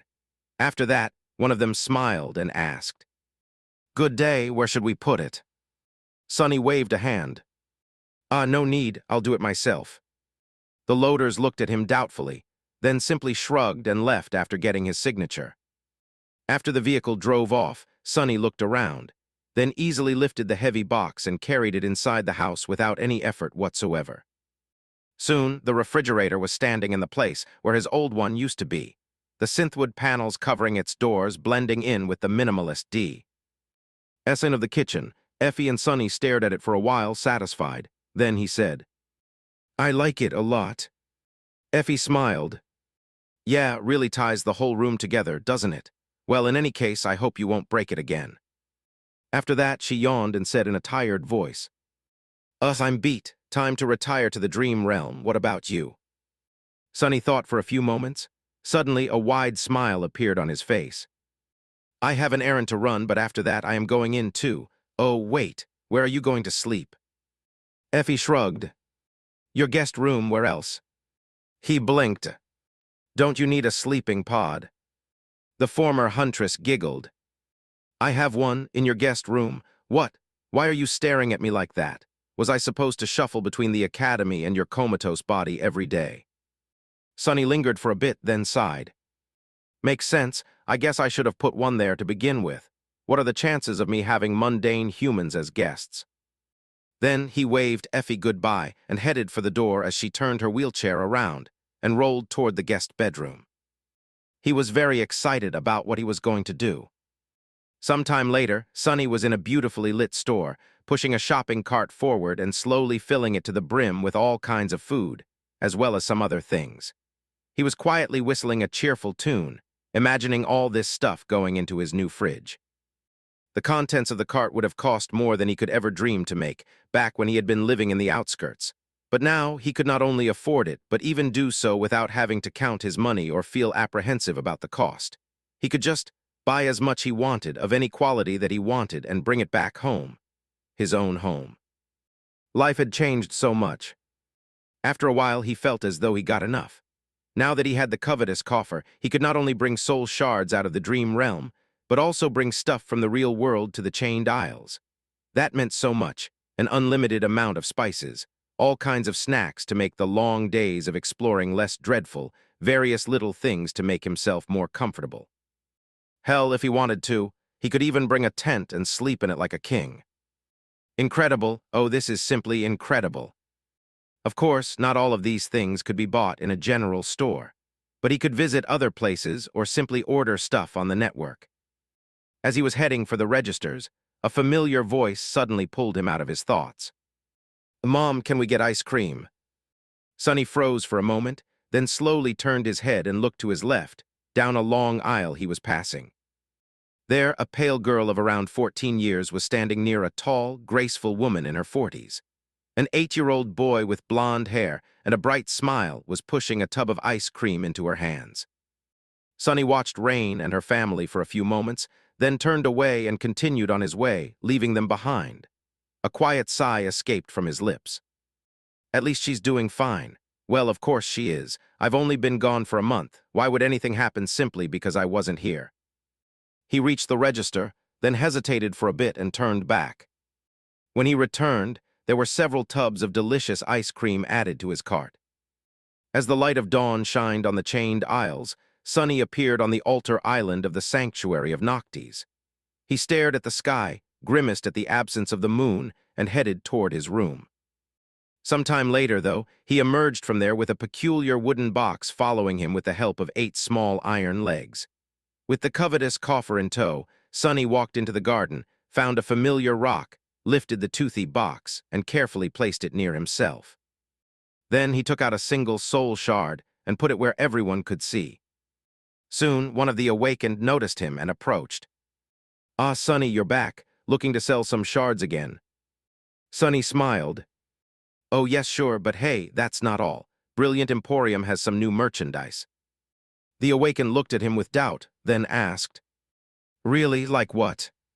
Sonny's grin grew wider. How lucky that you happened to ask. Let's see. He put his hand inside the coffer, which then somehow disappeared into the comparatively small box up to the shoulder. Then, Sonny began taking out various items, speaking as he did so. What do I have in store? Take a look for yourself. Toothpaste, soft, clean underwear, salt, pepper, and all kinds of spices, personal hygiene products. Are you a woman? No. Have a female friend then? What really? Well, with the stuff I have here, that can be fixed. Oh, what is this? Would you look at that? As more and more people gathered and stared at the absolutely mundane, but precious items that almost none of them had access to in the dream realm with something resembling lust in their eyes, Sonny's own gleamed with greed. By the way, Brillia, NT Emporium is also proud to announce the opening of a conveyance service. Want our dedicated staff to bring something specific from the real world? No problem. Want to send something to the real world instead? That's not a problem either, for just a small commission. I am going to get rich, so rich. Yes, soul shards were a rare commodity in the real world. But a good pair of underpants in the dream realm was, perhaps, even more valuable. Chapter 466, A Gracious L Invitation. Chapter 466, A Gracious L Invitation. Sonny spent a very pleasant morning selling all the stuff he had brought to the dream realm to a crowd of Awakened, each of them ravenous for the small comforts the real world could provide. Very few had a close enough relationship with a master or a saint to be able to get these things here, in a place as remote as the Chained Isles. Things were slightly different in large citadels like Bastion or Ravenheart, but on the frontier, most people simply had to figure out ways to get by with makeshift replacements. Still, nothing could compare to the real deal. All in all, the Brilliant Emporium was performing splendidly. Of course, Sonny did not charge too much for the small necessities he sold, but it added up. He wouldn't charge a whole soul shard even if it was from a dormant creature for a tube of toothpaste. But a few tubes, plus a toothbrush, plus some soap and a box of tea leaves, and a promise to bring some sugar with him the next time, that could work. Unlike before, he wanted soul shards instead of memories. He was going to take these shards to the waking world, where their value was much higher. Out there, soul shards came from only two sources. Some were brought back by Ascended and Transcendent from their journeys into the dream realm, and some were scavenged from the corpses of the nightmare creatures that had invaded reality through a gate. They were always in short supply, because anyone in possession of a shard was more likely to use it themselves than to sell it for credits. Saturating their soul core meant much more to an Awakened than worldly currency. After all, dead men could not spend their riches. The demand, on the other hand, was extremely high, not only because all Awakened strive to become stronger, but also because young sleepers, especially, were able to use these shards to increase their chances of returning from their first venture into the dream realm alive. That was the reason why even Castor, a scion of a prestigious legacy clan, had not entered the Forgotten Shore with his core already fully saturated. And that was the reason why Sonny was going to profit a lot from being in possession of his new favorite memory, the magnificent covetous coffer. After all, he, for better or worse, had no use for the soul shards whatsoever. He could not consume them, so there was no choice to be made between growing stronger himself or earning credits from others. He was going to sell the shards, buy memories, and feed them to Saint. This simple system was almost unfairly lucrative for Sonny, because memories, unlike shards, had no additional value in the real world. Every sleeper and every Awakened could bring back memories from the dream realm and freely exchange them there. Which did not mean that memories were cheap. In fact, they were extremely expensive. But the correlation between the number of soul shards he would have to sell and the number of memories he would be able to buy was very much in his favor. And of course, Sonny also didn't even need good memories. The worse, the better. The usefulness of a memory dictated its price, but did not affect the amount of shadow fragments Saint received from consuming them at all. His smile was growing wider and wider. 2 months, 3 max, that's how long it's going to take me to bring Saint to 200. And what happens next? Oh my, I can hardly wait to find out. His pleasant thoughts, however, were eventually interrupted by a shadow falling over him. Another customer. Sonny looked up and tensed a little, recognizing the person in front of him. It was a young woman wearing a simple white garment, the same one that had escorted him to meet Master Roan before his journey to the shipwreck island. The representative of the White Feather clan. He suppressed a heavy sigh. What can I do for you?" The young woman bowed slightly, then said in a neutral tone, "St. Tyrus invites you to share a meal with her, awakened sunless." "Curses, that is what I have been afraid of." Sonny shivered slightly. What were the chances of him keeping all his secrets to himself during a conversation with the fearsome demigod in charge of the Chained Isles? Saints were creatures of another breed. It wasn't a coincidence that there were only a few dozen of them across all of humanity. They were not only the most powerful, but also the most skilled, strong-willed, brilliant, and deviously cunning members of the human race. Each was a force to be reckoned with. Nothing less would suffice if one wanted to survive the harrowing trial of the third nightmare. He wasn't sure of his ability to fool such a person. Sonny forced out a weak smile. "It would be my pleasure." The young woman nodded, then turned around, obviously expecting him to follow. Sonny sighed, then dismissed the covetous cover and stood up from the rock. It was time to face Sky Tide again. The graceful stone chateau perched on top of the tall menhirs of the sanctuary was just as Sonny had remembered it. The open pavilion at the very edge of the ancient monolith had not changed, as well. It was bathed in sunlight and exposed to winds, opening to a breathtaking view of the Chained Isles. The ivory tower floated far above, shrouded in white clouds. This time there was a simple meal served for 3 people on the round table in the center of the pavilion, and both Master Roan and St. Tyrus were preparing to eat. The young woman led Sonny to them, gestured to a free chair, and then moved to stand silently by Sky Tide's side. Sonny lingered for a bit, then said awkwardly, Greetings, Lady Tyrus, Master Roan. It's an honor to be invited to join you for dinner." Lunch? Yeah, to join you for lunch." St. Tyrus simply nodded and didn't say anything, but Master Roan looked at him and grinned. Then he gestured to the food on the table. "What are you waiting for, Sunless? Dig in, food's growing cold." Sonny hesitated for a moment, then smiled. If there was one rule he tried to follow faithfully in his life, it was to never refuse free food. Master Roan didn't have to ask him twice. Chapter 467, Dinner with a Saint. Chapter 467, Dinner with a Saint. It seemed that the conversation was not going to happen until after the meal, which suited Sonny fine. Not only did he get to enjoy a simple, but delicious food provided by the White Feather clan, but he also received a bit more time to think about what he was going to say, and how. Sonny focused his attention on the plate in front of him, and after a few moments, a delighted smile found its way onto his face. "That's really good." Noticing it, Master Roan chuckled. "You like it? Well, I'm not going to say that I cooked it myself because that would be a lie, but I did hunt the beast with my own 2 hands. I also watched and gave very wise advice when Tyrus was planting the vegetables." Sonny choked. Tyrus planted what? Sky Tide grew these vegetables herself. The image of the stern saint doing gardening did not fit into his mind at all. He threw a furtive glance at the unnaturally beautiful woman and swallowed. "Yeah, can't imagine it." St. Tyrus was calmly eating, not a single emotion appearing on her face. At the mention of her name, she looked at her husband for a second, and then returned to her meal without reacting in any way. Sonny didn't know if she was simply like that around strangers or always aloof. In any case, it was hard to picture Sky Tide doing mundane things like gardening. Not knowing what to think of it, he lingered for a few moments, then said awkwardly, "Yes, thank you, it's very tasty." It was too good, in fact. The food was disappearing from his plate at a concerning speed, which meant that he had to sort out his thoughts fast. Basically, there were 3 things about his recent adventure that were better kept secret. The first one was the miraculous coins and their connection to the sanctuary of Noctis. The second was Mordred, despite the fact that Effie and Kai had easily believed him, telling total strangers that there were voices in his head was not the best of decisions. Besides that, Sunny got the feeling that the lost prince might have been in not-so-friendly relationship with the emissaries of the Valor clan that resided on the Chained Isle.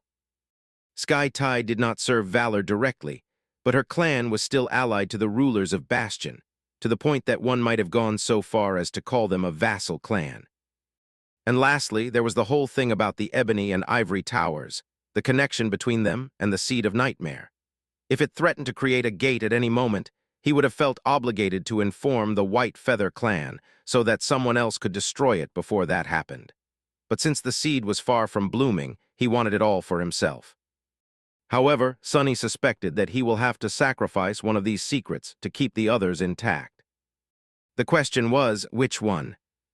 Finally, the food was gone from their plates, and the young woman in white poured beautiful ember tea into their cups. Sunny blew on his and glanced at Master Roan. So, not to appear impolite, sir, but to what do I owe the pleasure? Here it comes. He hesitated, then added, Is it about my friends making a ruckus after I have gone on an unusually long expedition? You weren't too inconvenienced by having to look for me, were you? He was expecting a confirmation, but instead, a surprised expression appeared on the strapping master's face. Look for you? Why would we look for you? Noticing that Sunny was confused, he remained silent for a moment and then smiled. There must have been a misunderstanding. Nightingale and Raised by Wolves did indeed bring your disappearance to the attention of our clan. I was going to explore the places where you had been seen last to investigate, but luckily, Lady Cassia arrived at the sanctuary just in time. She informed us that you would return in a few weeks, so we didn't have to worry. A tense smile froze on Sunny's face. She did. Well, I'm glad your time wasn't wasted then. Damn it, damned Cassie and her damned visions. How much does she know? He took a sip of tea to hide his expression behind the cup for a second. That changed things, on purpose or not. Cassie had helped him avoid the scrutiny of having to explain his absence to the White Feather clan. That, however, posed another problem. And that problem was Song of the Fallen herself. The timing of her visit to the sanctuary of Noctis and this strange action of hers were probably not a coincidence. What was she playing at? Or was he being too paranoid, looking for a meaning where there was none? Cassie was not some Machiavellian mastermind, after all, unlike Sunny and Nephis both. At least she had not been. Putting down the cup, Sunny cleared his throat. But then, why did you invite me? Master Roan smiled and produced a folded piece of paper from his pocket. Oh, it was just to hand you this. Lady Cassia left you a message before leaving on an expedition with her cohort. Sunny tried to seem calm and nonchalant as he took the piece of paper and unfolded it. Inside, 2 words were written in awkward handwriting. Desecrated Grove. They were, without a doubt, left by Cassie. After becoming blind, writing was hard for her. That's why the penmanship seemed so crude. What the hell is that supposed to mean?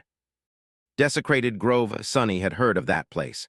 It lay west of the sanctuary, separated from it by a stretch of long chains. The grove itself was not the most deadly of territories, but there were several corrupted creatures nesting on islands in close vicinity to it. Had Cassie known that he would want to speak to her, and left him a direction to where to find her? Why would she lead her cohort to that remote place, which was situated as far from the Hollow Mountains as one could get on the Chained Isles? Strange. Sunny folded the note, put it under the vambrace of the puppeteer's shroud, and smiled. Thank you. Things like that weren't too strange. Since he had gone on a long expedition and missed Cassie, who was planning to remain in the dream realm for a while herself, it was logical to communicate through messages. She could have just sent one to his communicator, though.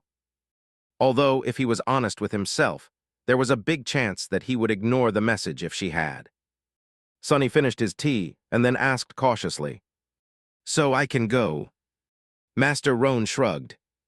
Sure, it was nice to see you again, Sunless. I hear your emporium is doing well. Sunny couldn't believe his luck. Expressing his gratitude, he rose to leave. Just as he did, though, St. Tyra spoke for the first time. Piercing him with a penetrating gaze, she said evenly, Have you been to the Reckoning Island? He froze. Under the stare of Sky Tide, twisting the truth didn't seem that wise anymore. Sunny hesitated, then said simply, Yes. St. Tyrus looked at him for a few moments, then turned away. Next time someone asks, say no.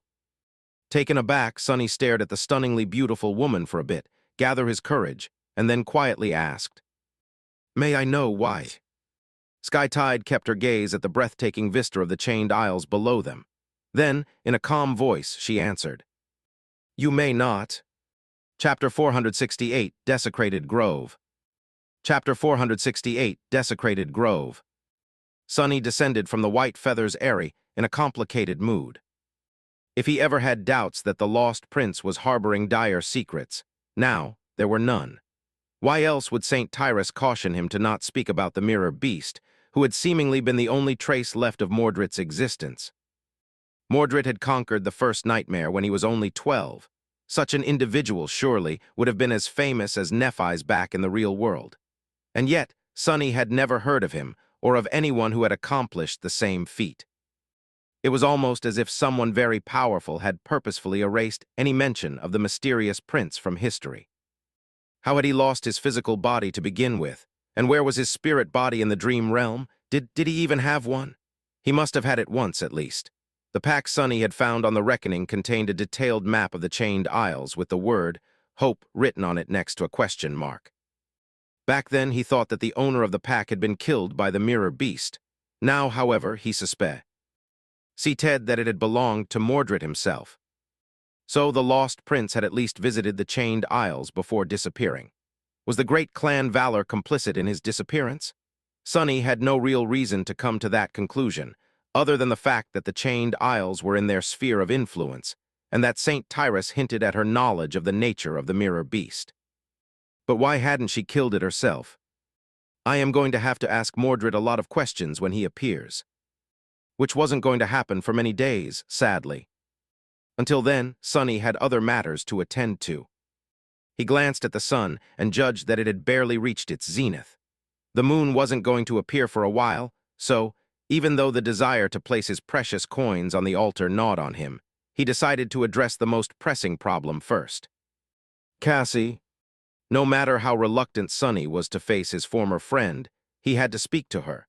He couldn't make plans for the future without knowing who would be by his side as he challenged the second nightmare. And he absolutely needed to challenge it. Collecting essence was fine, but becoming a master would change the power dynamic between him and Nephis much more. And even though creating future cores would be harder after he achieved a higher rank, being an ascended also meant that there would be much fewer things out there that could squash him like a bug.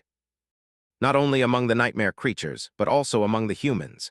The more crumbs of information about the sovereign Sonny learned, the more disturbed he became. He was distrustful by nature, so he didn't believe that these hidden overlords would not try to exert their influence on him or try to destroy him one day, simply by virtue of being able to do so. And even without this threat, there were hundreds of master in the world, which meant that there were hundreds of people who could kill him without breaking a sweat. But if he became a master himself, well, then there would only be a few dozen individuals he would have to be really wary of. Like St. Tyrus. Not to mention that, as an ascended, he would be free to come and go from the dream realm as he wished. He would even be able to abandon it forever and never come back. Wouldn't that be a nice choice to have? So, the desecrated grove it is. Sonny frowned, then returned to his room, took out his map from the covetous coffer, and spent some time adding all the details he remembered from Mordred's map onto it.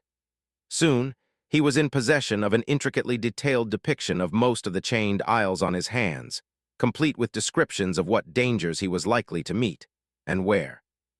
With its help, traveling to his destinations was going to be much safer. Sonny studied the route to the desecrated grove and sighed. Shouldn't be too hard. I can probably reach it by morning and return to the sanctuary the next day at night, when the moon is high in the sky. And finally get to use the coins he had bled so much to earn. He dismissed the covetous coffer, stretches his limbs, and headed toward the exit from the sanctuary. The journey to the remote island that Cassie named in her note, indeed, turned out to be uneventful. Sonny rode the heavenly chains in the form of the shadow and traversed the islands on foot, avoiding any nightmare creature that crossed his path. The southern part of the chained aisles was relatively safe, or at least safer than the northern part. Well, no surprise, It was bordering regions of the dream realm that had been tamed by humans more than a decade ago, while to the north there was nothing except for the dreadful Hollow Mountains. The desecrated grove itself was somewhat near the main route from one of the great chains, which connected all of the chained isles to the rest of the dream realm, to the sanctuary of Noctis. People who were either coming to or leaving the region used that route to travel between the Great Chain and the Citadel, so it was often patrolled by the White Feather forces. Sunny traveled along the established route, then left it to go deeper into the dangerous wilderness of the Flying Islands.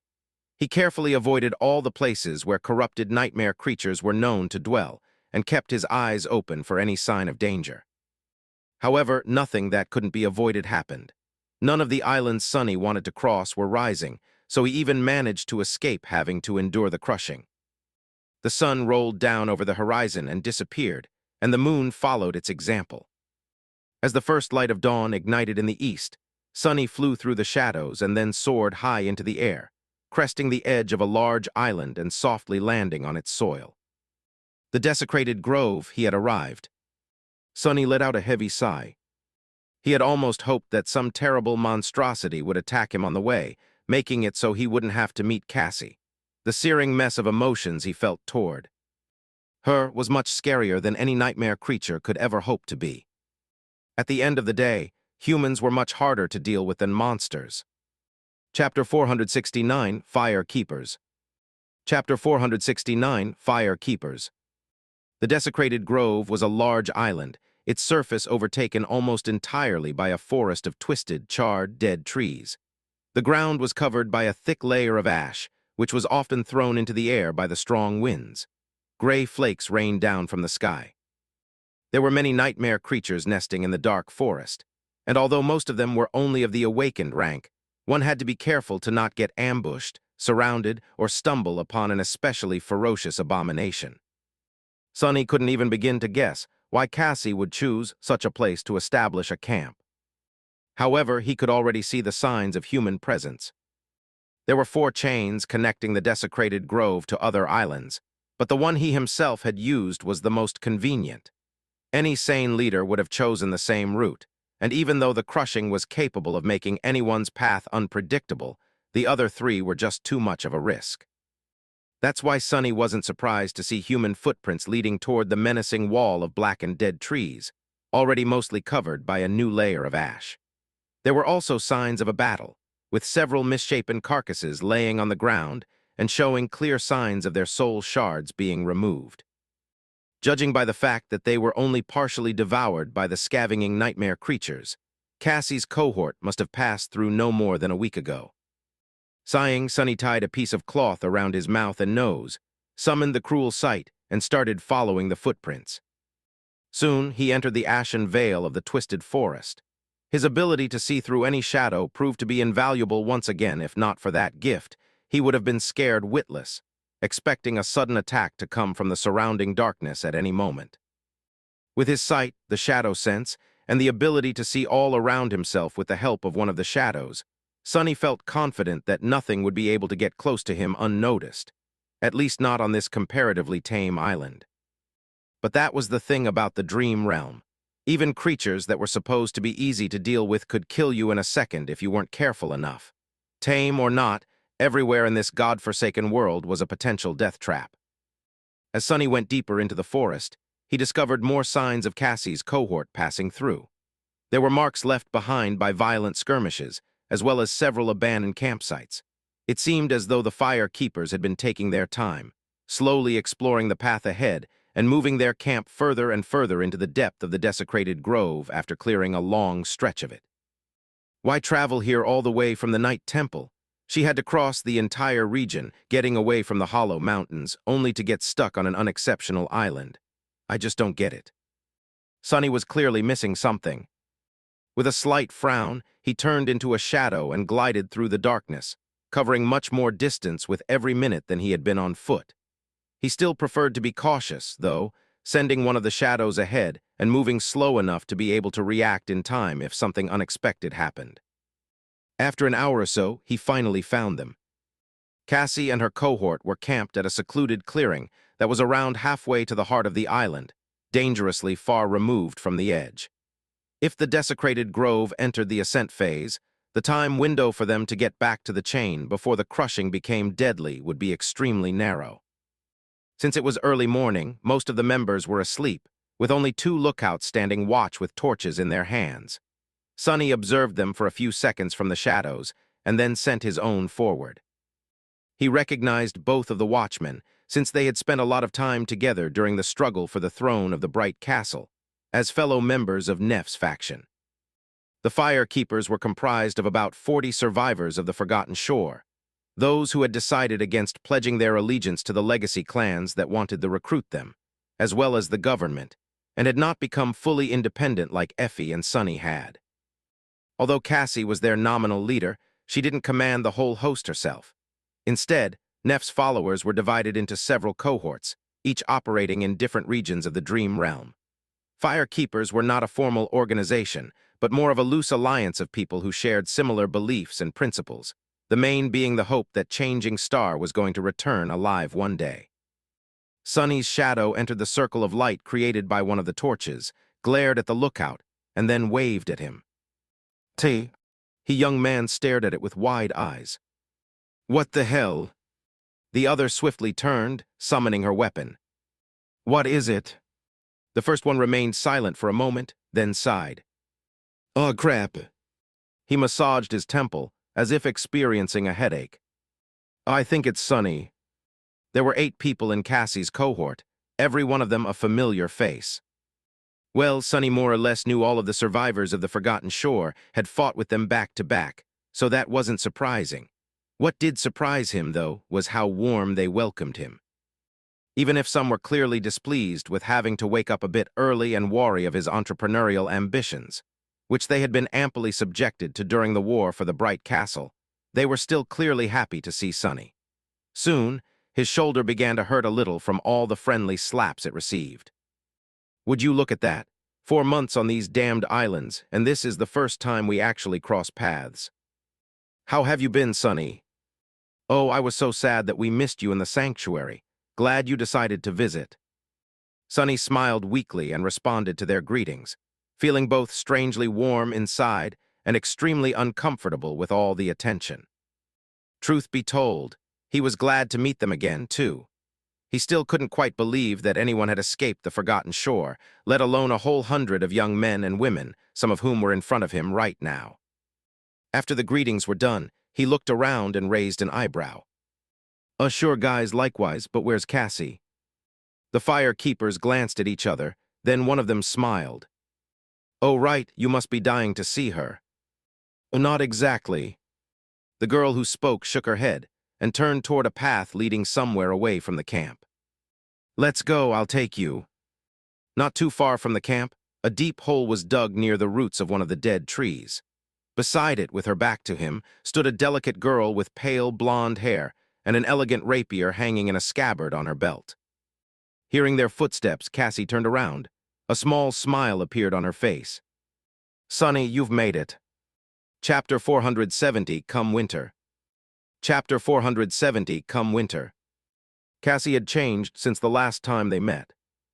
Her hair was longer, and there was a strange silver half-mask covering her eyes, its surface blind and intricately engraved. It matched the polished steel of the armor she was wearing on top of a midnight blue coat, comprised of a short cuirass, vambraces, greaves, and a segmented pauldron. The quiet dancer hung on her belt, but there was also a long dagger opposite it, its guard twisting upward. What changed most of all, however, was her demeanor. The blind girl seemed much older somehow, firmer, poised, but also weary, as if pressed down upon by the weight of years. What years? She's younger than me. Sonny struggled a little, then pretended to smile, too, for the benefit of the young Fire Keeper who no doubt expected a warm reunion. No one knew what had happened between them, after all. Yeah, I received your note, cryptic as it was, and here I am in the flesh. The girl who had led him to Cassie glanced at them, then made an excuse and went back to the camp, tactfully deciding to remove herself from what she thought was going to be an emotional meeting of 2 old friends. Former friends, really.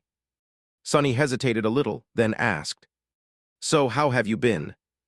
Cassie sighed, then turned back to the excavated roots of the charred tree. After a while she spoke. Not so good, actually. Her voice sounded distant. We have tried to venture into the Hollow Mountains, as you must know, but it was hopeless. That place is pure death for anyone who dares set foot into the mist. We hope to find a way back to the Forgotten Shore. In the end, however, we were lucky to simply escape alive. Cassie remained silent for a bit, then asked, "What about you?" Sonny grinned. "Me, oh, I've never been better." With that, he summoned the covetous coffer, fished out some fresh, fragrant fruit from it, and sat down on a nearby stump. Taking a big bite out of a juicy peach, he chewed it with gusto and then glanced at the blind girl. "Oh, sorry, I only brought enough for one." Yes, Sonny knew that he was being ridiculously petty, but so what? Pettiness was his middle name, figuratively speaking. "So you failed to return to the Forgotten Shore, and now, what are you doing exactly? Why are you digging up trees in this vile forest?" Cassie smiled a little, then answered evenly, "I am looking for something." Then she turned away from the hole and faced him. "Yes, I told the White Feather clan that you will return alive. No, I did not see a vision of where you were and what you did in the past month." Sonny stared at her with a dark expression. "What is this? She can read minds now." "And no, I can't read minds.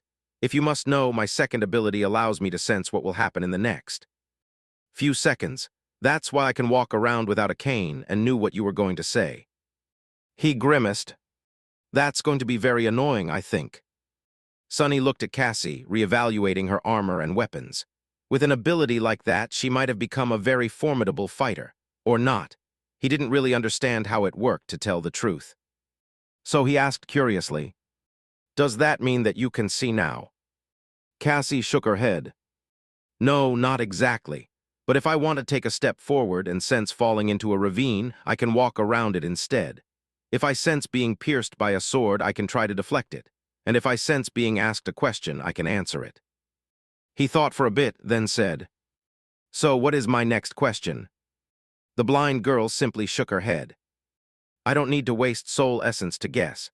You want to know how I knew that you will come back to the sanctuary in one piece." Sonny finished his fruit, threw the pit into the hole, then smiled. "Indeed, if you did not spy on my recent adventures, then how did you know that I wasn't going to die?" Cassie lingered for a bit, then turned away. After a while, she said, "It's still spring." He scowled. "What does that have to do with anything? You knew that I would be fine because it's spring." Cassie smiled. "Yes, I knew that you wouldn't die, because you see." She paused for a moment, and then said calmly, "I already saw you die in winter, both of us actually." After Cassie dropped that bomb, Sonny simply stared at her for a whole minute, his eyes wide and the words refusing to come out of his mouth. Finally, he gritted his teeth and hissed, "What the hell, you saw us die?" Cassie sighed, then gave him a simple nod. "Yes." Sonny growled, "Elaborate." The blind girl hesitated for a little while, then asked evenly, "Are you sure you want to know? You've seen what happened the last time I shared my vision with someone and tried to challenge fate." A dark, resentful expression appeared on Sonny's face. With his voice full of anger, he spat. "Who cares? Tell me what you saw this instant." Cassie sighed and turned to face him. "All right, but remember what happened to the three of us before. How we tried to deceive fate but were played by fate instead." She grew quiet for a moment and then said, "This is what I saw. There was a crumbling island falling into the sky below and the two of us, bloodied, mangled, and weak, falling down with it. It was snowing. Above us, a giant bird flew, wreathed in thunderclouds. It was fighting a terrifying black wyvern, their blood falling down like rain. Then the darkness swallowed us, and we were gone." Cassie looked down, then added solemnly, "That was how we died." Chapter 471, Quid Pro Quo. Chapter 471, Quid Pro Quo. When Cassie was done speaking, Sonny remained silent for a bit. Then he said, "Anything else? More details?" The blind girl shook her head. Because of the blizzard, it was hard to see what surrounded the crumbling island, and it was already too damaged to recognize it. So, no more details. You were wearing a metal armor, I think, not the puppeteer's shroud." Sonny massaged his temples with a bleak expression on his face. "Well, it's not as bad as I expected. Cassie tilted her head a little. It's not. A dark smile appeared on his lips. We already know that your visions are easy to misinterpret. You haven't seen us die, really, right? The light go out of our eyes, our bodies being torn apart, and so on. You just saw us badly injured and falling into the darkness. So what? I have already fallen into the sky below once, and here I am, good as new. The blind girl hesitated. You fell into the sky below. Sonny waved a hand dismissively. Yes, but that doesn't matter. Wait, no, actually it does matter. It's the reason I came to see you. I have almost forgotten because of this charming revelation of yours. After that, he grew silent, thinking about Cassie's vision of their death. Despite Sonny's bravado inside, he wasn't as nonchalant about it as he wanted to appear. Yes, her visions had been misleading in the past, but not all of them. Some were as straightforward as possible. And yes, although he had already gone through the endless void below the chained aisles once, there was no guarantee that he would survive it second time, not unless he had chosen to do so himself. After the twisted rock was destroyed by the crushing, Sonny managed to survive due to 3 reasons. One of them was Mordred. One was that he had already been near the tier, and the other was the "Where is my eye?" enchantment that he had used in a moment of desperation. That enchantment had almost killed him itself, and only failed to do so because his already exhausted shadow essence ran out just at the right time. If his reserves had not been depleted, and he was forced to endure staring into the eternity of fate for a few seconds more, his mind would have been destroyed completely. If he was thrown to the sky below once more, away from the tier, there would be a very slim chance of him finding the rift in the ocean of divine flame again, especially if he was as badly wounded as Cassie implied. And there were giant birds fighting wyverns in the sky above. So what he had to do now was, well, what the hell was he supposed to do? The vision did not provide any actionable information. The only thing Sonny could think of was to work really hard to get himself a flight-capable memory or echo before winter. And maybe make a will. He sighed. So, what have you been doing to prevent the 2 of us from dying? How can you calmly dig around in the mud, knowing what is going to happen? Cassie lingered for a moment, then smiled. In fact, I am digging around in the mud for that very reason. Sonny snorted. What are you hoping to find there? A pair of wings? She shook her head. No, I am just hoping to find a preserved root. A root? What can a root do to save us from dying?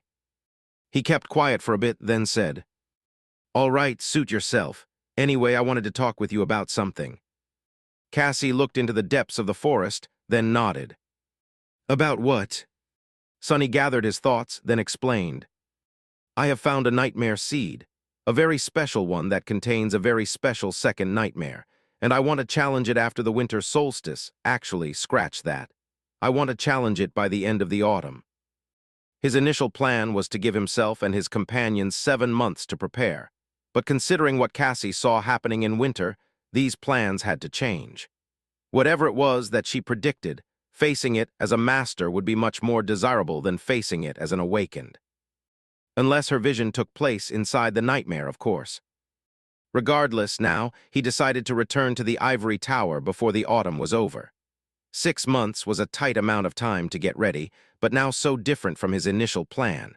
He could make it work, provided that other people whom he wanted to take with him would, too. That seed is also located in a very special place. In fact, it's right above our heads in the ivory tower. I found a way to get there without being killed by the crushing, although that other path is, arguably, just as dangerous. Sonny pointed down. It's in the sky below. Effie and Kai are coming to the chain's aisles to join me. We hope that you will challenge the nightmare with us, too. Oh, and we'll need your help getting into the night temple. There's an item we need to retrieve there. Cassie faced him and remained silent for a while. With her eyes being hidden by a mask and her face unmoving, it was hard to tell what she was feeling or thinking about. Finally, she said, You want me to join, after what I have done to you? Unseen to her, a cold expression appeared on Sonny's face. He looked at the blind girl for a long time, then shrugged. Why not? We don't have to be friends to go into a nightmare together. We don't even need to like each other. We can just be temporary allies. Wasn't that what I was to you anyway? If you can handle that, so can I. I don't mind being used as long as I get to use you in return. Pretty simple. Cassie turned away and didn't say anything for a few moments. Then she answered, "All right, I will go to the night temple with you and help you conquer the second nightmare. But I want your help with something in return." Sunny raised an eyebrow. "My help with what?" The blind girl hesitated for a second, and then said, "You have been to the shipwreck island, haven't you? The creature that dwells there in a few months, I want you to help me kill it." Chapter 472, Worthy Reward. Sunny stared at the blind girl with surprise clearly written on his face. Allowing this surprise to seep into his voice, he asked, "The vine creature, you want to kill that thing? Why would she want to attempt to do something that dangerous?" Cassie nodded. "Yes." He shook his head. "That bastard sprawls through the entire island, its vines buried underground. It is corrupted, which means that our weapons will barely be able to cut it. And if that was not bad enough, the vines produce clouds of deadly poison. Are you sure that you want to attack it?" The blind girl lingered for a few moments, then answered calmly, "It is a corrupted monster indeed. It is terrifying and lethal, yes, but I am sure that we can destroy it with enough preparation. Everyone has weaknesses, after all. That creature is susceptible to fire, for example. There must be other things we might be able to exploit, too." Sunny thought for a while, then shrugged. "Fine, I will help your cohort fight the monstrosity on the shipwreck island. I will not promise that we will succeed, though." Cassie sighed. "Then we have a deal. My cohort and I will remain in the desecrated growth until our business here is done. I expect it to take a month at least, maybe more. After, we will return to the sanctuary, recuperate, and proceed to the shipwreck island." She paused for a moment and then added, "And then I will help you challenge the second nightmare." Sunny smiled. "If we don't die before that, you mean?" The blind girl turned back to the roots of the dead tree. "Yes, if we don't die before that." On his way back to the sanctuary, Sunny had a lot to think about. Firstly, there was the fact that he would have to cooperate with Cassie again, which made him feel all sorts of complicated emotions. The manner of their relationship, at least, was set clear. It was purely an alliance of convenience and nothing else.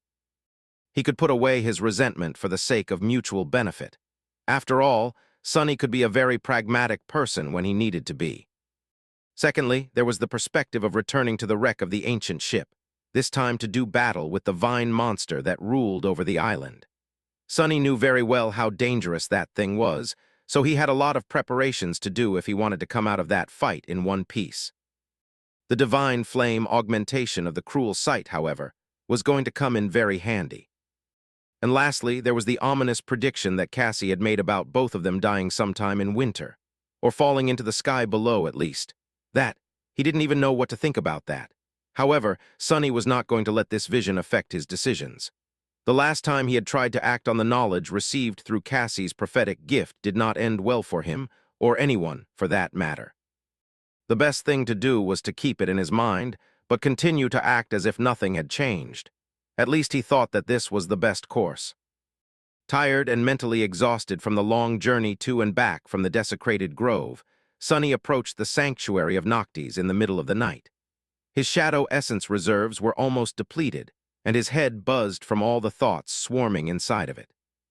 Landing on the soft grass and hearing the familiar sound of water falling over the edge of the island, Sunny gritted his teeth. Forget about it for now, first things first. The moon was high in the sky, which meant that he was finally going to get his sweet, enchanting reward. His desire to find the source of the miraculous coins the dead chain worm had brought with it to the Iron Hand Island started this whole ordeal, and now the coins would be its end. His prize was waiting for him up ahead. Entering the sanctuary, Sunny walked through the empty garden and approached the clear pond in its center. Stopping for a couple of moments to make sure that no one was watching him, he then crossed the stone path leading to the small island in its center. There, a white altar stood in the shade of an ancient tree, and an obsidian knife lay on its surface. The moment of truth. Sunny summoned the covetous coffer, took out one of the gold coins out of it, and placed it on the altar. The coin shimmered, reflecting the moonlight, and then disappeared. "Your shadow grows stronger." A big smile appeared on Sunny's face. Summoning the runes, he read, Shadow fragments 224 2000. It works.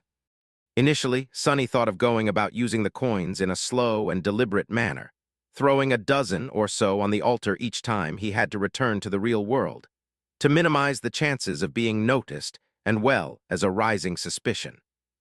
But now that the reward was in his sight, he decided against it.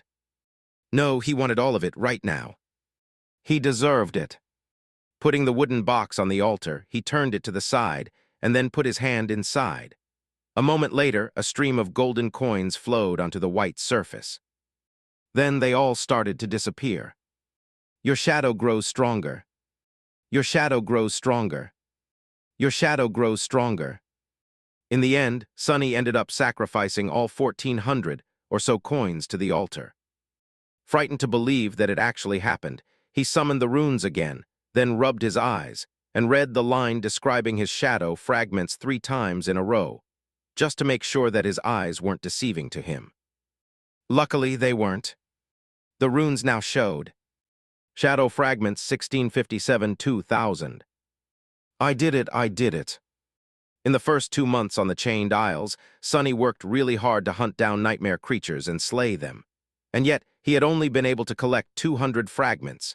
His last journey, harrowing as it had been, though, gave him so much more. A wide grin appeared on Sonny's face. Who said that greed is a sin? It's a virtue, a goddamn virtue, I say. Chapter 473, Mobius Loop. Because of the sudden influx of so many shards, Sonny got disoriented and swayed. His body was subtly rebuilding itself, growing stronger, more powerful. The difference was stark enough for him to feel it with every fiber of his being. As awakened absorbed soul shards, or shadow fragments in his case, the capacity of their cores grew, and their physical capability was lightly enhanced.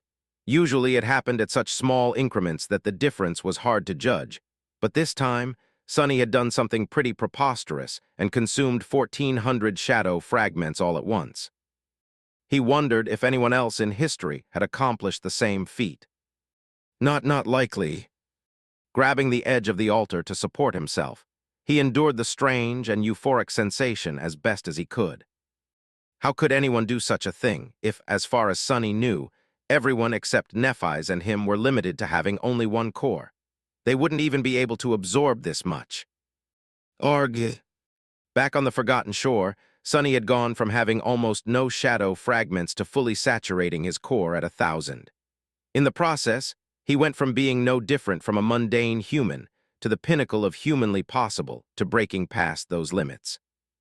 Becoming an awakened had elevated him even further above what was considered normal. He was much stronger and faster than any mundane human could ever hope to be, and capable of enhancing his prowess even more with essence, achieving truly superhuman might.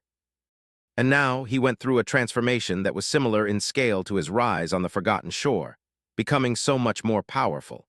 In fact, he was now probably the strongest awakened both in the waking world and in the dream realm, with the exception of those whose aspects directly enhanced their physique. And even then, he could still double, even triple his physical ability with the help of the shadows. Insane. Sonny drew in a deep breath, then silently flexed his muscles, feeling a new strength course through his veins. He felt incredible, incredibly strong, incredibly fast, incredibly resilient. But that wasn't all. The capacity of both of his shadow cores was also dramatically enhanced, almost doubling in a matter of seconds. Therefore, his reserves of shadow essence were now also much deeper. That meant that he could fight at his peak form for longer, use the active enhancements of his memories more, remain in the form of a shadow for a bigger amount of time, control his shadows at a larger distance, and travel further when using shadow step. In short, Sonny had just become even more of a menace. Slowly getting accustomed to his new and improved physique, he couldn't help but smile. Now that he had finally made use of the miraculous coins, his previous disaster of an expedition came into perspective. Despite how much he had suffered and how close he had brushed with death, it all felt worth it somehow. His goal was to grow stronger, and Sonny had just made a big step toward that goal. It felt good. While Sonny was consumed with triumphant thoughts, his gaze fell on the obsidian knife that lay on the altar. He lingered for a while, then cautiously reached with his hand and touched the cold stone handle. Will it work? That knife remained on the altar of the sanctuary for as long as humans lived there. Pretty much every awakened that had ever set foot into the citadel tried to raise it off the white surface at least once, including Sonny. But none of them succeeded. The knife seemed to weigh more than the entire island itself, as if it was glued to the altar. No matter how much people tried, no one had ever managed to move it even by a millimeter. However, when Sonny used the miraculous coins for the first time, he seemed to have noticed that the obsidian knife moved a little. Therefore, he had made a conclusion that if he were to place enough coins on the altar, the knife might become detached from it and fall into his hands. Holding his breath, Sonny wrapped his fingers around the handle. Here goes nothing. Putting all of his strength into the pull, he tried to lift the obsidian blade of the altar. The knife, however, offered no resistance at all.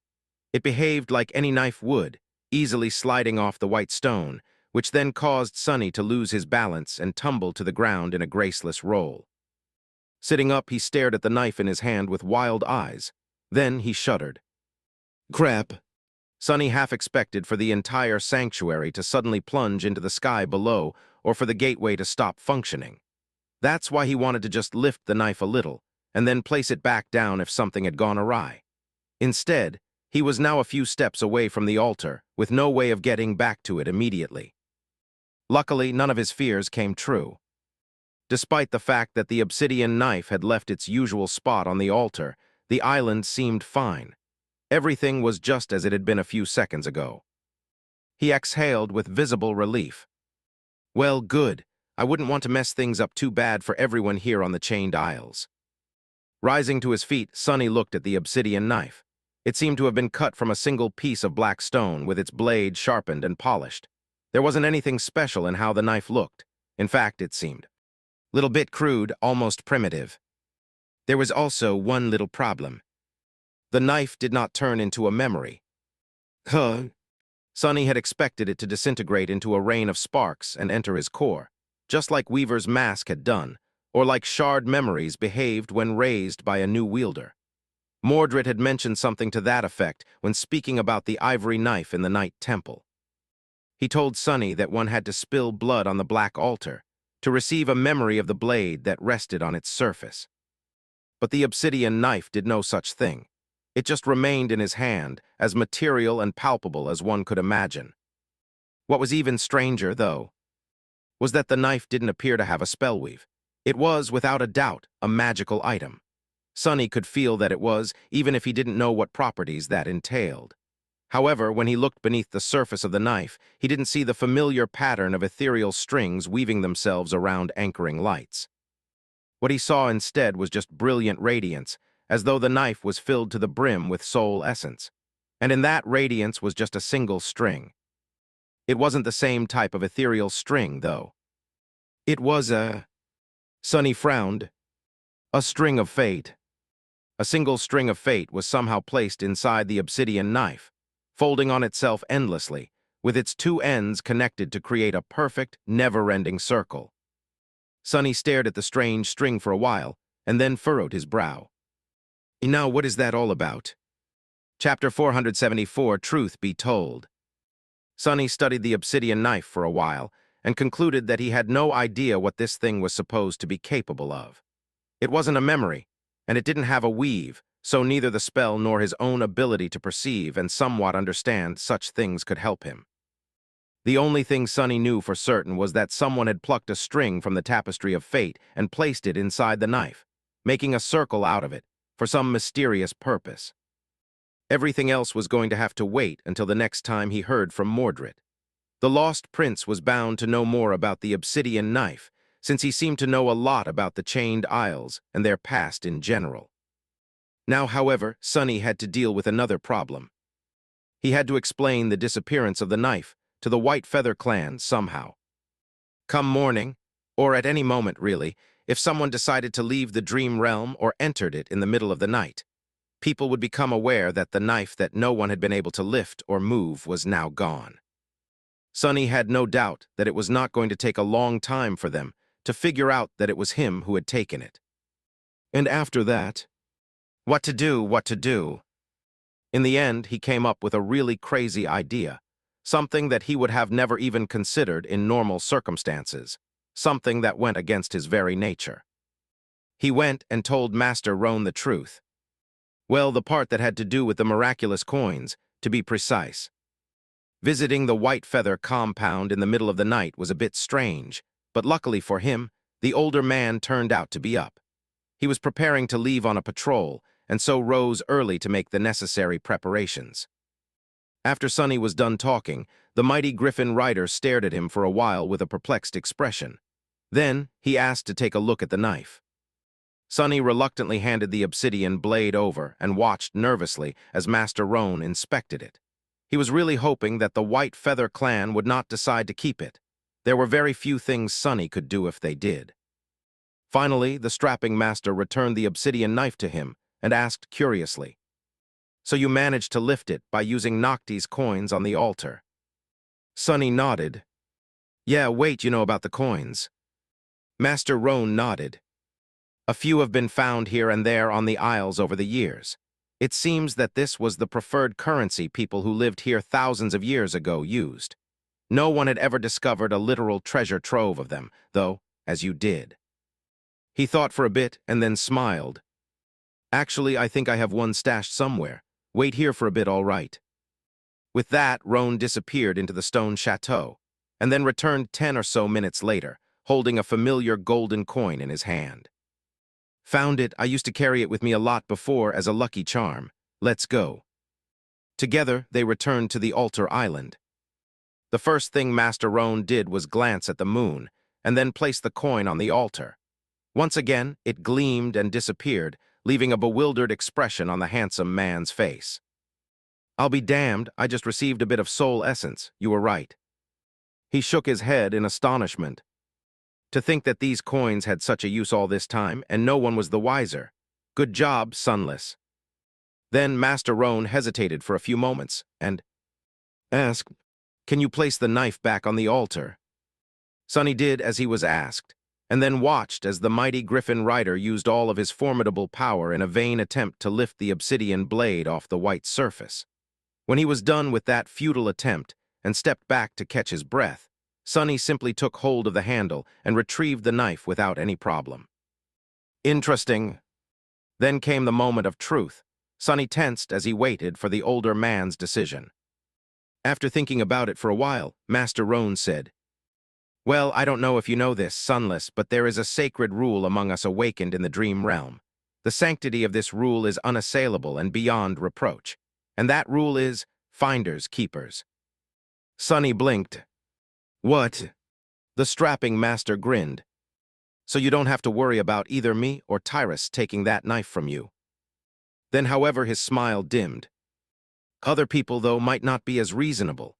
Even if no one knows what power this thing has, or if there even is anything special about it, someone might get too excited and act in a regrettable manner. So I'd advise you to put the knife back on the altar until the time you feel like using it."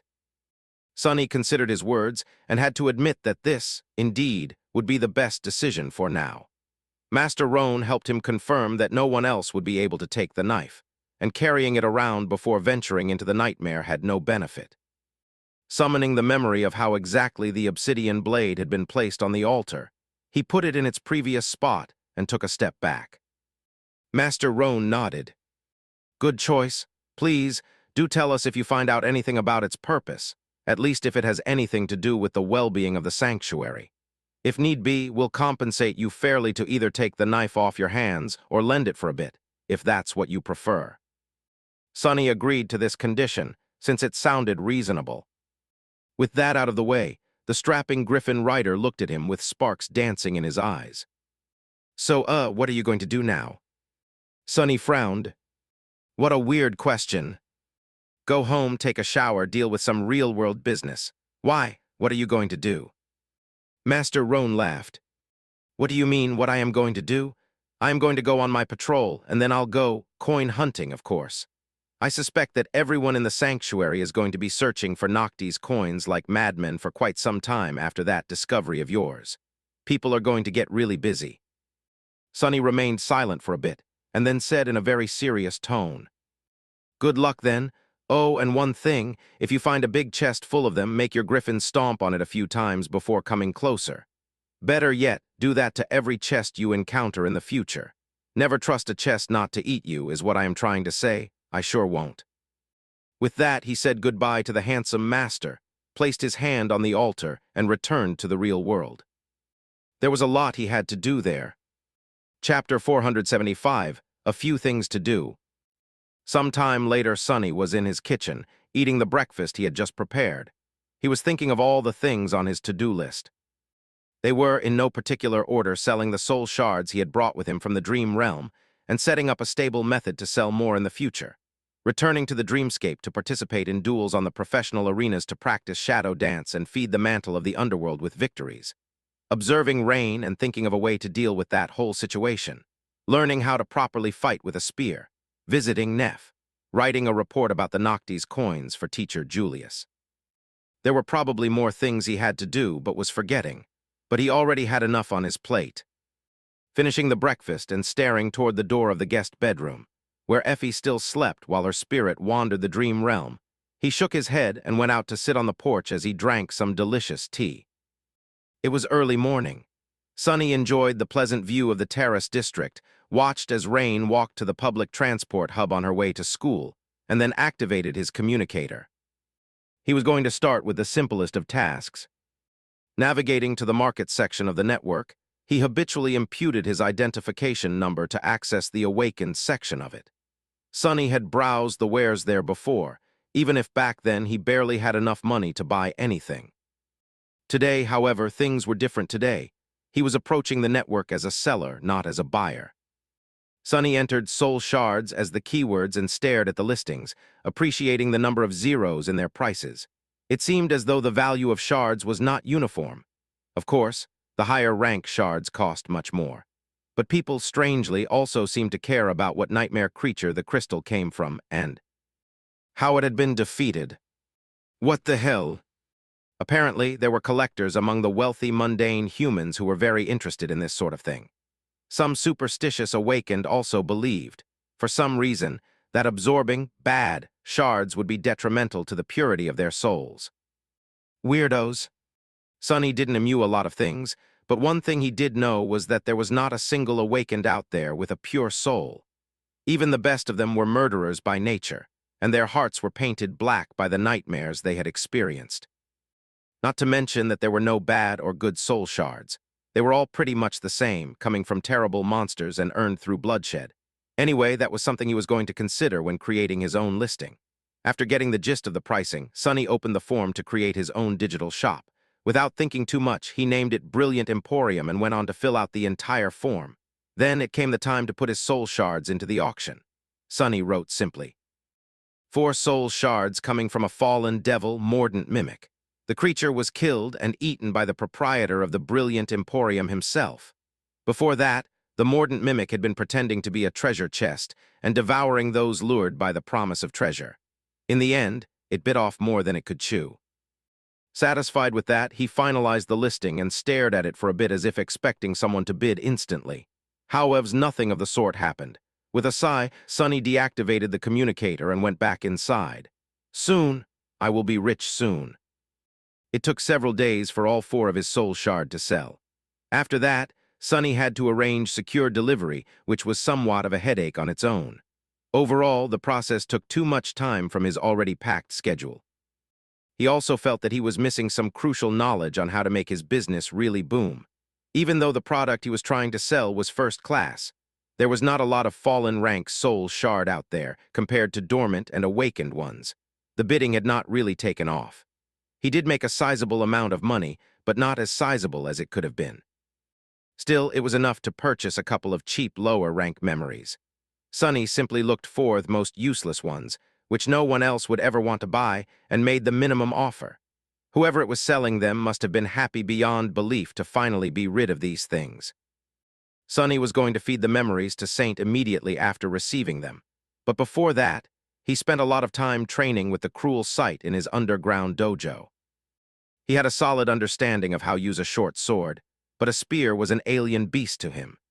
Even though Sunny knew the basic rules of combat technique and could perform somewhat effectively while wielding any weapon, he was far, far away from mastering them. How fortunate it was, then, that he had a renowned spear master, raised by wolves herself, crashing in his guest bedroom. Granted, she couldn't really spar with him due to her condition, but he had Saint for that. In the end, the three of them spent a lot of time in his basement. Effie was observing and explaining to him what to do, how to do it, and most importantly, what not to do.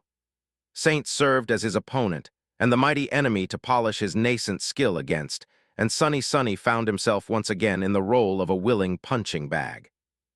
It was just like in that week they had spent in the hidden chamber of the ruined cathedral in the dark city. Sunny even got nostalgic, remembering how cozy and nice things had been back then. Now, however, things were much better. Not only was there an unlimited amount of delicious food they could eat during the breaks in his training, there were even medicine and ice baths to ease the pain in his bruised and beaten body. Training with Saint was really effective, but she really didn't know how to pull her punches. Just like that, a few days passed, and then something that Sunny had been dreading for a while finally and inevitably happened. It was time to accompany Kai to the premiere of The Song of Light and Darkness. The novel will be updated first on this website. Come back and continue reading tomorrow, everyone. Chapter 476, A Song of Light and Darkness. Chapter 476, A Song of Light and Darkness. Sometime later, Sunny was pondering his life choices while sitting in the back row of a crowded theater. The lights were already off, which obviously meant nothing to him. People seemed to be really excited to see the movie, though, especially Effie, who was to his side, munching on something called popcorn and staring at the screen. In the darkness, somber music started to play, reverberating through the entire space and making the audience shiver. Effie suddenly jabbed her elbow into his ribs. "Do you know who is the composer for this thing? It's Griffin. I don't know how they managed to get him, but he scored the entire movie. Such an honor, can you believe it?" Sunny had no idea who this Griffin guy was, but judging by Effie's reaction, he was someone famous. Massaging his ribs with a grimace, Sunny offered a stifled answer. "I can." On the screen, the interior of a spacious and beautifully lit room appeared. A small girl with silver hair was playing on a carpet, while a handsome man with dark circles under his eyes was shown studying a map. What the hell? Was that supposed to be Nephis? If so, her hair should have been black. It only turned silver after her first nightmare. Effie giggled. So cute. The girl, meanwhile, approached the table and reached to touch the strange sword that lay on it. The blade of the sword was short and misshapen, as though shattered a long time ago. Before the girl could cut herself, though, the man lifted the sword and brought it out of her reach. "This is not a toy, Nephis." Sunny palmed his face and grimaced. "But Daddy, why is your sword broken?" The man smiled. "So what if it is broken? It is still sharp." Then he put his hand on the girl's shoulder and looked at her with a very serious expression. "One day you will wield a sword too, darling. When you do, remember one thing: we, awakened, only raise arms to protect humanity. As long as we don't give up, no matter how dire the situation is, there will be hope. Just like this sword, humanity is more resilient than it seems." Sunny tilted his head. "Wait, this doesn't even make sense." The scene, however, was already over. The screen turned black for a few moments, and the movie transitioned into the future. Nephis, now a languid jade beauty with a slim waist, generous figure, long eyelashes, and mesmerizing gray eyes, was entering the academy. What followed was a long training montage showing her defeating every other sleeper there with a training sword, all the while offering words of wisdom. Like never give up hope, or remember your duty, or we are humans. The propaganda was so tacky, and laid so thick Sunny could help but grin. The only person the Jade Beauty couldn't defeat was a handsome young man with masculine features, broad shoulders, and a noble bearing, Hanley Castor. Oh no, oh no. Sunny should have guessed by the invitation Kai had given him, but the director of the movie was obviously hinting at the nascent romantic feelings between the two.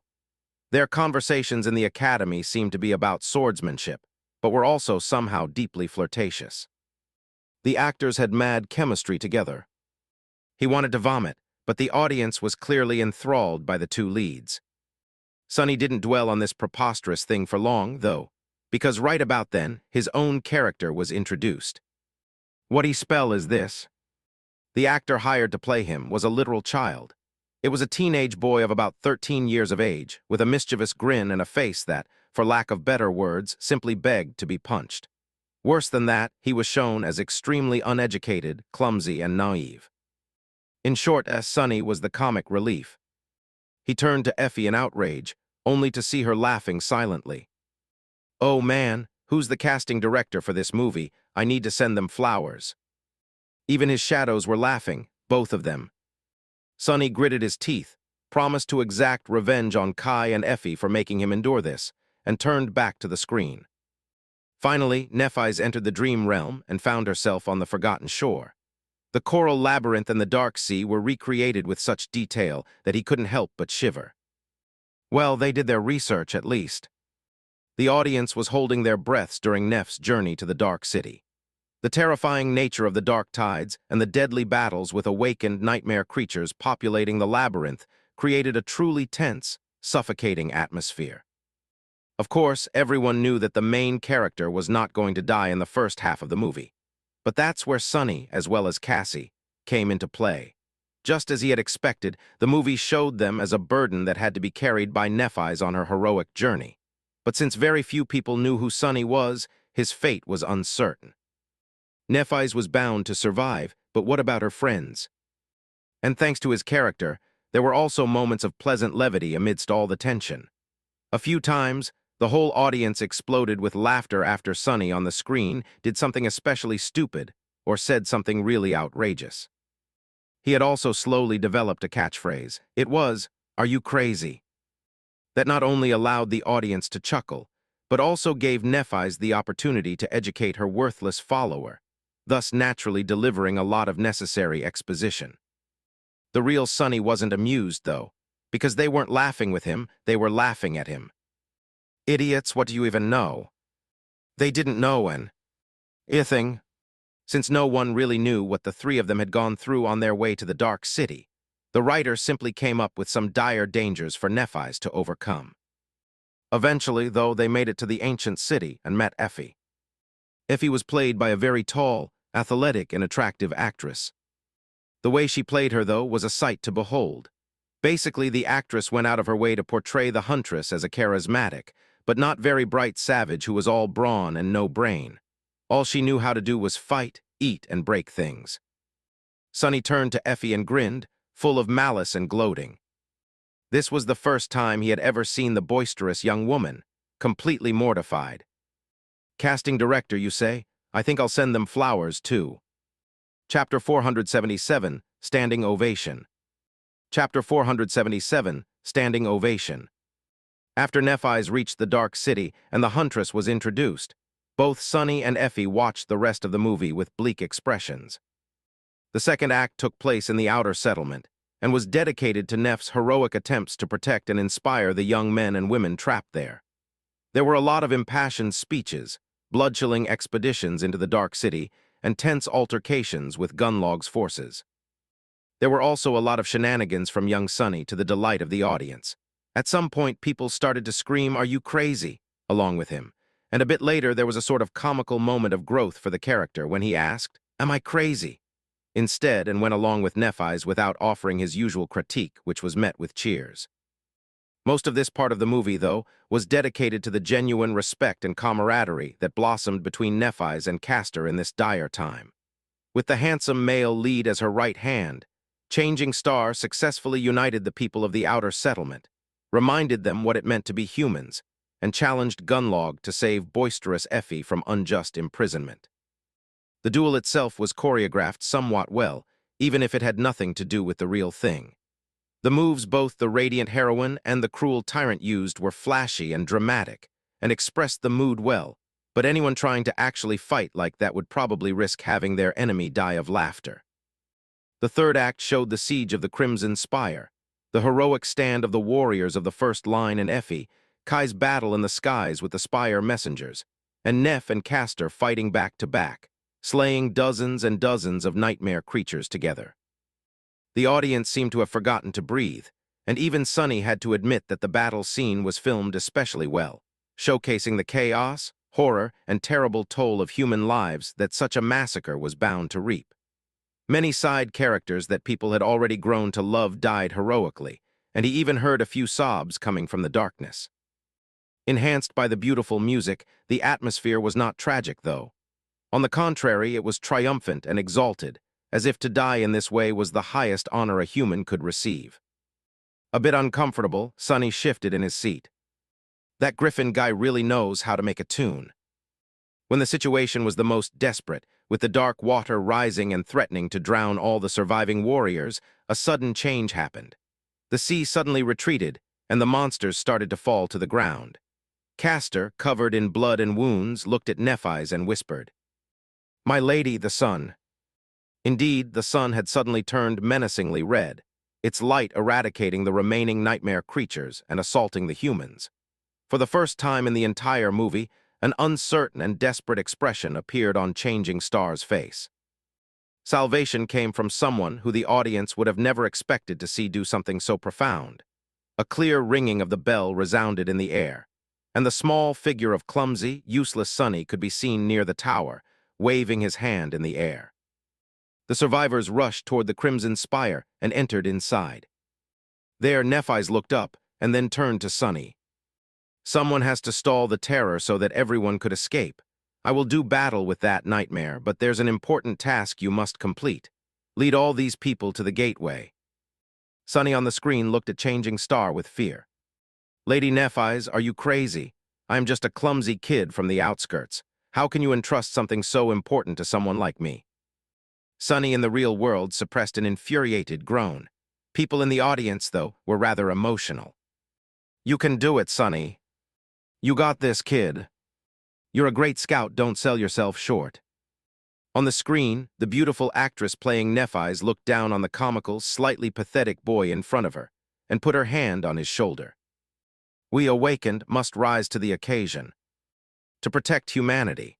As long as we don't give up, no matter how dire the situation is, there will be hope. I believe in you, Sonny. You are capable of much more than you think." With that, she left the survivors and went off to fight the terror, while Sonny guided everyone to the gateway.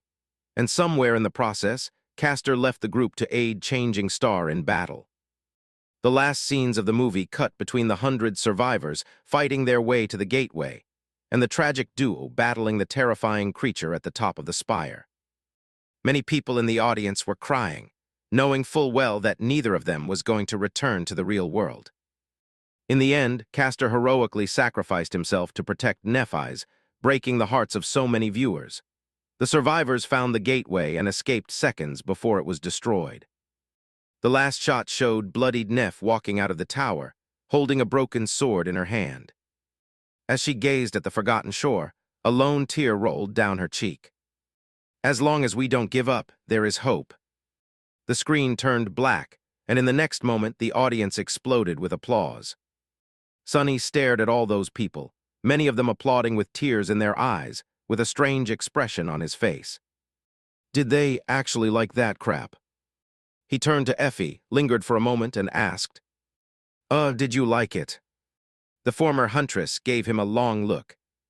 Then she said, "What, I am an idiot? Of course I didn't like it, it's such a piece of crap." Sonny exhaled with relief. At least there was one other sane person in this theater. Chapter 478, Credit Where Credit is Due. After the movie was over, Kai appeared to deafening applause and gave a short speech, congratulating the director and the crew of the movie, and then inviting them on the stage for a short Q&A. Sonny stared at the director of this travesty, seriously considering silently assassinating him for a few moments. Then he glanced at Effie, who, judging by her face, was thinking the same. He lingered for a few moments, then asked, "What do you want to do?" The young woman inhaled deeply, turned to him and smiled. "I am hungry, let's go eat." Together, they snuck out of the screening hall and went to find the theater's restaurant. There were a lot of people there who, just like them, had decided to skip the PR portion of the event and were now enjoying food and drinks, discussing the movie with lively expressions. Sonny and Effie got themselves something to eat and sat at an empty table, then grew quiet for a while. Each was preoccupied with their own thoughts. Now that Sonny had a little time to digest the movie, his anger subsided a bit. In fact, he was even happy. Sure, the way he was portrayed in the story was as far from the truth as it could have been, and more than a little bit humiliating. But, in a way, this was exactly what he needed. Now that Nephis had become his master, he didn't have to hide his strength and true name that much. But he still preferred to remain in the shadows, not only because there was a possibility of becoming masterless again, but also because it was the best way to be in the world so full of hidden dangers and powerful enemies. Being renowned would make a lot of things difficult for him, and make every battle he fought after that harder. After all, there was no better advantage than being underestimated by the enemy. From that point of view, the ridiculous way in which he was portrayed in the movie was a blessing. It made the possibility of anyone thinking highly of him that much lower. Of course, not everyone was going to watch that travesty, but many would, and their opinion was going to spread. Who would believe that a changing star's bumbling sidekick was, in fact, one of the most dangerous awakened alive, and thus consider him as a serious threat? Pretty much no one. So, in fact, the director of the Song of Light and Darkness unintentionally made him a favor. Satisfied with that conclusion, Sonny looked around. He saw several people looking at Effie with stunned expressions, clearly gathering their courage to come and introduce themselves. But no one had yet. He could hear their whispers, though. "Look, it's her raised by wolves." "Oh my. I heard about her situation, but to actually see, she is so brave." Effie herself was strangely quiet. She ignored the whispers, then looked at him and asked, "Hey, Sonny, can I ask you something?" Sensing that this was not going to be a simple question, he tensed a little and then said, "Sure, what is it?" Effie hesitated for a few moments, then lowered her voice so that no one would be able to overhear. Did Castor really leave to help Nephis?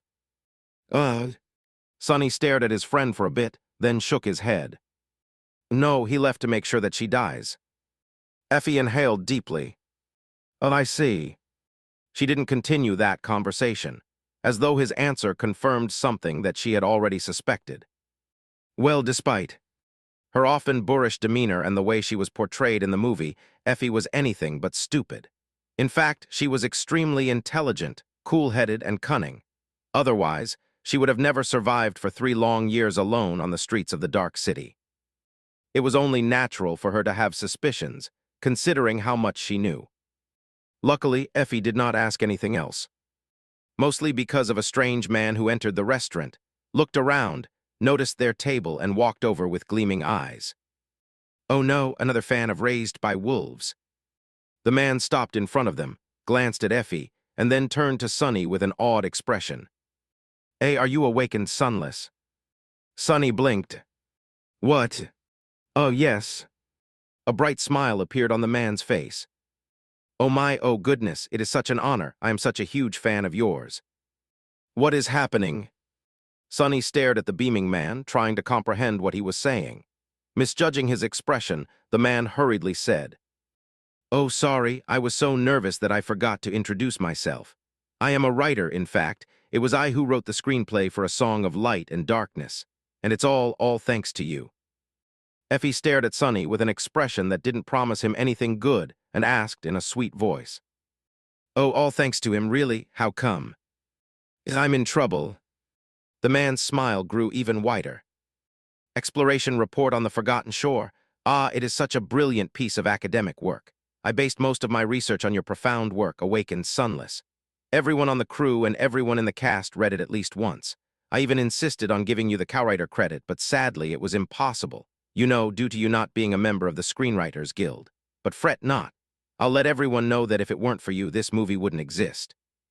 Sonny stared at the man with wide eyes, and then said in a weak voice, "Please don't." But it was of no use. "Ah, you are so humble, so modest.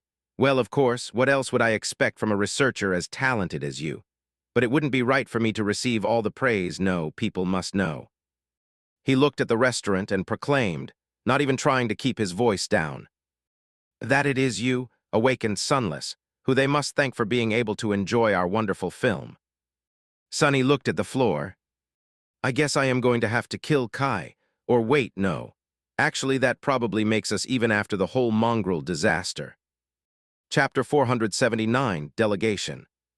Luckily for Sonny, Kai was finished with his business soon, and they were able to leave the theater for a more private space. Otherwise, there might have been civilian casualties at the premiere of the Song of Light of Darkness. After that, damn writer had announced Sonny's identity to everyone in the restaurant. The amount of people asking him to say, "Are you crazy?" to their faces almost pushed him to the brink. In any case, soon he found himself in a sophisticated lounge in the company of Effie, Kai, and Aiko. The petite girl looked very sharp in a fashionable business suit and radiated a sense of cold professionalism that made people think twice before approaching laid-back and friendly Kai, which, Sonny supposed, was a big part of being an idol's manager. When they were seated, the idol in question gave them a guilty look. "Well, it wasn't that bad, was it?" Effie smiled at him and said sweetly, "Sure, sure. But also, the only reason you're still alive is that it would be a chore to clean the blood of my wheelchair." Kai chuckled nervously and glanced at Sonny. "What about you?" Sonny shrugged. "I don't mind. Actually, I am happy to be portrayed as a bumbling fool." The charming archer blinked. "Really?" Sonny gave him a serious nod. "Of course, it's easier to fool people who think that you're the fool, so I don't mind." Kai looked away in embarrassment. "Anyway, you don't have to worry too much, really. These types of films are usually made to boost public morale. No one is really going to take them seriously. Even mundane people understand the difference between reality and fiction when it comes to the awakened." Sonny laughed. "Sure, when they want to." He was a mundane person for most of his life, too, after all. And even though he grew up in the outskirts, he used to consume cheap entertainment just like everyone else in the waking world. Yes, he knew how to recognize propaganda and what to not take seriously. But at the same time, many things that had nothing to do with the truth found their way into his mind and silently became beliefs. That was how well-engineered falsehoods worked. They spent some time chatting and joking about especially ridiculous moments in the movie, and at the right moment, Sonny said, "By the way, I talked to Cassie. She's in, but we'll need to do it before winter, so -1 month for preparations." Effie smiled. "Good news, I'll start packing then. I am south of Bastion right now. So it will take me 2-3 months to get to the Chained Isles, unless one of you knows a friendly local saint." Sonny thought about St. Tyrus and remained silent. No, that woman frightened him too much to ask for a favor. He wondered how Master Jet had managed to convince her in the first place. Kai nodded. "We can meet in Bastion and travel north together. It will be safer." Aiko, meanwhile, was looking at them with a confused expression on her delicate face. "Travel north, do it before winter. What are you talking about?" A guilty expression suddenly appeared on the charming archer's face.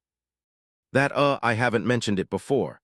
But basically, I'm going to join Sonny, Effie, and Cassie to challenge the second nightmare." Aiko stared at him with a shocked expression.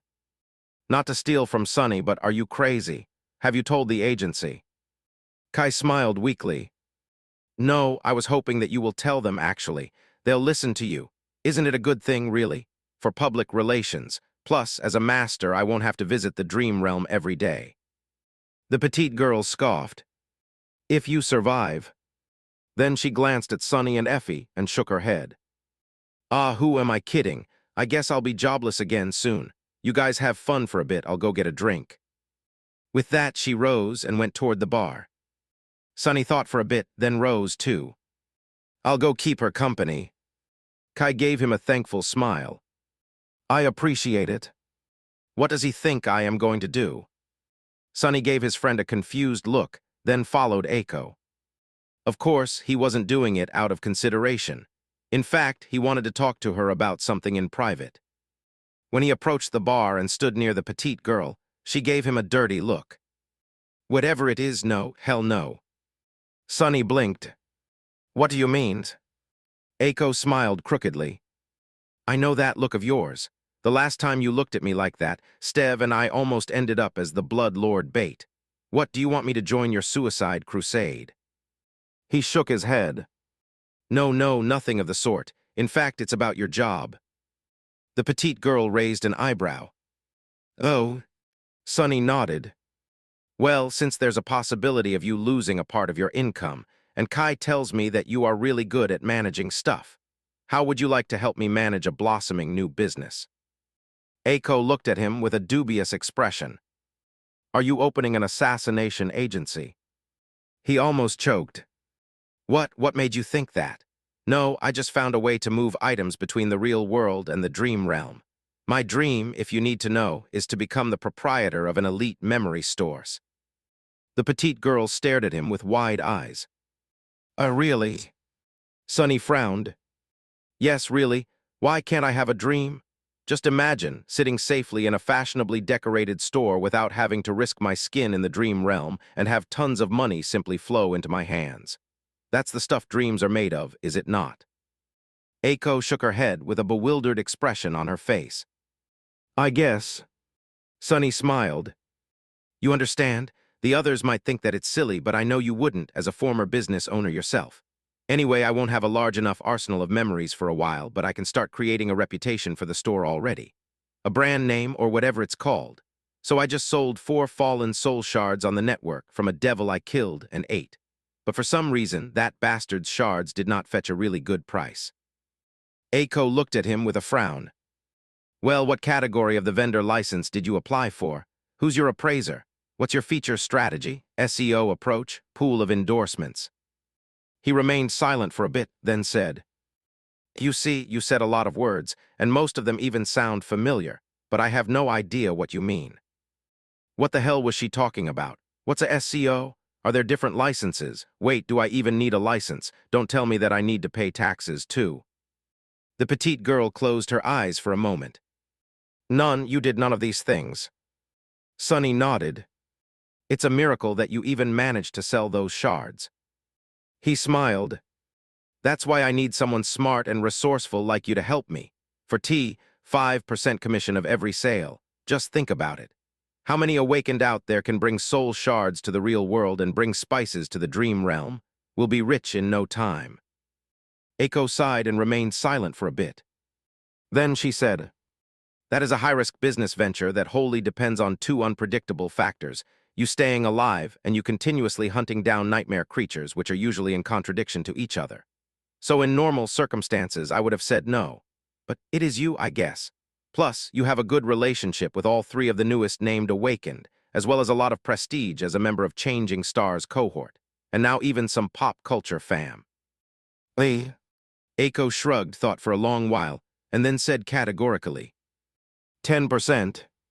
Sonny grinned and offered her his hand for a handshake. Perfect. Welcome aboard Sonny's brilliant emporium.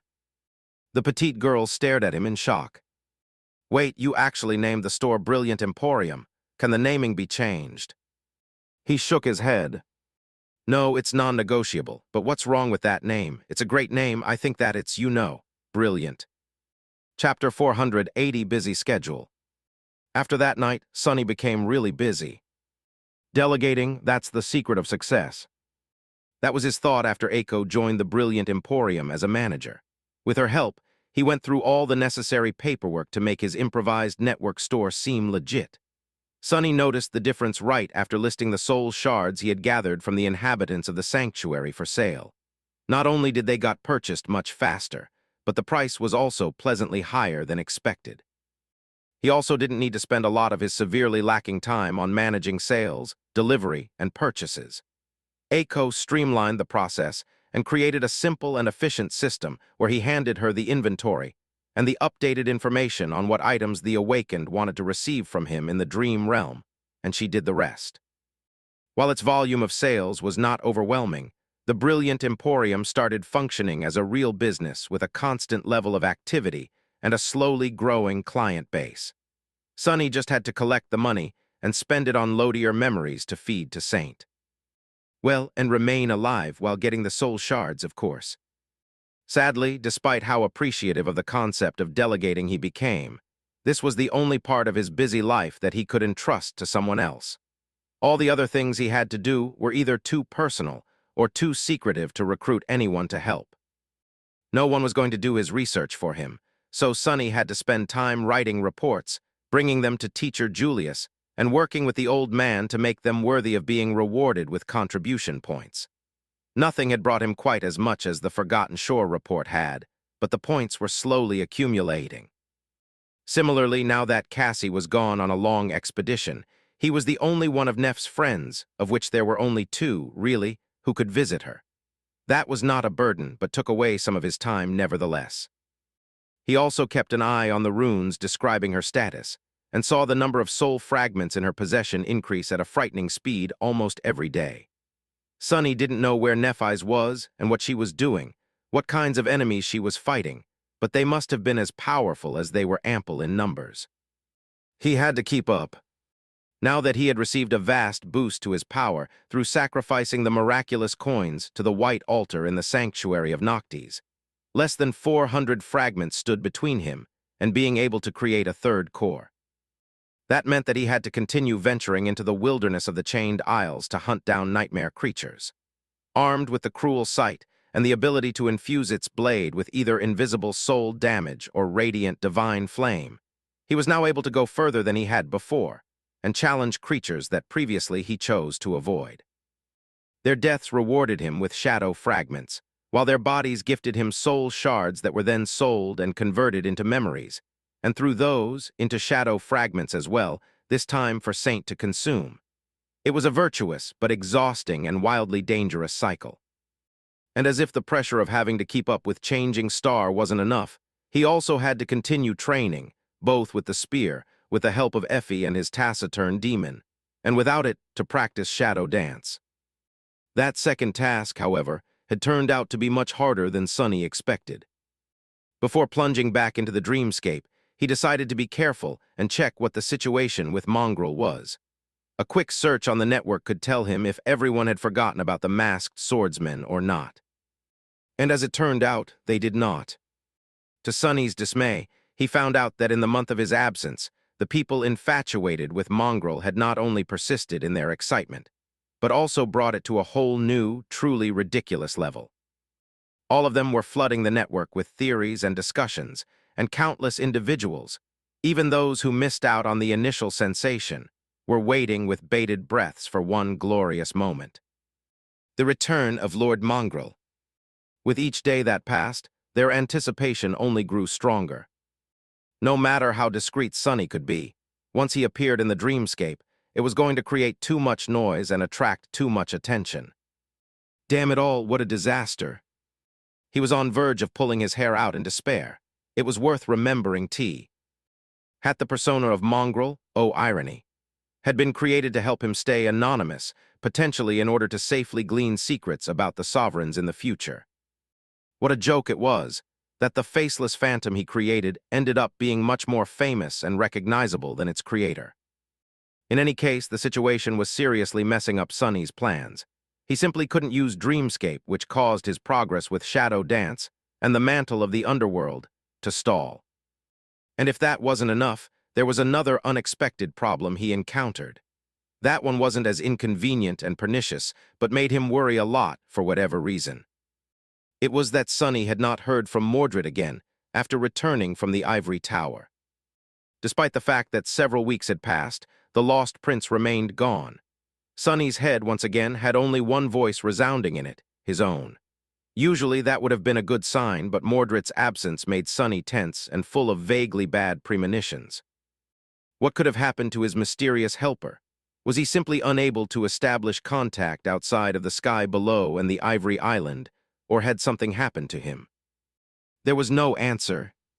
Sunny even took out the mirror shard from the covetous coffer and smeared a few drops of blood on it, to no result whatsoever. The piece of mirror remained the same, absolutely dark, and refusing to reflect anything. It was after one of these fruitless attempts that Sunny left Effie to enjoy the dinner he had cooked for them by herself, and went out to sit on the porch in a dark mood. It was early evening, and shadows were slowly growing longer and deeper. Maybe because of his exhaustion, or maybe because of how used he was to being safe in his home, but Sunny got consumed by thoughts and lost track of his surroundings, something that rarely happened. That was why he was so shocked to hear someone's voice just a few meters away. "What are you staring at?"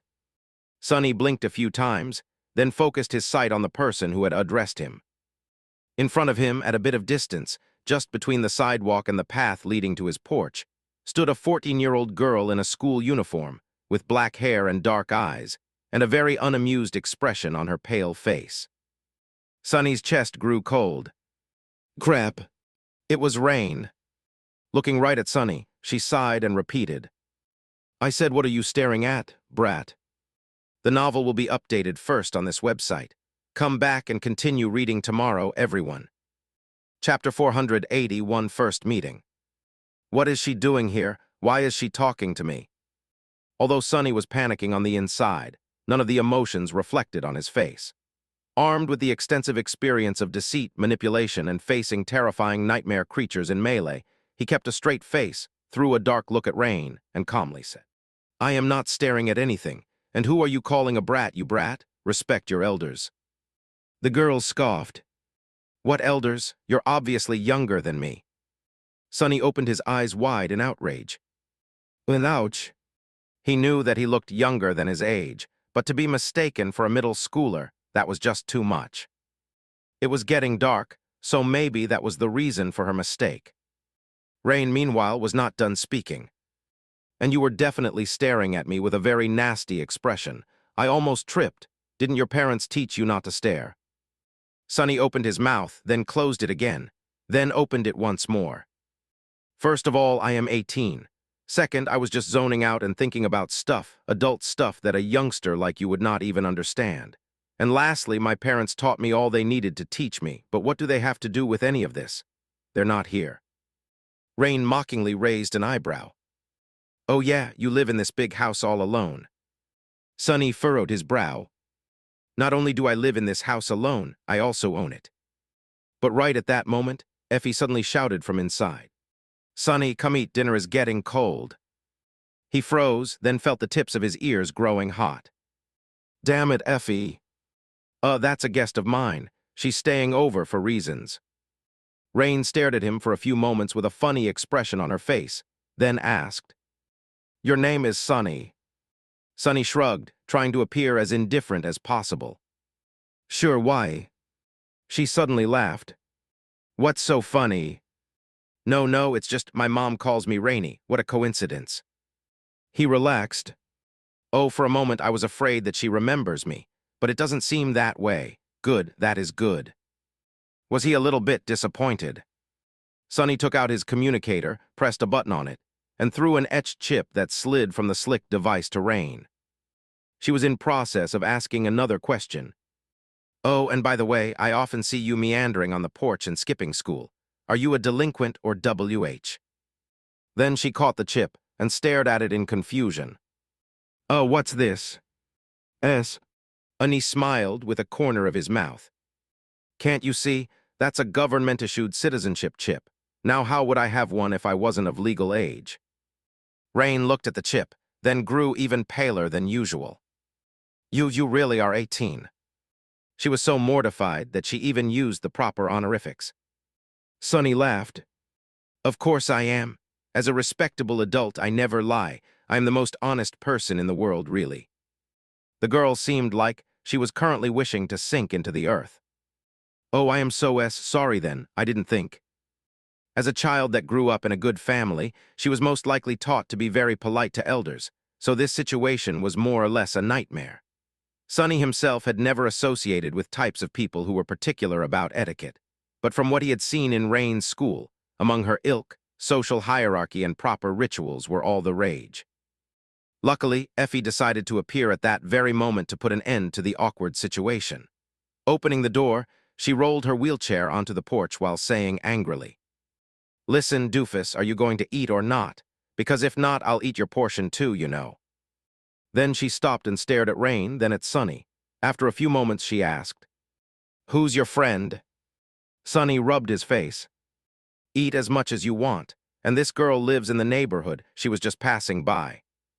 Rain nodded. "Nice to meet you, ma'am. I am very sorry. I was just on my way home from school and made a mistake. You see what has happened." Effie grinned, then gestured for her to stop talking. "Let me guess. This one right here was zoning out with a nasty expression on his face, and then looked at you and said something wildly inappropriate. Rain blinked a couple of times, then said, "Yes, I mean no, he didn't say anything. It was me, I said something inappropriate." The former huntress shook her head. "Then you're lucky. Sonny here is a bit special, one of a kind. The things that sometimes come out of his mouth." Sonny stared at her in outrage and hissed, "The things that come out of my mouth? You're the one to talk." She sighed, then looked at Rain with a hurt expression on her face. "You see how he bullies me? Ah, that's no way to treat a guest, Sonny. So ungracious. What will this nice neighborhood kid even think?" Rain energetically shook her head. "No, no, I won't think anything. I have to go home, actually. It's been nice meeting you." With that, she hurriedly turned around and made a step to walk away. Effie raised her voice a little. "Bye, nice meeting you too. If you feel guilty about the misunderstanding, you can stop by any time. With food, all will be forgiven." Sonny stared at her with wide eyes, not quite believing what he was hearing. Finally, when Rain's figure disappeared behind the green fence, Effie turned to him and smiled. "It's almost like there's a factory somewhere in the city releasing whole batches of tiny, pale, bony teenagers. That girl is almost as pale as you, Sonny. I can't believe it." With that, she shook her head, turned her wheelchair, and went back inside to continue her dinner, leaving Sonny alone, flabbergasted and trying to determine if he was currently awake. What was that? What just happened? Of all the countless scenarios he had in his head of how his first meeting with Rain would go, this was definitely not one of them. The novel will be updated first on this website. Come back and continue reading tomorrow, everyone. Chapter 482, Peace Offering. Sonny was too shaken by what had just happened to do anything else today. So, he just went down to the basement, entered the dream realm, and remained in his small room in the sanctuary instead of going out to fight nightmare creatures. There he just slept peacefully for the entire night. This was a very strange way to act for Sonny, but many awakened did just that every day. Unless their citadel was under attack, which happened frequently in most parts of the dream realm, or they were assigned a certain duty, people just remained in their quarters, slept, and returned to the real world without throwing themselves into any kind of danger. Others performed various tasks to earn a livelihood in the citadel, all the while staying safe behind its walls. Few frequently ventured outside and challenged the wilderness of the dream realm. And who could blame them? Most people were made awakened against their will, after all. It was the spell that wanted humans to risk their lives, go through deadly trials and endure terrible suffering, not people themselves. So there was nothing wrong with a person who wanted to stay as safe as possible for as long as possible. If anything, it was Sonny who behaved abnormally. In any case, he felt refreshed and more balanced when he returned to the real world in the morning. A good night of sleep helped him put his unexpected encounter with Rain in perspective. Yes, it was an unfortunate mistake on his part, and yes, the fact that she now knew his face and name was less than ideal, but truly nothing too bad had happened. Rain just thought of him as a neighbor, not even an acquaintance, just a stranger. Which was just as Sonny wanted it. To be on the safe side, he could avoid leaving the house for a while altogether. And yet, in the evening, he found himself sitting on the porch again, enjoying the view and a cup of tea, as he had already grown used to. After yesterday, I doubt that she'll ever want to approach this house again, so I should be all right. But as it turned out, he was not. Sonny noticed Rain walking from the public transport terminal long before she came anywhere near his home, because one of his shadows was stationed further down the street to keep a lookout. He sighed, then lowered his eyes and pretended to study the synthwood surface of the porch, hoping to avoid making eye contact with the teenage girl. This time, he was not going to give her a reason to come closer and talk to him. However, it was all for naught. When Rain approached the path leading to his door, she slowed down a bit, hesitated, then turned and walked directly to him. "What the hell?" Sonny raised his head and stared at her with a bit of surprise. Hi, it's you again." She nodded, then took off her backpack and produced a big food container out of it, seemingly full of something delicious. Then, Rain handed it to Sonny. "Here, my mom made it. Your friend said to bring food, right? Oh, and I'm really sorry, for yesterday." Sonny blinked a couple of times, then took the container from her hands and stared at it for a bit. Damn Effie, who told her to ask for food. I cook great food for the both of us myself. Then he pretended to smile and said, Yeah, she did, and no problem, say thanks to your mom. Sonny thought that the conversation would be over after that, but Rain lingered. There was a sort of curious expression on her face. It's nothing much, just some pasta with mushrooms and cream sauce. My favorite, us Sonny, right? I'm Rain, by the way. He looked at the food container again, reevaluating his stance on its existence. Nothing special. He was willing to bet that the ingredients she listed were all natural, too. A far cry from synth-paced people like him, usually consumed to keep their bellies full in the outskirts. Sonny knew a few guys who would kill to eat something like this. His smile became more genuine. Yup, I'm Sonny. Nice to meet you, Rain. She smiled slightly, hesitated for a few moments, and then asked, So you're really 18, and live alone in your own house, I mean with that nice friend of yours? Sonny shrugged. Sure, she's just staying over until she finds a place of her own, though. Why? The girl looked at him with wide eyes. I mean, aren't you a bit young to live on your own? Aren't your parents worried? He stared at her for a couple of seconds, then tilted his head a little. I think that I'm of a perfect age to live on my own. And no, my parents aren't worried about me one bit. Rain smiled, as though hearing the most fascinating thing ever. But like, who cooks your food? No, wait, who buys your wood? Do you get an allowance? Or do you have a stipend from your university? Wait, do you even go to a university? I have so many questions.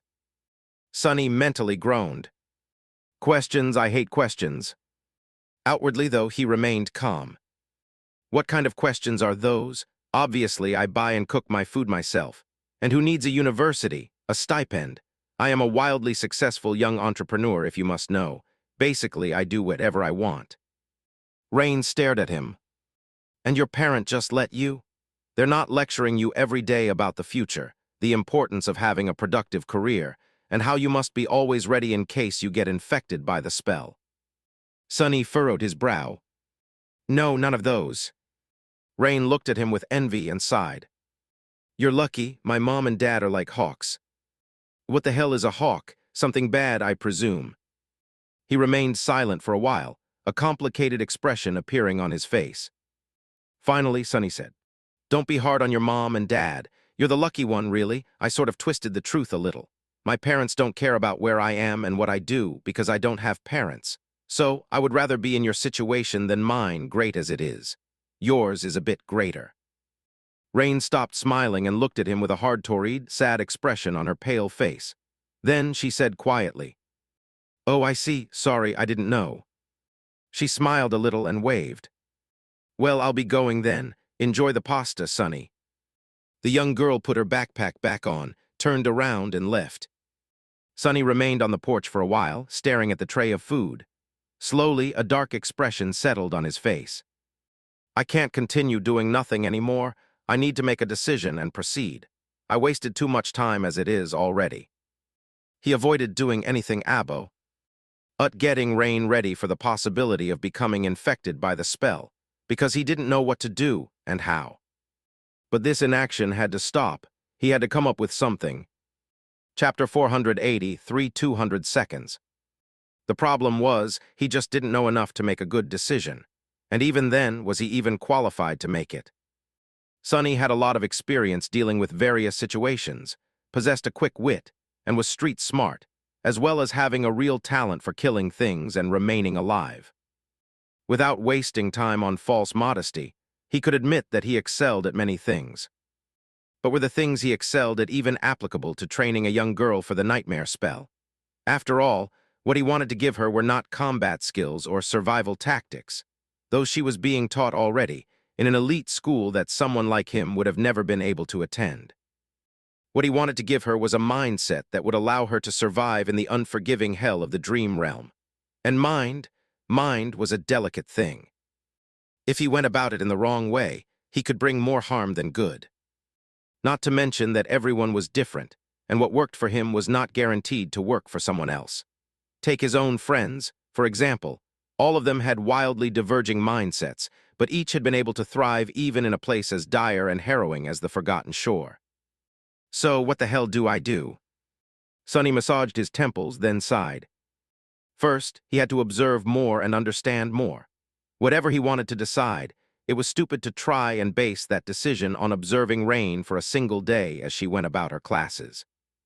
Maybe I'll get inspired, or my intuition will give me a hint. With that thought, he frowned, finished his tea, and went inside. The next morning, Sonny left his house early and used the transit system to reach the district where Rain's school was located. Now that he knew the place, he didn't need to follow his sister around. Instead, he went ahead, returned to the cafe he had hidden in the last time, and sent one of his shadows to keep watch on the entrance of the school as it waited for the young girl to appear. Half an hour later, he noticed her figure and silently ordered the shadow to follow Rain inside. I am going to have to keep studying her demeanor for a while, a few weeks at least. By then, it is going to be clear if my initial impression was right, or if I need to reconsider my evaluation. I'll also understand her strengths and weaknesses much better. Sonny had to stop himself from groaning. A few weeks, that was going to really eat into his time. Both the hunt for shadow fragments and his training with Effie and Saint were going to suffer, which was such a shame. Recently, he was starting to feel a hint of confidence when handling the cruel sight in its spear form. Previously, Sonny had mistakenly considered the spear to be a rather static weapon, one mostly capable of only straightforward thrusting attacks. And on the surface, it was, more than that, this was actually one of its best features. Anyone could use a spear with a decent level of effectiveness. That was why it ruled the battlefield for thousands of years. Unlike the sword, a person didn't need endless hours of practice to become a proficient amateur with it. But in the hands of a master, the spear was a completely different beast. It was swift, deadly, and unpredictable, capable of a vast variety of attacks at a wide array of ranges. It was a truly versatile weapon capable of dealing devastating damage to anyone who would dare to approach its wielder. What Sonny liked the most, though, was how deceiving a spear could be. Cruel Sight, in particular, was especially flexible due to its long blade, which could both piece and slash. Not to mention the fact that the length of its shaft could be changed at will. Sonny was still much more comfortable with swords, though, especially familiar ones, like the Midnight Shard of the great Odachi form of the Soul Serpent. He was growing rather fond of the ability to keep his enemies further away from his body that the Cruel Sight gave him, nevertheless. So it was a real shame that he was going to have to reduce the amount of time he trained by a lot. That was not even the main reason why he felt malcontent about the prospect of spending weeks observing Rain at school, though. The main reason was teenagers. Sonny clearly remembered the mental trauma he had experienced after being forced to watch the young elites attending the prestigious school, making life difficult for both themselves and the teachers. Even after having to fall into an endless abyss while eating the rotten meat of a devil and burning in the ocean of divine flames, he would rather repeat the whole thing than experience school life again. Well, almost. Not really. With a sigh, Sonny concentrated on the pastry in front of him and prepared for a long and hard. Day, that pastry alone made his mood better, simply because of the fact that it didn't come from a mimic. The young elites were the same, venomous, incredibly misguided, and infuriating. Luckily, Rain was also the same. She studied quietly and avoided all the drama, which basically made her a pariah.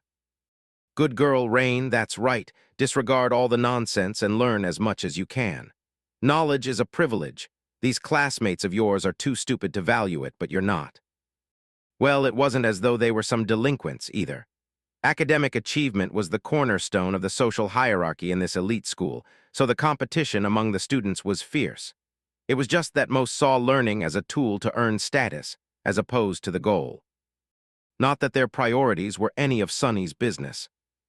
Hour went after hour, and at some point he decided to leave the cafe and take a walk to chase away the boredom. But before he could, however, something happened. His communicator suddenly let out a grating, echoing ringing sound. A second later, the sound repeated. And it wasn't only just him. Every person in the cafe, from the clients to the members of the staff, was receiving the same notification.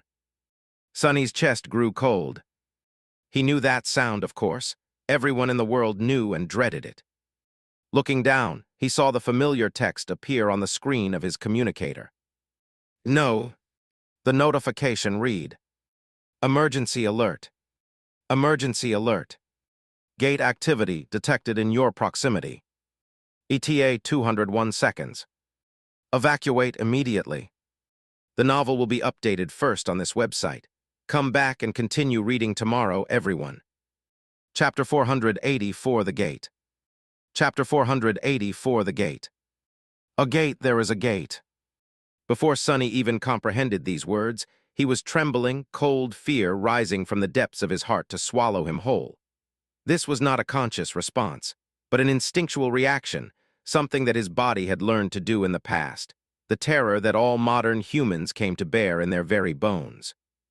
The grating, echoing ringing meant only one thing: run. Run if you wish to live, if you don't want to die in a manner so harrowing that words could not describe it.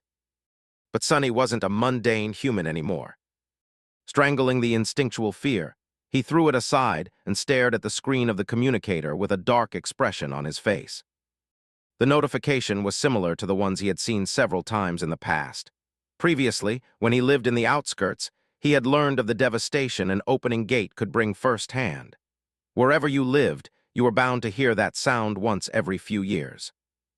Granted, the infrastructure in the outskirts was way less developed than in the proper parts of the city, and there wasn't a lot of awakened around, so the results were often more disastrous. He was in a very respectable district right now. But ironically, things were much worse. Sonny wasn't very versed in the technology the government used to detect the appearing gates in advance, but he knew that it failed this time. Usually, people would receive a notification at least 10 minutes, half an hour, sometimes even days before the dreaded event. This gave most of them time to evacuate out of the impact zone, and also allowed the government forces to arrive before the flood of nightmare creatures broke free of the opening gate and cut through the ranks of the nearby awakened who tried to stall it. 200 seconds, that was nothing, less than nothing. It was not nearly enough time for people to run and not nearly enough for help to arrive. Such a small time window meant only one thing: that unless something happened, there was going to be a massacre. He was safe, though. He could just shadow step away at any moment. As people jumped to their feet and ran to the exit with panicked expressions, Sonny sighed and pressed on the notification. Immediately, a map opened up, showing him the location of where the gate was going to appear, as well as optimal evacuation routes. Too close. There was no way that Rain's school was going to be able to evacuate thousands of students in time. If their hazard protocols were well established, they were not even going to try. They would just gather the children in the most protected part of the school, activate their defense systems, and try to hold until help arrived. The school was in the direct vicinity of the opening gate, though. Sonny wasn't sure how well its defenses would do, no matter how formidable they were. Even if there were several awakened staffed as security personnel or instructors for this exact eventuality, they wouldn't be able to do much. The true elites would not take such positions, after all. What to do? This time, the notification interface was different from how Sonny had seen it in the past. There was an additional, urgently blinking symbol on the map. It was very similar to the insignia Master Jet wore on her sleeve, only this one D2 stars on it instead of 3. This symbol was there because the communicator knew that Sonny was an awakened. There were 192 seconds remaining until the gate opened. Out in the classroom where one of his shadows was currently hiding, the children and the teacher were still staring at the notification with stunned expressions, not yet comprehending what it meant exactly, or simply refusing to. Not paying a lot of attention to the chaos happening around him, Sonny pressed on the symbol, and additional information appeared on the screen. Attention all awakened. Request immediate action. Attention all awakened. Request immediate. Below that, several lines of text shimmered. Gate Category 2, 89% probability. 3, 10% probability. Higher undefined.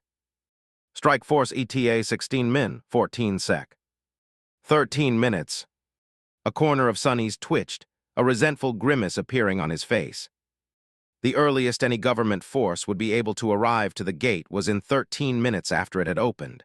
13 minutes, that might as well have been an eternity. Too long. And now, Sonny had to make a decision. He had to either run away or respond to the call to arms to stand in front of the nightmare gate, hoping to survive in the flood of monsters for 13 entire minutes. Well, it wasn't that hard of a decision, really. Sonny knew that he was going to stay, not out of any sort of moral obligation, but simply because he wanted to. He was equally as reluctant to turn tail and allow the spell to invade his world with impunity as he was to see countless nice, mundane humans die in the maws of nightmare creatures. Like the polite waitress who served him the delicious pastries, or the baker who had made them. This was his world, his city, and his fellow humans. Before, Sonny was always weak and had no choice but to run, hide, and tremble in fear. He was done living his life in fear a long time ago, though. He was also done allowing anyone or anything to take what was his without a bloody fight. He was done being weak. But even that wasn't the real reason. Perhaps Sonny would have considered the approaching disaster too much of a risk and retreated, but Rain was there, very near to the center of the map displaying the gate's impact zone. So really, running away wasn't even an option. 180 seconds remained. Now left alone in the empty cafe, Sonny stood up and stretched. A heavy sigh escaped from his lips. This is going to be a wild, wild ride. Chapter 485, Lesser Evil. Now that he knew that he was insanity, going to act, Sonny had to decide how exactly and do it very fast. Sadly, the question was not as easy as it seemed. His life was too complicated for anything to be easy. Not only was the answer to the question not too obvious, but what's worse, he had mere seconds to make a decision, which was not nearly enough to think things through with any sort of clarity. But what choice did he have? None at all. Sonny grimaced. Let's speedrun our options.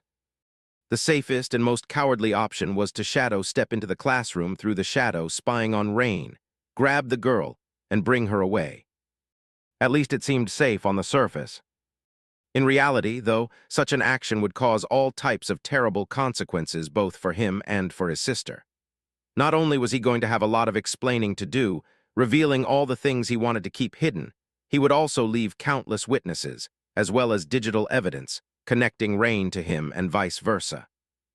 In the future, whenever he was going to end up having really dangerous enemies, which Sonny had no doubt would happen one day, soon, that evidence was going to come to light and lead them to her, which was not something he was willing to accept.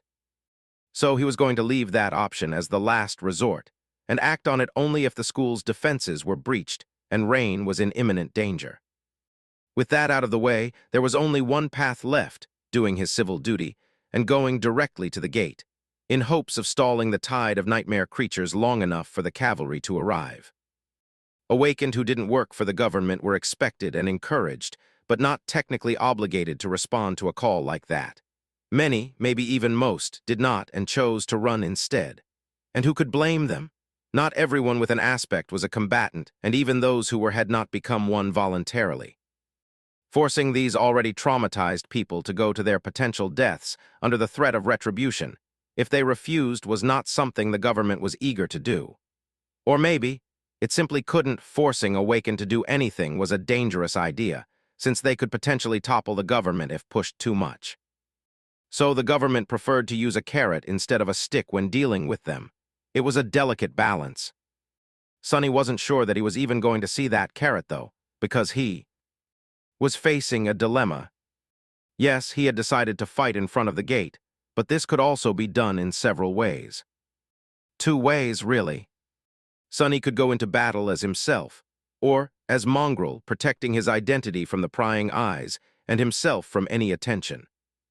Using Weaver's mask was not without risk, as every time he did so without proper preparations could potentially leave behind context clues that would allow smart people to narrow down the list of suspects. But the alternative, right now, with not a lot of time to weigh all the pros and cons, Sonny felt that the alternative was worse. If he wanted to have a hope of surviving for 13 minutes, he was going to have to go all out, showcasing the full scope of his true powers. That meant that all his efforts to create an image of a talented, but not too dangerous or noteworthy young Awakened were going to be destroyed. He was going to become really, really famous, and draw the eyes of entities he wanted to remain blind to his existence for as long as possible. Perhaps even worse, He was going to create one too many coincidences for Rain to continue not noticing his secret attention. It was one thing to have a quirky neighbor, if he suddenly showed up near your school in your moment of need, and turned out to be one of the most deadly awakened of his generation, though that would most likely be enough to make her start asking questions that Sunny wasn't ready to answer. So, awakened Sunless was going to have to cowardly run away from the gate, while Mongrel was going to have to stand and fight. What a messed up situation. 170 seconds remained. Sunny sighed, knowing full well that this decision was not ideal. At the minimum, Mongrel's persona prevented him from using some of his most powerful tools, anything that people knew and associated with Sunny, no less, like the cruel sight. Very few people had seen him use Saint, however. In fact, outside of Neff's cohort, Mordred was pretty much the only person who had. There were also the people he had fought the Lord of the Dead with, but all of them were gone now, with one notable exception. Sation was still alive and out there somewhere, in the embrace of one of the three great clans. So summoning Saint was not ideal, too. Even though someone else could have received a similar echo, revealing her was really risky. He could only do it if things got really desperate. Maybe I should reconsider. But there was no time to consider things anymore. There were less than 3 minutes left before the gate opened. He would just have to manage somehow. Sunny closed his eyes for a moment, then checked where the cameras monitoring the cafe were located and walked into their blind zone. There, he summoned the covetous coffer, placed his communicator on its lid, and sent the box scurrying in the direction opposite of where he himself was headed. After that, Sunny took a deep breath and dissipated into the shadows. A few seconds later, and hundreds of meters away, an armored figure wearing a fearsome black mask walked out of the darkness, the blade of the great Odachi resting on its shoulder. Mongrel had arrived to the Nightmare Gate. Chapter 486, Call of a Nightmare. The road ahead of Sunny was almost empty. Only several people could still be seen, running away from the vertical line where the air was rippling strangely, 100 or so meters behind their backs. When they saw his menacing figure, the stragglers recoiled. Someone let out a frightened yelp. Not paying them any attention, Sunny calmly walked forward. The Soul Serpent rested on his shoulder. Strained, I have never seen an opening gate up close before. The deserted street in front of him did indeed look very eerie. Not only because it was almost entirely empty, both of pedestrians and of rushing PTVs, but also because light and shadows were behaving very strangely, the hue of the light slightly wrong, the movement of the shadows slightly erratic. The sound was strange, too. It was deadly quiet, but at the same time, Sunny couldn't get rid of the feeling that there were barely audible noises coming from all directions, assaulting his ears like an inaudible cacophony of muffled, distant, demented screams. There was a strange pressure rising in the air, getting stronger the closer he got to the nascent Nightmare Gate. The gate itself was easy to recognize. It looked like a tall, vertical depression in the fabric of the world, a place where light refracted in unnatural ways, and the inaudible screams were the loudest, not a rift in reality yet, but a hint of one. In front of the gate, half a dozen people stood, staring at it in tense silence. The awakened who, just like Sunny, decided to answer the call. Only 6 of them. While that fact didn't promise him anything good, it was to be expected. 200 seconds was just not enough for a lot of willing defenders to arrive, even those who were ready to risk their lives. In an attempt to protect the civilians needed time to get to the gate. After all, this bunch were those who had already been in the immediate impact zone when the alert was sent to their communicators, just like Sunny. Maybe they were overly confident in their abilities, or maybe, just like he, they had people they cared about in the surrounding area, perhaps even in the very same school where Rain was, a few hundred meters behind their backs. In any case, he couldn't help but feel a bit of respect toward these people. Coming to a gate already required a lot of courage, remaining even after it became clear that there were going to be less than 10 awakened fighting side by side to stall the tide of monsters was beyond that. These people were ready to die to fulfill their duty. Fools, brave, brave fools. What about Sunny himself then? I am a fool too, but a cowardly one. Sunny had no plans of dying today. He knew what he was doing and had ways to escape if things got too dire. Without slowing down even a little, he calmly walked past the six awakened and stopped with his back to them, closer to the gate than anyone else. Unwittingly, Sonny found himself standing at the head of the small group of defenders. Unlike them, he showed no sign of fear. The others were staring at the gate with pale faces, their bodies tense, their eyes full of unease and dark resentment. Sonny's pose, however, was confident, indifferent, almost relaxed. And in the eyes of the fearsome mask, there was nothing but darkness. The others reacted to his arrival with excitement. One more awakened to fight with them was already a good thing, but this one in particular looked especially imposing. His onyx armor and fearsome blade were obviously a cut above the memories they themselves had in their possession, and his calm demeanor suggested either an experienced fighter or a madman. And then someone recognized him. Wait, isn't that Mongrel? The others looked at the girl who spoke with confusion. Who? She stared at them with wide eyes. That's Lord Mongrel, haven't you heard of him? A hint of recognition appeared in the eyes of the awakened gathered in front of the opening gate. One of them glanced at Sonny, lingered for a moment, and asked, I am sorry, friend. This young woman seems to have heard of you. If I may ask, are you an awakened of some renown? Sonny didn't move a muscle and lied almost on autopilot. I am not an awakened. I have no renown. The man raised an eyebrow. What do you mean, not an awakened? Then who are you? Sonny cursed inwardly. My damned tongue. He gritted his teeth, remained silent for a second, and then answered in a calm tone. I am just a human. Then he sighed and turned his head slightly, staring at the six awakened. From the look of their memories and how they held themselves, they weren't elites. Several seemed to know how to hold a sword, but that was all. They were going to get eaten alive once the gate opened. Disheartened, he asked, Combat aspects. The defenders looked at each other, and then the girl who had recognized him answered. I have an awakened aspect that enhances my agility and allows me to strike with deadly precision. Two guys have dormant aspects centered around endurance and strength, and the other two can perform ranged elemental attacks. So 3 weak combat aspects, 2 supporting fighters, and no one capable of proper support or healing. He lowered his head for a moment. There were only 30 seconds left before the gate opened. Slight tremors were running through the ground beneath his feet, and bits of dust and small pieces of gravel were slowly rising into the air, levitating on the invisible currents of energy coursing through the air. How I am going to do this?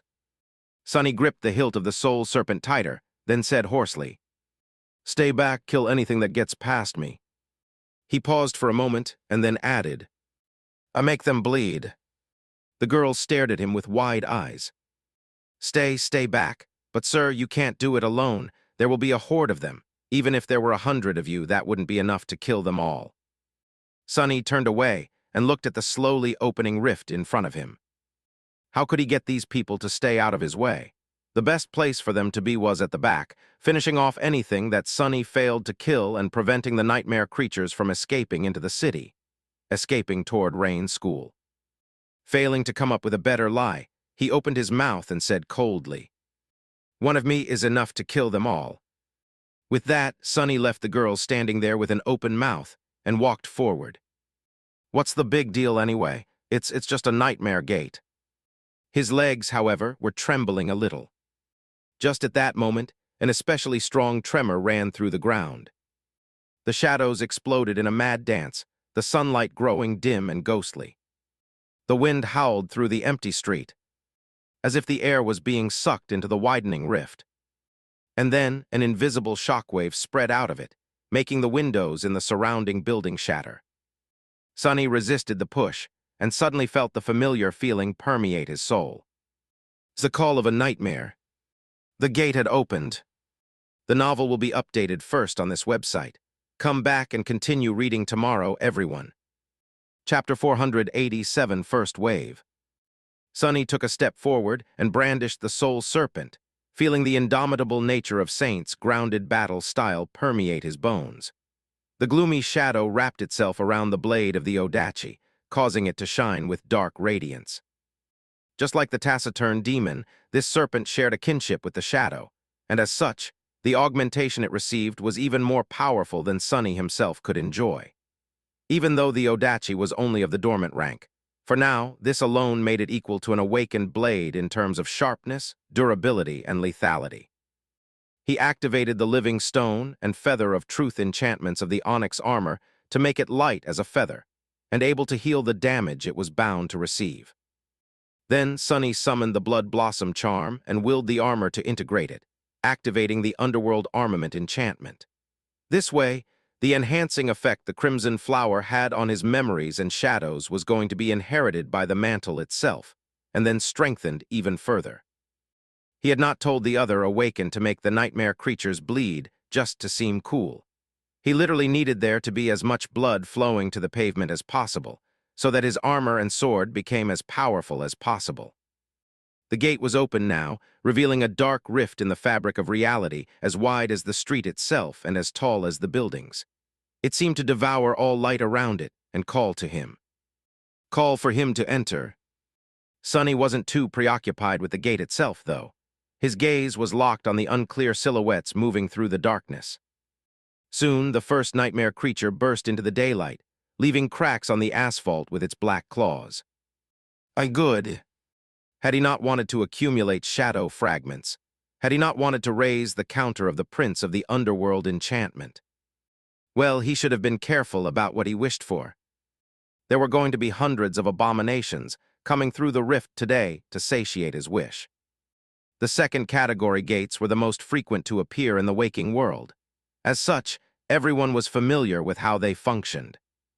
The first few waves of advancing nightmare creatures were not going to be too terrible, at least for a fighter of Sunny's caliber. They would be comprised mostly of dormant creatures, with some awakened abominations mixed in. Their classes and numbers, too, would be comparatively low. But these first few waves, they were just a hint of the horror to come. Pretty soon, every nightmare creature coming from the gate was going to be of the awakened rank, with more and more fallen ones appearing as well. Their classes were going to rise, until there were as many demons as there were monsters and beasts around. And if Sunny was still alive by the time this second stage was nearing its culmination, well, two things could happen, neither promising him anything good. Either the gate was going to end up really being of the second category, or not.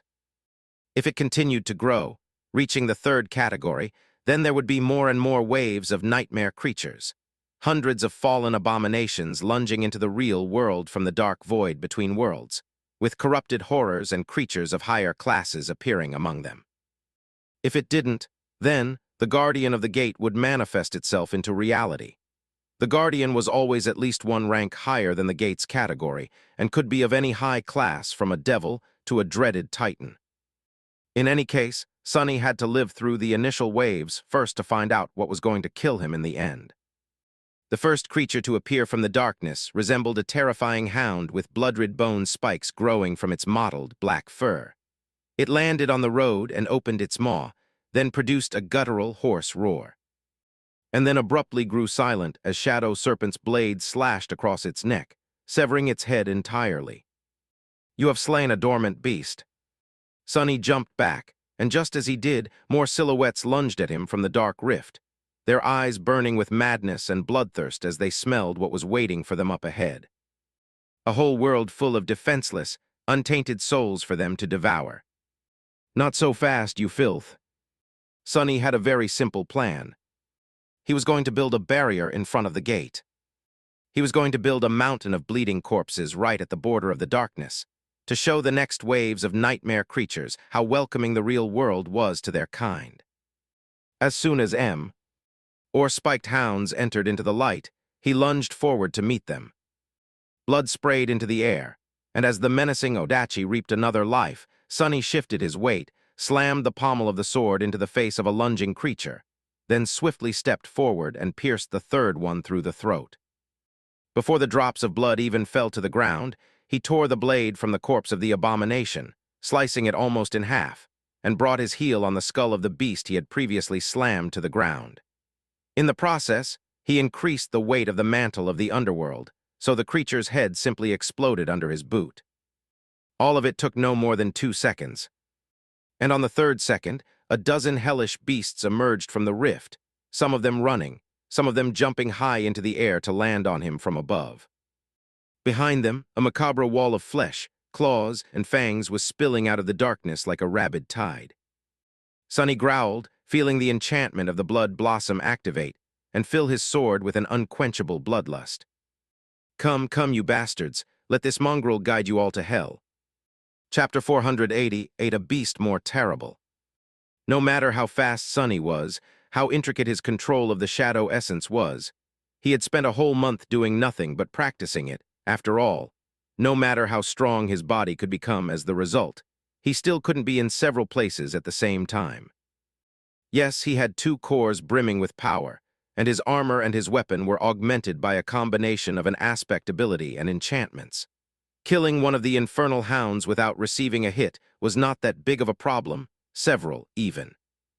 But a dozen, that was too much even for him. So Sonny didn't even try. At this point, Mantle of the Underworld was as close to the pinnacle of the ascended rank as a memory could be, so these dormant beasts had no chance of piercing it with their fangs. He could allow himself to be bitten a few times. He just had to be strategic about it. He had to protect his neck and the back of his head, as well as pay attention to balance and mass. Yes, the abominations couldn't get to his flesh just yet, but an impact was still an impact. If he wasn't careful, the bastards were going to topple him, and once he was on the ground, the game would be over. Luckily, he had Feather of Truth at his disposal and could manipulate the weight of the onyx armor, turning it from incredibly light to as heavy as a mountain. In conjunction with the cautious use of Saint's grounded style, which excelled at solid footwork and indomitability, he could stay upright no matter how many beasts attacked him.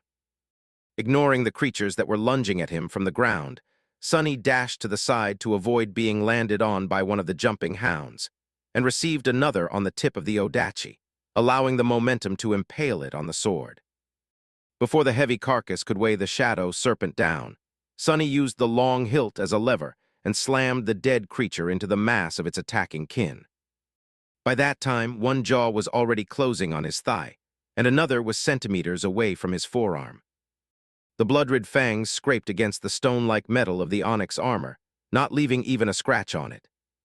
Sonny let go of the hilt of the Odachi with one hand, then hooked its blade under the throat of one of the attacking abominations and made a simple move forward, slicing through tough fur, skin, and vulnerable flesh beneath.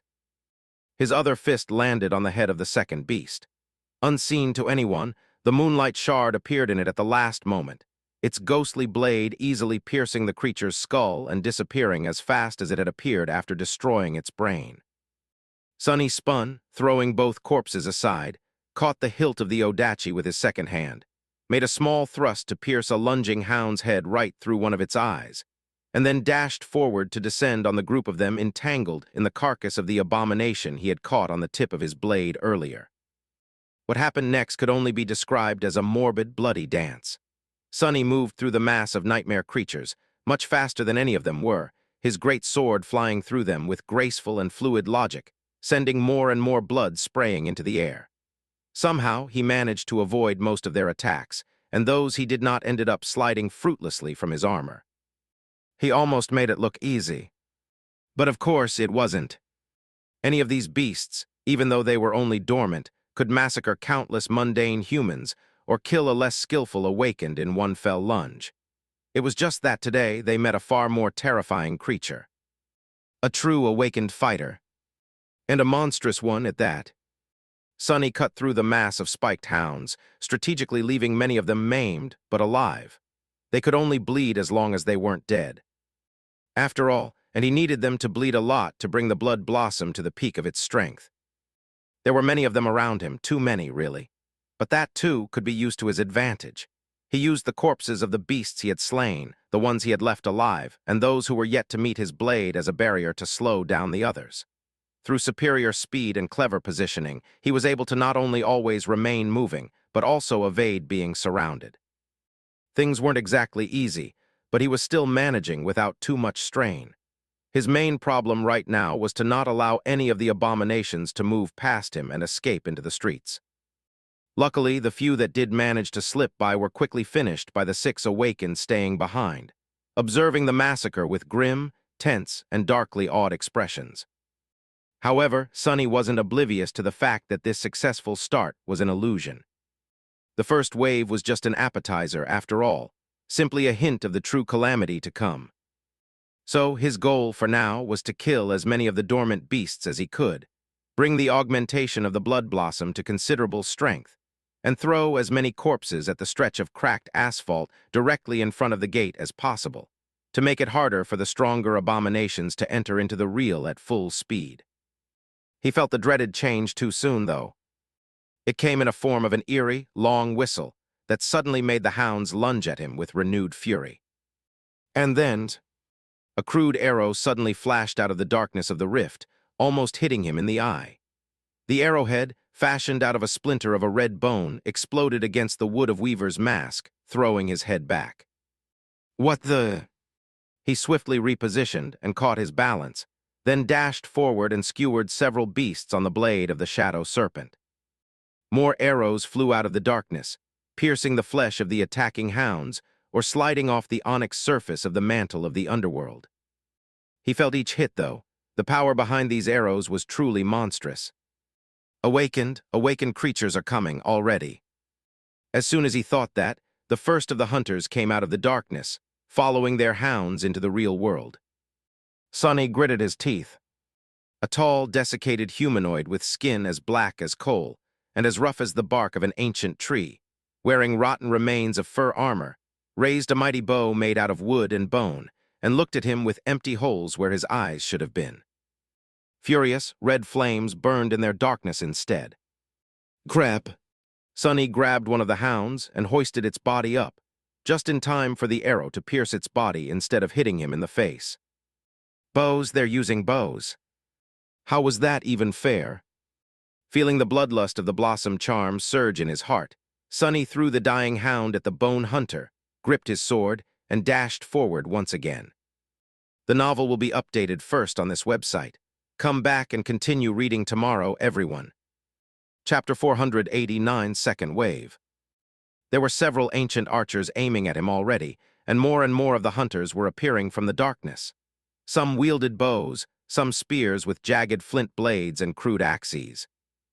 Those were awakened monsters, each and every one, equal in rank and class to carapace centurions Sonny had fought once, a long time ago on the Forgotten Shore. And to Sonny himself, technically, a much tougher enemy for him to slaughter. Luckily, unlike the massive centurions, the hunters weren't covered in adamantine chitin from head to toe. Ducking under the flying arrow, Sonny lunged forward and thrust the tip of the Odachi into the desiccated flesh of one of the bowmen. The black, bark-like skin offered a lot of resistance to the shadow-hind blade, but the force of the blow was terrible enough to rip through flesh and bone, allowing it to pierce the body of the hunter and emerge from his back.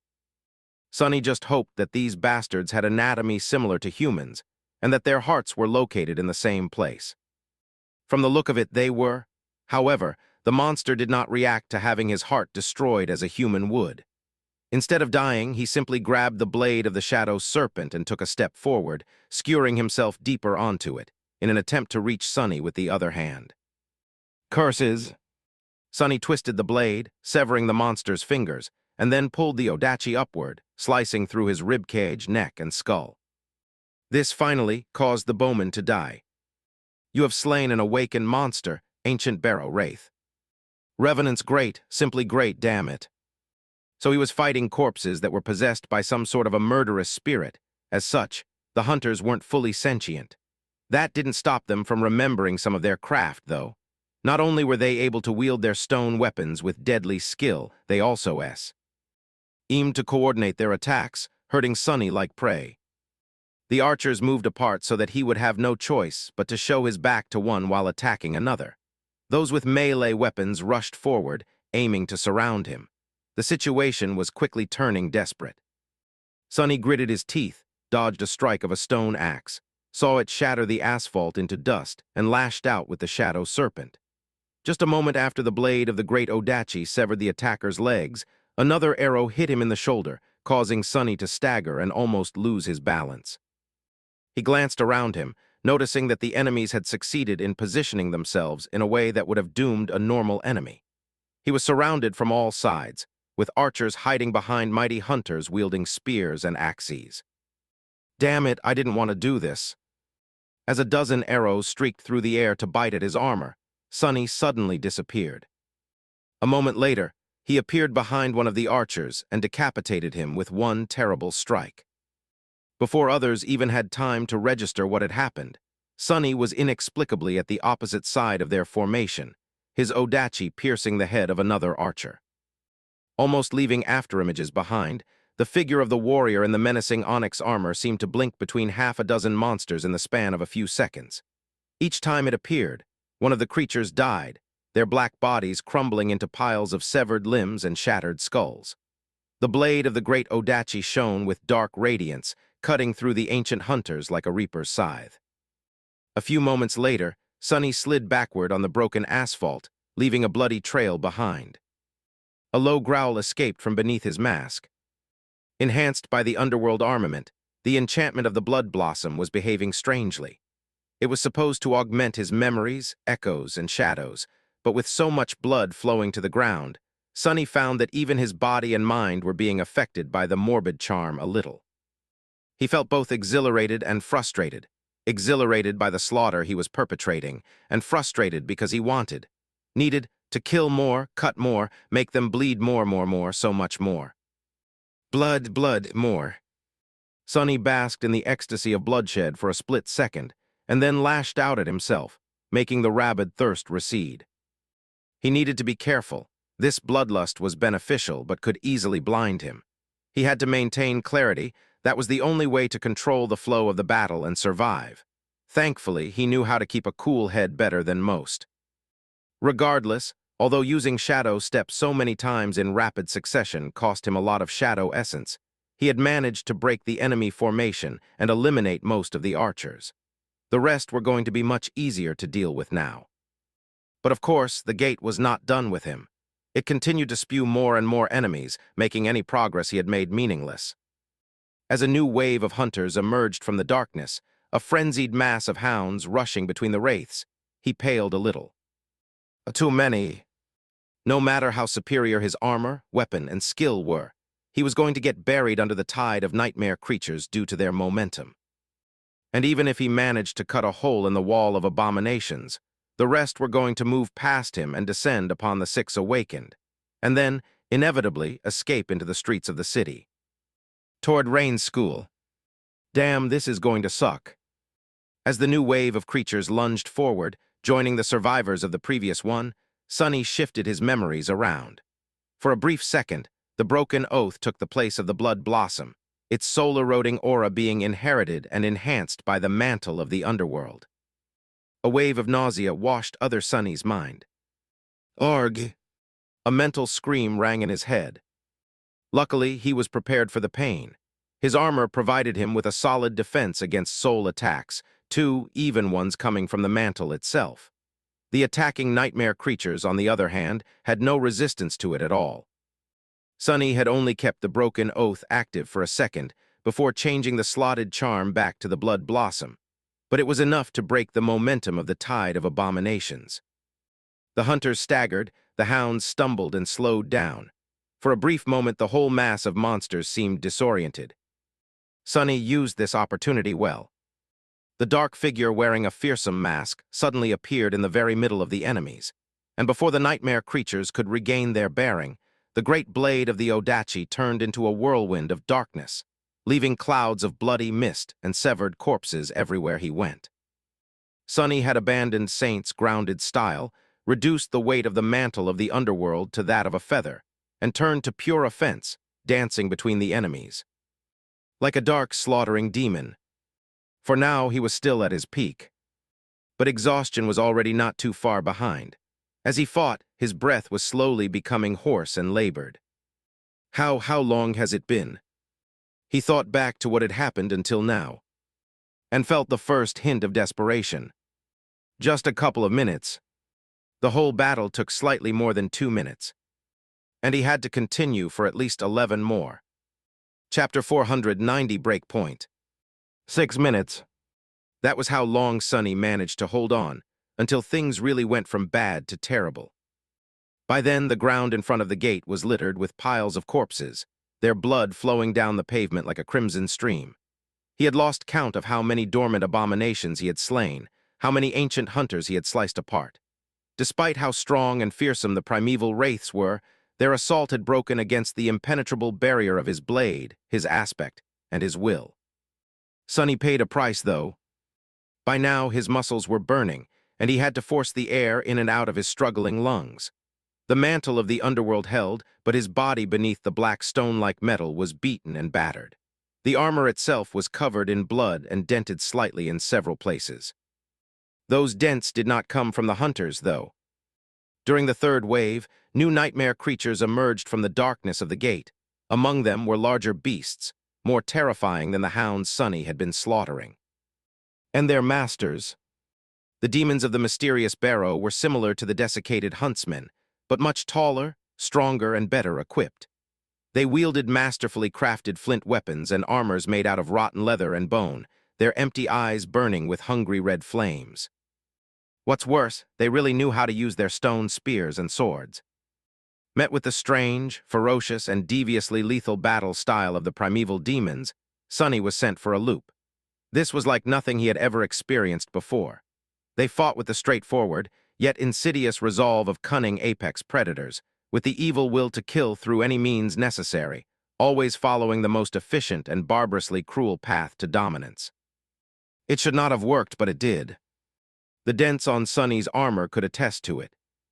Well, he shouldn't have been surprised.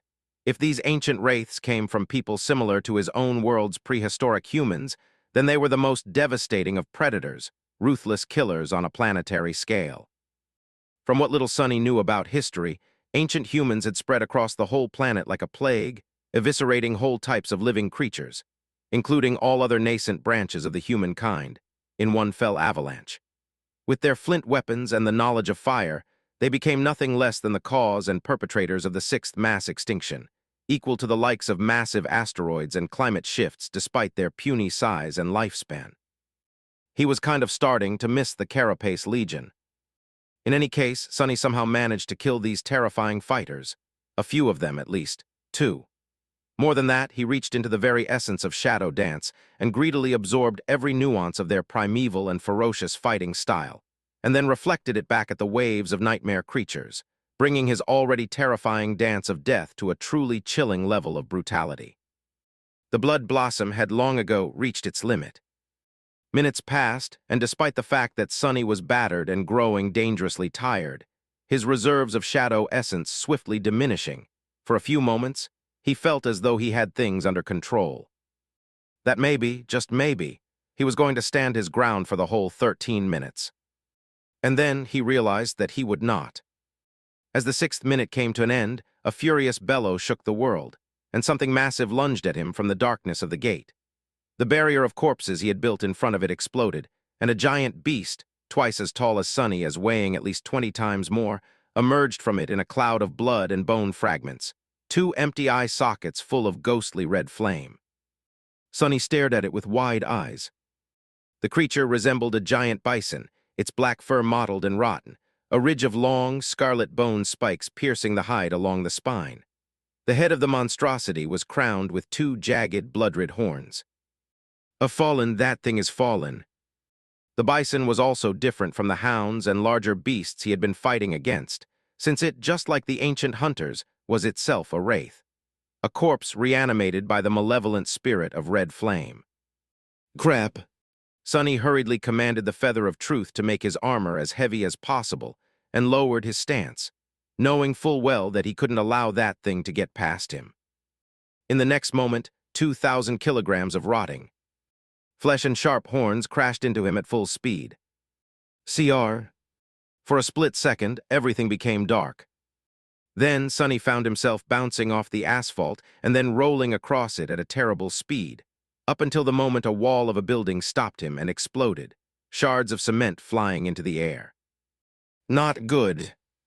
Disoriented, he shook his head, feeling drops of blood seep under Weaver's mask, and then used the shadow serpent to help himself stand up. Then he looked toward the gate through the red mist clouding his sight. The massive wraith was approaching the 6 terrified awakened. Its speed, however, was slow, and its steps staggered. There was a big hole in its forehead, where the thick, adamantine bones of the skull were shattered and cracked, bits of bloody pulp spilling out of it and falling to the ground. Just before the impact, Sonny had brought his armored fist down on it, summoning the moonlight shard at the last moment. His plan was to pierce the big bastard's brain, but because of the violent force and momentum of their collision, he ended up doing that, and then punching a hole through the creature's forehead with his spiked gauntlet. Sonny's thoughts were slow and astray, but he was already starting to regain his senses. "I have a concussion, I think." Failing to breach the last few meters to the six awakened, the bison stopped and swayed. Its legs suddenly caved, and it toppled over, sending a tremor running through the ground. A flood of abominations was already rushing into the breach it had created, though. Into the empty space where Sonny had been. Still disoriented, Sonny staggered, then raised the soul serpent weakly. "Bad, this is really, really bad." Chapter 490, One Desperate Measures. As nightmare creatures rushed forward, the six awakened began to act. The two with elemental aspects attacked first. Something flashed in the air, and then one of them was suddenly surrounded by a swiftly spinning ring of fire. The fire disk then flew forward and collided against the mass of abominations, immolating one of the hounds and burning several more. The other raised her hand, and a thin blade made of nothing but air whistled as it bit into the flesh of one of the hunters, severing one of his arms at the shoulder. Sonny blinked. "You have slain a fallen monster." The fastest of the nightmare creatures were already lunging at the defenders. The girl he had spoken to before took a step forward and attacked with a slender saber, striking at the neck of a spiked hound and opening its artery with a precise cut. Two more awakened were covering her from the sides, both wielding a shield and a memory weapon of their own, one a short sword, the other a steel pike. The last one did something to repel the arrows that were already flying toward their bodies, but Sonny had no idea what. "Your shadow grows stronger." The awakened were performing well. They acted with sufficient coordination and foresight, doing everything in their power to slow down the tide of approaching monsters. Although not elites, each of them was a capable combatant. They were brave and determined. And yet, it was not going to be enough. Not nearly enough to survive, let alone prevent the invaders from escaping into the city. "You have received a memory." What to do, what to do? Not fully realizing what he was doing, Sonny commanded the shadow to wrap itself around his body, and for the soul serpent to slither back onto his skin. Immediately, he felt much more powerful, his head more clear. His muscles brimmed with raw strength, double what he had just a second ago. His breathing became deeper. Sonny knew that he had to slow the abominations down, and then get back into the fight. That was the only way. Making a step forward, he swayed a little, and then grabbed the roof of an abandoned PTV to help himself keep balance. Bending down, he then grabbed the bottom of the heavy alloy vehicle with his other hand. Sending all of his essence rushing through his body, flooding it with as much strength as he could muster, he then growled and dug into the alloy with his fingers. And then, sending cracks through the asphalt, Sonny strained every muscle in his body to perform one devastating, explosive push. The window of the PTV exploded, and as its frame deformed, the whole vehicle suddenly flew into the air. It breached the distance between him and the rushing tide of nightmare creatures and crashed into it from the side like a bizarre cannonball, turning several dormant beasts into bloody pulp, breaking numerous bones, and sending most of the front row of abominations tumbling down. The runes shimmered in front of Sonny, and with no time to waste, he threw just one look at them, searching for the description of his new memory. He was only interested in one thing. Memory-type weapon. Good enough. Not bothering with reading the rest, Sonny summoned the weapon and used Shadow Step to appear amid the reeling abominations. Some had avoided his improvised ram and were already either attacking the six awakened or escaping into the streets. He couldn't do anything about it now. What he could do, though, as an ancient spear with a head crafted out of a long and sharp piece of black obsidian materialized in his hands, he thrust it into the throat of one of the wraiths, then used its back end to slam another one in the chest. Then Sonny spun the spear and brought it down on the head of a lunging hound, shattering its skull with one terrifying blow. While he tried to overcome the ringing in his ears and continued to fight, more nightmare creatures got past him, and more still were already emerging from the gate. Die, die, die, die, you damn wretches, die faster. They breached the line of defenders. The voice of the headmaster seemed calm, considering the situation, so the children gathered in the combat training hall of the school didn't panic either. Nevertheless, they could feel that the adults were frightened, and that fear spread like an infection. The children were frightened too. For many of the younger kids, this was the first time they experienced being near an opening gate. Those who were older knew what to do, in theory, only none of those things could be done. There was just not enough time to evacuate or reach the nearest shelter, and so the lessons they had learned were useless. Everyone was gathered in the most protected place in the school, the gymnasium, and huddled together. The younger children were placed in the middle, the older ones near the edge, with the teachers standing the furthest from the center. The combat instructors were armed with actual memory weapons, which looked menacing and beautiful, at least to Rain, who had never seen her teacher wield one of his real weapons before.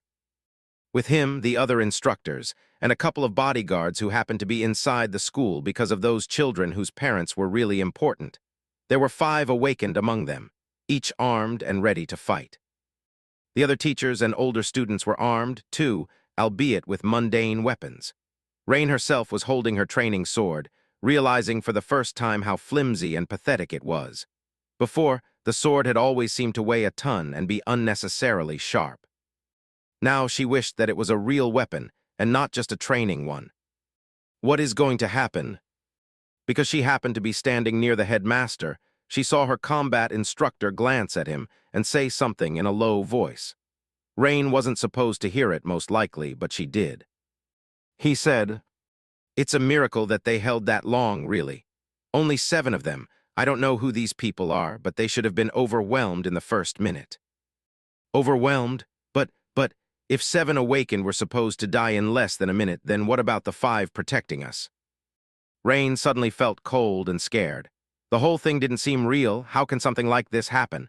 This school was so prestigious and expensive, and so many important people sent their children here. Surely the defenses. As if answering her thoughts, muffled sounds of firing penetrated the walls and sent shivers running through everyone's bodies.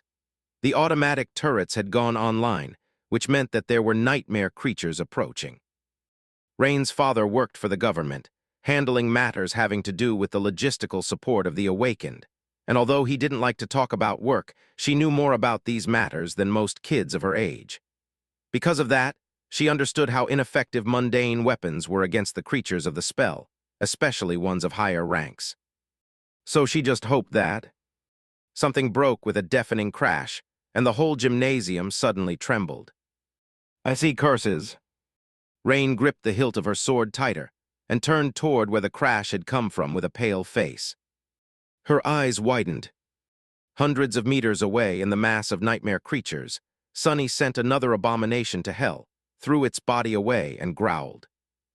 There were so many of them, too many. Through the shadow hiding beside Rain, he saw that those monsters that had gotten past him and the other defenders had reached the school.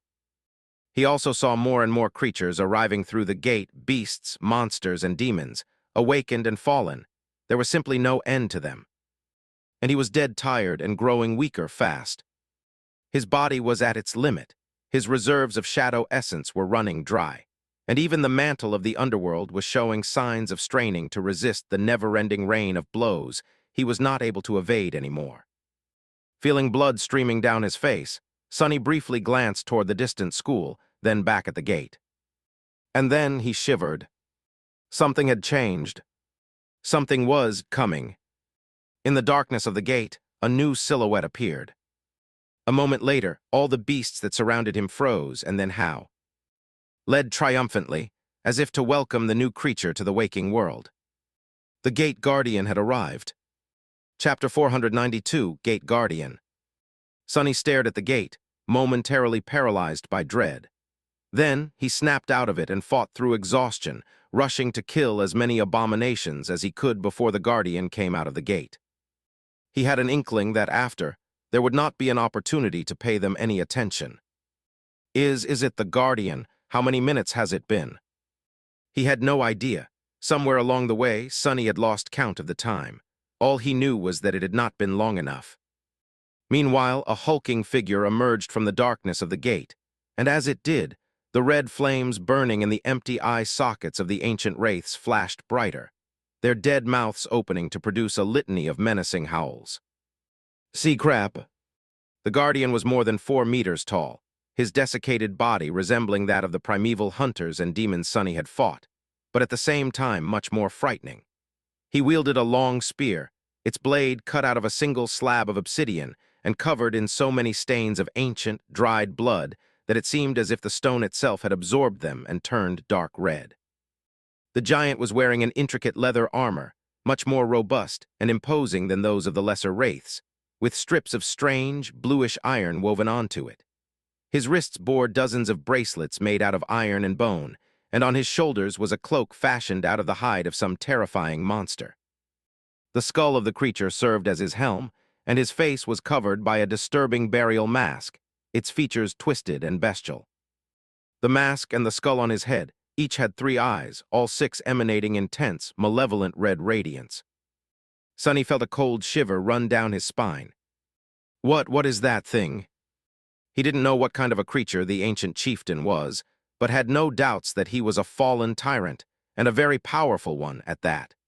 Maybe the barrow these wraiths were coming from had been built to entomb this ancient menace, to begin with. And his mask had 3 eyes. Anything with 3 eyes made Sonny shudder, for reasons he did not fully understand. After the Forgotten Shore, he knew that this was a sign of something too terrible for him to know.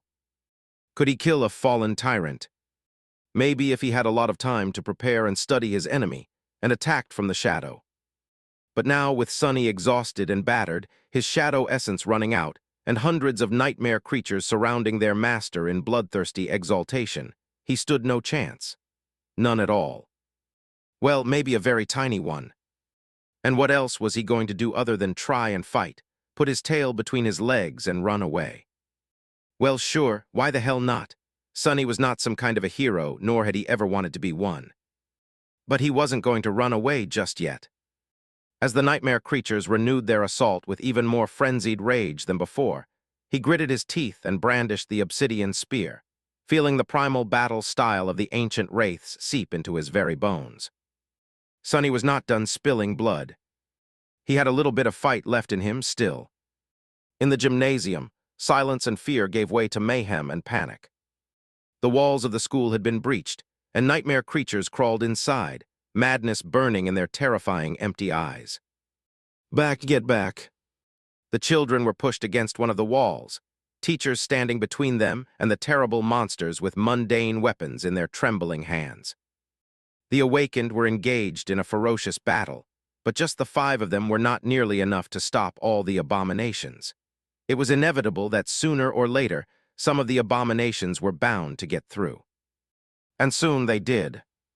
A giant, harrowing beast that resembled an infernal wolf, jagged red spikes, growing through its black flesh and drops of saliva, falling from its maw, tore free of the battle, and lunged at the children. Rain had never seen something so unstoppable. How was anyone supposed to fight such a thing? No human possibly could. The teachers tried, however. Several of them drew their bows, but the arrows simply slid off the mottled black fur of the hellhound. The headmaster tried to stop the creature with a heavy pike, but was simply thrown away, the weapon flying out of his hands. And then there was no one else standing between the monster and the defenseless children. God got him it. Sonny was at the end of his rope, which in a sense was precisely where he wanted to be.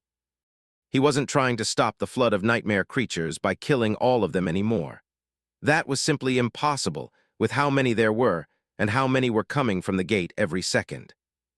He was, however, trying to draw as much attention as he could. All of the attention, really. And to accomplish that, he had to do one simple thing. He had to attack the tyrant. How hard could it be? Let's find out. Sonny wasn't planning to get into a prolonged fight with the damn Barrow chieftain, or whatever that thing was called. He was just going to exchange 1, maybe 2 strikes with the scary bastard, hopefully deal him a tiny wound and Shadow step into safety. Enough was enough. He knew his limits. Tearing through the mass of abominations, Sonny cut a bloody path toward the hulking tyrant and finally appeared in front of him. As soon as the burial mask with 3 burning red eyes turned his way, Sonny suddenly felt small and weak. The pain he felt in his battered body surged, and an involuntary groan escaped from his lips. He just wanted to stop and fall to the ground. To kneel. Arga mind attack, what that is all. Bastard, you should have met Gunlog, learned how to really make people cower. And also, his own mask was much scarier than the crude thing covering the tyrant's face. Fighting through the oppressive hex, Sonny lunged forward and raised his bloodied spear. He didn't get a chance to attack, though. Although it didn't seem as if the tyrant of the barrow was moving with haste, his hand shot toward Sonny with such terrifying speed that he barely had time to react. The giant didn't even deem it necessary to use a weapon, intending to crush him with a fist. Making the mantle of the underworld as heavy as he could, Sonny turned the shaft of the spear around and held it with both hands, knowing to deflect the blow instead of blocking it. He should have been able to. The fist of the desiccated giant connected with the ancient spear, and easily shattered it, as though it was a mundane stick and not a memory of the ascended rank. Before Sonny could even feel the terrible impact reverberate through his bones, 5 massive fingers closed around his torso like a steel bear trap. And squeezed. See crap. Your memory has been destroyed. What a shame, he didn't even get a chance to learn what it was called. The stone-like metal of the mantle of the underworld groaned, but held. His bones, reinforced by the steadfast temperance of the bone weave, held too. Not that Sonny was having a good time. It felt as though he was being slowly crushed to death, unable to draw in a single breath. It hurt as hell, too, much worse than that, actually. But worse still, while the tyrant had him in his grip, he couldn't use Shadow Step. He couldn't escape. I think I messed up. As Sonny struggled in the tyrant's iron grip, the giant tilted his head a little and easily lifted him off the ground, bringing his prey closer to the 3 burning red eyes. Chapter 493, Advent of Death. Sonny gritted his teeth and groaned, feeling his whole body being slowly crushed by the monstrous chieftain of the Barrow Wraiths. One of his arms was pressed against his body, and the other one was, too, but just barely. If only he could free it. But no matter how hard he tried, the tyrant's hold was just too strong. Back in the gymnasium, the terrifying beast was lunging at the defenseless children. Its maw was wide open, the red shine of the ghostly flames burning in its eyes reflecting from the jagged, sharp fangs. It was flying directly at Rain, moments away from closing its jaw on her throat. She felt paralyzed by fear, desperately wishing to run but unable to move. Was this how she was going to die? No, it couldn't be. But it was. Suddenly, a spark of a strange, dark emotion ignited in Rain's heart. Die, no, not like this, I refuse. She was holding a sword, was she not? Even if that thing was going to devour her, Rain was determined to die fighting, just like she had been taught to. She was going to remain human, not a cowering animal only good enough to be the stronger beast's prey. She owed that much to her parents, at least. Knowing full well that her dull, training sword was not going to stop a nightmare creature, Rain stubbornly made a motion to raise it. Even though her mind was panicked and her thoughts scattered, the body remembered countless hours of practice. Not that it was going to do her any good. The hound was already so close that she could see every harrowing detail of its hideous snout and frothing maw. There was no escape. Unfair, this is unfair. This childish thought appeared in her mind, as it had undoubtedly appeared in the minds of countless people just before they were killed. And then something strange happened. Suddenly, 2 beautiful magenta lights ignited in the darkness to the side of the lunging creature. A moment later, a dark blade of a strange, stone-like sword flashed out of the shadows and easily sliced through the abomination's neck, separating its head from its torso. A round shield made of something that resembled stone then appeared and swatted the headless body away from Rain, not allowing even a drop of blood to fall on her. As she froze in shock, a graceful woman wearing menacing black armor stepped out of the darkness, to rub. Why flames burning behind the visor of her closed helmet? Rain had never seen someone so terrifying, yet so magnificent. The woman glanced at her with indifferent calmness, and then turned around to easily pierce another hound with her stone-like sword, then sever one more in half with a swift, vicious strike. It was as though the flesh of the abominations offered her no resistance. She just killed 3 nightmare creatures. And not only that, but she also killed them in the span of a second with a confident, relaxed ease. Who is she? Before Rain knew what she was doing, she heard herself saying in a small voice, "Who are you?" The beautiful knight did not answer and simply stood between the children and the advancing monsters, her back straight and solid like a stone wall. Rain stared at that back, feeling as if nothing was going to get past this frightening, taciturn warrior. A burning desire suddenly appeared in her heart. She didn't know whether the menacing Black Knight was a human, a spirit, or a strange nightmare creature. But she knew one thing. Strong, I want to be strong someday, strong like her. In front of the gate, Sonny was slowly suffocating in the iron grip of the fallen tyrant. He was being brought closer and closer to the 3 burning red eyes, and as he did, it felt as if life itself was being sucked out of him, his mind balancing on the verge of breaking apart. What the hell? There had to be something that he could do, some trick he could employ to wrestle free. A memory he could summon, an enchantment he could activate. But no matter how hard he tried, nothing worked. Sonny's vision was slowly starting to grow dark. Damn it, I need to. He could have summoned the cruel sight if his hands were free, but they were not. He could have turned the mantle of the underworld too heavy for the tyrant to lift, but it was already as heavy as the feather of truth allowed, weighing as much as a small mountain. What else was there in his arsenal? Sonny was almost ready to panic, and then a subtle change suddenly happened to the world. It was easily missed or discarded, more of a feeling than an actual shift. Sonny only noticed it because it felt strangely familiar. It felt as though the whole world suddenly became colder by a couple of degrees. But why would it? Before he could properly consider the meaning of the subtle change, though, something flashed through the air, and suddenly Sonny could breathe again. He could do so because the hand holding him wasn't connected to the tyrant's body anymore, the arm severed cleanly at the elbow. What?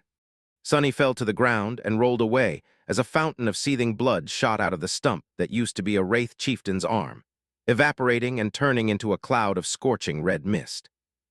What just happened? Still reeling, he struggled to stand up and saw someone landing on a piece of rubble next to him. It was a beautiful woman who seemed to be in her late 20s.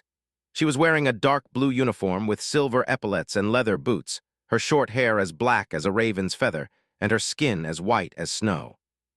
Her icy blue eyes were colder than the deepest reaches of a frozen hell. In her hand, the woman was holding a somber glaive, drops of boiling blood swiftly turning into ice on its slender blade. She looked like Death herself. Master Jet. Indeed, it was Soul Reaper Jet. The cavalry had arrived. Chapter 490, For the Cavalry. Sonny had never been that happy to see anyone in his entire life. Master Jet arrived just in the nick of time, saving him from having to regret the decision to send Saint to aid Rain. Not to mention that she was really pleasant to look at. More importantly, taking off a fallen tyrant's arm with one strike. Even for an Ascended, this was an incredible feat. Tyrants were not creatures one usually dared to challenge alone. Instead, they were dreaded horrors that were capable of decimating whole cohorts of experienced, battle-hardened fighters. Masters rarely worked together, simply for the fact that there were too few of them and too much for each one to do. But facing a tyrant was one of the things that pushed them to band together. And even then, not everyone was guaranteed to return from the fight. Truly, Teacher Julius had not been exaggerating when he said that even saints were wary of Soul Reaper Jet. And yet, although her entrance was spectacular, would she be able to battle the tyrant and survive? Even though the chieftain was seriously wounded, that wound came from a surprise attack. Now that she lost the advantage, things could change really fast. As if answering his thoughts, Master Jet glanced at him. Despite the fact that they were surrounded by piles of corpses, the terrifying giant looming above them like an omen of doom, an unexpected smile suddenly appeared on her cold face. Cool mask. With that, Soul Reaper sprung forward, turning into a blue blur. Her movements were so fast that Sonny had only been able to perceive them because he was an awakened, his senses vastly superior to that of a mundane human. Several things happened at the same time. The somber glaive flew away as it spun fast enough to appear as a blurry circle. It cut a bloody swath in the mass of abominations, eviscerating dozen in a matter of a second as it moved in a wide arc. At the same time, Master Jet streaked across the bloodied, broken asphalt and appeared behind the tyrant, then caught the glaive and immediately lunged forward in a devastating thrust. The chieftain was much faster, though. His spear seemed to almost teleport into the path of the glaive, positioned for an indomitable block. Something weird happened then. Master Jet's weapon suddenly turned ghostly and eerily luminous, and simply passed through the shaft to the spear, then effortlessly pierced, phased through the creature's armor, burying itself deep in his chest. Right where one of the soul cores should have been. What the... Things didn't go as she had planned, though.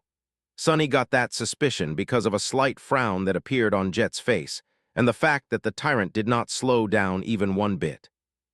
Instead of having its soul damaged or one of his cores destroyed, the bastard simply took a step forward and raised his spear, which suddenly ignited with blinding light and flooded the area directly in front of the gate with menacing red radiance. Sonny sighed. Well, that's my cue to get the hell out of here. This was not a battle he could handle, at least not in his current state. Master Jet seemed to have the situation under control.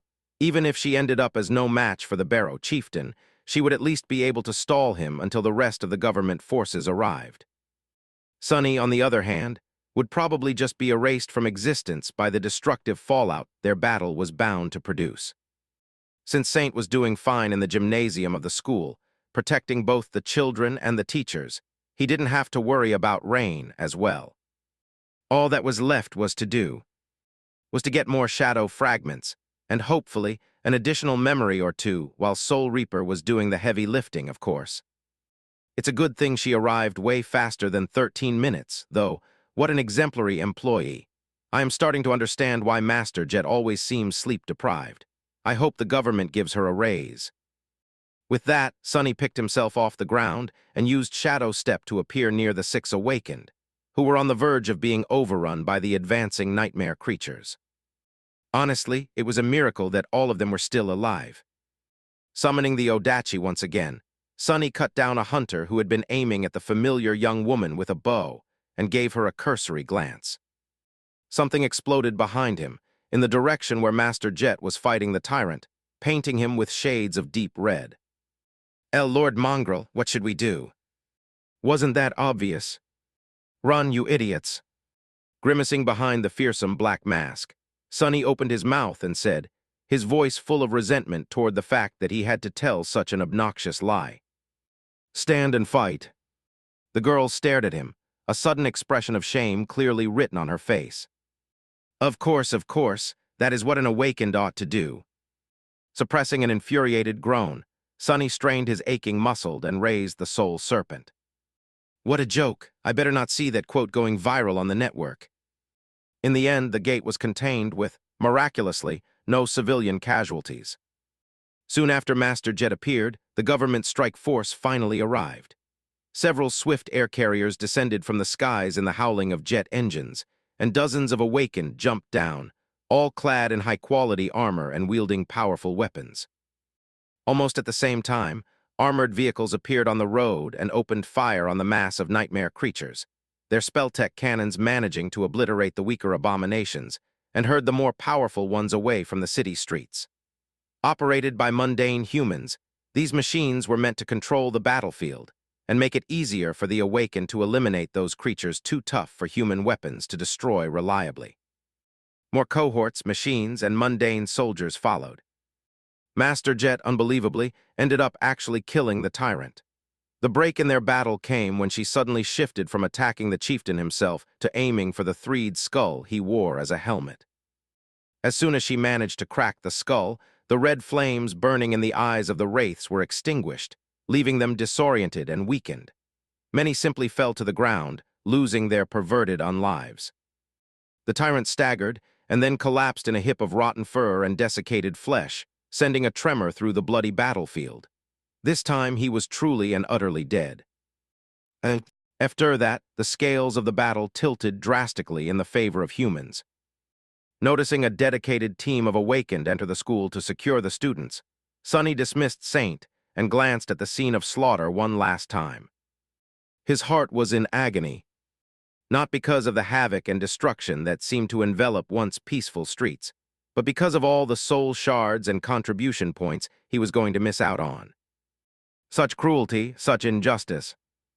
Well, at least he received a very large number of shadow fragments, several memories, and even learned a new, profound, and deviously deadly battle style. This thought did not console him very much, though. Almost on the verge of crying, Sonny sighed, and dissolved into the shadows. Without saying anything or demanding any credit, Mongrel was gone just as suddenly as he had appeared. All that was left behind were scores of dead nightmare creatures and the memories of those who saw him fight. And some time later, in a dark and empty alley, awakened Sunless, who avoided the summons to defend the gate, walked toward an especially remote corner and bent down to pick up the covetous coffer, which was furtively looking out from behind a big garbage container. Taking his communicator, Sonny patted the box on the lid and dismissed it, then stared at the screen with a dark expression. A heavy sigh escaped from his lips. It's good to be a coward. Chapter 495, Masked Hero. By the time Sonny limped back to his house, the news of the gate opening in a prestigious district of the city was all over the network. Luckily, the school Rain attended was situated really far away from where both of them lived. None of the mayhem had reached the terrace neighborhood, leaving it as quiet and peaceful as ever. It was a bit strange to see that nothing had changed here despite the fact that mere tens of minutes of riding the train away, the bodies of numerous nightmare creatures littered the ground. Life simply went on.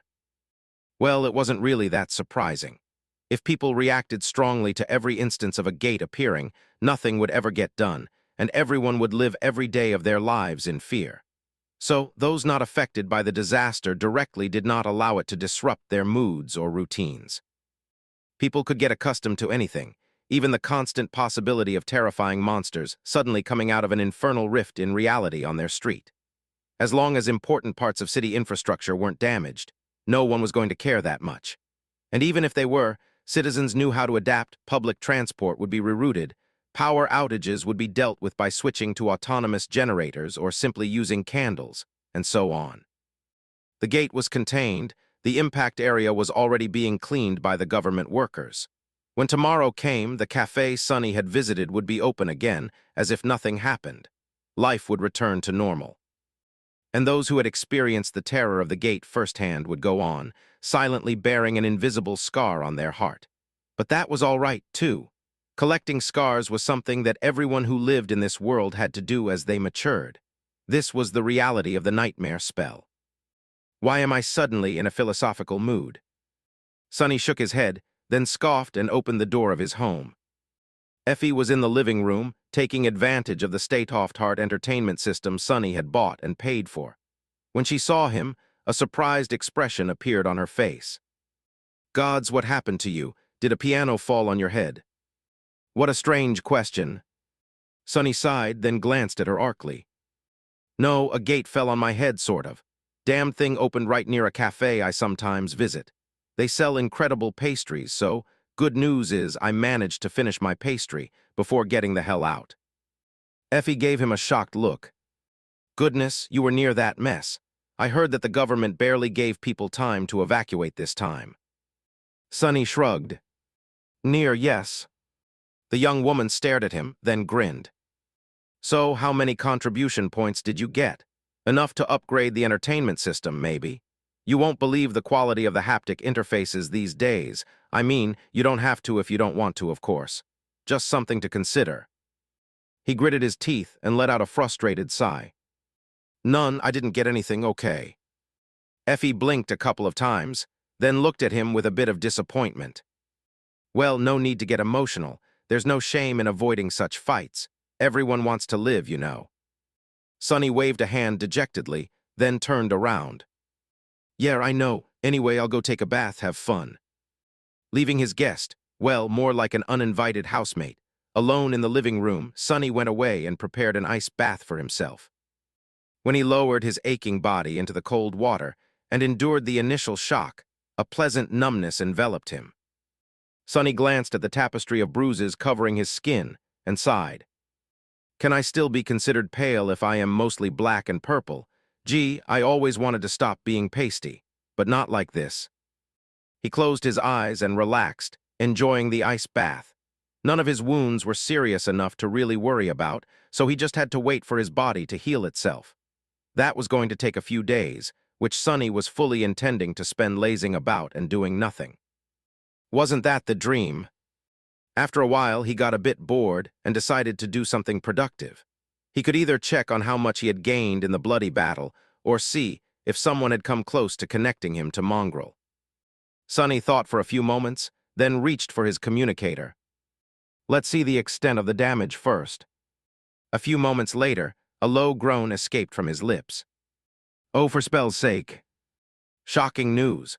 Mysterious online sensation Mongrel returns to single-handedly contain a Category 2 gate. In the shadow of a Lord Mongrel's heroic stand caught on camera. Who is Lord Mongrel, the courageous hero that everyone is talking about? The answer might shock you. We knew it all along. Mongrel is a woman confirmed. Stand and fight words to live by. Mongrel refuses to give up.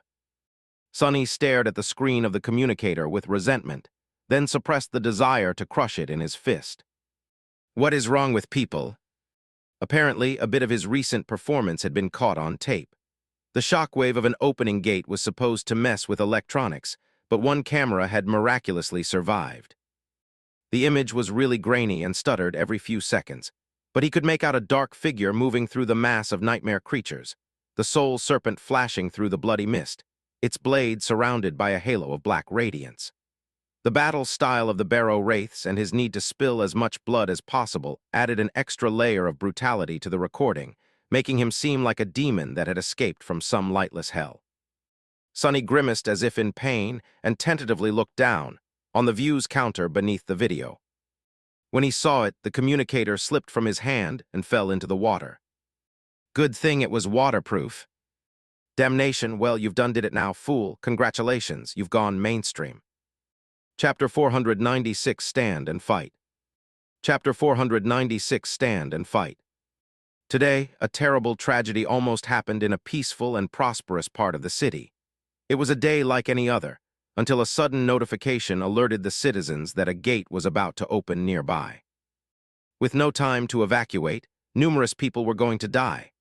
But then, a courageous awakened placed himself in the way of nightmare creatures, holding off the entire advancing horde by himself and refusing to give ground until the government forces arrived.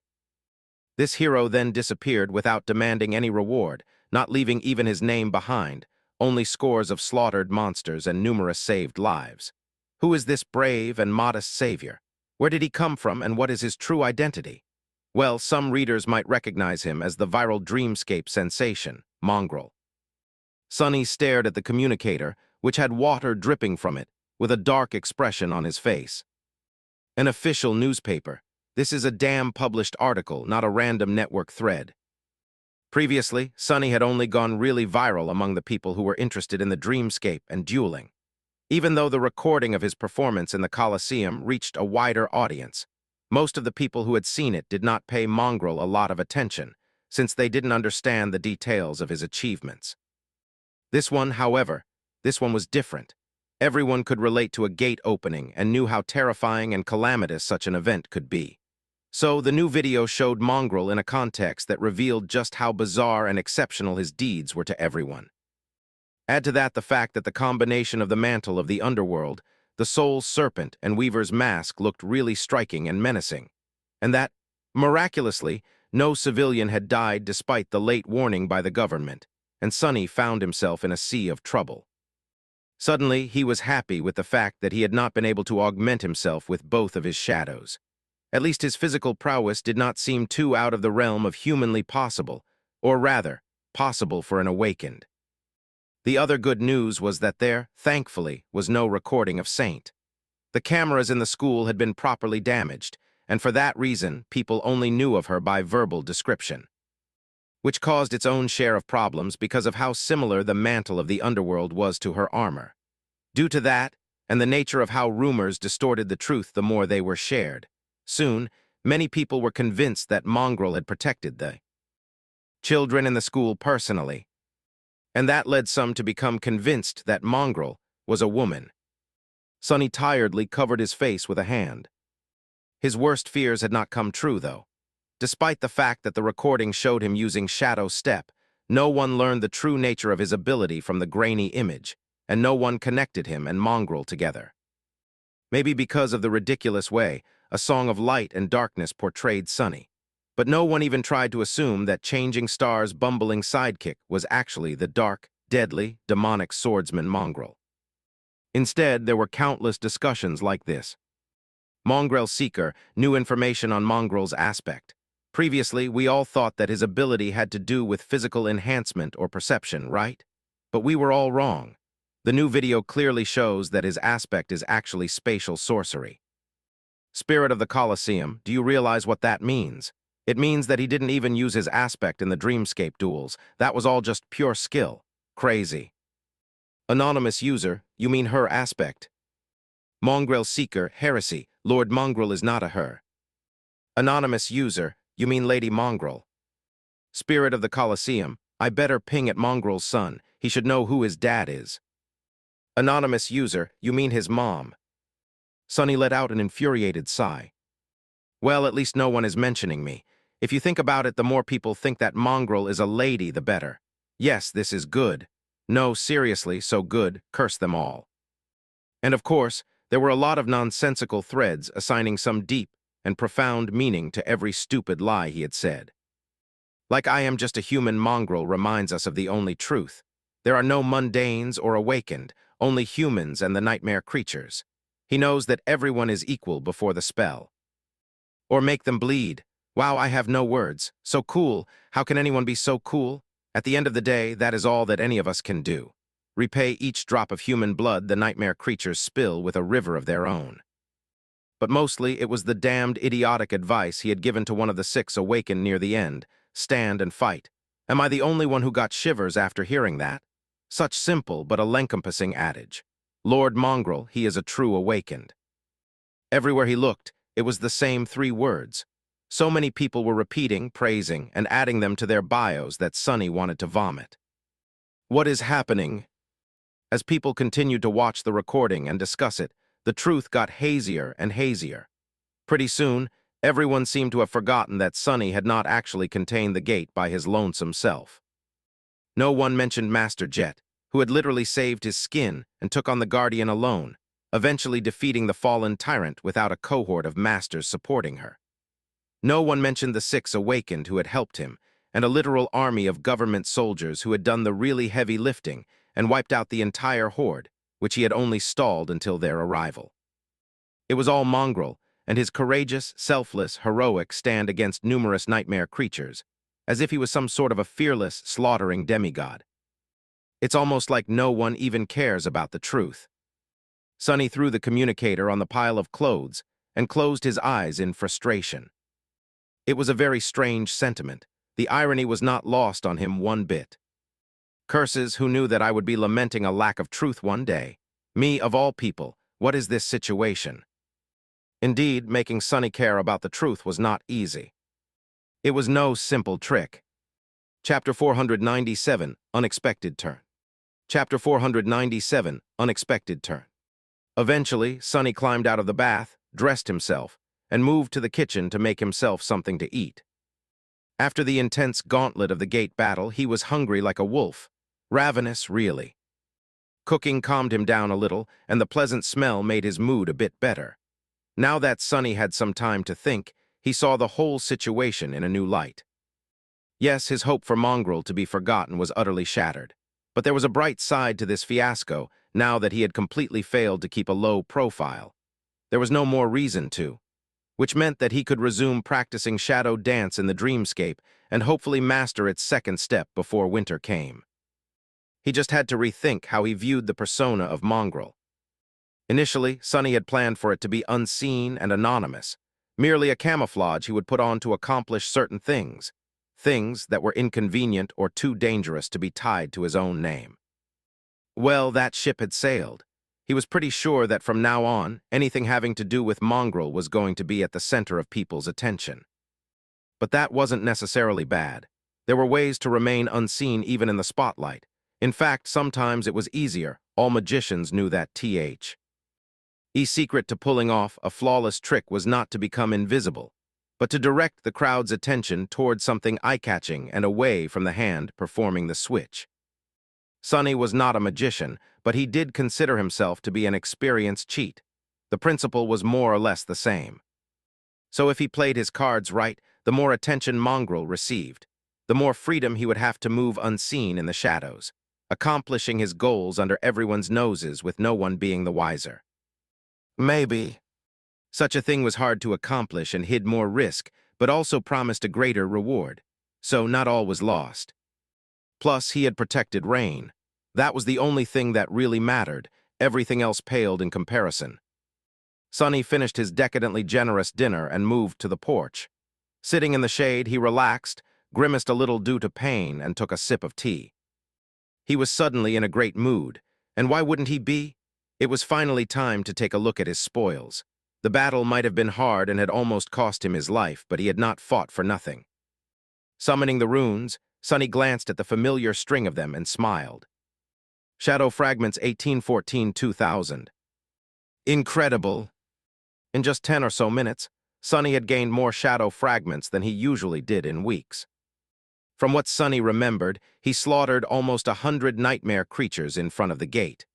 Granted, most of them were of the dormant rank and had not contributed any fragments to his growing cores, but still, it was a monumental accomplishment.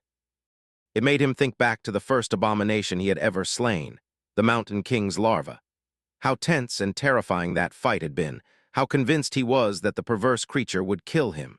Who would have thought that one day in a not-too-distant future, he would be able to slaughter 100 nightmare creatures of similar and greater power without being torn to pieces.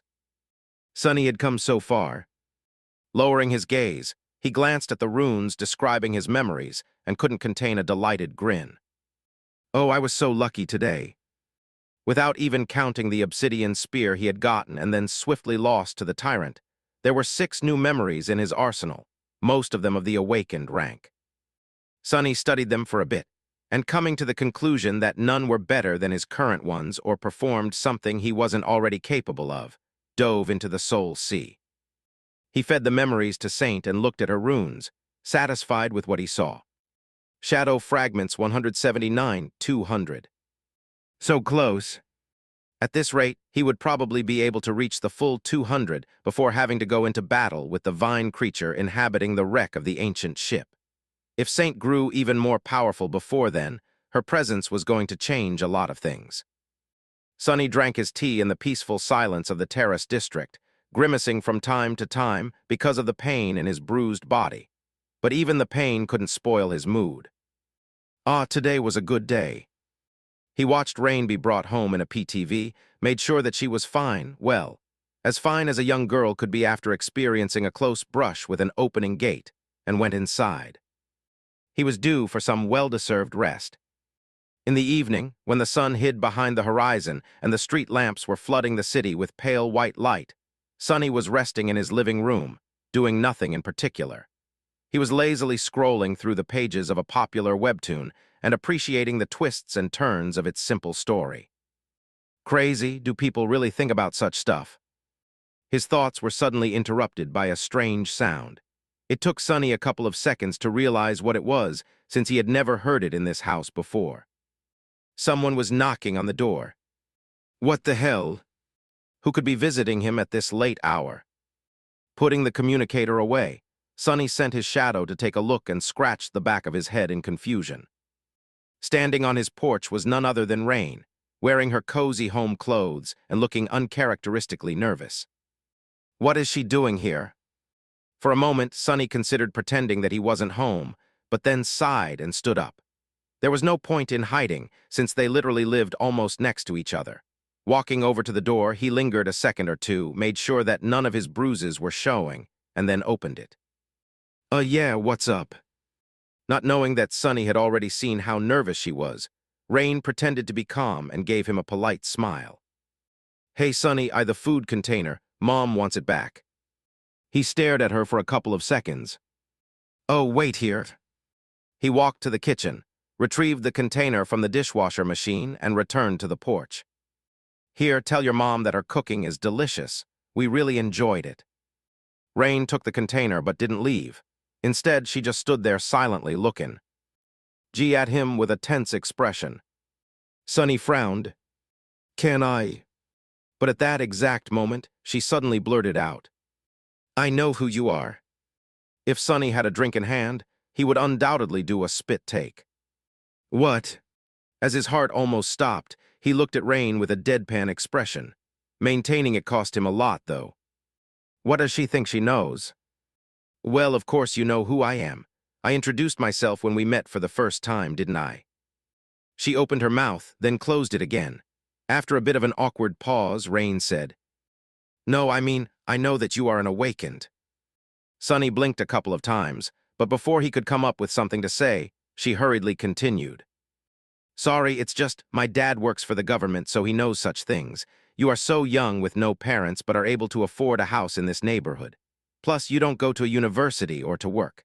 So, you are an awakened, aren't you?" Solid reasoning. He hesitated, then simply shrugged. "Sure, not like it's a big secret anyway." Rain remained silent for a few moments, and then asked, "Are you any good?" Sonny stared at her for a bit. Then a grin slowly appeared on his face. "Me, oh, the best of the best. Probably the strongest awakened in the world, really. No one else can even compare." A slight scowl appeared on Rain's face. "I'm being serious. Are you any good or not?" Sonny lingered for a moment, then sighed. "Yeah, I'm all right. Why are you asking?" Rain looked at him for a while, as if gathering courage. Then she clenched her fists and blurted, Can you train me?" Sonny stared at her, dumbfounded. Well, I'll be damned. That took an unexpected turn. Chapter 498, Superficial Connection. Chapter 498, Superficial Connection. Train her? Wasn't that exactly what he wanted? It was. But wasn't it also exactly what he wanted to avoid? Yes, it was that too. Sonny was in a strange predicament. The solution to the problem that had tormented him for many months had suddenly fallen right into his lap out of nowhere. But to make use of it, he had to do something that went against all his previous reservations.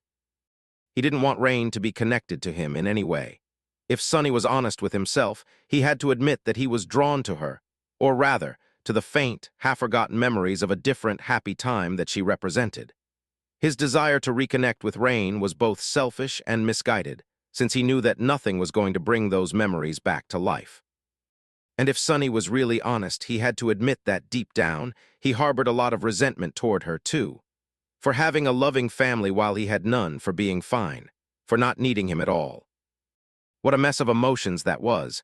And if there was one thing Sonny was really bad at dealing with, it was his feelings.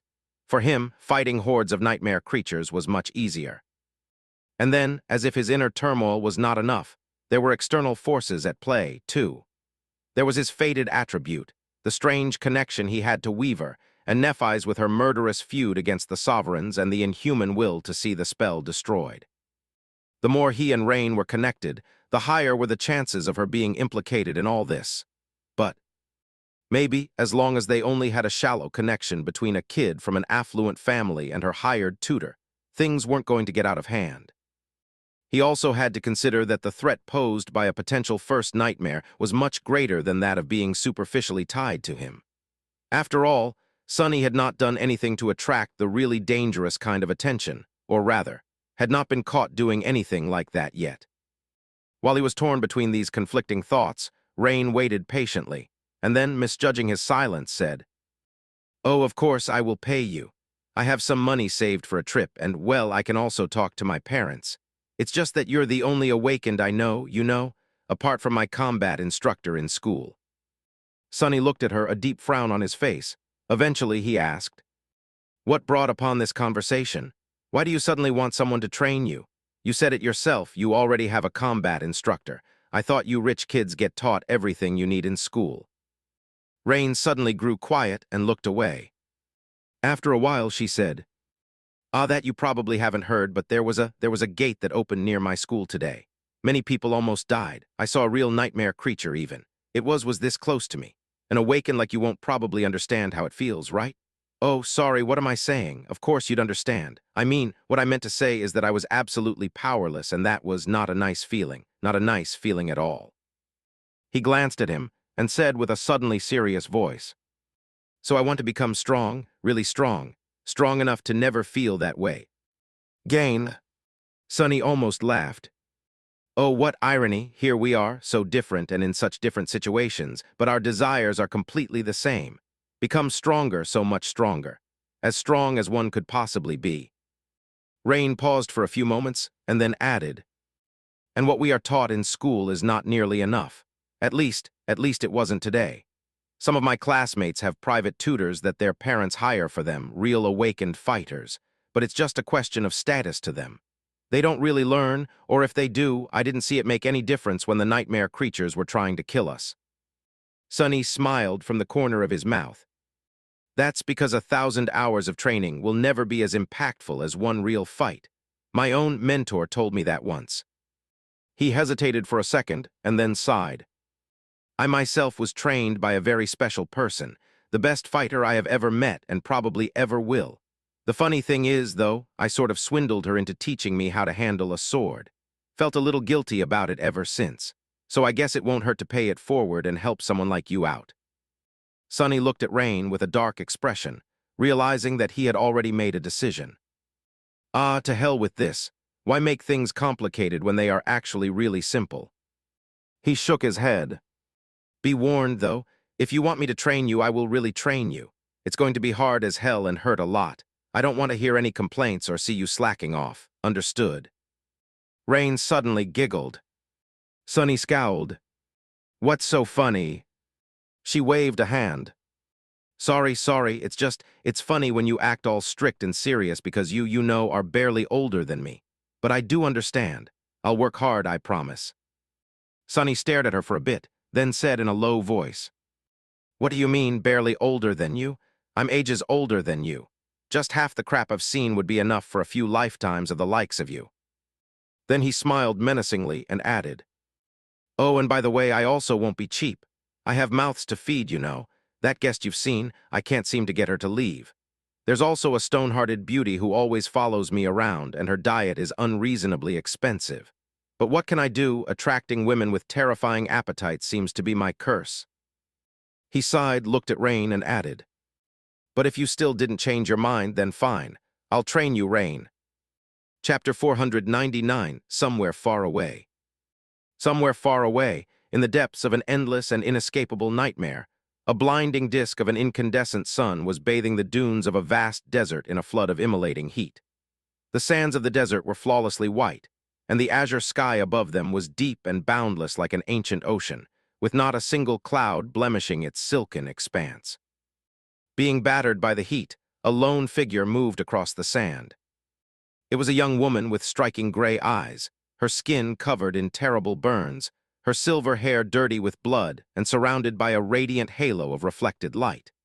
She wore charred remains of a shattered armor and wielded a broken sword, its silver blade fractured and ending in a jagged edge close to the hilt. The young woman walked forward, the trail of her footprints stretching far into the distance and disappearing over the horizon.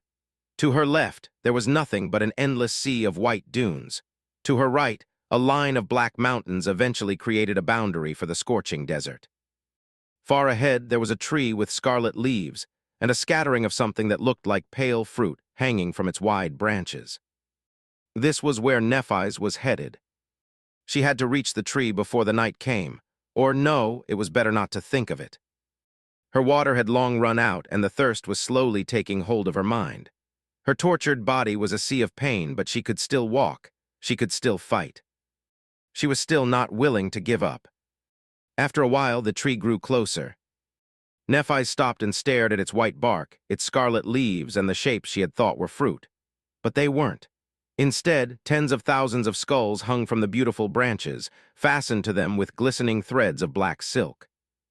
A spring of water formed a clear pool in the shadow of the great tree, and on its bank, with his back to her, stood a figure clad in a strange, rusted armor. A human. No, the figure was too tall to be one of her kind. As if hearing her thoughts, the creature turned around, revealing a desiccated face of a corpse, hollow eyes emanating ominous blue radiance, and 6 hands, each grasping the hilt of a weapon. 2 hands held long swords, their blades sharper than a razor and curved slightly. 2 hands held menacing twisted sickles, and the last 2 held a heavy scepter and a broken shield. The chest plate of the creature's rusted armor was shattered, revealing a harrowing woe.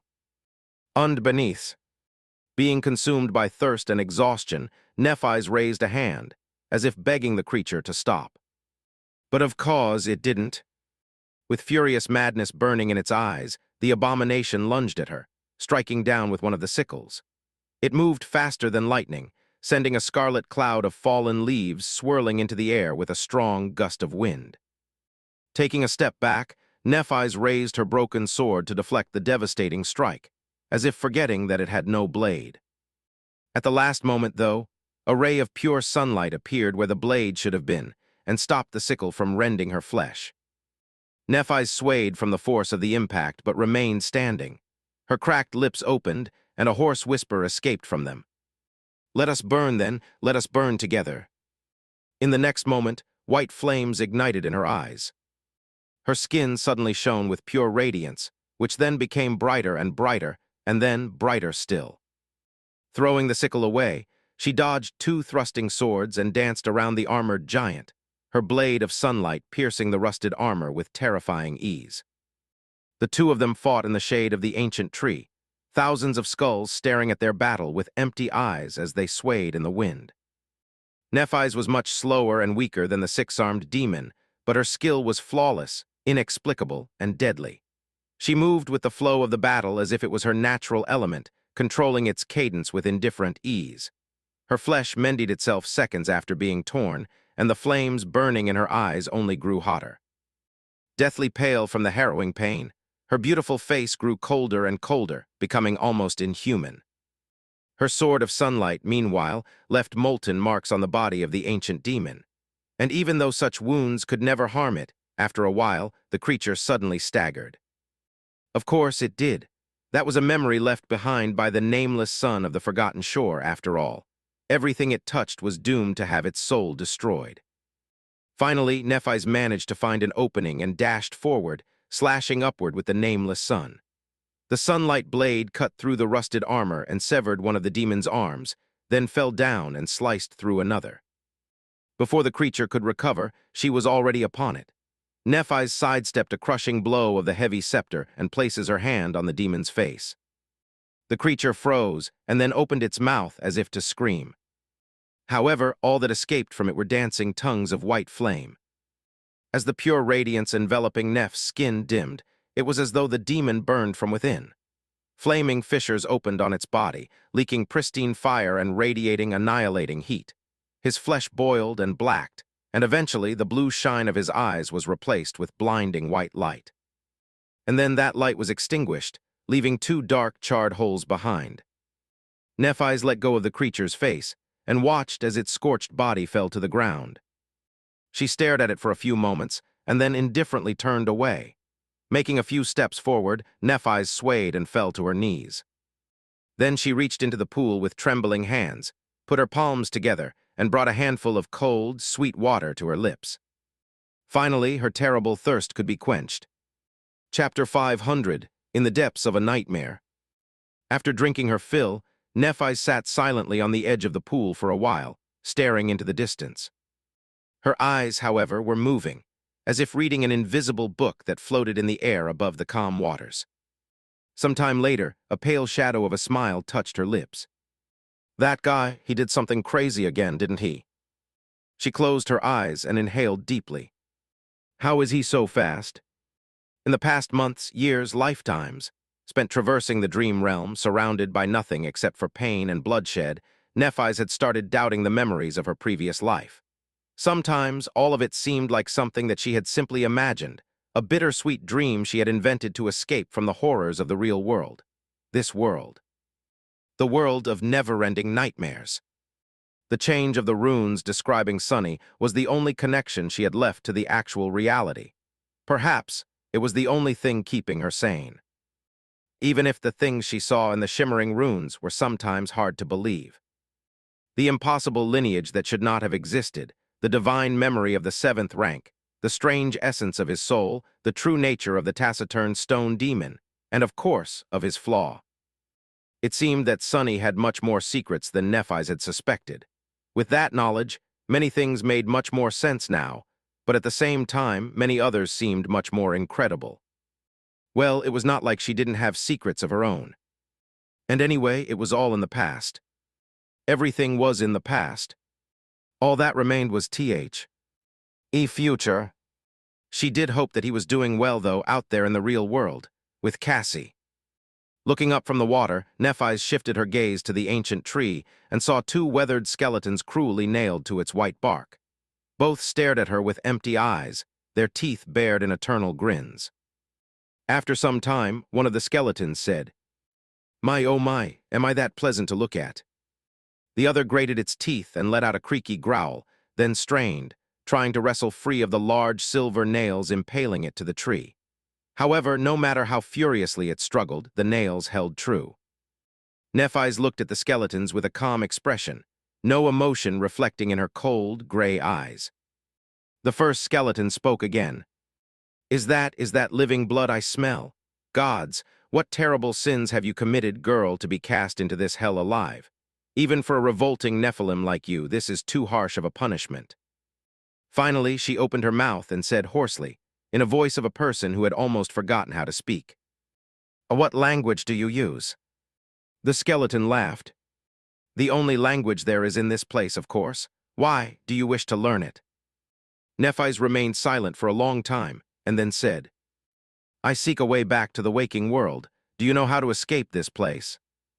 The skeleton stared at her with a grin. "The waking world, what is that?" The second skeleton suddenly spoke, his voice deep and full of rage. "Can't you smell the stench of a demon on this abominable thing? She is one of Weaver's, you fool."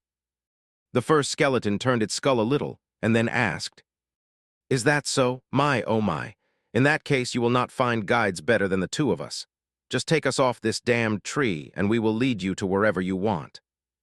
Nephis stared at them for a while, then turned away. "I don't need two guides. Which one should I pick?" The second skeleton strained to free himself again, and then roared. "I am Azarax the Mighty, the Plague of Steel, King of Kings, Conqueror of 100 thrones. Choose me, Nephilim. I will guide you to the shores of the underworld and through its dark expanse back to the world of the living. You will need a powerful guide if you wish to escape." She spared him a glance, then said to the other one, "And what about you?" The first skeleton answered in an aloof tone, "Me, oh, I am no one, just a humble slave." Nephis lingered for a bit. Finally, she asked, "Why are the two of you nailed to this tree?" The skeleton who had called himself Azarax growled, "Don't you know where you are, abominable creature? I am here because I led my armies into the Great War, slaughtered a myriad of souls, and was punished for my strength and my pride." She shifted her gaze to the other one. The first skeleton answered succinctly, "I have angered the gods." Nephis tilted her head a little. "How?" The skeleton sighed with regret. "Well, if you must know, I slit a god's throat. My, oh my, one could say that it was a misunderstanding. Was there really a need to be so petty?" The sun was already falling behind the horizon, and chilling cold was spreading across the white desert. Nephis summoned her white cloak and wrapped herself in it, shivering. Soon night descended upon the world, revealing a myriad of bright stars. As it did, the sand moved, and slowly countless figures rose from beneath it. All of them were corpses with no flesh remaining of their perfectly black bones, some of creatures that resembled humans, some of towering giants, and some of beings who were too strange and terrifying to describe. In a clamor of rusted armor and a litany of howls, the hordes of abominations clashed against each other, continuing their terrible battle even in death. Nephis moved closer to the tree, which somehow remained an isle of calm in the sea of terror, and looked at the first skeleton. "You remind me of someone I knew. Come morning, I will take you off the tree, to guide me, though." The skeleton cackled. "Very well, vile creature. Even though you are revolting, I will keep my promise. Nephis grinned. What do I call you then? The skeleton remained silent for a bit. A name, I used to have one of those before. What was it? Oh. He moved its jaw a little, and then said, Uris of the Nine.